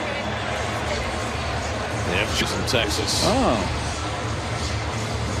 It's like a high school football game. It does. What high school? Not yours. Adam Ottavino leads off in the home seventh. No! Gary Cohen has had enough. I don't care for your tone of voice, sir. You're getting a little too creepy here, Keith. Yeah, guy, calm down. I think when you use the phrase "what high school," right. You just had a Brent Musburger moment, and I'm going to need you to calm down. Yeah. We're not at an Alabama football game. Also, they were at least in college. They were at least in college, and she probably could at least buy her own beer. According to the law, that's okay. Yeah. It does. What high school? What high school? No. You don't follow up with that. Go another direction, sir. Yeah. Gary Cohen, listen to him hit the eject button. Woo! He knew. You're right. Let's get on it. Listen to this is broadcast professional Gary Cohen right here, just being like, okay, Keith, down boy. Okay. Not yours. Adam Ottavino leads off in the home seventh. And not only am I going to make the comment, we're back to the game. You shall not have a follow-up. We are done with the conversation. He might even reach to the talkback and go, kill his mind. Just unplug him. Oh. Keith, if you're going to do it, please talk about Rockies legend Adam Ottavino. Please. Yeah. Yes. Please, for the love of God. Okay? It does. Yeah. Yeah. Calm down, guy. Shut your mouth. Yes. Yes. 333 points out. Mets have won 6 straight since Grimace threw out the first pitch. They've been rolling. Yeah, what? It's worked out for I them. did not know Grimace was still a thing. Grimace, he saved their season, I think is what happened right here. Also, did Grimace go anywhere? I assume the entire Ronald McDonald gang was still together. There's no gang anymore. They're not in the commercials. What do they exist for? They on a Happy Meal? I didn't know Grimace was still around. What is he, too? I saw a funny description of him this weekend that we can't say on the air. Where would Grimace have gone? I just don't think they use the McDonald's gang anymore. I think they figured out clowns creep people out. We don't need one as our... How many clowns are still mainstream? There's no great question. There's no not clown show the term. There's no clown show like for kids. There's no Blinky the Clown or no Bozo or right. Every clown that comes out in pop culture now seems to have some sort of death wish for you. Trying to Krusty the Clown is still going, right? Well, Krusty the Clown? Not exactly a clown you use for kids. Can you still rent a clown? Pennywise. That's what I'm talking about. I believe you could rent a clown, sure. For a birthday party? I never have actually done this, but I'm assuming you could. Does anybody's kids ask for a clown? Hasn't our generation scared everybody else from the clown? Here's the part I don't get about it. As a child, I never found clowns scary. Because they weren't painted to it. They weren't presented to us the way they are now. But I used to watch the Bozo show. He seemed like a joyful character. He had big shoes. He had a red nose. Sure. Blinky was fun, too. Totally. The Denver legend. Yeah. He had the old hobo hat. And there you go. But that was a different deal. When did we all get scared of clowns? I think Pennywise was the start of it. That was it? Was it John Wayne Gacy? That's probably what but that predates what you and I are talking about. Yeah, it's true. I didn't know anything about it when I was a kid. I don't know. Did you ever see the... Jack Nicholson's Joker? Well, okay. Was that it? Sure. Did you ever see... There's plenty of horror films that feature the clown. Sure. There was a creepy... I think she was a clown. Maybe she was just the fat lady. The old Lakeside Amusement Park had a fun house. Okay. And she'd be laughing as you entered. It was an animatronic. All right. Did that terrify you as a child? It bothered me. I still went in the stupid fun house, but it bothered me. Not going to tell you that it didn't. Did you ever see the American Horror Story with the carnival, with the freaks? No. Yeah, that wasn't good either. That clown was a mess. What about the clown in Texas Chainsaw Massacre? I can name more clowns that have been a problem than anything that seems friendly. Army vet Mitch said he wanted to be a rodeo clown. See, they're helpful as well. What about when Frasier went bull? pantsless and filled in as a clown for Sam at a party, and then accidentally pulled the kerchief with with his undies off and gave everybody a show? I don't remember that episode. Oh, tough crowd. I thought the generals were due. Yeah. Poltergeist. You know what, Paul? You're right. Poltergeist was the start of it. That clown coming out from underneath the bed and choking the kid out. Uh-huh. That was it for me. He's right. That was the most evil clown I'd ever seen. Is Ronald McDonald a scary clown? No, but he serves you average food. Wow. Although I loved it as a kid. You know what probably was the bigger problem? Who was it Mayor McCheese? Mayor McCheese, sure. Who was the cop? The cop that was the Hamburglar. No, the Hamburglar was the criminal. Right, he was the crime. Okay. There was the cop that there was a toy feature. There was a McDonald's off of 38th. Okay. And Irving or something. No, 44th and Irving, okay? I believe you're talking about Officer Big Mac. Yeah, Officer Big Mac. Officer Big Mac was the Irving. cop. There's still McDonald's there. But it used to have a children's play place when I was growing up. And the cop was like, you could crawl up into his face and walk around there in the metal whatever. Okay. And it was germy. I don't know what I caught there. Maybe that's where pink eye came from. I'm not sure. Wasn't that good for kids? Get them some germs. See, Vic just tweeted me the creepy lady from Lakeside. Look at her. I mean, shouldn't you tell kids, hey, go lick one of the poles on the light rail? It's good for you. Probably would have been more safe than whatever that guy who was it, Sheriff Big Mac or something? It was Officer Big Mac. I don't Whatever. think he hadn't been promoted. He hadn't been promoted Work yet. harder, officer. Birdie the early bird, Grimace, the Fry Kids. Remember the Fry Kids? Barely. They were kind of like little walking googly eyes. Honestly, the Fry Kids are sort of kind of my model for what I want for the Rockies' new mascot, Pet Rock. They weren't the Pac-Man ghost things? Again, it was Cousins? the 80s. It was all sort of. Yeah. All the animators were on blow. They were all doing the same Puff stuff. the Magic Dragon. Let's Really? be honest. You think so? Fraggle Rock? That came to you in a sober moment? Captain Crook, he was like a sea captain. I think he was there to spread awareness of the fillet of fish. Yeah. Come on, dude. I enjoy a lot of McDonald's things. Extra I'm not having tartar your, I sauce. don't want your fillet of fish. What kid showed up to McDonald's going, hey, I need me a fillet of fish? Huh? I knew the kid, actually. I grew up with a fillet of fish kid. I knew one. Mm-hmm. You did? I did. Yep. Why? I don't know. It was his thing. He liked the tartar sauce, apparently. I don't know. Dude, come on. That tartar sauce. Are you serious? You know what I used to love? Let's do a positive throwback. Remember the McDLT? Sure. Hot sides hot, cool sides cool. Slap them together. Do you go out of your way for a McRib when it comes back? Once upon a time I did. Sure. The old older digestive system doesn't handle it the same way, so not anymore. Post McRib, Andy's missing a segment. But hey, 20-year-old Diarrhea. college Andy, 2 of them. I'm housing 2 of those suckers. You kidding me? Give me 2 McRibs.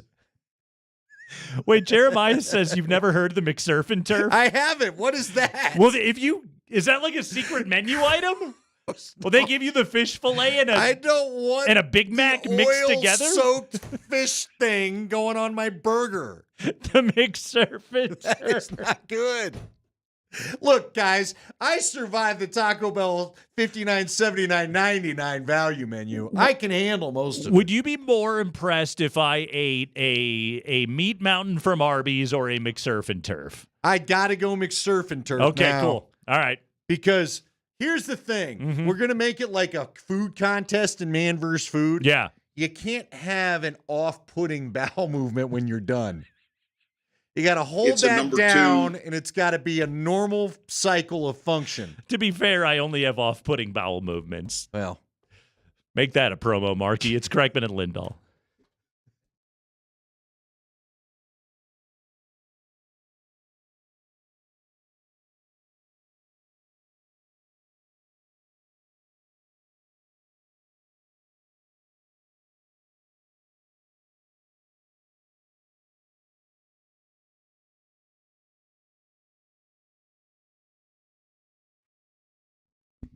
hey guys, Andy Lindahl here for the Rocky Mountain Men's Clinic. Let's talk about energy level. It's a Tuesday. How you doing? You got that first day back from the weekend. You put in a day of work.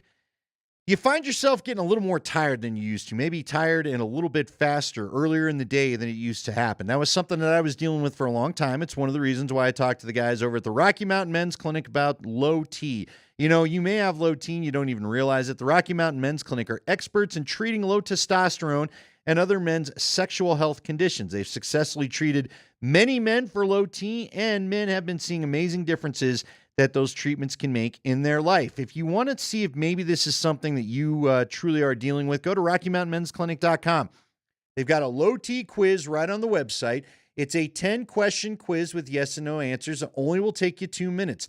It deals with things like maybe a decrease in libido, putting on weight, less productivity at the gym, poor sleep, waking up feeling tired, all that kind of stuff. And one you really don't want to fall into, sad or depressed. So go and take the quiz, see if it is maybe something you need to look into. If it is, make an appointment at the Rocky Mountain Men's Clinic. It's only $99. It includes a medical consult, a T and PSA test, and if you sign up for testosterone the day of your treatment, your appointment is free. Real easy to get a hold of these folks. 720-440-7900 is the number, or RockyMountainMen'sClinic.com.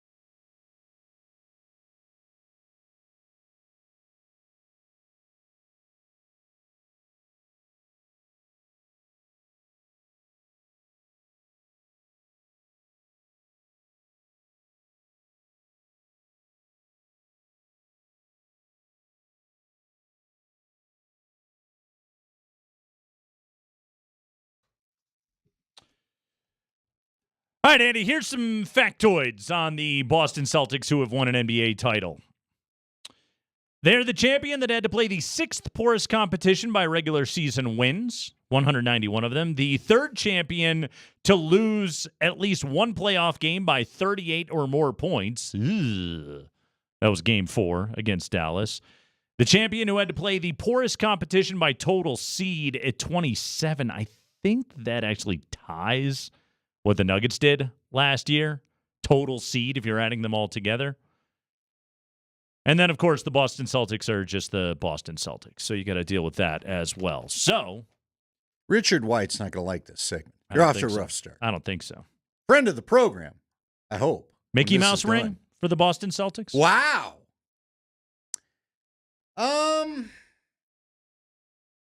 No. I don't want to throw arrows their way because, again, there's some similarities to what happened with the Nuggets last year. You play who you play. Yeah. You know?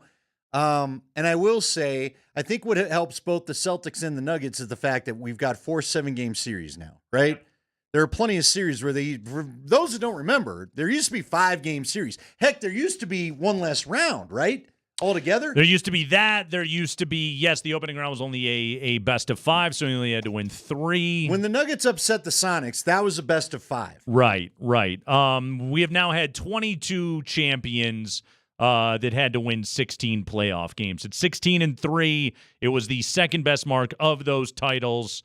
Obviously, the 2017 Warriors, the Kevin Durant Golden State Warriors, which we can all yell that was a cheat code, but it's the best team of the century. Right. And they went 16-1 on their way to being able to win a title. The Nuggets went 16-4. Okay. Here's why I'd love to see them play each other next year. Yeah. I'd love to see these two get together. At what point, though? See, here's what I hate about trying to label the Nuggets run a Mickey Mouse ring or whatever. Where'd you get that term from? I've never heard that, by the way. You just coming up with it? You just spitballing here? It's been around forever. Really? I'm surprised you've never heard it. I'm honest. I've never heard of it. You teach me some every day. Yeah. I talk a lot of trash. I'm not. Oh, well, there you go. I got to know these terms. All right, there you are. There you are. No, but seriously, again, what I don't like about it is the media made such a big deal about, they got to face LeBron. I don't think they're ready to take down the championship pedigree of LeBron and Anthony Davis. And like we talked about, it was all about Booker and it was all about Durant. Now, there was no hype really before the Minnesota series because, let's be honest, I don't think a lot of teams or a lot of the national media was paying attention to that opening round series. And when the Nuggets beat the Wolves, they were like, well, they're the 8th seed. That's what's supposed to happen or whatever it was. Or they weren't the 8th. Were they who'd the Nuggets get? Did the Wolves win a play-in? How'd that work last year? Minnesota was the 8th seed. The Nuggets were the 1. Okay. Yeah. But they did win a play-in then to get there, right? Yeah. They won that first game, and we knew right away it was them. Right? No, they lost the first play-in game. The Lakers won that game. That's right. And then the way that then the bracket worked out. Because remember, this was one slight disadvantage that the Nuggets had a year ago was they didn't know their opponent. They had a game 1 on Sunday. They didn't know their opponent until late Friday night. Which is a little tricky. It was. Granted, the Nuggets went out and kicked the crap out of them in game 1 because Minnesota had been in a bunch of different cities and they were tired and the Nuggets were rested and awesome. Well, and the Nuggets had the scattering. Yeah. You're playing a familiar foe for sure. But I'm just saying, I love this all of a sudden, let's revisit how lame the Nuggets championship was. It was forwarded by the national media as we got into the second round this year. Simply, you guys are the ones making all the big deal about, like I said, the superstars of the other team. And you remember there was even a moment of Heat culture and Jimmy Butler and Bam Adebayo and all those guys. They were all going to be such a problem for Denver. And nobody was more of a problem than Phoenix, and they were only a problem for 2 games. And then Dane points out, at least the teams the Nuggets played were healthy. Right. I mean, Minnesota didn't have McDaniels or Naz Reid, but yeah, pretty much. They got those teams. Hey, Chris Paul was banged up by the end of the Sun series, but nonetheless, see, to me, I don't want to detract. Boston has been the best team. They almost pulled the 3-0 comeback off last year. Right. Boston is a great team in the East. That's why. Let's do it. 80-21. It's pretty good. Here's the other thing, too, that I think, there's a lot of things you look back at the eras previous. This thing is a damn marathon, Nate. Yeah. It's just a marathon. Guys looked more tired and worn out, and the series got... Now, look, they don't play the 90s basketball that Hastings came from where you're allowed to just mug somebody and leave them limping off the court. Right. But this was a physical playoff run in a lot of series. We talked about how physical the Nuggets and Wolves were against each other, and the Wolves looked like they felt it against the Mavericks. They got physical against the Mavericks, and they looked like they felt it against the Celtics. It's a different physical test today. You know, like 80s, 90s ball. And I was listening to somebody comping this Celtics team to the KG, Paul Pierce, Ray Allen Celtics team to the 80s Celtics teams, right? And those 80s Celtics teams, they were just tough as hell. You know, and that's what you had to be to win NBA championships back then. You were going to get mugged. It was going to be physical. There were going to be elbows, and you were going to hit the floor and all those kind of things. Today's game is a different kind of physical test. One of the things that's really different about today's game is, and this is where it is different physically, is there's so many more possessions. There's Right. so many more possessions. The up and down that is required of you, the stamina that you have to get up and down the floor over and over and over and over again, is not what it was. They just played the game much slower in the 1980s and the 1990s. Here's the other thing we're about to embark on, too. You got to give the Celtics credit. And again, with the Nuggets, they've kept their teams together. Yeah. We're talking about these new cap rules that are about to affect the entire NBA. You can go back to the dynasties of the Lakers and go back to the dynasties of the Celtics and go back to, Shaq and Kobe even on their run. Golden State did a phenomenal job of it in the modern era. But how many of those teams feature the exact same guys? It's very hard. Like, how deep was that? The Showtime Lakers. We're talking about the same starting five even into the bench, aren't we? This is the what's Jordan Bulls didn't have to flip out their bench that much. What's so wild about, I mean, they between the first and the second three-peats, but those those two title runs, you're right, were essentially the same rosters. We're already talking about the Nuggets for the second year in a row, possibly losing a key piece because of cap rules. Boston, by the way, their entire 8-man rotation is under contract from next year. Well, I mean, really good for them. All you can do is tip a cap to them. Yep.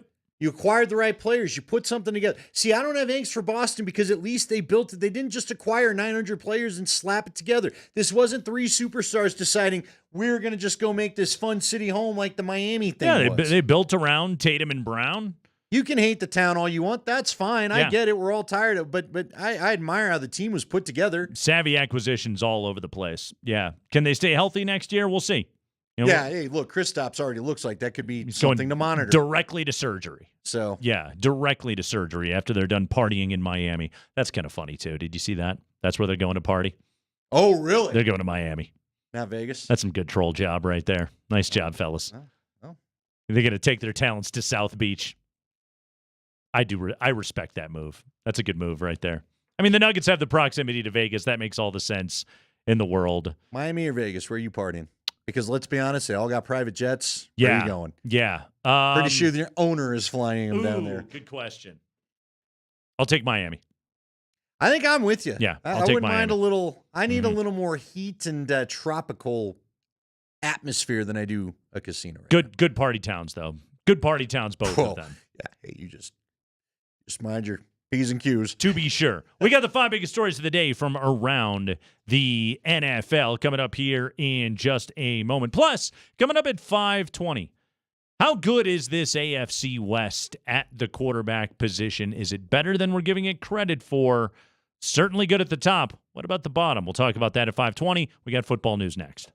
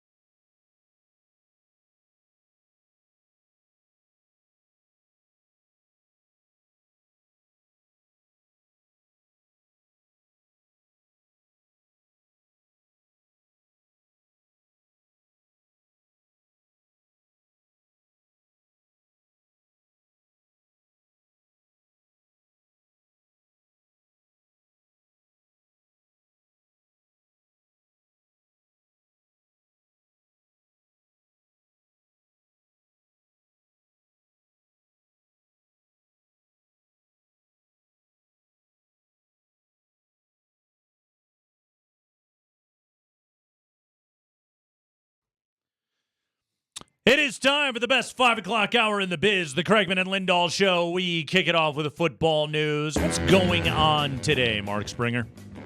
Let's get you all the news in the high five. And let's start with quarterback prospects, as next week, most of the top quarterbacks in college football will be in Thibodaux, Louisiana for the annual Manning Passing Academy, the Manning family's annual summit of quarterbacks at the pro, high school, and college levels. Among those who will be there, according to Jeff Duncan of NOLA.com, are Georgia's Carson Beck, Texas's Quinn Ewers, Alabama's Jalen Milroe, Oregon's Dylan Gabriel, transfer from OU, Texas A&M's Connor Weigman, not quite familiar with you yet, Notre Dame's Riley Leonard, and Ole Miss's Jackson Dart. Notably absent is Shedeur Sanders, the betting favorite to be the first overall pick in the 2025 NFL Draft. No Shedeur at the Manning Passing Academy. Andy, what do you make of it? Maybe there isn't a relationship there. I don't know. Cold War between the Sanders and the Manning families? Yeah. Who is the true first family of football? Yeah, I'm reading. It's interesting because now that he's brought this up, I wasn't aware of this. I'm reading some of the quotes included in the story that Mark always hands us. Yeah. I don't know. Is Shedeur out of town? Is he doing another fashion show? I don't say that flippantly. I mean, I don't know what he's up to. Does he have a rap concert? He's got to open for Lil Wayne again. I don't know. His players will be obliged to have to attend. It's a little interesting, but there you go. Okay, so no Shedeur. Well, is it because he? I'm just throwing it out there. Is it because he already knows everything? No, is it about because he quarterback talked play? about how much he's been mentored by Tom Brady? Ooh. Is there a rivalry there? Is he going to start his own Brady Passing Academy? Well, is that maybe. what's going on right Who knows? here? Rival business? Who knows? Tom's moving in to usurp the Manning income on passing academies, Is apparently? it because he said he doesn't like option routes and Manning loves them? I don't know. I have no idea. Not terribly sure right there. So there you go. That's no Shedeur, but many other college quarterbacks at the Manning Passing Academy. Spring. High five. The next NFL draft, where Shedeur is the betting favorite to be the first overall pick, is in Green Bay. The 2025 NFL draft will be in Green Bay, and it is getting difficult to book a room if you want to go attend the draft in Green Bay, Wisconsin. Nearly every Green Bay hotel room in the area is already booked for the week of the draft, and Airbnb prices are skyrocketing. According to Jeff Bollier of the Green Bay Press Gazette, a 3-bedroom home across Lombardi Avenue from Lambeau Field is asking for almost $17,900 per night. What team is renting that thing up? That's what we need to know. Probably the Packers. I have no idea. Maybe, but wow. Just to go to the draft. I didn't get to watch a game. Why are you renting it for the week? Is that the whole week? I mean, if I'm running the Airbnb, I'm like, you got to book the whole week. I'm sorry. You can't just book the 3 days. You got to book the entire week. That's how it's going to go. Let me ask you this, though. You pull that move, are you worried about the condition you're getting your Airbnb back in? It's you got your security deposit. You got the cleaning fee to be able to sting those people on. Sure. How big a fee? I just paid you $140. I'm probably here to party. What is it? $17,900 per night. I'm assuming that cleaning fee is pretty high. Okay. I'm just. Is there a rebuilding fee? That's my assumption. So it's gonna be pricey, right? To go to the draft, man. Yeah, it's wild. To go to the draft in Green Bay, Wisconsin. Honestly, actually, of all the cities like that I would like to go to, and I know I'm a Midwestern drunk, but I would enjoy going to Green Bay, Wisconsin a hell of a lot more than going to like Detroit or Cleveland. Okay, or whatever. but I'm going to save $140,000 and take $2,875 and go just have a heck of a time enjoying the city of Green Bay. I suppose you could. When, nothing else is going on there. And then I'm going to move on. I'll move along. I get a lot of what the NFL does and why it attracts people. Yeah. You just said it right there. I'm not quite sure about the draft. Maybe round one, I guess. Maybe round one. But you're not even seeing a game. No. You know what I mean? No, you're How just many of the standing there first yelling. rounders that we just witnessed aren't even going to be much, possibly? Oh, it's on draft night, though, Andy. They're all stars. No, I get it. They're but all so stars. what? You saw... Except for Bo Nix, You but saw still. somebody else? Good. I don't know, man. That's the one thing I just kind of don't get because the guy walks out, bear hugs the commissioner, holds a jersey up, and you got to leaves. be there in person. Okay. Yeah. Cool, dude. I don't know. Cool, Carl. I don't get it. I don't know. Are we going to make it some point where we're all going to go and watch him sign the contract next, or? Ooh, they can sell right, tickets for that. Get out there, and I'm going to just go ahead and put my John Hancock on this. I mean, they did figure out how to make like college letter of intent hat Right. selection ceremonies. I I think. know, you're right. We can turn anything into entertainment these days. You're right. For a mere $142,875. It's interesting to me. But people will go. Look, I understand the NFL puts on a lot of events around it. I saw it at the Super Bowl. You know, you can go tackle the tackling dummy and put on the big helmet and all that. But I just still go to Green Bay a different time of year. I saw you spend $142,000. I saw you tackle the tackling dummy with Tyler one time. Go ahead, Spring. Hey, High five. It was a block. The Associated Press is clarifying the criteria for the NFL Comeback Player of the Year What do you have to award. come back from, Spring? They are going to emphasize that the winner should be a player who overcame an injury or an illness, and not just a player who followed a bad year with a good year. Okay, so that So by this criteria, DeMar Hamlin should have been the Comeback Player of the Year. yes, He died. He came back from death. He died. And all Joe Flacco did was not suck. Came back from his own version of death, but it wasn't the same thing. Wow, that one kind of caught me off guard. I don't know. I thought it was a good line. Sitcom No, kind I of thought- moment, that- but okay. That was a good line. The light went on. No, look, dude, it's I don't know if I like this.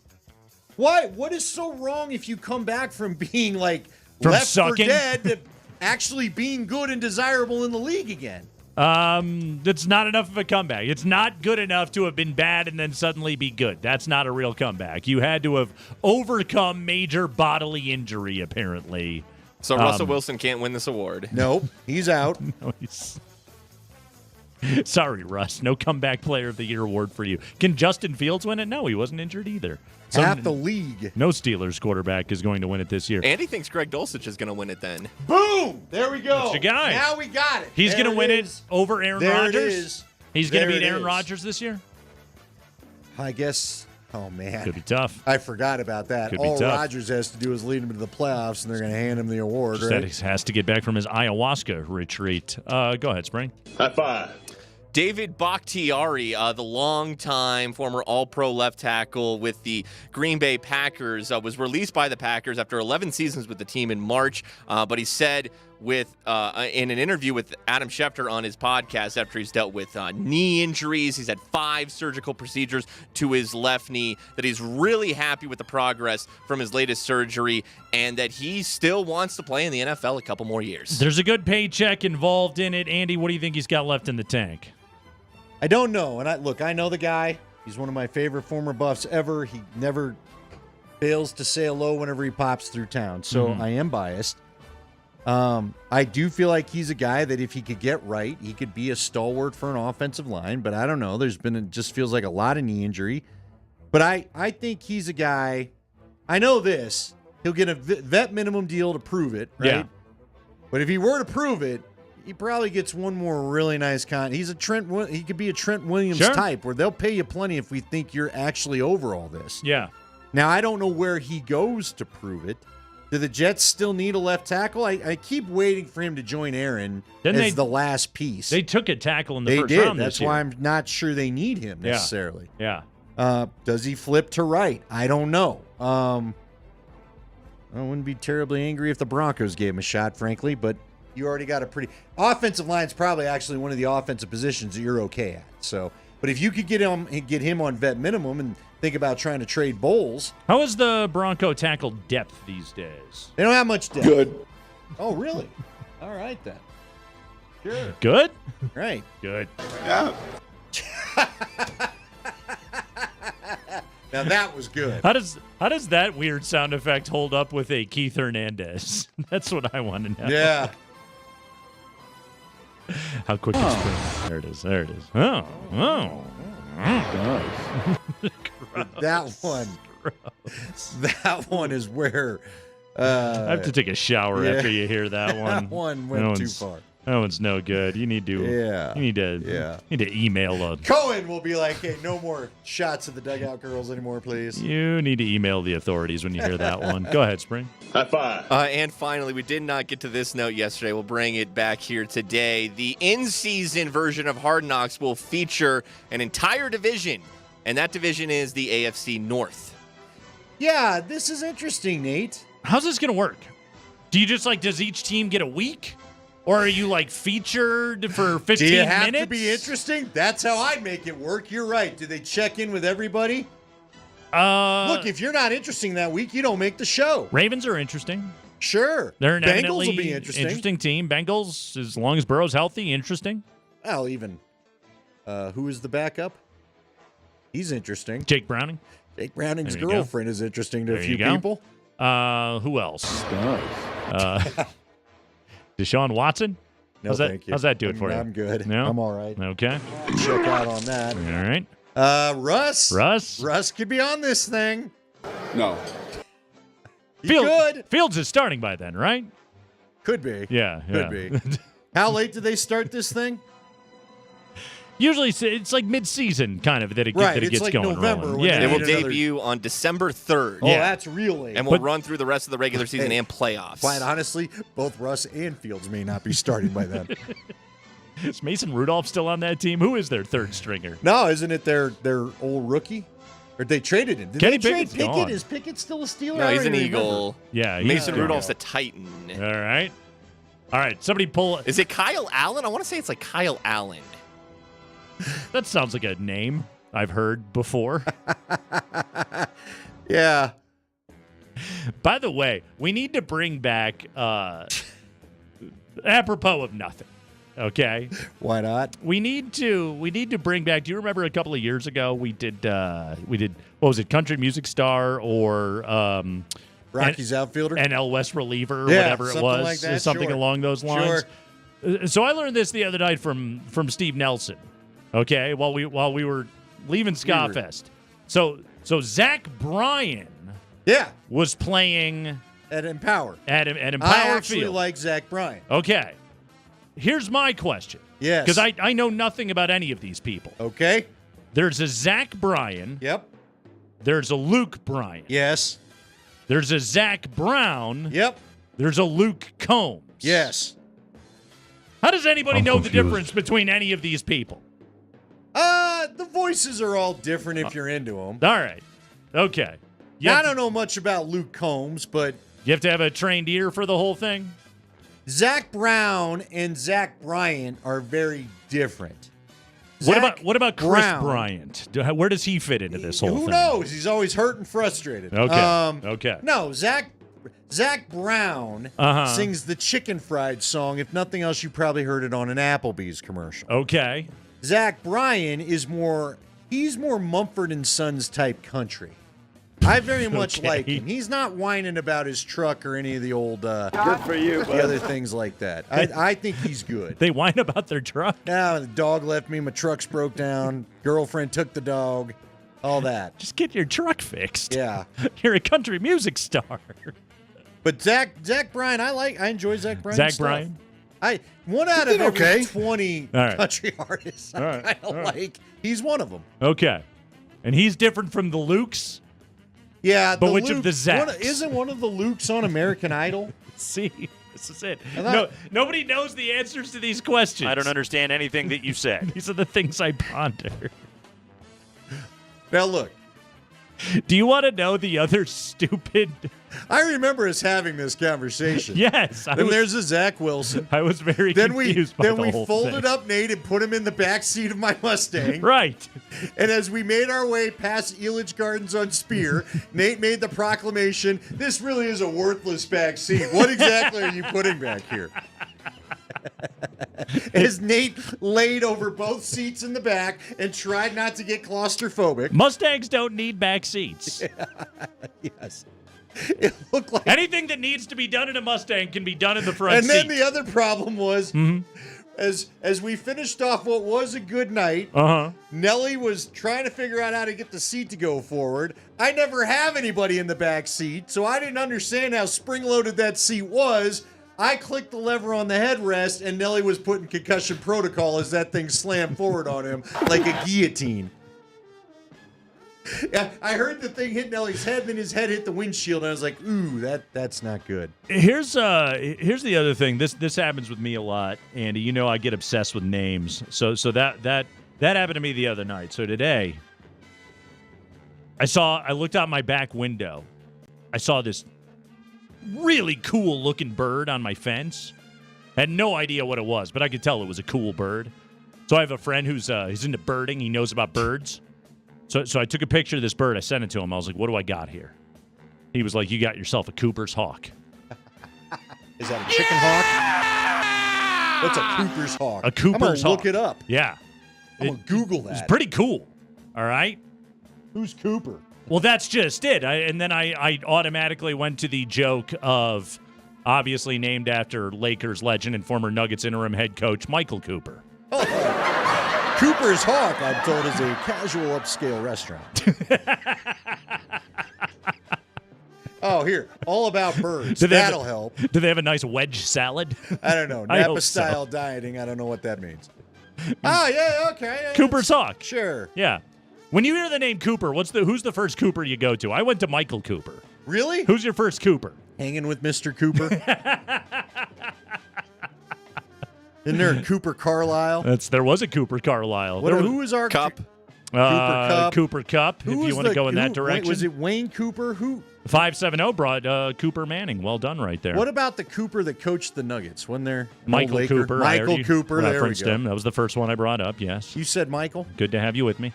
No, you threw out this Cooper stuff, and now I got to start. And I'm still trying to digest the Cooper's Hawk that you saw sitting there. Brewers legend Cecil Cooper. Cecil Cooper's Cecil a good one. Cooper. Sure. Yeah, either one. Yeah, sure.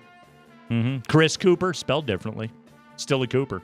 Oh, now we're going to do that? So now we're going to go to the K-U-P-E-R? You could if you wanted to. Yes, it is a Cooper. Anyway, these are who's your Cooper? When you hear Cooper, which Cooper comes to I mind do like first? this Cooper Hawk you went eyeballing. So were you It was a cool bird. Were you at the as you brought this up? Yeah. Were you standing there? Nasty robe, No.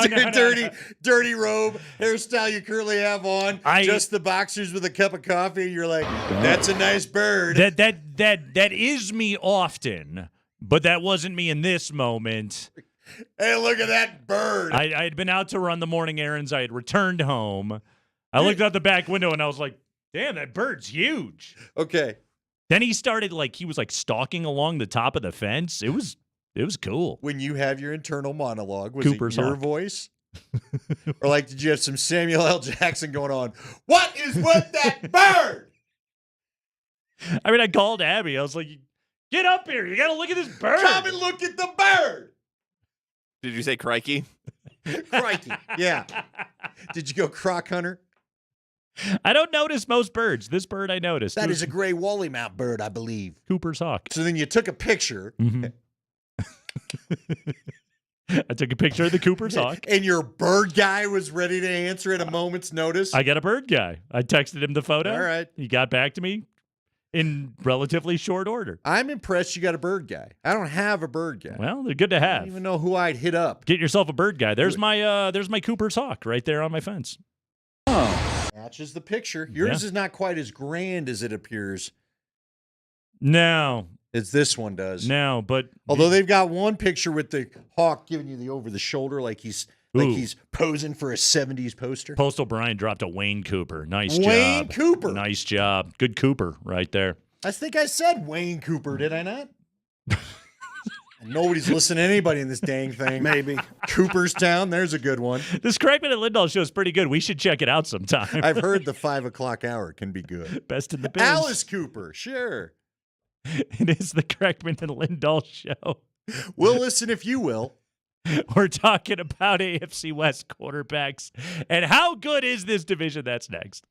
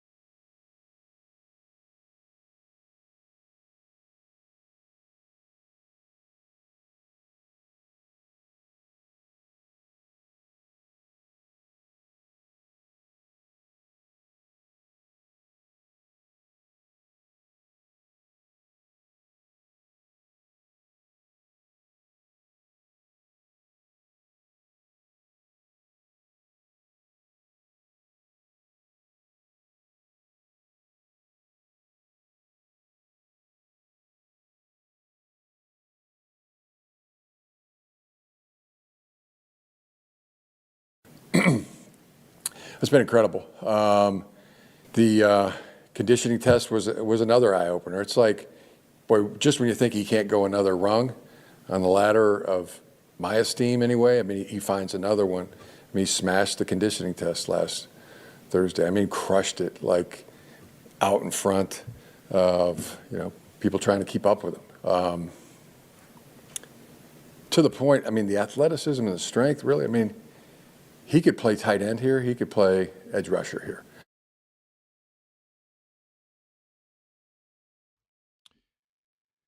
Yes, the answer to all of the Chargers' defensive woes, Justin Herbert as their edge rusher. Kevin Garnett or Jim Harbaugh, bigger weirdo, Spring? Jim Harbaugh. A lot of milk. Those are two first ballot Hall of Fame weirdos for you right there. Wow. KG and Jimmy. We're with you until 6. It's Craig and Lindahl. Let's break this down. NFL.com gives us their ranking divisions by quarterback play. Ranking divisions by quarterback play. It's a good football list for you here on a Tuesday afternoon. Andy, what do you think got top billing? Number 1. You with me? No, I'm not with you. So I went out there to look for the cookie you told me that was there. That wasn't there. There was no cookie? Our guy Philip Phillips is playing for a mixed crowd, and I'm trying to whisper, and apparently I'm still even whispering. I'm too damn loud. So now I'm coming in here. We'll probably get yelled at by the time that's all done. So the top list as far as the quarterback division. Yes. See, I remember this topic from our conversation. It's the one we were going to do this. When I'm not trying to get fired. The top division. No cookies? No, they're not out there. Yeah. I thought I saw some before. There might have been. They're gone. I didn't mean to lead you astray. Well, and then hey, look, I'm a man about town. People want to talk to me whether I'm on the air or not. And apparently I can't whisper low enough for people to hear their songs. Interestingly enough, I don't have those issues when I go out there. Well, you're not as gregarious as Andy. I'm truly You're the one not. that gets folded up and stuffed in the back of the Mustang. All right. See, I would think the AFC North is interesting because of Burrow and Jackson. You got 2 MVP candidates there alone. One's an actual MVP. Thank you. Yeah. But look, Russ, I know we're all sick of Russ here, but Yeah. the people are going to wonder, can Russ? There is still, I think, a large group of NFL followers that wonder that haven't been subjected to Russ's constant social media presence that will wonder, will he ever get it back together and return to form, right? Yeah. Well, they'll hate him soon enough. Sure. And Cleveland's Cleveland, so whatever. But that's at least 3 out of the 4 that are going to be quite interesting. Deshaun Watson was once good. He was, yeah. Hey, once upon a time, you and I actually wanted them to trade for him, and then all the weird stuff came out. Yeah. Let's see. So you got the Jets. You know what? The AFC East is going to be interesting because all the weird stuff with Rodgers aside, can the guy play quarterback? If he's healthy, he can play quarterback like he did in Green Bay. The Jets will be interesting. The Bills will be interesting. The Dolphins are interesting with Tua Tagovailoa. They'll have production no matter what. So yeah. there's a pretty good quarterback division right there. This is why the AFC is a nightmare, quite honestly. Yeah. CJ Stroud's an interesting guy. I really started to like CJ Stroud in the South. Rest of that division stinks. Well, Lawrence is still the guy. Lawrence now's got the pressure of living up to the contract, Yeah, Nate. he's got that. So there's at least that. That Trevor Lawrence, call me still intrigued. Who else is there? I don't even know who. Is it still Anthony Richardson? Will Levis in Tennessee, Anthony Richardson in Indy. What do you think of Richardson? I like him a lot. Can he stay on the field? How bad is that shoulder injury? Levis, He's supposed to be back. I can tell you that. Is there any chance the Titans just turn around and go get Tannehill again at some point during the year if this Levis thing doesn't work out? He had his moments, though. Levis? Yeah. Yeah. He had his moments. They got him. He was a guy that was projected to be a first-round pick. They got him on a value shot in the second round, and he looked okay. Brian Callahan was hired to work some magic there. Yeah. So we'll see if he does. Yeah. All right, now we come to the AFC West. I still think it's interesting because you got Mahomes, who's the best. See, here's my thing. Would some categorize the AFC West as not interesting because they're tired of Mahomes. There's a burnout on the champs always. No matter who you are, people get tired of your success. Brady went through it. Kobe goes through it. Nikola Jokic probably. Nobody wants to see Nikola Jokic win a 4th MVP at this point. He's going to deal with the backlash of that. No?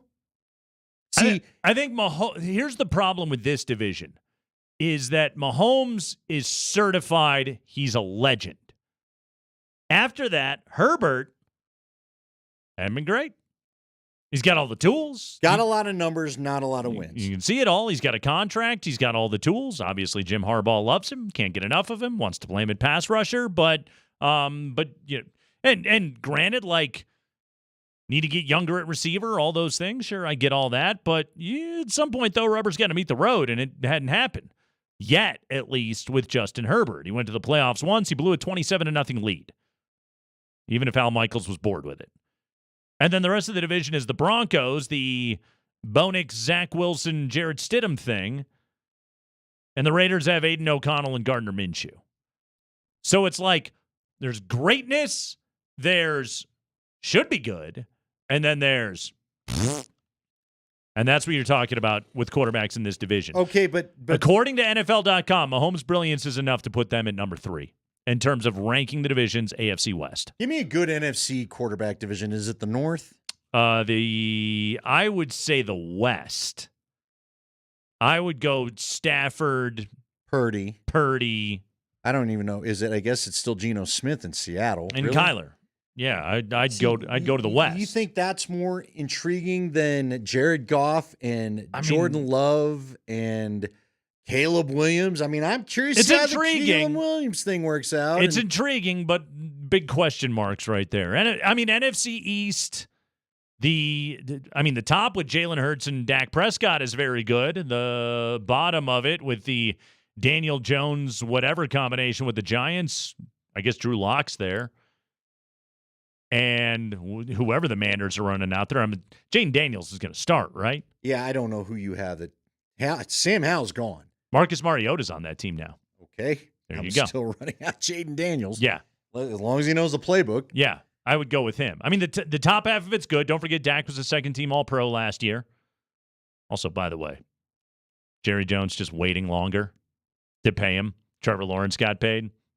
Jerry. It's more expensive every hour, dude. Every hour that you put this off, it just gets act together. More expensive. Well, is he done with this then? I think Jerry wants to see some bang for his buck with both him and McCarthy, quite honestly. Mm-hmm. He's paid a lot of money for this team the last few years. He's had a lot of disappointment to talk about. I mean, he's going to have to pay Micah. He's going to have to pay CeeDee Lamb. Which I think he's happy to do. Is he going to turn that over then to a rookie quarterback after that? Or whatever veteran that falls into his lap. Jerry loves his former Cowboys. Russell Wilson. I still kind of wonder, does he go all in to grab a Shedeur Sanders because him and Deion, does that become a thing? I don't know, man. I don't know. And, look, is the Deion Sanders coaching record going to be good enough to justify an NFL job? Probably not at the end of the year, but it doesn't matter. It's Jerry Jones. He does what he wants to. Sure. He's the ultimate Sean Payton. I don't care what you think. I'm going to do what I want to do. Now, again, does it seem likely to happen right now? No, but I don't count anything out with that guy when it involves a former Cowboy. According to NFL.com, AFC North at 1, NFC West at 2, AFC West at 3, AFC East at 4. I think they overrate the NFC West. I would agree. Yeah. Stafford and Purdy are both good, even though I think Purdy's overrated. He's just surrounded by unbelievable talent around him. You need Kyler to get healthy and Geno. Well, and Stafford's got to show that elbow's okay. That too. Plays for a great organization, though. Ooh, Trey Lance on the bench in Dallas. Forgot about that part. Is that going to be the future? I don't even know if it matters. I mean, again, good call, Post O'Brien, but I mean, it's Trey Lance. I don't know. AFC East, the problem is the Patriots are eminently forgettable with Jacoby Brissett and Drake May, and Aaron Rodgers is a question mark.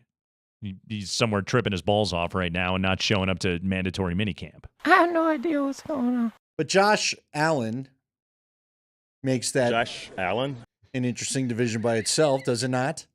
It's such a Pavlovian response for me now. I just look at Spring to see how fast he's moving. How quick does he get there? I need to find out. Remember a couple of years ago in the AFC West when we thought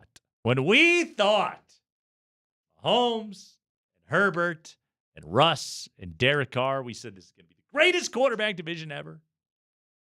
Oh, this is going to be an absolute gauntlet. So that was 2022, right? Someone's going to knock Mahomes off the pedestal. How many wins? That is dangerous. Mm-hmm. How many wins did they all end up having? Do you even remember? Mahomes, because he went to back-to-back Super Bowls over the last 2 years. Carr isn't even in the division anymore.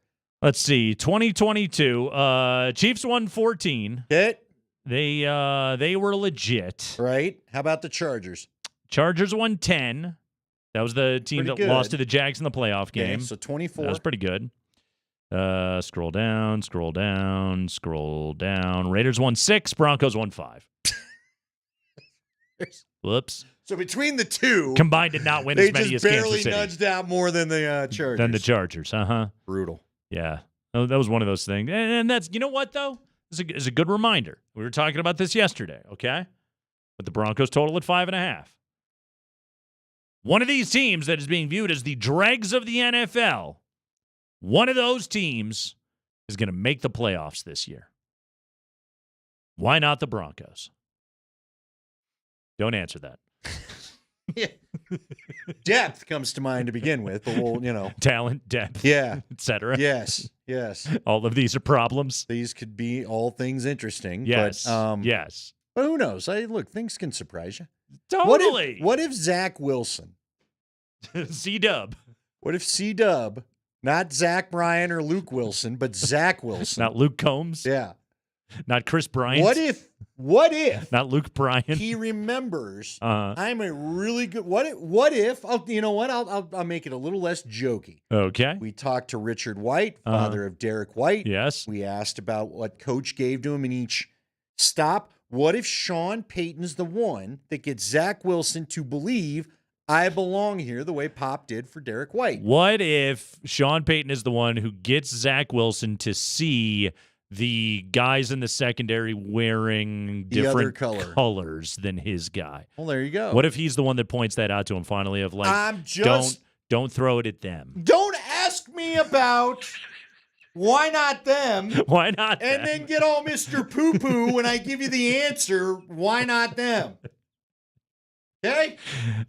To be fair, your answer was Zach Wilson will lead them to the promise. But you're going to tell me that, that Bo Nix is going to just all of a sudden be Patrick. Even Patrick Mahomes wasn't Patrick Mahomes in his rookie year. He sat all year. Jared Stidham turns into Rich Gannon and leads the Broncos to the promised land. If Sean Payton can coach Jared Stidham to Rich Gannon, he can get something out of Zach Wilson. That's all I'm saying. What that thing is, we don't know. Hello, 6 wins. Listen, it's the summer. There needs to be hope. You need belief. We need belief. It's fine to be sad when the leaves fall, but right now, I'm just over here sassing you right left now, and right. we got to be Journey. Don't stop believing. Don't stop. With the original singer, not the karaoke guy. I have my problem is I haven't yet started to believe, but I'll see if I can get there. You're the one that started all this. You're the one shucking and jiving to 8 wins somehow. It was 7. Nah, you got him to 8. By 2 weeks from now, you're gonna be like, Kreckman's got him at 15-2. Kreckman has him winning the whole enchilada. Look out, 72 Dolphins. Here come the 2024 Broncos, courtesy of Nate Kreckman. God, that'd be great if they did, though. I'd be all for the party. Yes. Okay. I also think that the Broncos should go undefeated and win the Super Bowl. I'll tell you what. Why not? You know what? Let's take a break. All right. I will even give you a moment to think about it. All right. Because you're going to need it. Nate Kreckman, homework assignment in the break. Okay. Give me the way that the Broncos have a Tebow-like season that surprises us this upcoming year. What's it going to take? Nate Kreckman answers that next.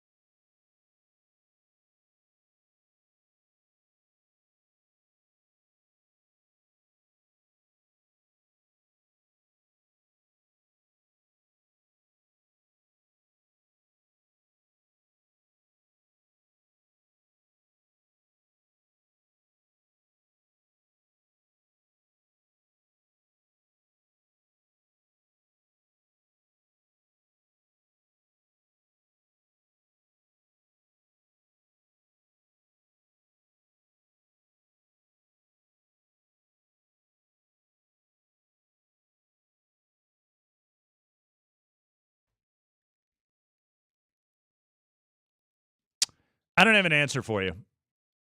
Really? I try to come up with something. I don't have You're it. trying to always pin me down. Yeah. Nobody puts baby in a corner, and you don't like it yourself, do you? Seriously. They're going to run the zone read option with Zach Wilson. But what if he can move a little bit? What if they get the run game from a year ago? They get the good portion of the defense. Did they have a run game last year? They had a solid run game during the Russ winning streak. It was a solid run game. Okay. Because they kept shortening games that way. That's how they beat the Chiefs, frankly. They they just sucked that's how you beat the Chiefs, right? I don't know how anybody hasn't figured that out yet. Shorten the game. Don't let Mahomes on the field. Usually works for you. And the defense was good. Not great. Nobody lose their minds, but they were good. Okay? Timely turnovers. Good at getting sacks. Good. You could get, here's the thing to all of this. It's like what I said yesterday. You can laugh about the Dulcich take, and we'll probably all be laughing about it come October if the injury history holds up. Mm-hmm. But you're going to need somebody to pop as an offensive star for this team, for Bo Nix to work with, for this to become something we don't expect. That's just the flat out reality of right. it. No, that's very true. Like who could pop on this team, which was kind of the segment the other day. You know, who could pop on this team if this team were to surprise? If this team were to be the 2023 Houston Texans, like who is the Nico Collins? Who is the Tank Dell on this team? The one you didn't see coming. Who's the CJ Stroud on this team, quite frankly? You know, who's the Will Anderson who's going to be a difference maker on the defensive side of the ball? I do like Ellis, Luther Ellis's kid. I forget his first name. Jonah Ellis, okay? That's a big pass rusher. And like his dad, a little at times you get worried. How many times have we heard about an injury-prone third rounder that was a bargain for the Broncos where they drafted him? Because that's what Greg Dulcich was. Yeah. But if Ellis can fight through the injury bug, he comes from a great bloodline, and he could be a good pass rusher. I do think they've improved their defensive line from a year ago, all right, with the moves that they made. So I do think the defense could take a step up a little bit, you know, and the Knicks thing is going to be interesting, okay? I don't know that he's going to show you enough arm strength to test all parts of the field like he's going to need to, but maybe in his first year that doesn't matter. If you can find a catch-and-run guy, maybe it won't matter then, okay?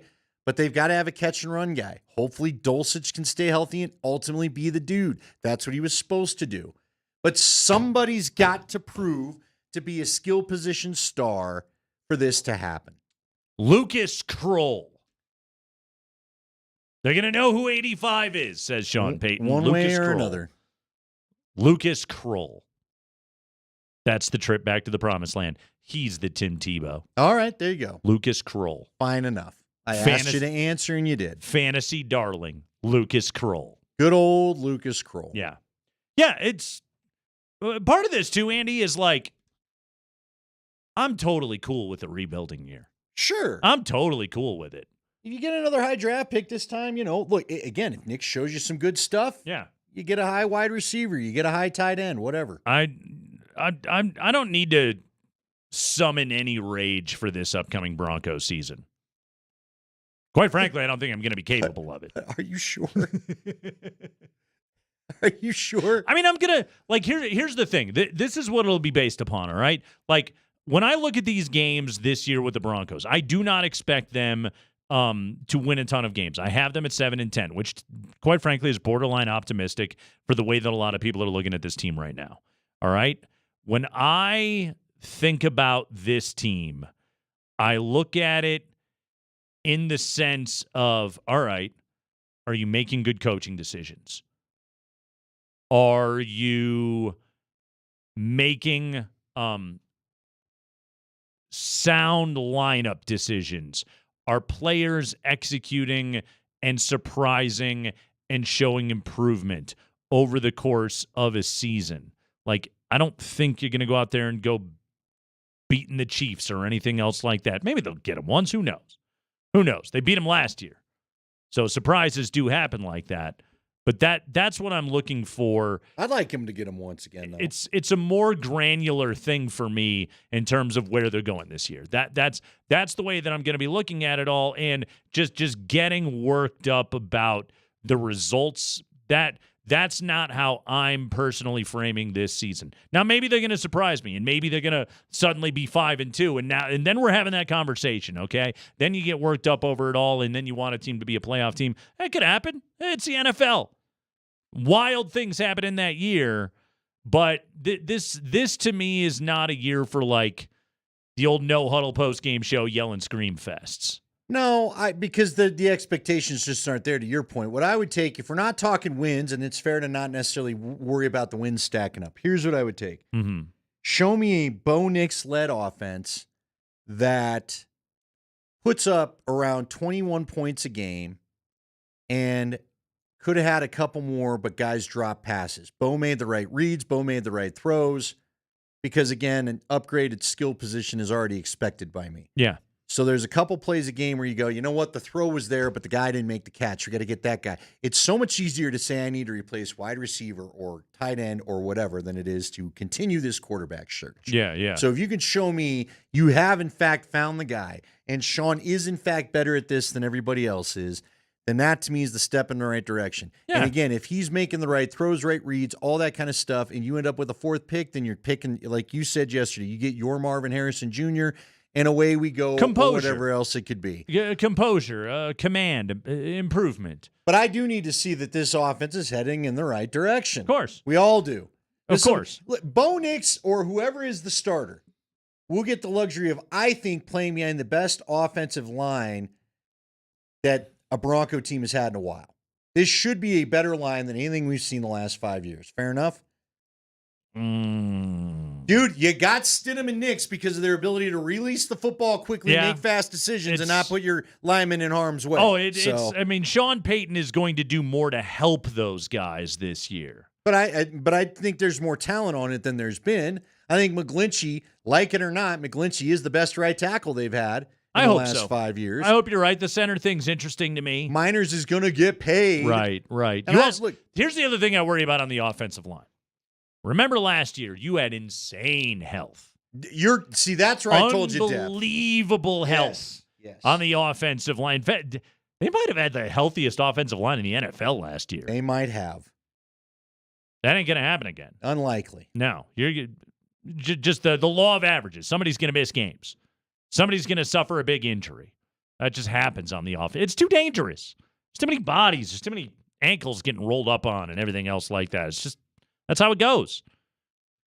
So you do need it, but it's a year to develop that depth, to define somebody. Start to find answers. You know, this Broncos team, it's like, okay, who's an answer as an edge rusher? Who's an answer, in the trenches? I'm talking about some of the younger guys, the guys on rookie contracts. Is Mims the dude? Right. Is Mims the dude? Is Troy Franklin a dude? Is Greg Dulcich a dude? Thank you. All of these things. You need that answered more than anything. Yeah. Mims and Franklin can have another year. You got to figure out if you're still doing the Dulcich Are thing you or finding a dependable pass-catching back that isn't Samaje Perine?